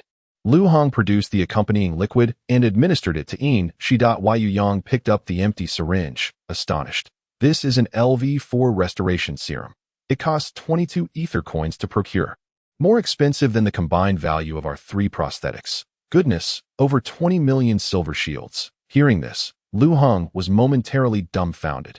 That's not how it's calculated, but its worth would surely exceed 20 million silver shields. Tai Long approached slowly, explaining, The value of these cryptocurrencies fluctuates greatly, but even at its lowest, it's still worth at least 1.2 million silver shields per Ether coin, and crucially, they cannot be purchased with silver shields. They are only distributed in limited quantities by various major UN organizations. Hiss, what a loss! Lu Hung glanced at the syringe embedded in Yin Shi, a fleeting pang of regret washing over him. However, it was already done. There was no point in lamenting. The Thunderdog, quick to act, had snatched the syringe the moment it was offered, as if fearing Lu Heng might change his mind. You are a good boss. Tai Long regarded Lu Heng earnestly. It seems we've found the right person. The Zodiac will undoubtedly exert every effort for you henceforth. Upon hearing this, Lu Heng felt a sense of contentment. How should I put it? I keep my promises. You won't be bound to the Lu Corporation anymore. You can come and go as you pleased, he chuckled lightly. As for the loans, well, I'll figure out how to write them off later. I certainly want to forcibly reclaim your assets. Tai Long and the others exchanged glances, their eyes reflecting genuine joy. On behalf of all the soldiers in the corporation. Thank you, Tai Long said earnestly. I will continue to serve you, working directly under you. Absolute obedience. Previously, they had been compelled to remain with the company, but now it was different. They were voluntarily choosing to stay. At this moment, the hidden serpent began to show signs of revival, slowly opening its eyes and staring blankly at the Thunderdog. I'm not dead? Excitement rapidly flickered in the Thunderdog's gaze. It worked. It worked. Hiss. The hidden serpent suddenly raised a hand to support its head. It still hurts. Yang, hurry. The Thunderdog shouted towards the back. Don't panic. Don't panic. Two slender tubes tipped with needles swiftly extended from Yang's back, plunging into the hidden serpent's body, rapidly injecting a substantial amount of medicinal fluid. The hidden serpent's nervous system received effective restoration. Following this, Yang folded her arms and quickly transformed them into 8 elongated mechanical fingers, each connected to a surgical tool. She then proceeded to perform a craniotomy on the hidden serpent, gradually shutting down the neural locking device at the back of its head, followed by a series of remedial actions on the brain and the areas affected by electric shock. After approximately 10 minutes, the surgery concluded with the reattachment of the skull cap. All right, life signs are completely stabilized now. Next, we'll head back to the company for a new brain machine replacement, and with some good rest. Recovery will follow. Yu Yang wiped the sweat from her forehead. Thank you. The Thunderdog finally breathed a sigh of relief. The hidden serpent slowly stood up, incredulously stating, I thought I wouldn't survive such a severe neural shock. Just then, the Thunderdog leaped forward and embraced Lu Heng's thigh. Brother, from now on, you are my true brother, and I will repay you for everything. I'm truly sorry for always losing my temper at you before. I even secretly cursed you in my heart. I will never do that again, he exclaimed with a face full of regret. Lu Heng replied with a gentle smile. It's all right, just stay and work hard. The hidden serpent, noticing the syringe, finally realized what had transpired and sincerely expressed gratitude to Lu Heng. Seeing that matters here were nearly resolved, Lu Heng issued a command. Then let us go. Return to the Lu Corporation and end this war. However, unbeknownst to him, the battle had already concluded shortly after he left the corporate building. Time rewinds 20 minutes, just as Lu Heng had departed from the corporation.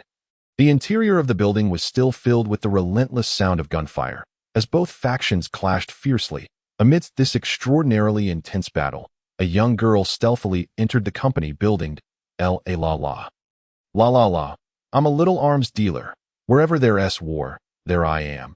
Traversing through flames and sands. With a cheerful demeanor, she strolled into the company lobby while a pair of automated delivery drones hovered behind her, each carrying a hefty leather BAG that moment.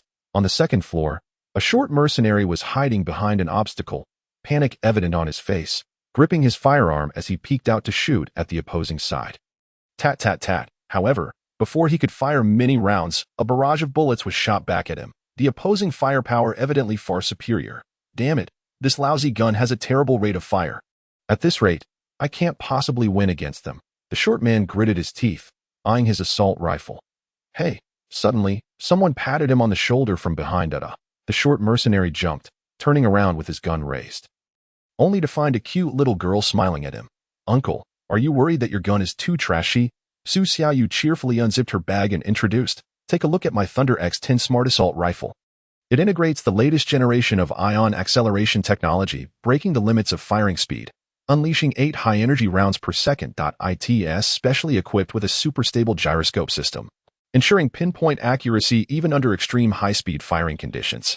It features an intelligent enemy tracking system, incorporating cutting-edge image recognition, AI algorithms, and high-speed data processing technology capable of real-time battlefield analysis, automatically tracking and locking onto enemy targets, leaving them nowhere to hide. Recently, she had brokered a significant deal with Liu Hang, earning a hefty commission, allowing her to upgrade her gear and elevate the quality of her arms. Only 98,888. Take this smart firearm home. Uncle, why not get one? With this rifle, you need not fear being outgunned. Chapter 82. Perhaps we shouldn't fight. Su Xiaoyu finished her cheerful introduction. The short mercenary stared at her in confusion.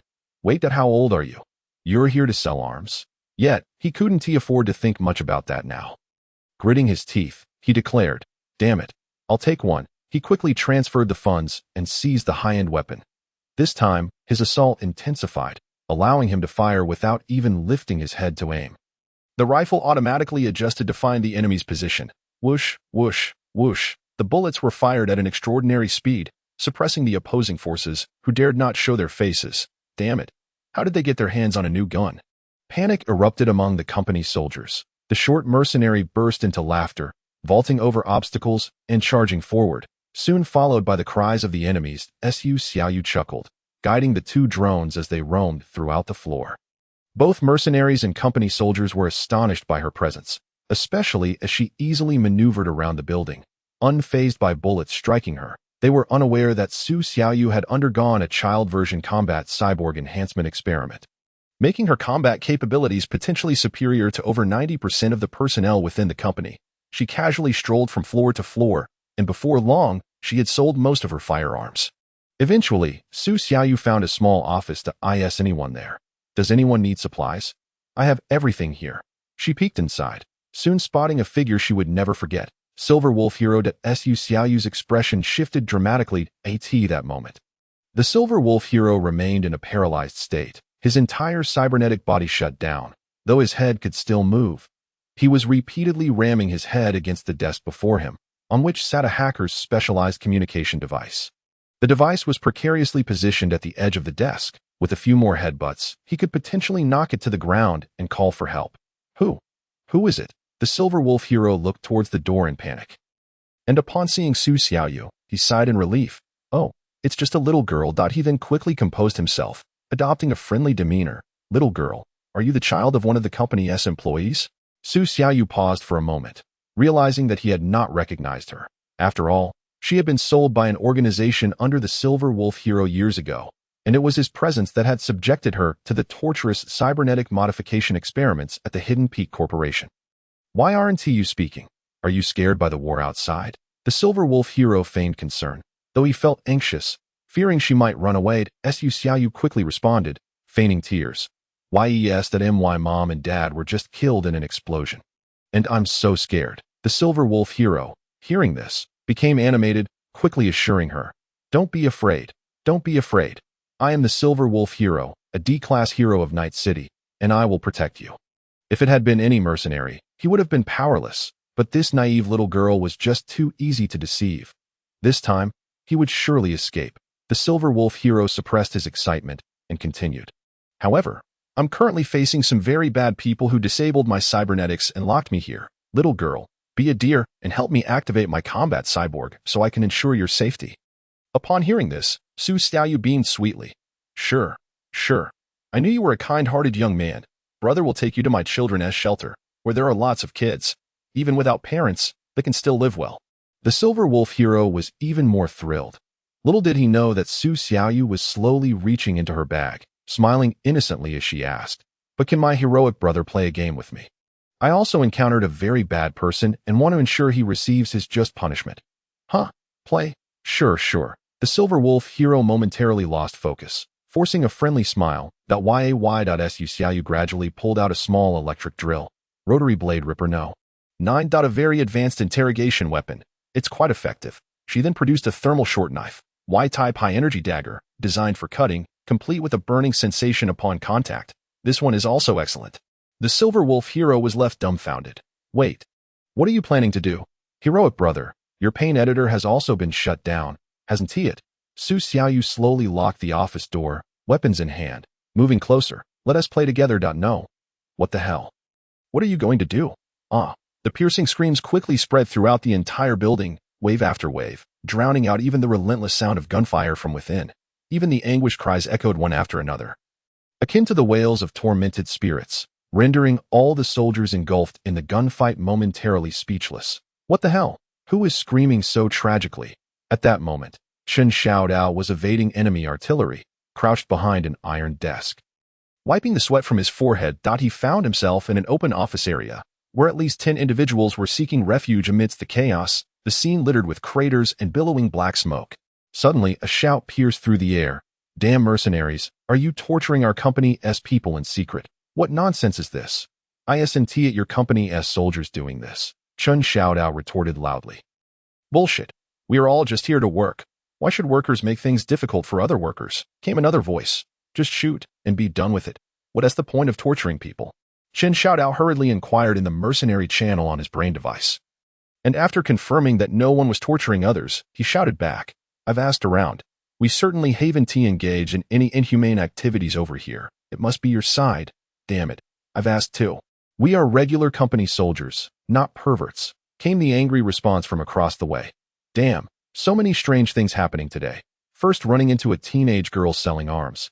Now hearing ghostly screams. It's all too bizarre. I don't want to fight anymore.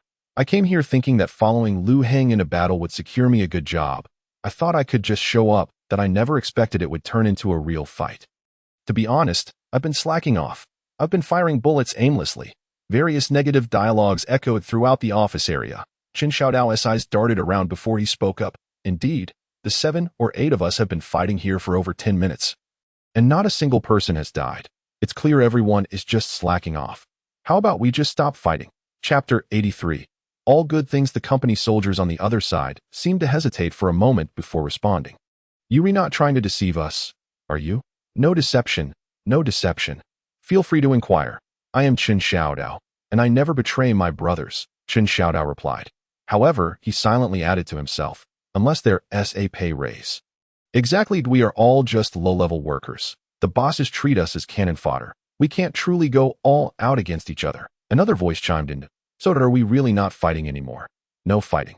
No fighting. Let us notify everyone. Don't fight anymore. Right. It doesn't matter who wins between Lu Heng and Lu Ting. They can fight it out among themselves. When Lu Ting returns, we'll say we want to follow him. We were just about to rebel against Lu Heng. When Lu Heng returns, we'll say this is to preserve combat effectiveness for the corporation. After all, company soldiers and mercenaries will be company property in the future. Okay. Let us do it. After they all colluded, they promptly issued the order to cease combat in their respective private channels. Although they weren't the higher-ups and couldn't directly issue commands. A few words of persuasion sufficed. Those at the bottom understand their own kind best, and after notifying Lu Heng and Lu Ting that everyone was slacking off, it was clear what was going on. Shortly after both sides sent their messages, the war within the company truly came to a halt, and the sounds of gunfire ceased entirely. Chen Xiaodao chuckled, and upon confirming that the other side had sent a ceasefire message, he laid down his weapon and stood up. Those present also sighed in relief, stretching their limbs. Come on, buddy, have a smoke. Chen Xiaodao offered an electronic cigarette to the company soldier. The other party, recognizing the gesture, took the vape and placed it between his lips. Not bad. Brand name stuff. Of course. Rick V. Chen Xiaodao laughed heartily. The tense atmosphere dissipated instantly. Everyone present ceased fighting, even greeting each other as if they were long-lost friends. Embracing, exchanging pleasantries, offering cigarettes, and presenting gifts. This scene unfolded throughout the entire office building. It appeared absurd, yet in the cyberpunk world, it felt all too real. At that moment, Lu Heng had arrived at the front of the company building aboard a flying vehicle. The 10 soldiers clad in exoskeleton armor had survived. Their armor remained quite sturdy, sustaining some damage from the bombardment of 100 combat robots, but still protecting the soldiers. They had merely fainted. Thus Lu Heng had placed them inside the flying vehicle. We arrived. Said Tai Long, all right. Activate the flying vehicle's loudspeaker, Lu Heng called out. Understood. Lego was the first to step forward and activate the device. He eagerly volunteered, brother, do you want me to go down and suppress them first? Lego appeared quite obedient now, perhaps due to Lu Heng's rescue of Yin Shi. which had left him grateful. Lu Hang patted his shoulder and said, "I'll yell a couple of times first. If they don't cease fighting, then you can go." With that, he positioned his mouth near the microphone. The flying vehicle's loudspeaker transmitted his words across the airwaves. Everyone within the company building immediately ceased hostilities. Lu Ting is dead. The war is over. The command is now under my control. I urge everyone to stop fighting. As soon as Lu Heng finished his third statement, a message from Qin Xiaodao arrived. He opened the message to find his lips twitching in disbelief. Goodness, they stopped fighting 10 minutes ago. Fine then. Lu Heng decided to halt the aircraft. All the soldiers began to exit the building. Mercenaries and company soldiers alike emerged to greet him. "Congratulations, Boss Lu Heng, on your victory," they all shouted in unison, as if they had not just been engaged in combat. Lu Heng took a careful look around. The number of people appeared unchanged since he left the corporation. The mercenaries still numbered around 2,000, and aside from those initially lost when storming the building, the batch that entered the building suffered minimal casualties. Goodness. Everyone was slacking off. Huh? Lu Heng chuckled, not particularly concerned about it. Preserving even a fraction of combat strength was a victory. Just then, however, the scattered corpses on the ground outside the company building suddenly began to rise. What the hell? Lu Heng was startled. Soon, the corpses began to speak. Damn. Finally done fighting. No need to play dead anymore, brothers. What? It's over? Lu Heng won. Thank goodness. The one who died was that bastard Lu Ting. They approached Lu Heng, bloodstained and riddled with bullet holes, and without further ado, pledged their loyalty, expressing their desire to recognize Lu Heng as their commander. Lu Heng gladly accepted them. Most company soldiers possess simple life support devices. As long as they feigned death after being shot to avoid further attacks, they could survive if luck was on their side. Qin Xiaodao stepped forward, grinning. Moreover, all the company soldiers were persuaded by me to stop fighting in advance, which has preserved quite a bit of combat strength for you. We lost very few of our own, and the company soldiers also sustained minimal losses. All things considered, that saves a significant amount of money, he said with delight. So could you possibly raise my pay a bit? You little rascal, Lu Heng chuckled, scolding him lightly. All right, just for your cleverness, I'll raise your commission by 50. Great, great, Qin Xiaodao exclaimed, thrilled. Then, there must still be many people on the ground who haven't died. Let us go check and see if we can save anyone. Lu Heng didn't forget those still lying on the ground and promptly issued orders. Understood. Everyone began to bustle about. Indeed, many company soldiers were merely severely injured. With modern medical technology, they could be easily treated. Let us go and bind the military weapon control permissions, Lu Heng added. Soon, he led the shareholders hiding within the corporation to the Lu family barracks. With the battle concluded, the following tasks became much easier. They arrived inside the armory. With Lu Heng in command, the shareholders dared not disobey, all recognizing Lu Heng as their leader, and they proceeded to authenticate their share information within the barracks. The control of military-grade weaponry was also transferred into his hands. Lu Heng gazed at the military control interface within his brain device, exhilarated. Iron Wing 6 missile systems, long-range electromagnetic arrays, swarms of 1,000 machine beehive drones, energy field defense shields, kilometer-level electromagnetic interference devices. Lu Heng was dazzled by the array of options. Although these were all defensive weapons for the corporation, usable only within the barracks and a few kilometers around the company building, they were nonetheless impressive. All good things. Chapter 84. Warren Superhero Group. Ding. You have successfully seized control of the Lu Family Corporation's military power. You have successfully secured control over the Lu Family Corporation's armaments.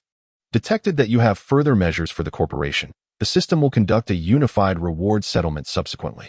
Lu Heng raised an eyebrow. This reward can be accumulated? Subsequent unified settlement. Additional rewards will be greater. The system added. Lu Heng didn't dwell on it. It seemed the system was preparing for a significant reward. After roughly checking all the military equipment at his disposal, Lu Heng piloted the flying vehicle back to the company building. By now, all the soldiers within the company had been organized and settled.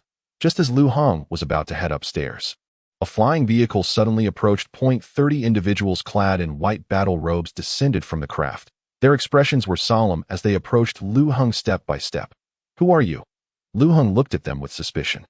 Hello, we are from the Warren Superhero Group. A Caucasian man stepped forward and introduced himself. You can call me Trange, the captain of the 7th investigation team at the Night City branch. Trange directly questioned. Did you kidnap the D-class hero contracted by our company, Silver Wolf Knight? Lu Heng was taken aback. This was indeed a direct confrontation. Silver Wolf Knight, whose real name was Dean Connors, had gone missing the day before. Investigations revealed that he had been coerced into releasing a video denouncing the Lu Corporation. Given his usual conduct, he would never do such a thing. Experts analyzed the video and deduced that his gestures and expressions indicated he had been filmed against his will. Additionally, the reflection in his pupils revealed your silhouette. Thus, we strongly suspect that you kidnapped Silver Wolf Knight. Trange pressed further. Lu Hong, did you abduct him? Lu Hong had nothing to hide, so he nonchalantly replied. He came looking for trouble first. Are you aware of the bounty list? I've been at the top for several days now that he tried to take me for ransom. Isn't it fair that I restrained him in return? Trange responded sternly. You are a wanted criminal. It is entirely reasonable for Silver Wolf Knight, as a hero, to apprehend you. Any resistance on your part will be considered an evasion of arrest. No. Lu Hong interjected. The bounty has been revoked, and the warrant is gone. Liu Yuqing is the real criminal. The digital prosecutor has already taken him away. I am innocent. Do you understand? Lu Hong grinned. Even if Silver Wolf Knight made a mistake, you have no right to jeopardize his safety.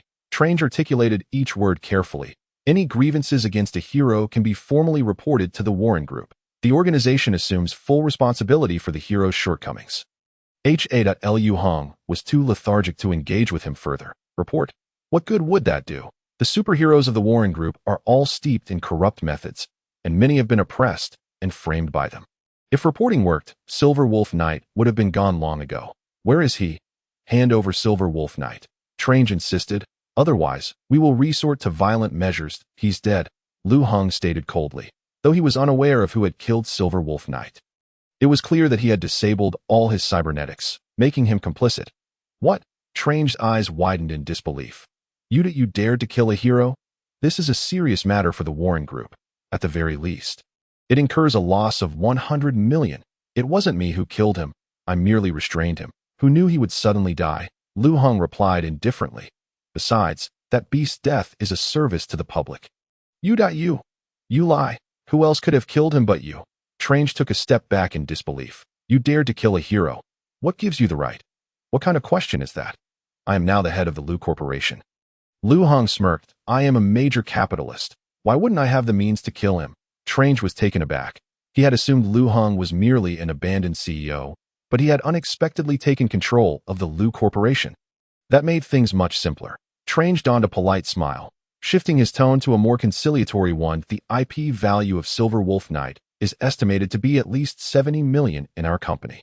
Since you killed him without our consent, we require a compensation of 6 times that amount, totaling 428 million silver shields. Additionally, he owes the Warren Group 17 million silver shields in loans, which you must also repay. Furthermore, Silver Wolf Knight managed a large number of orphanages and shelters for the homeless, among other joint foundations. The loss of this IP will necessitate substantial funds for reorganization, roughly estimated at 64 million silver shields. There are also various other miscellaneous expenses that require you to accompany me to the Warren Group for precise calculations regarding compensation. Liu Hong could hardly believe his ears. So expensive. I've heard that buying the life of a D-class hero only costs 2 million. Please do not question our evaluative standards. The value of a hero is determined by the Warren Superhero Group. Trange replied without flinching. The key value of Silver Wolf Knight lies not in his rank, but in his personal influence. He is the most beloved D-class hero in Night City, were it not for your control over such a large corporation. We would have already resorted to violent measures to seize all your assets and drag you into a digital court for subsequent penalties. Get lost. Lu Hong spat. Turning to leave, To demands such an exorbitant sum was ridiculous. He didn't even kill the man. There was no way he would pay. The corporation had just taken over, and with soldiers and employees needing salary increases and costs from today's battle needing to be addressed. How could he part with so much money? Trange's face darkened as he stepped forward, gripping Lu Hong's shoulder and continuing. Do not think that just because you control a small corporation, you have entered high society. In the eyes of the Warren Superhero Group, the Lu Corporation is but a grasshopper. Liu Hong halted, gripping Trange's hand tightly and gradually exerting pressure to sound akin to steel being crushed filled the air as Trange's hand was reduced to a flattened mass of metal. And you? In my eyes, you were even less than a grasshopper. Liu Hong wore a threatening smile. If I kill you, what will the Warren Group do? Make me pay more? always resorting to violence. Liu Heng sneered. Do you think you can defeat me? I just took down the Lu Corporation. Trange stared at his utterly mangled hand, his brow furrowing slightly. This will be costly to repair. I will need an additional 200,000 in compensation. Moreover, my position is classified as a level 3 employee of the group. Killing me incurs a compensation of 6,300,000. I don't think that's insignificant for you. Go to hell. Lu Heng shoved him away. Damn it. Are people in the city center this pragmatic? It's all about money, even valuing their own lives. This time, he did not look back, but headed straight for his corporation. I'm busy. Don't bother me unless you want me to detonate a nuclear bomb. Trange and his companions swiftly arrived beside the corporate edifice, whereupon their garments shifted hues to mirror the color of the walls. Their soles and palms, akin to naturally affixed suction cups, clung to the walls as they ascended. After a thorough search within the company, he promptly located an office, the very place where Silver Wolf had been temporarily stored. The trio stealthily opened a window and climbed inside. However, upon entry, they were rendered speechless. What on earth? Trange gazed in bewilderment at the interior. Who did this? How could it be in such disarray? Before them, Silver Wolf lay in a grievous state, his body riddled with numerous wounds, and he had been forcibly implanted with a multitude of inferior cybernetic limbs. Upon closer inspection, it was evident that these limbs had been affixed to various nerve sites. As if subjected to some grotesque cybernetic experimentation, the scene was both bloody and eerie. This that appears to bear the marks of a cybernetic experiment. Was this an act of retribution? Mused one of the female subordinates. Stepping forward with a look of disdain. How could they have treated him like this? His organs are damaged, and most crucially, his face is ruined. He won't fetch much on the market now. Forget it. Let us take him away. Trange hurriedly lifted Silver Wolf's lifeless form, and the three swiftly exited through the window, retracing their steps. Not long after their departure, Lu Heng and Chen Xiaodao arrived with a demeanor that exudes both composure and authority.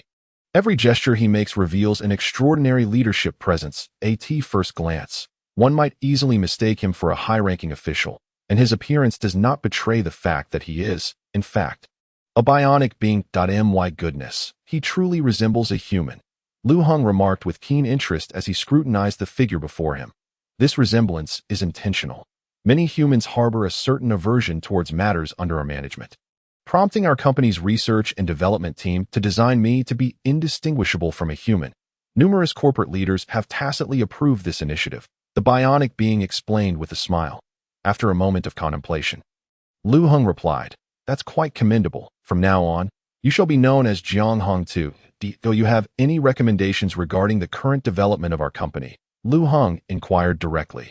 Jiang Hong nodded, swiftly connecting to the company network. Under Lu Heng's granted authority, he began to amass all pertinent information about the company, as well as public opinion online. Soon, he arrived at a conclusion that I recommend that you revise the recently announced regulations and reinstate a series of measures that exploit employees. Chapter 87. Impoliteness. Lu Heng's lips twitched. Why must I exploit the employees? The current state of Yuhua City in the year 2744 is one of severe internal competition. In this era, one must exploit employees just as other corporations do, or the group will struggle to survive. Until the organization's productivity reaches a certain threshold, any kindness towards employees, such as reducing working hours, increasing salaries, or offering benefits, is purely a money-losing endeavor. There is no necessity for the company to treat its employees well, nor do they need to feel grateful. There are countless individuals eager to take their place. And the labor force supplied by breeding factories is inexhaustible, which is the optimal approach for maximizing profit. Moreover, the Lu Group is primarily focused on developing low-cost prosthetic devices, and there are at least 7 other organizations in Yuhua City engaged in the same field. Additionally, numerous second-hand prosthetic resellers are carving out profits, along with individual sellers of counterfeit prosthetics. Large foreign enterprises have captured 40 of the local market, while second-hand resellers claim 35, leaving only 25 for the 7 local organizations. If you do not exploit the employees, the company's productivity will decline, and its assets will significantly diminish, ultimately leaving it vulnerable to takeover by other enterprises. Lu Heng nodded in understanding. What if I had new production materials? He produced the 42 sets of prosthetic development blueprints recently awarded by the system, all contained within a data card. By producing these, we can enter an entirely new market with little to no competition. Naturally, this would also circumvent the internal strife. Jiang Hongtu quickly accepted the data card and glanced at its contents. This is feasible. With these, the company's existing low-cost prosthetics can be discontinued, allowing us to venture into a new high-end market. Competing solely with local foreign enterprises, will the company still face collapse? Lu Heng asked. No.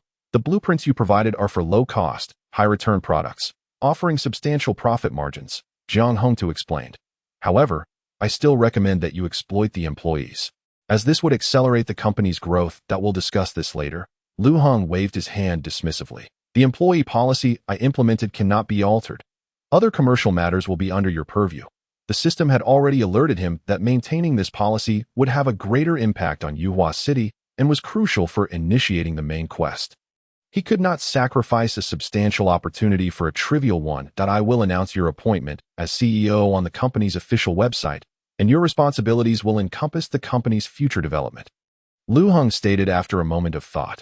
Since the system had indicated that this individual possessed strong management capabilities, he reasoned that he could continue to provoke trouble for rewards, viewing the company merely as a tool for continuous funding.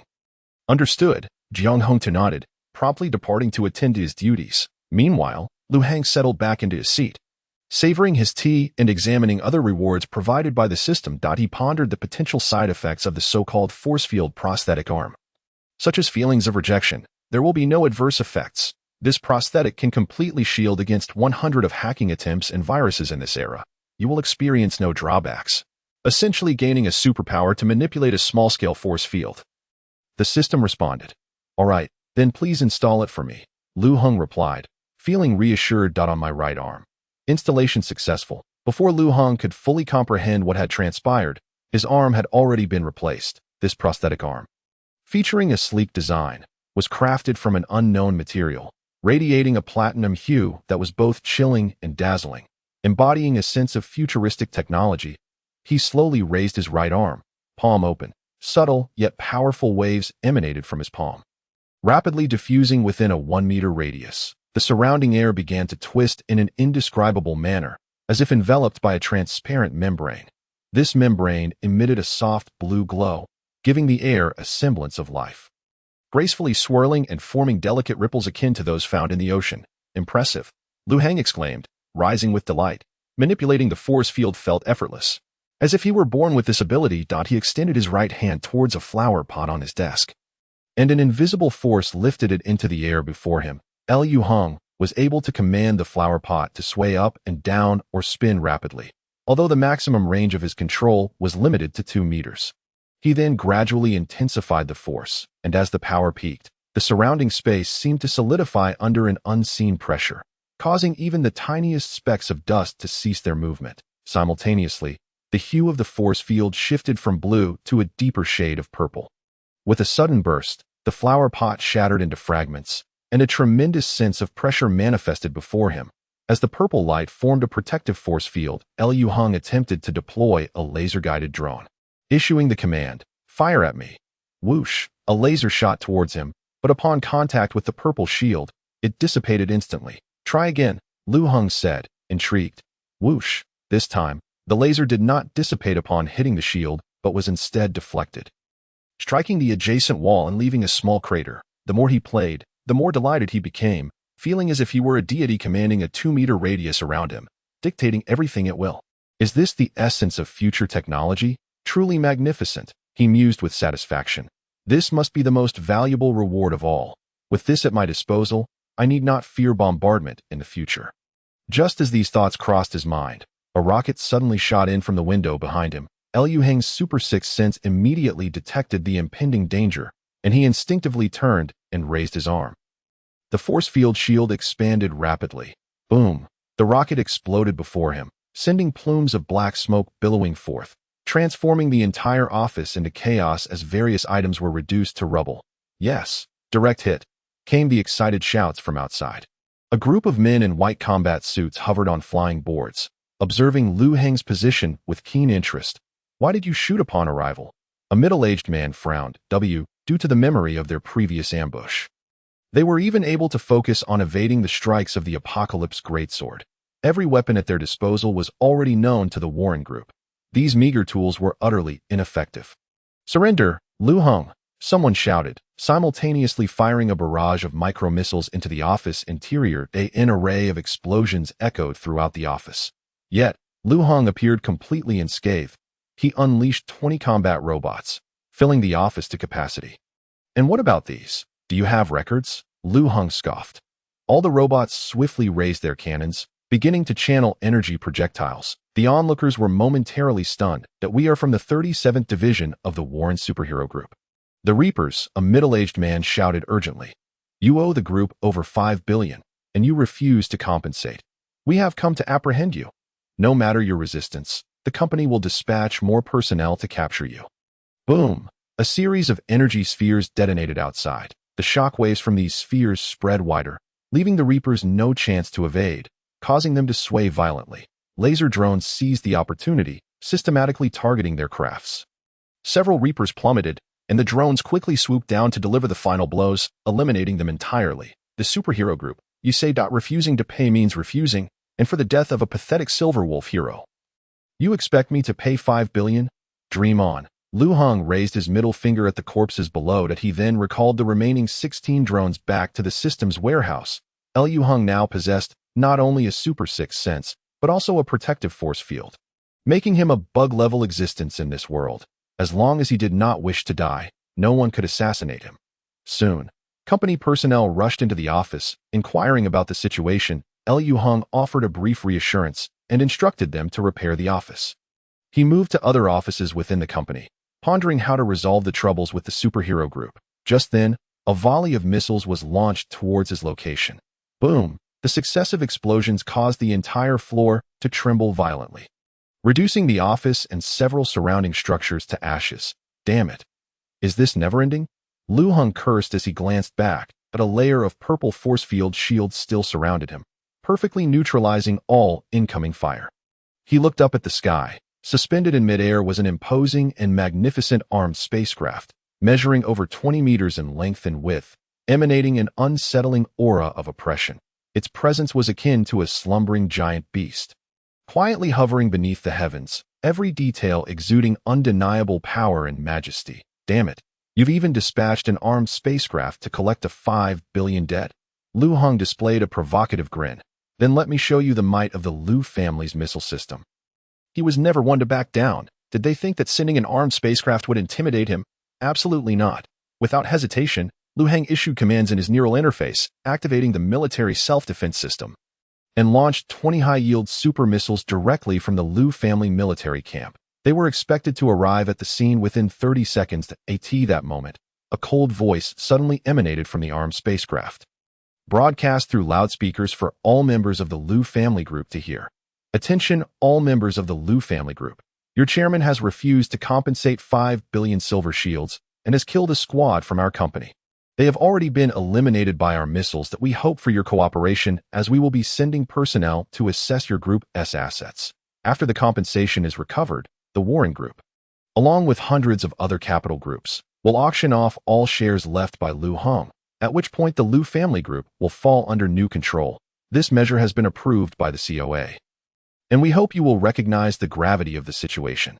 Once the announcement concluded, every employee of the Lu family group was left in stunned silence. They could hardly fathom that just as hope had finally emerged, their chairman had been eliminated. "Go to hell. I'm not dead." Lu Heng soared up from the ruins, standing atop a flying sword. "What?" The spacecraft speakers emitted a voice filled with disbelief. "He survived a barrage of missiles. Isn't he a second tier? How could he possibly endure? Danger, we have detected a large number of self-defense super missiles approaching. Oh my God, Chairman of the Lu family group, do you know what you are doing? Cease your reckless actions immediately." Panic-stricken screams erupted from within that moment. The sky was torn apart by blazing trails, with 20 missiles faintly visible as they approached. Their tail fins shimmered with a cold blue light, interwoven with the searing heat waves, leaving behind long, twisted trails, accompanied by a deafening roar as they closed in on the spacecraft. Lu Heng wore an excited, maniacal grin. "Of course, I know what I'm doing.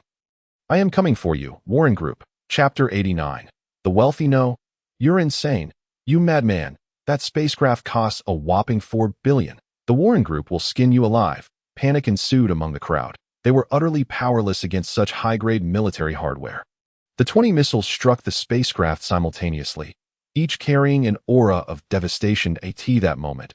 It felt as though the air itself had ignited, with every breath tinged with anxiety and unrest. That invaluable behemoth, under the missile's targeting, appeared diminutive and fragile. Boom, boom, boom. A succession of ear-splitting explosions followed, each reverberating through space, as if even heaven and earth trembled, with brilliant yet lethal sparks erupting between the missiles and the spacecraft. The spacecraft's exterior began to disintegrate under the relentless assault of the missiles, metal shards scattering like leaves ravaged by a tempest, while the internal systems blared desperate alarms, merging with the external cacophony into a tragic requiem. Ding, your audacious act has caught the system's attention. You fearlessly obliterated an armed spacecraft belonging to the Warren superhero group, signifying your total enmity with this corporate giant. The destruction of one spacecraft has had minimal impact on the Warren superhero group, but this action has triggered the hidden mission of Hero Resurgence. The system will grant additional reward bonuses. You have acquired a TY-940 version nuclear-powered backpack flight device, equipped with a high-energy micro-turbojet engine, providing sufficient thrust for the wearer to fly rapidly and continuously for 10 days and nights without pause, with speeds surpassing most airborne vehicles on the market. You have obtained 5 Death God No. 7 micronukes, with each bomb's explosive yield approximately equal to 100 tons of TNT, capable of instantly leveling a multi-story building. Good heavens, what I lack comes readily. Truly the system is impressive. Liu Heng's expression was euphoric. Damn it. Having lived 2 lifetimes, he had never played with nuclear bombs before. With a face full of excitement, he donned the backpack flight device and leaped from the building without a second thought. Soaring past the damaged spacecraft, Liu Heng darted towards the city center. His expression was one of exhilaration and madness, as if he had discovered a thrill that was impossible to experience in 2 lifetimes. The damn Warren Group thought they could bomb me. Did they? I'm heading over now to blow up your building with nuclear bombs. Haha.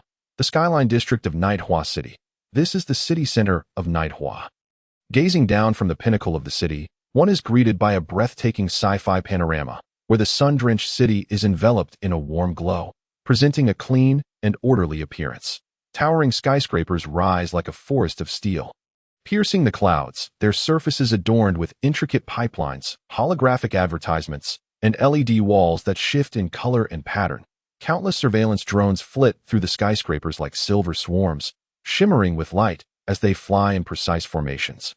Various types of security robots stand at various nodes on the ground and on the streets. Hover vehicles and ground vehicles intertwine, emitting a deep rumble, their streamlined designs flashing with a cold blue light. Finally, I have arrived. When Liu Heng reached the center of Nidhua City, it had already been over 2 hours. His flying device was relatively fast, but driving would have taken at least 8 hours. Just as he intended to proceed further, he suddenly encountered a wall constructed of digital projections before him, emblazoned with glaring red letters, "NO flying in the high-altitude zone." Liu Heng was momentarily taken aback. Halting outside the digital wall, within 10 seconds, a swarm of silver drones appeared before him, emitting piercing alarm sounds. Flying in the city is prohibited. Please land immediately, or law enforcement will initiate a full-scale arrest. There were at least 300 drones, each armed with advanced weaponry.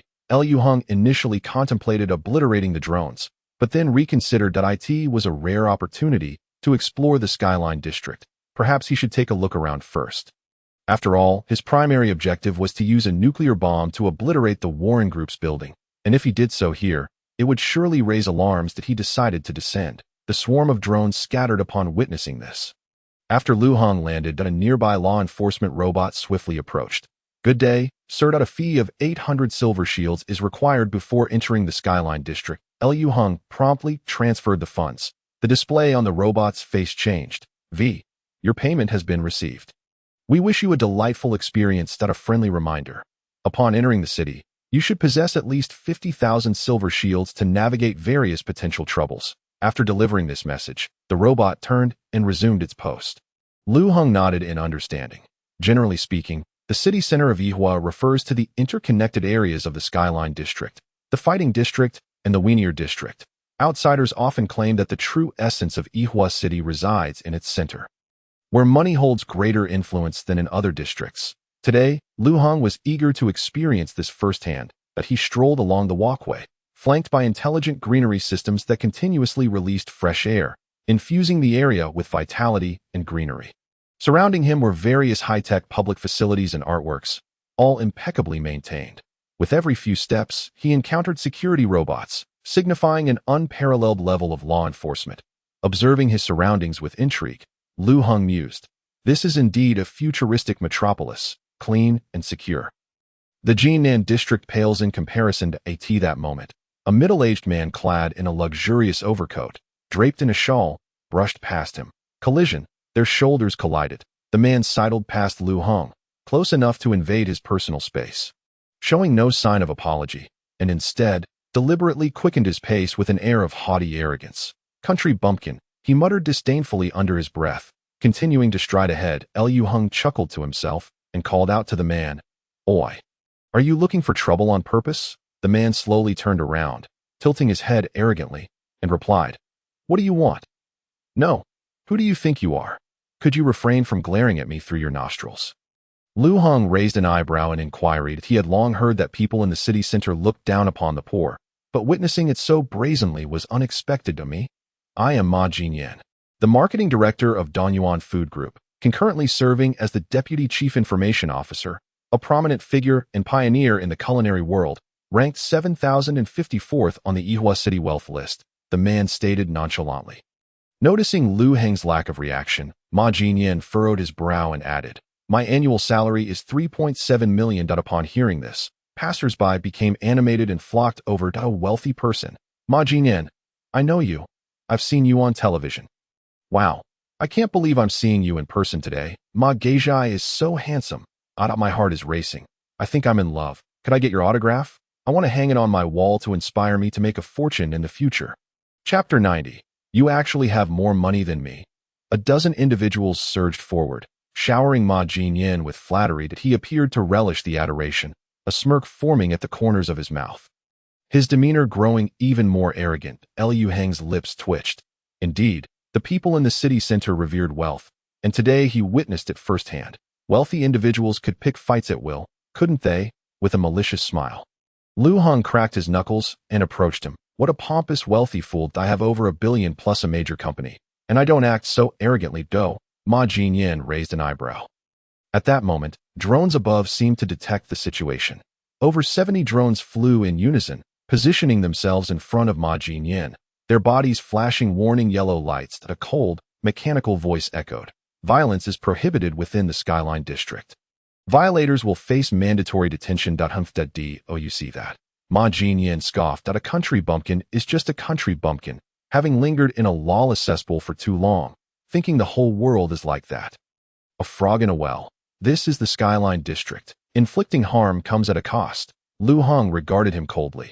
He was unafraid of the drone's attacks. However, if he were to strike back and then evade capture, it would likely trigger the entire district's alarm system, bringing forth an influx of drones that he had observed that in this area, security robots and drones outnumbered humans, and the city likely housed even him. "I also wish to upgrade my package," he shouted loudly. All the drones promptly reverted to a vibrant green. "Are there any super VIP packages left? I want something even more impressive," Lu Hong directly inquired. "The Super Supreme Invincible Royal VIP has no monthly plans, but the annual fee is a staggering 100 million per year. Would you like to proceed with this?" Lu Heng, with an air of confidence, raised his chip card and declared, "Yes." This proclamation struck like a thunderclap, causing Ma Jinyan, who stood opposite him, to stumble and fall to the ground in sheer terror. You are even wealthier than I am. Chapter 91. Keep a low profile in the city of Iowa. Wealth equates to power, and Lu Heng's prowess had far surpassed that of Ma Jinyan. A smirk curled at the corner of Lu Heng's lips. Pathetic.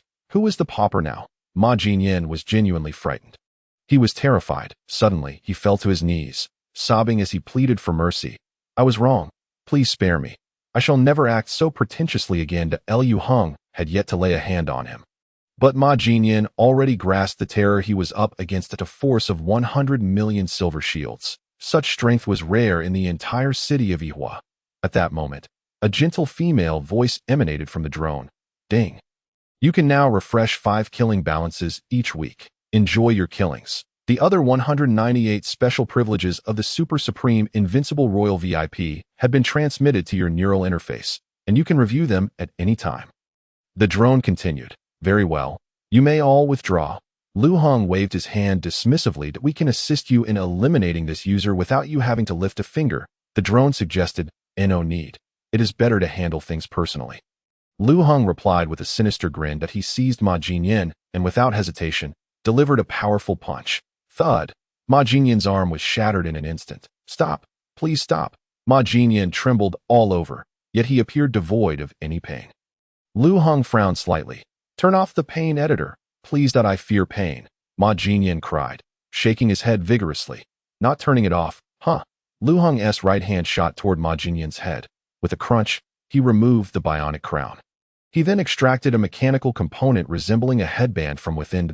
Ma Jinyan's face contorted in agony, the pain overwhelming. Simultaneously, a red alert light flared on his chest. Lu Hong furrowed his since this city has no problem that money cannot solve.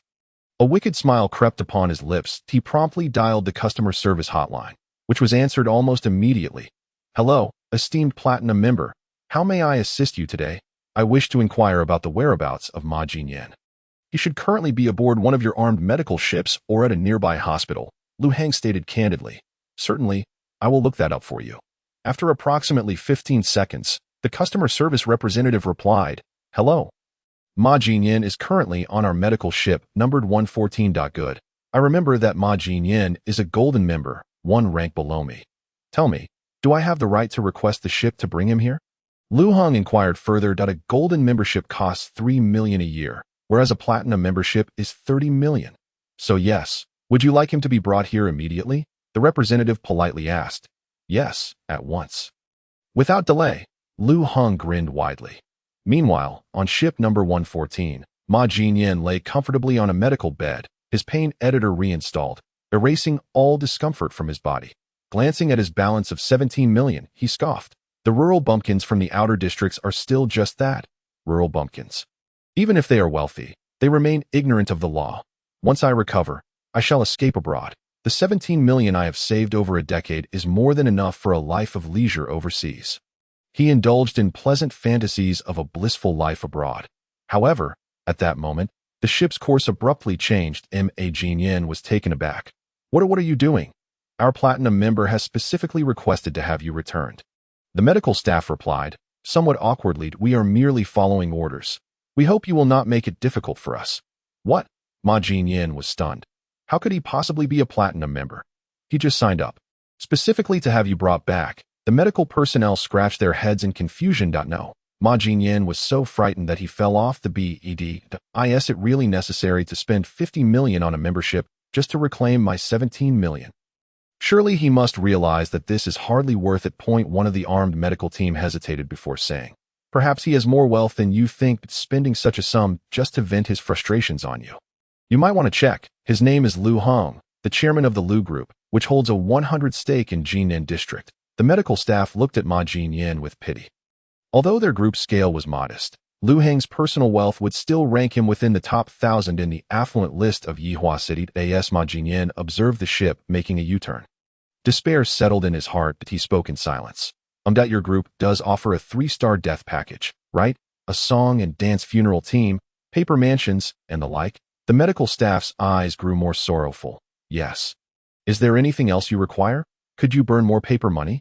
I wish to be among the wealthiest in the underworld. When the ship arrived before Lu Hong, it was already 10 minutes later. Ma Jinyan had resigned himself to his fate, stepping down slowly. The one who values money over life has arrived. Lu Hong mocked, gazing at his counterpart. Yes, that I have arrived. Ma Jinyan managed a wan smile. Having lived for so long, he had accepted a harsh reality.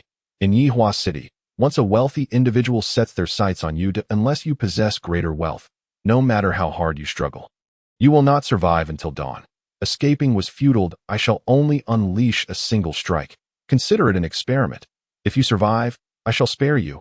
Lu Hong slowly raised his right hand, aiming at Ma Jinyan's chest. A flicker of hope ignited in Ma Jinyan's eyes. However, in less than a second, Hope morphed into despair in an instant. His entire chest cavity vanished, seemingly compressed into a flat disc. His head and limbs fell to the ground. A faint purple glow blossomed in Lu Heng's palm, pulsating. So this is the might of close combat. Lu Heng contemplated the force field he had unleashed. The armed medical team observed in solemn silence. Lu Heng gazed at the lifeless body, no longer concerned about reclaiming the 17 million. Ma Jinyan had undoubtedly settled his financial affairs upon his return, just as Lu Heng prepared to depart. A young man with dyed yellow hair rushed over from a distance in a panic. He halted before Ma Jinyan's corpse, disbelief etched across his face. Then, he suddenly trembled, his knees seemingly losing all strength. Crashing heavily onto the cold ground, tears erupted without warning, and he opened his mouth, only to emit broken, heart-wrenching cries. Lu Heng was momentarily stunned. The young man's tears flowed like a raging river. His body leaning forward, hands trembling as they pressed against the ground, knuckles whitening with exertion, as if trying to grasp something, yet finding nothing. Dad, why did you leave? Open your eyes and look at me. I am your son. That I have not yet had the chance to honor you properly, nor have I allowed you to enjoy life. He cried hoarsely, his sobs growing louder. He wept with a broken heart. Breathing becoming rapid and erratic, his body trembling uncontrollably as if on the verge of fainting. Lu Heng, witnessing this scene, felt a pang of sympathy and was about to step forward to offer some comfort. However, he noticed the young man's forehead opening to reveal a camera. The young man seemed to have started a live stream. He directed the camera towards Ma Jinyan's remains, sobbing, "Family, my dad died today. Could you please send me some sports cars?" Chapter 93. Flattery. My father died so tragically. He even lost his body. The young man continued to weep. "Please, everyone, send some gifts. I am too heartbroken. What thanks to society for the villas sent by Jianggu. If my dad knows from the afterlife, he will surely bless you with great fortune. Thank you, Lu Xiao, for the heavenly 9 swords. I appreciate you. Boss, my dad will also bless you with wealth. Wah wah wah. Thank you, Long Hua TT, for the 99 health packages. He, initially still crying, the young man suddenly broke into a silly grin at the sight of these gifts. Even the snot bubbles from his earlier sobs popping. Lu Heng stood by, staring in disbelief at the scene. Surely this is absurd. Is there really someone who would profit from their deceased father? He suddenly making a fortune. The young man beamed at his streaming account. If someone in the comments had reminded him, he exclaimed, "Right at the murderer of my father." The young man sprang up, his earlier jovial demeanor vanishing in an instant, replaced by a face contorted with deep-seated hatred. He glared at Lu Heng, his voice hoarse as he shouted, "It was you. Did you kill my dad?" At this moment, Lu Heng's lips twitched, wishing to bestow an Oscar on the young man. "From this day forth, Cheng Zai's and you shall be irreconcilable foes," he cried, as if he intended to flay Lu Heng alive. Cheng Zai's advanced step by step, gazing at Lu Heng with hatred. The enmity of a father's murder cannot coexist under heaven. "You wait. Once I earn a fortune, I will make you experience the feeling of being left with only a head." All right. Lu Heng replied, visibly impatient. "How about I compensate you? I'll tell you. This matter." "What? You want to compensate? How much?" Cheng Zai's expression of hatred shifted instantly. Lu Heng, no longer wishing to waste time, pointed at him and quickly transferred 1 million. Cheng Zai stood frozen, staring at the incoming transfer of a full million. He began to twitch uncontrollably, his eyes rolling back. "Money, money, so much money. Are you all right?" Lu Heng, observing the young man's strange demeanor, instinctively took a few steps back. Suddenly, Cheng Zai's expression sharpened, overflowing with emotion as hot tears surged uncontrollably, and he fell heavily to his knees. Then, with a resounding thud, he bowed his head deeply. Cheng Zai's, voice choked with tears, gazed up at Lu Heng and cried, "Dad." Lu Heng was taken aback, retreating several steps. "No, Dad." Cheng Zai's cried out again, leaping forward to embrace Lu Heng's leg. "I've been searching for you for so many years, you know how hard my life has been these past years. Dad, get off me, you lunatic," Lu Heng shouted, hastily kicking him away. However, Cheng Zai's, after being kicked aside, lunged back at Lu Heng, clinging desperately to his leg. "Dad, don't you recognize me? I am your son, Xiao Zhe. What the hell that you look just as old as I am? Are you out of your mind?" Lu Heng attempted to shake him off, but Cheng Zai's clung to him like a stubborn burr. I don't care. You're my father. No one can change that. Chang's eyes declared earnestly. Damn it, that guy over there is your dad. Lu Heng pointed to Ma Jinyan's corpse. Huh, that guy that I don't know him. Cheng's eyes expression suddenly returned to normal as he looked towards Ma Jinyan. He was just my tool for getting gifts. Damn, then give me back my money. Lu Heng cursed. What? No way. Absolutely impossible. Cheng Zai's body recoiled several steps as he resolutely declared, the money I've earned through my own efforts, that why should I give it to you? Even if you kill me. It won't happen that I want money, not my life. Very well. Lu Heng promptly dialed the official hotline of the law enforcement agency. The call was nearly answered instantaneously, and within 10 seconds, upon understanding Lu Heng's demands, Cheng Zai's funds were reclaimed. Cheng Zai stood in shock, unable to believe that the 1 million he had just received had vanished. No, my money, he cried out, collapsing to the ground once more, agonizingly questioning. Why won't you just kill me? Lu Heng merely gestured a middle finger in response and departed. However, Cheng Zai's, after just 30 seconds of despair, hurriedly followed, exclaiming, Dad, wait for me, where are you going? Although he had lost 1 million, Lu Heng was undoubtedly a wealthy individual. Cheng Zai's had quickly discovered that Lu Heng was the president of a company in another district. He even had special channels through which he swiftly learned about Lu Heng's past and the various significant events he had recently been involved in. Having navigated the streets of Yuhua City for many years, Cheng Zai's could easily discern who would be beneficial to befriend. Who are you to meddle? Lu Heng dismissed him, continuing on his path. I certainly have a stake in this. I have already resolved that from this moment on, you shall be my benefactor, Cheng Zai's boldly asserted. Wherever you go, I will follow, though he had not secured any money. It seemed that this newly minted tycoon, who had just risen from the slums, would be the easiest to extract funds from. As long as he could accurately meet Lu Heng's needs, the nouveau riche were often quite generous, especially since he had discovered online that Lu Heng enjoyed rewarding his employees with bonuses. Cheng Zai's was even more convinced that sticking close to Lu Heng would undoubtedly lead to financial gain.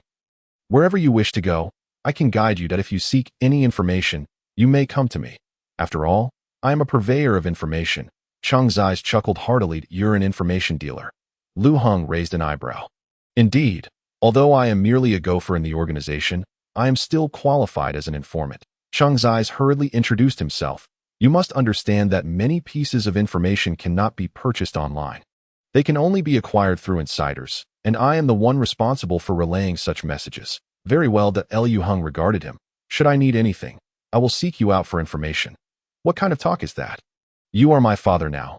I will strive to procure any information you desire for free, Cheng Zai's boasted.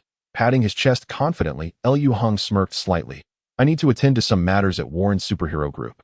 Could you procure me an internal work ID? Cheng Zai's chuckled. No problem. I'll inquire right away. Before long, he announced, all so soon. Lu Heng was momentarily taken aback. That of course, trust in my abilities. Obtaining a temporary ID card is a simple task. Cheng Zai's grinned. Lu Heng nodded in acknowledgement. Given that Warren's superhero group was a company with high security, the fact that Cheng Zai's could secure an ID card so swiftly indicated he possessed some skill. Yet, Cheng Zai's felt a pang of regret. Having spent 12,000 silver shields to obtain the ID card at an internal discount, it was outrageously expensive, but as the saying goes, one must be willing to invest in order to reap rewards. Establishing a connection with this individual would surely yield returns. Chapter 94. The life of a hero. By the time the two arrived in front of the towering Warren Group building, an hour had passed. The structure soared into the clouds, boasting over 100 stories and an opulent design. Who are you planning to confront? If you're looking to resolve issues with the group that has been targeting you, I recommend establishing a rapport with their operations department's 6th group leader, Qin Yangshu. He oversees all matters concerning Silver Wolf Hero. As long as you maintain a good relationship with him, you'll be fine. Cheng Zai's advised. They are requesting a fine of 500 million silver shields. Honestly, it doesn't need to be that much. If you slip Qin Yangshu a few tens of millions and maintain a friendly demeanor, he can reduce the fine to below 150 million. Then you'll need to speak with the head of their armed camp's execution department, Qing Wu. A couple of million should suffice. Additionally, he has a penchant for beautiful women, so it would be wise to present him with a few high-end synthetic companions to eliminate your execution project, as for the armed spacecraft your company destroyed. That will be a different matter. You will have to compensate at full price. For that, you'll need to consult with Director Jiang of the Armaments Department. But be warned, he can be quite difficult to deal with. However, money can solve most problems. Liu Heng raised an eyebrow at him that I must admit.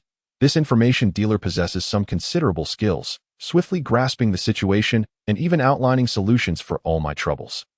However, my purpose here is not to resolve issues, but merely to wreak havoc on Warren Group. Cheng's eyes tilted his head slightly, seemingly pleased with himself for aiding Liu Heng. How about it? Following my advice will be far more effective than stumbling around like a headless chicken.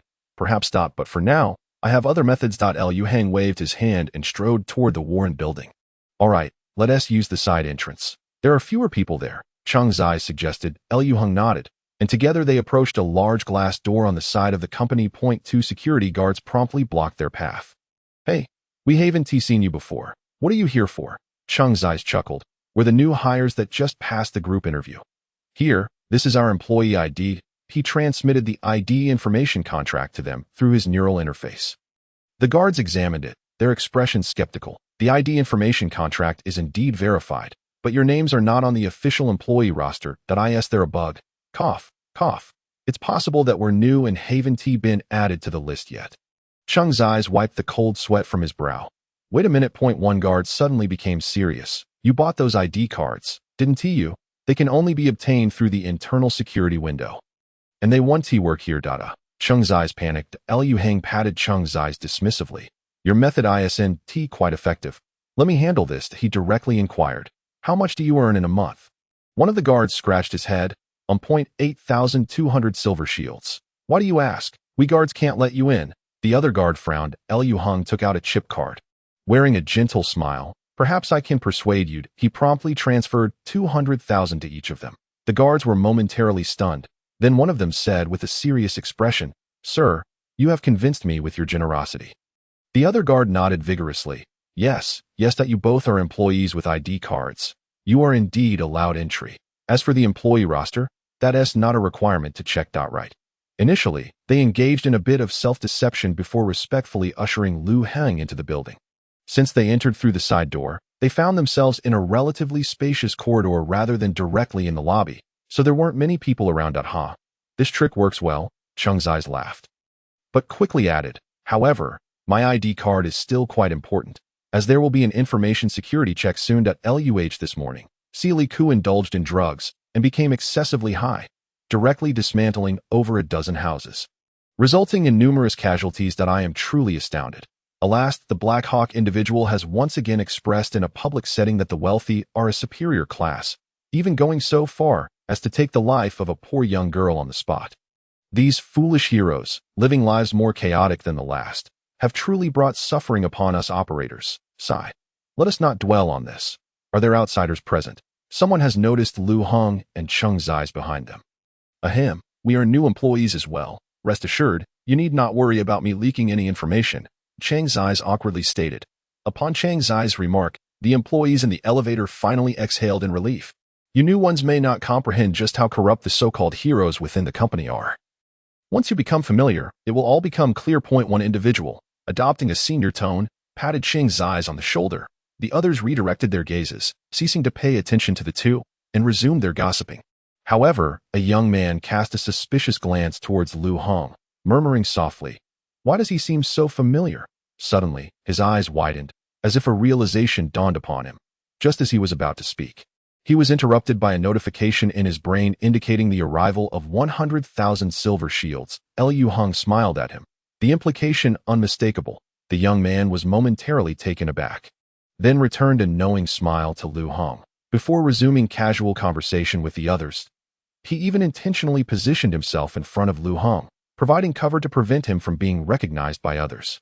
The elevator ascended slowly, and when it reached the 45th floor of the entire Warren building, Liu Heng stepped out. Outside lay a broad corridor, lined with large conference rooms.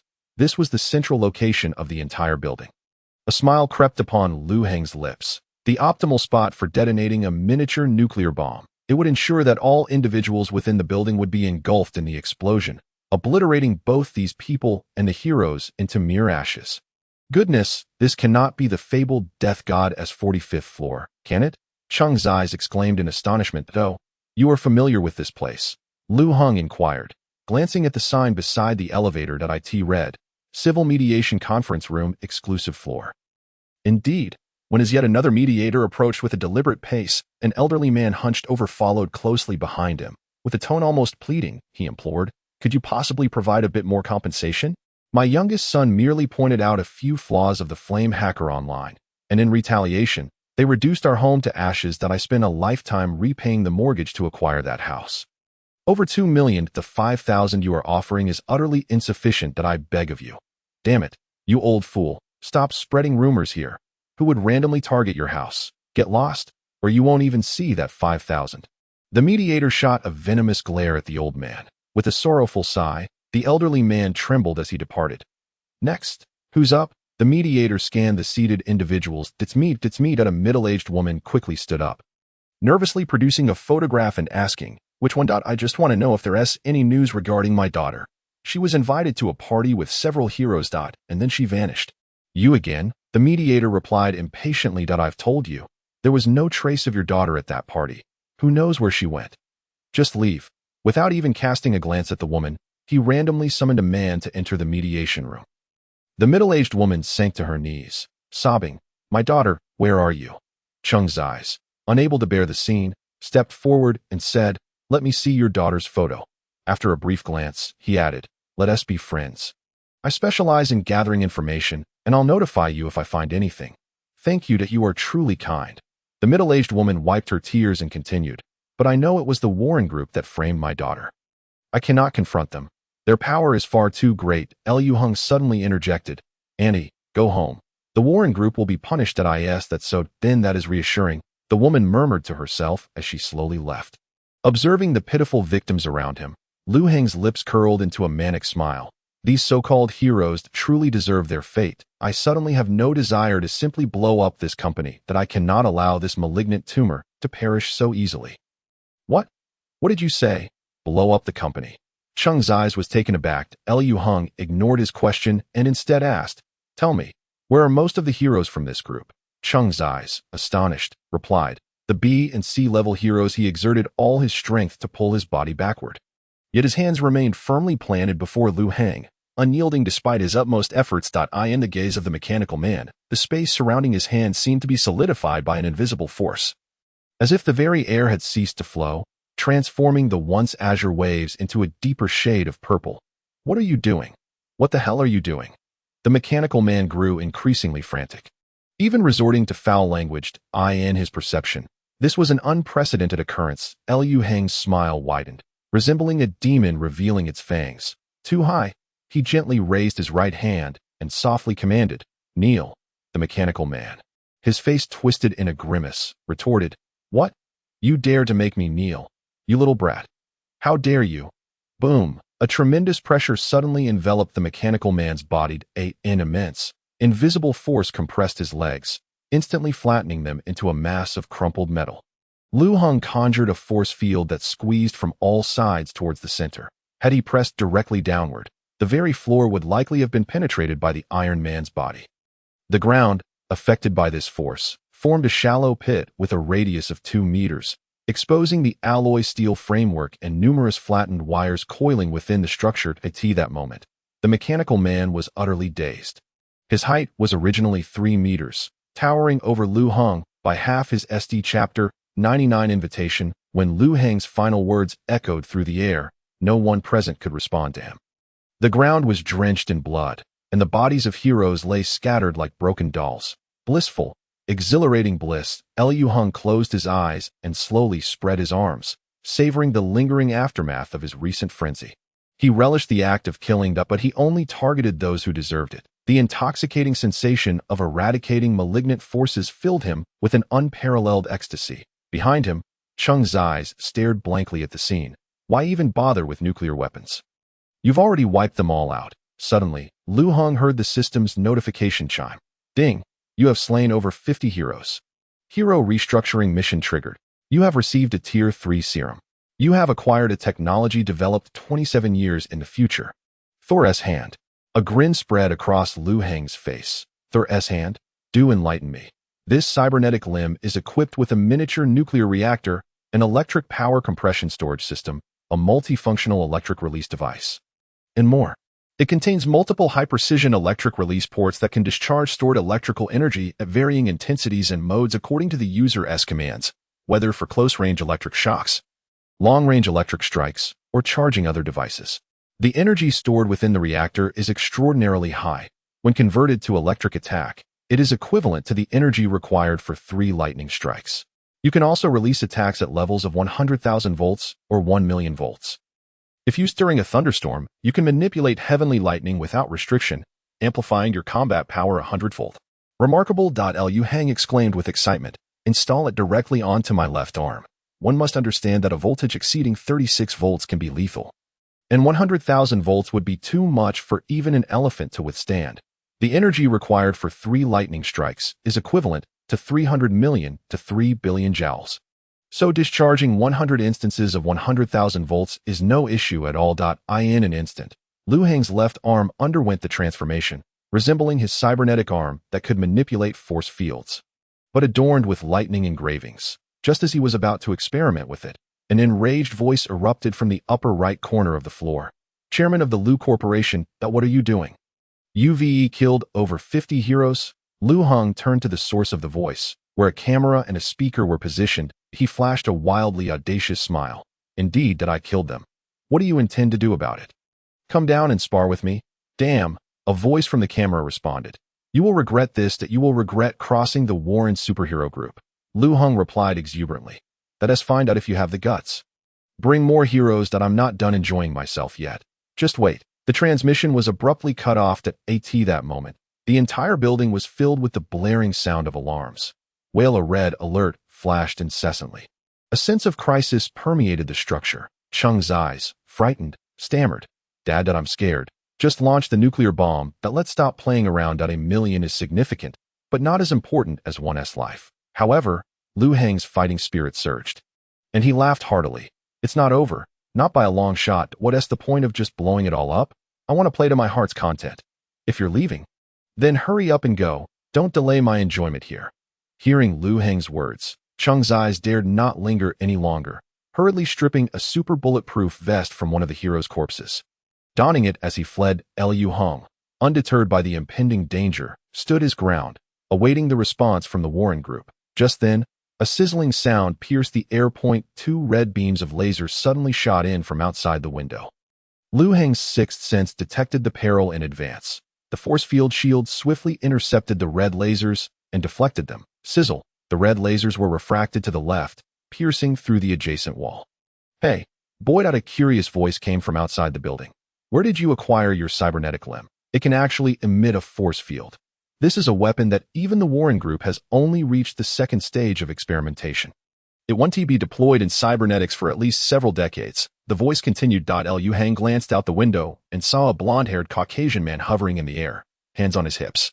Amusingly, he was clad in an overtly dramatic skin-tight suit, with a crimson cape billowing behind him. Smoke wafted from his eyes, as if the red lasers had emanated directly from them. Liu Hang noticed that the man bore few signs of cybernetic modifications.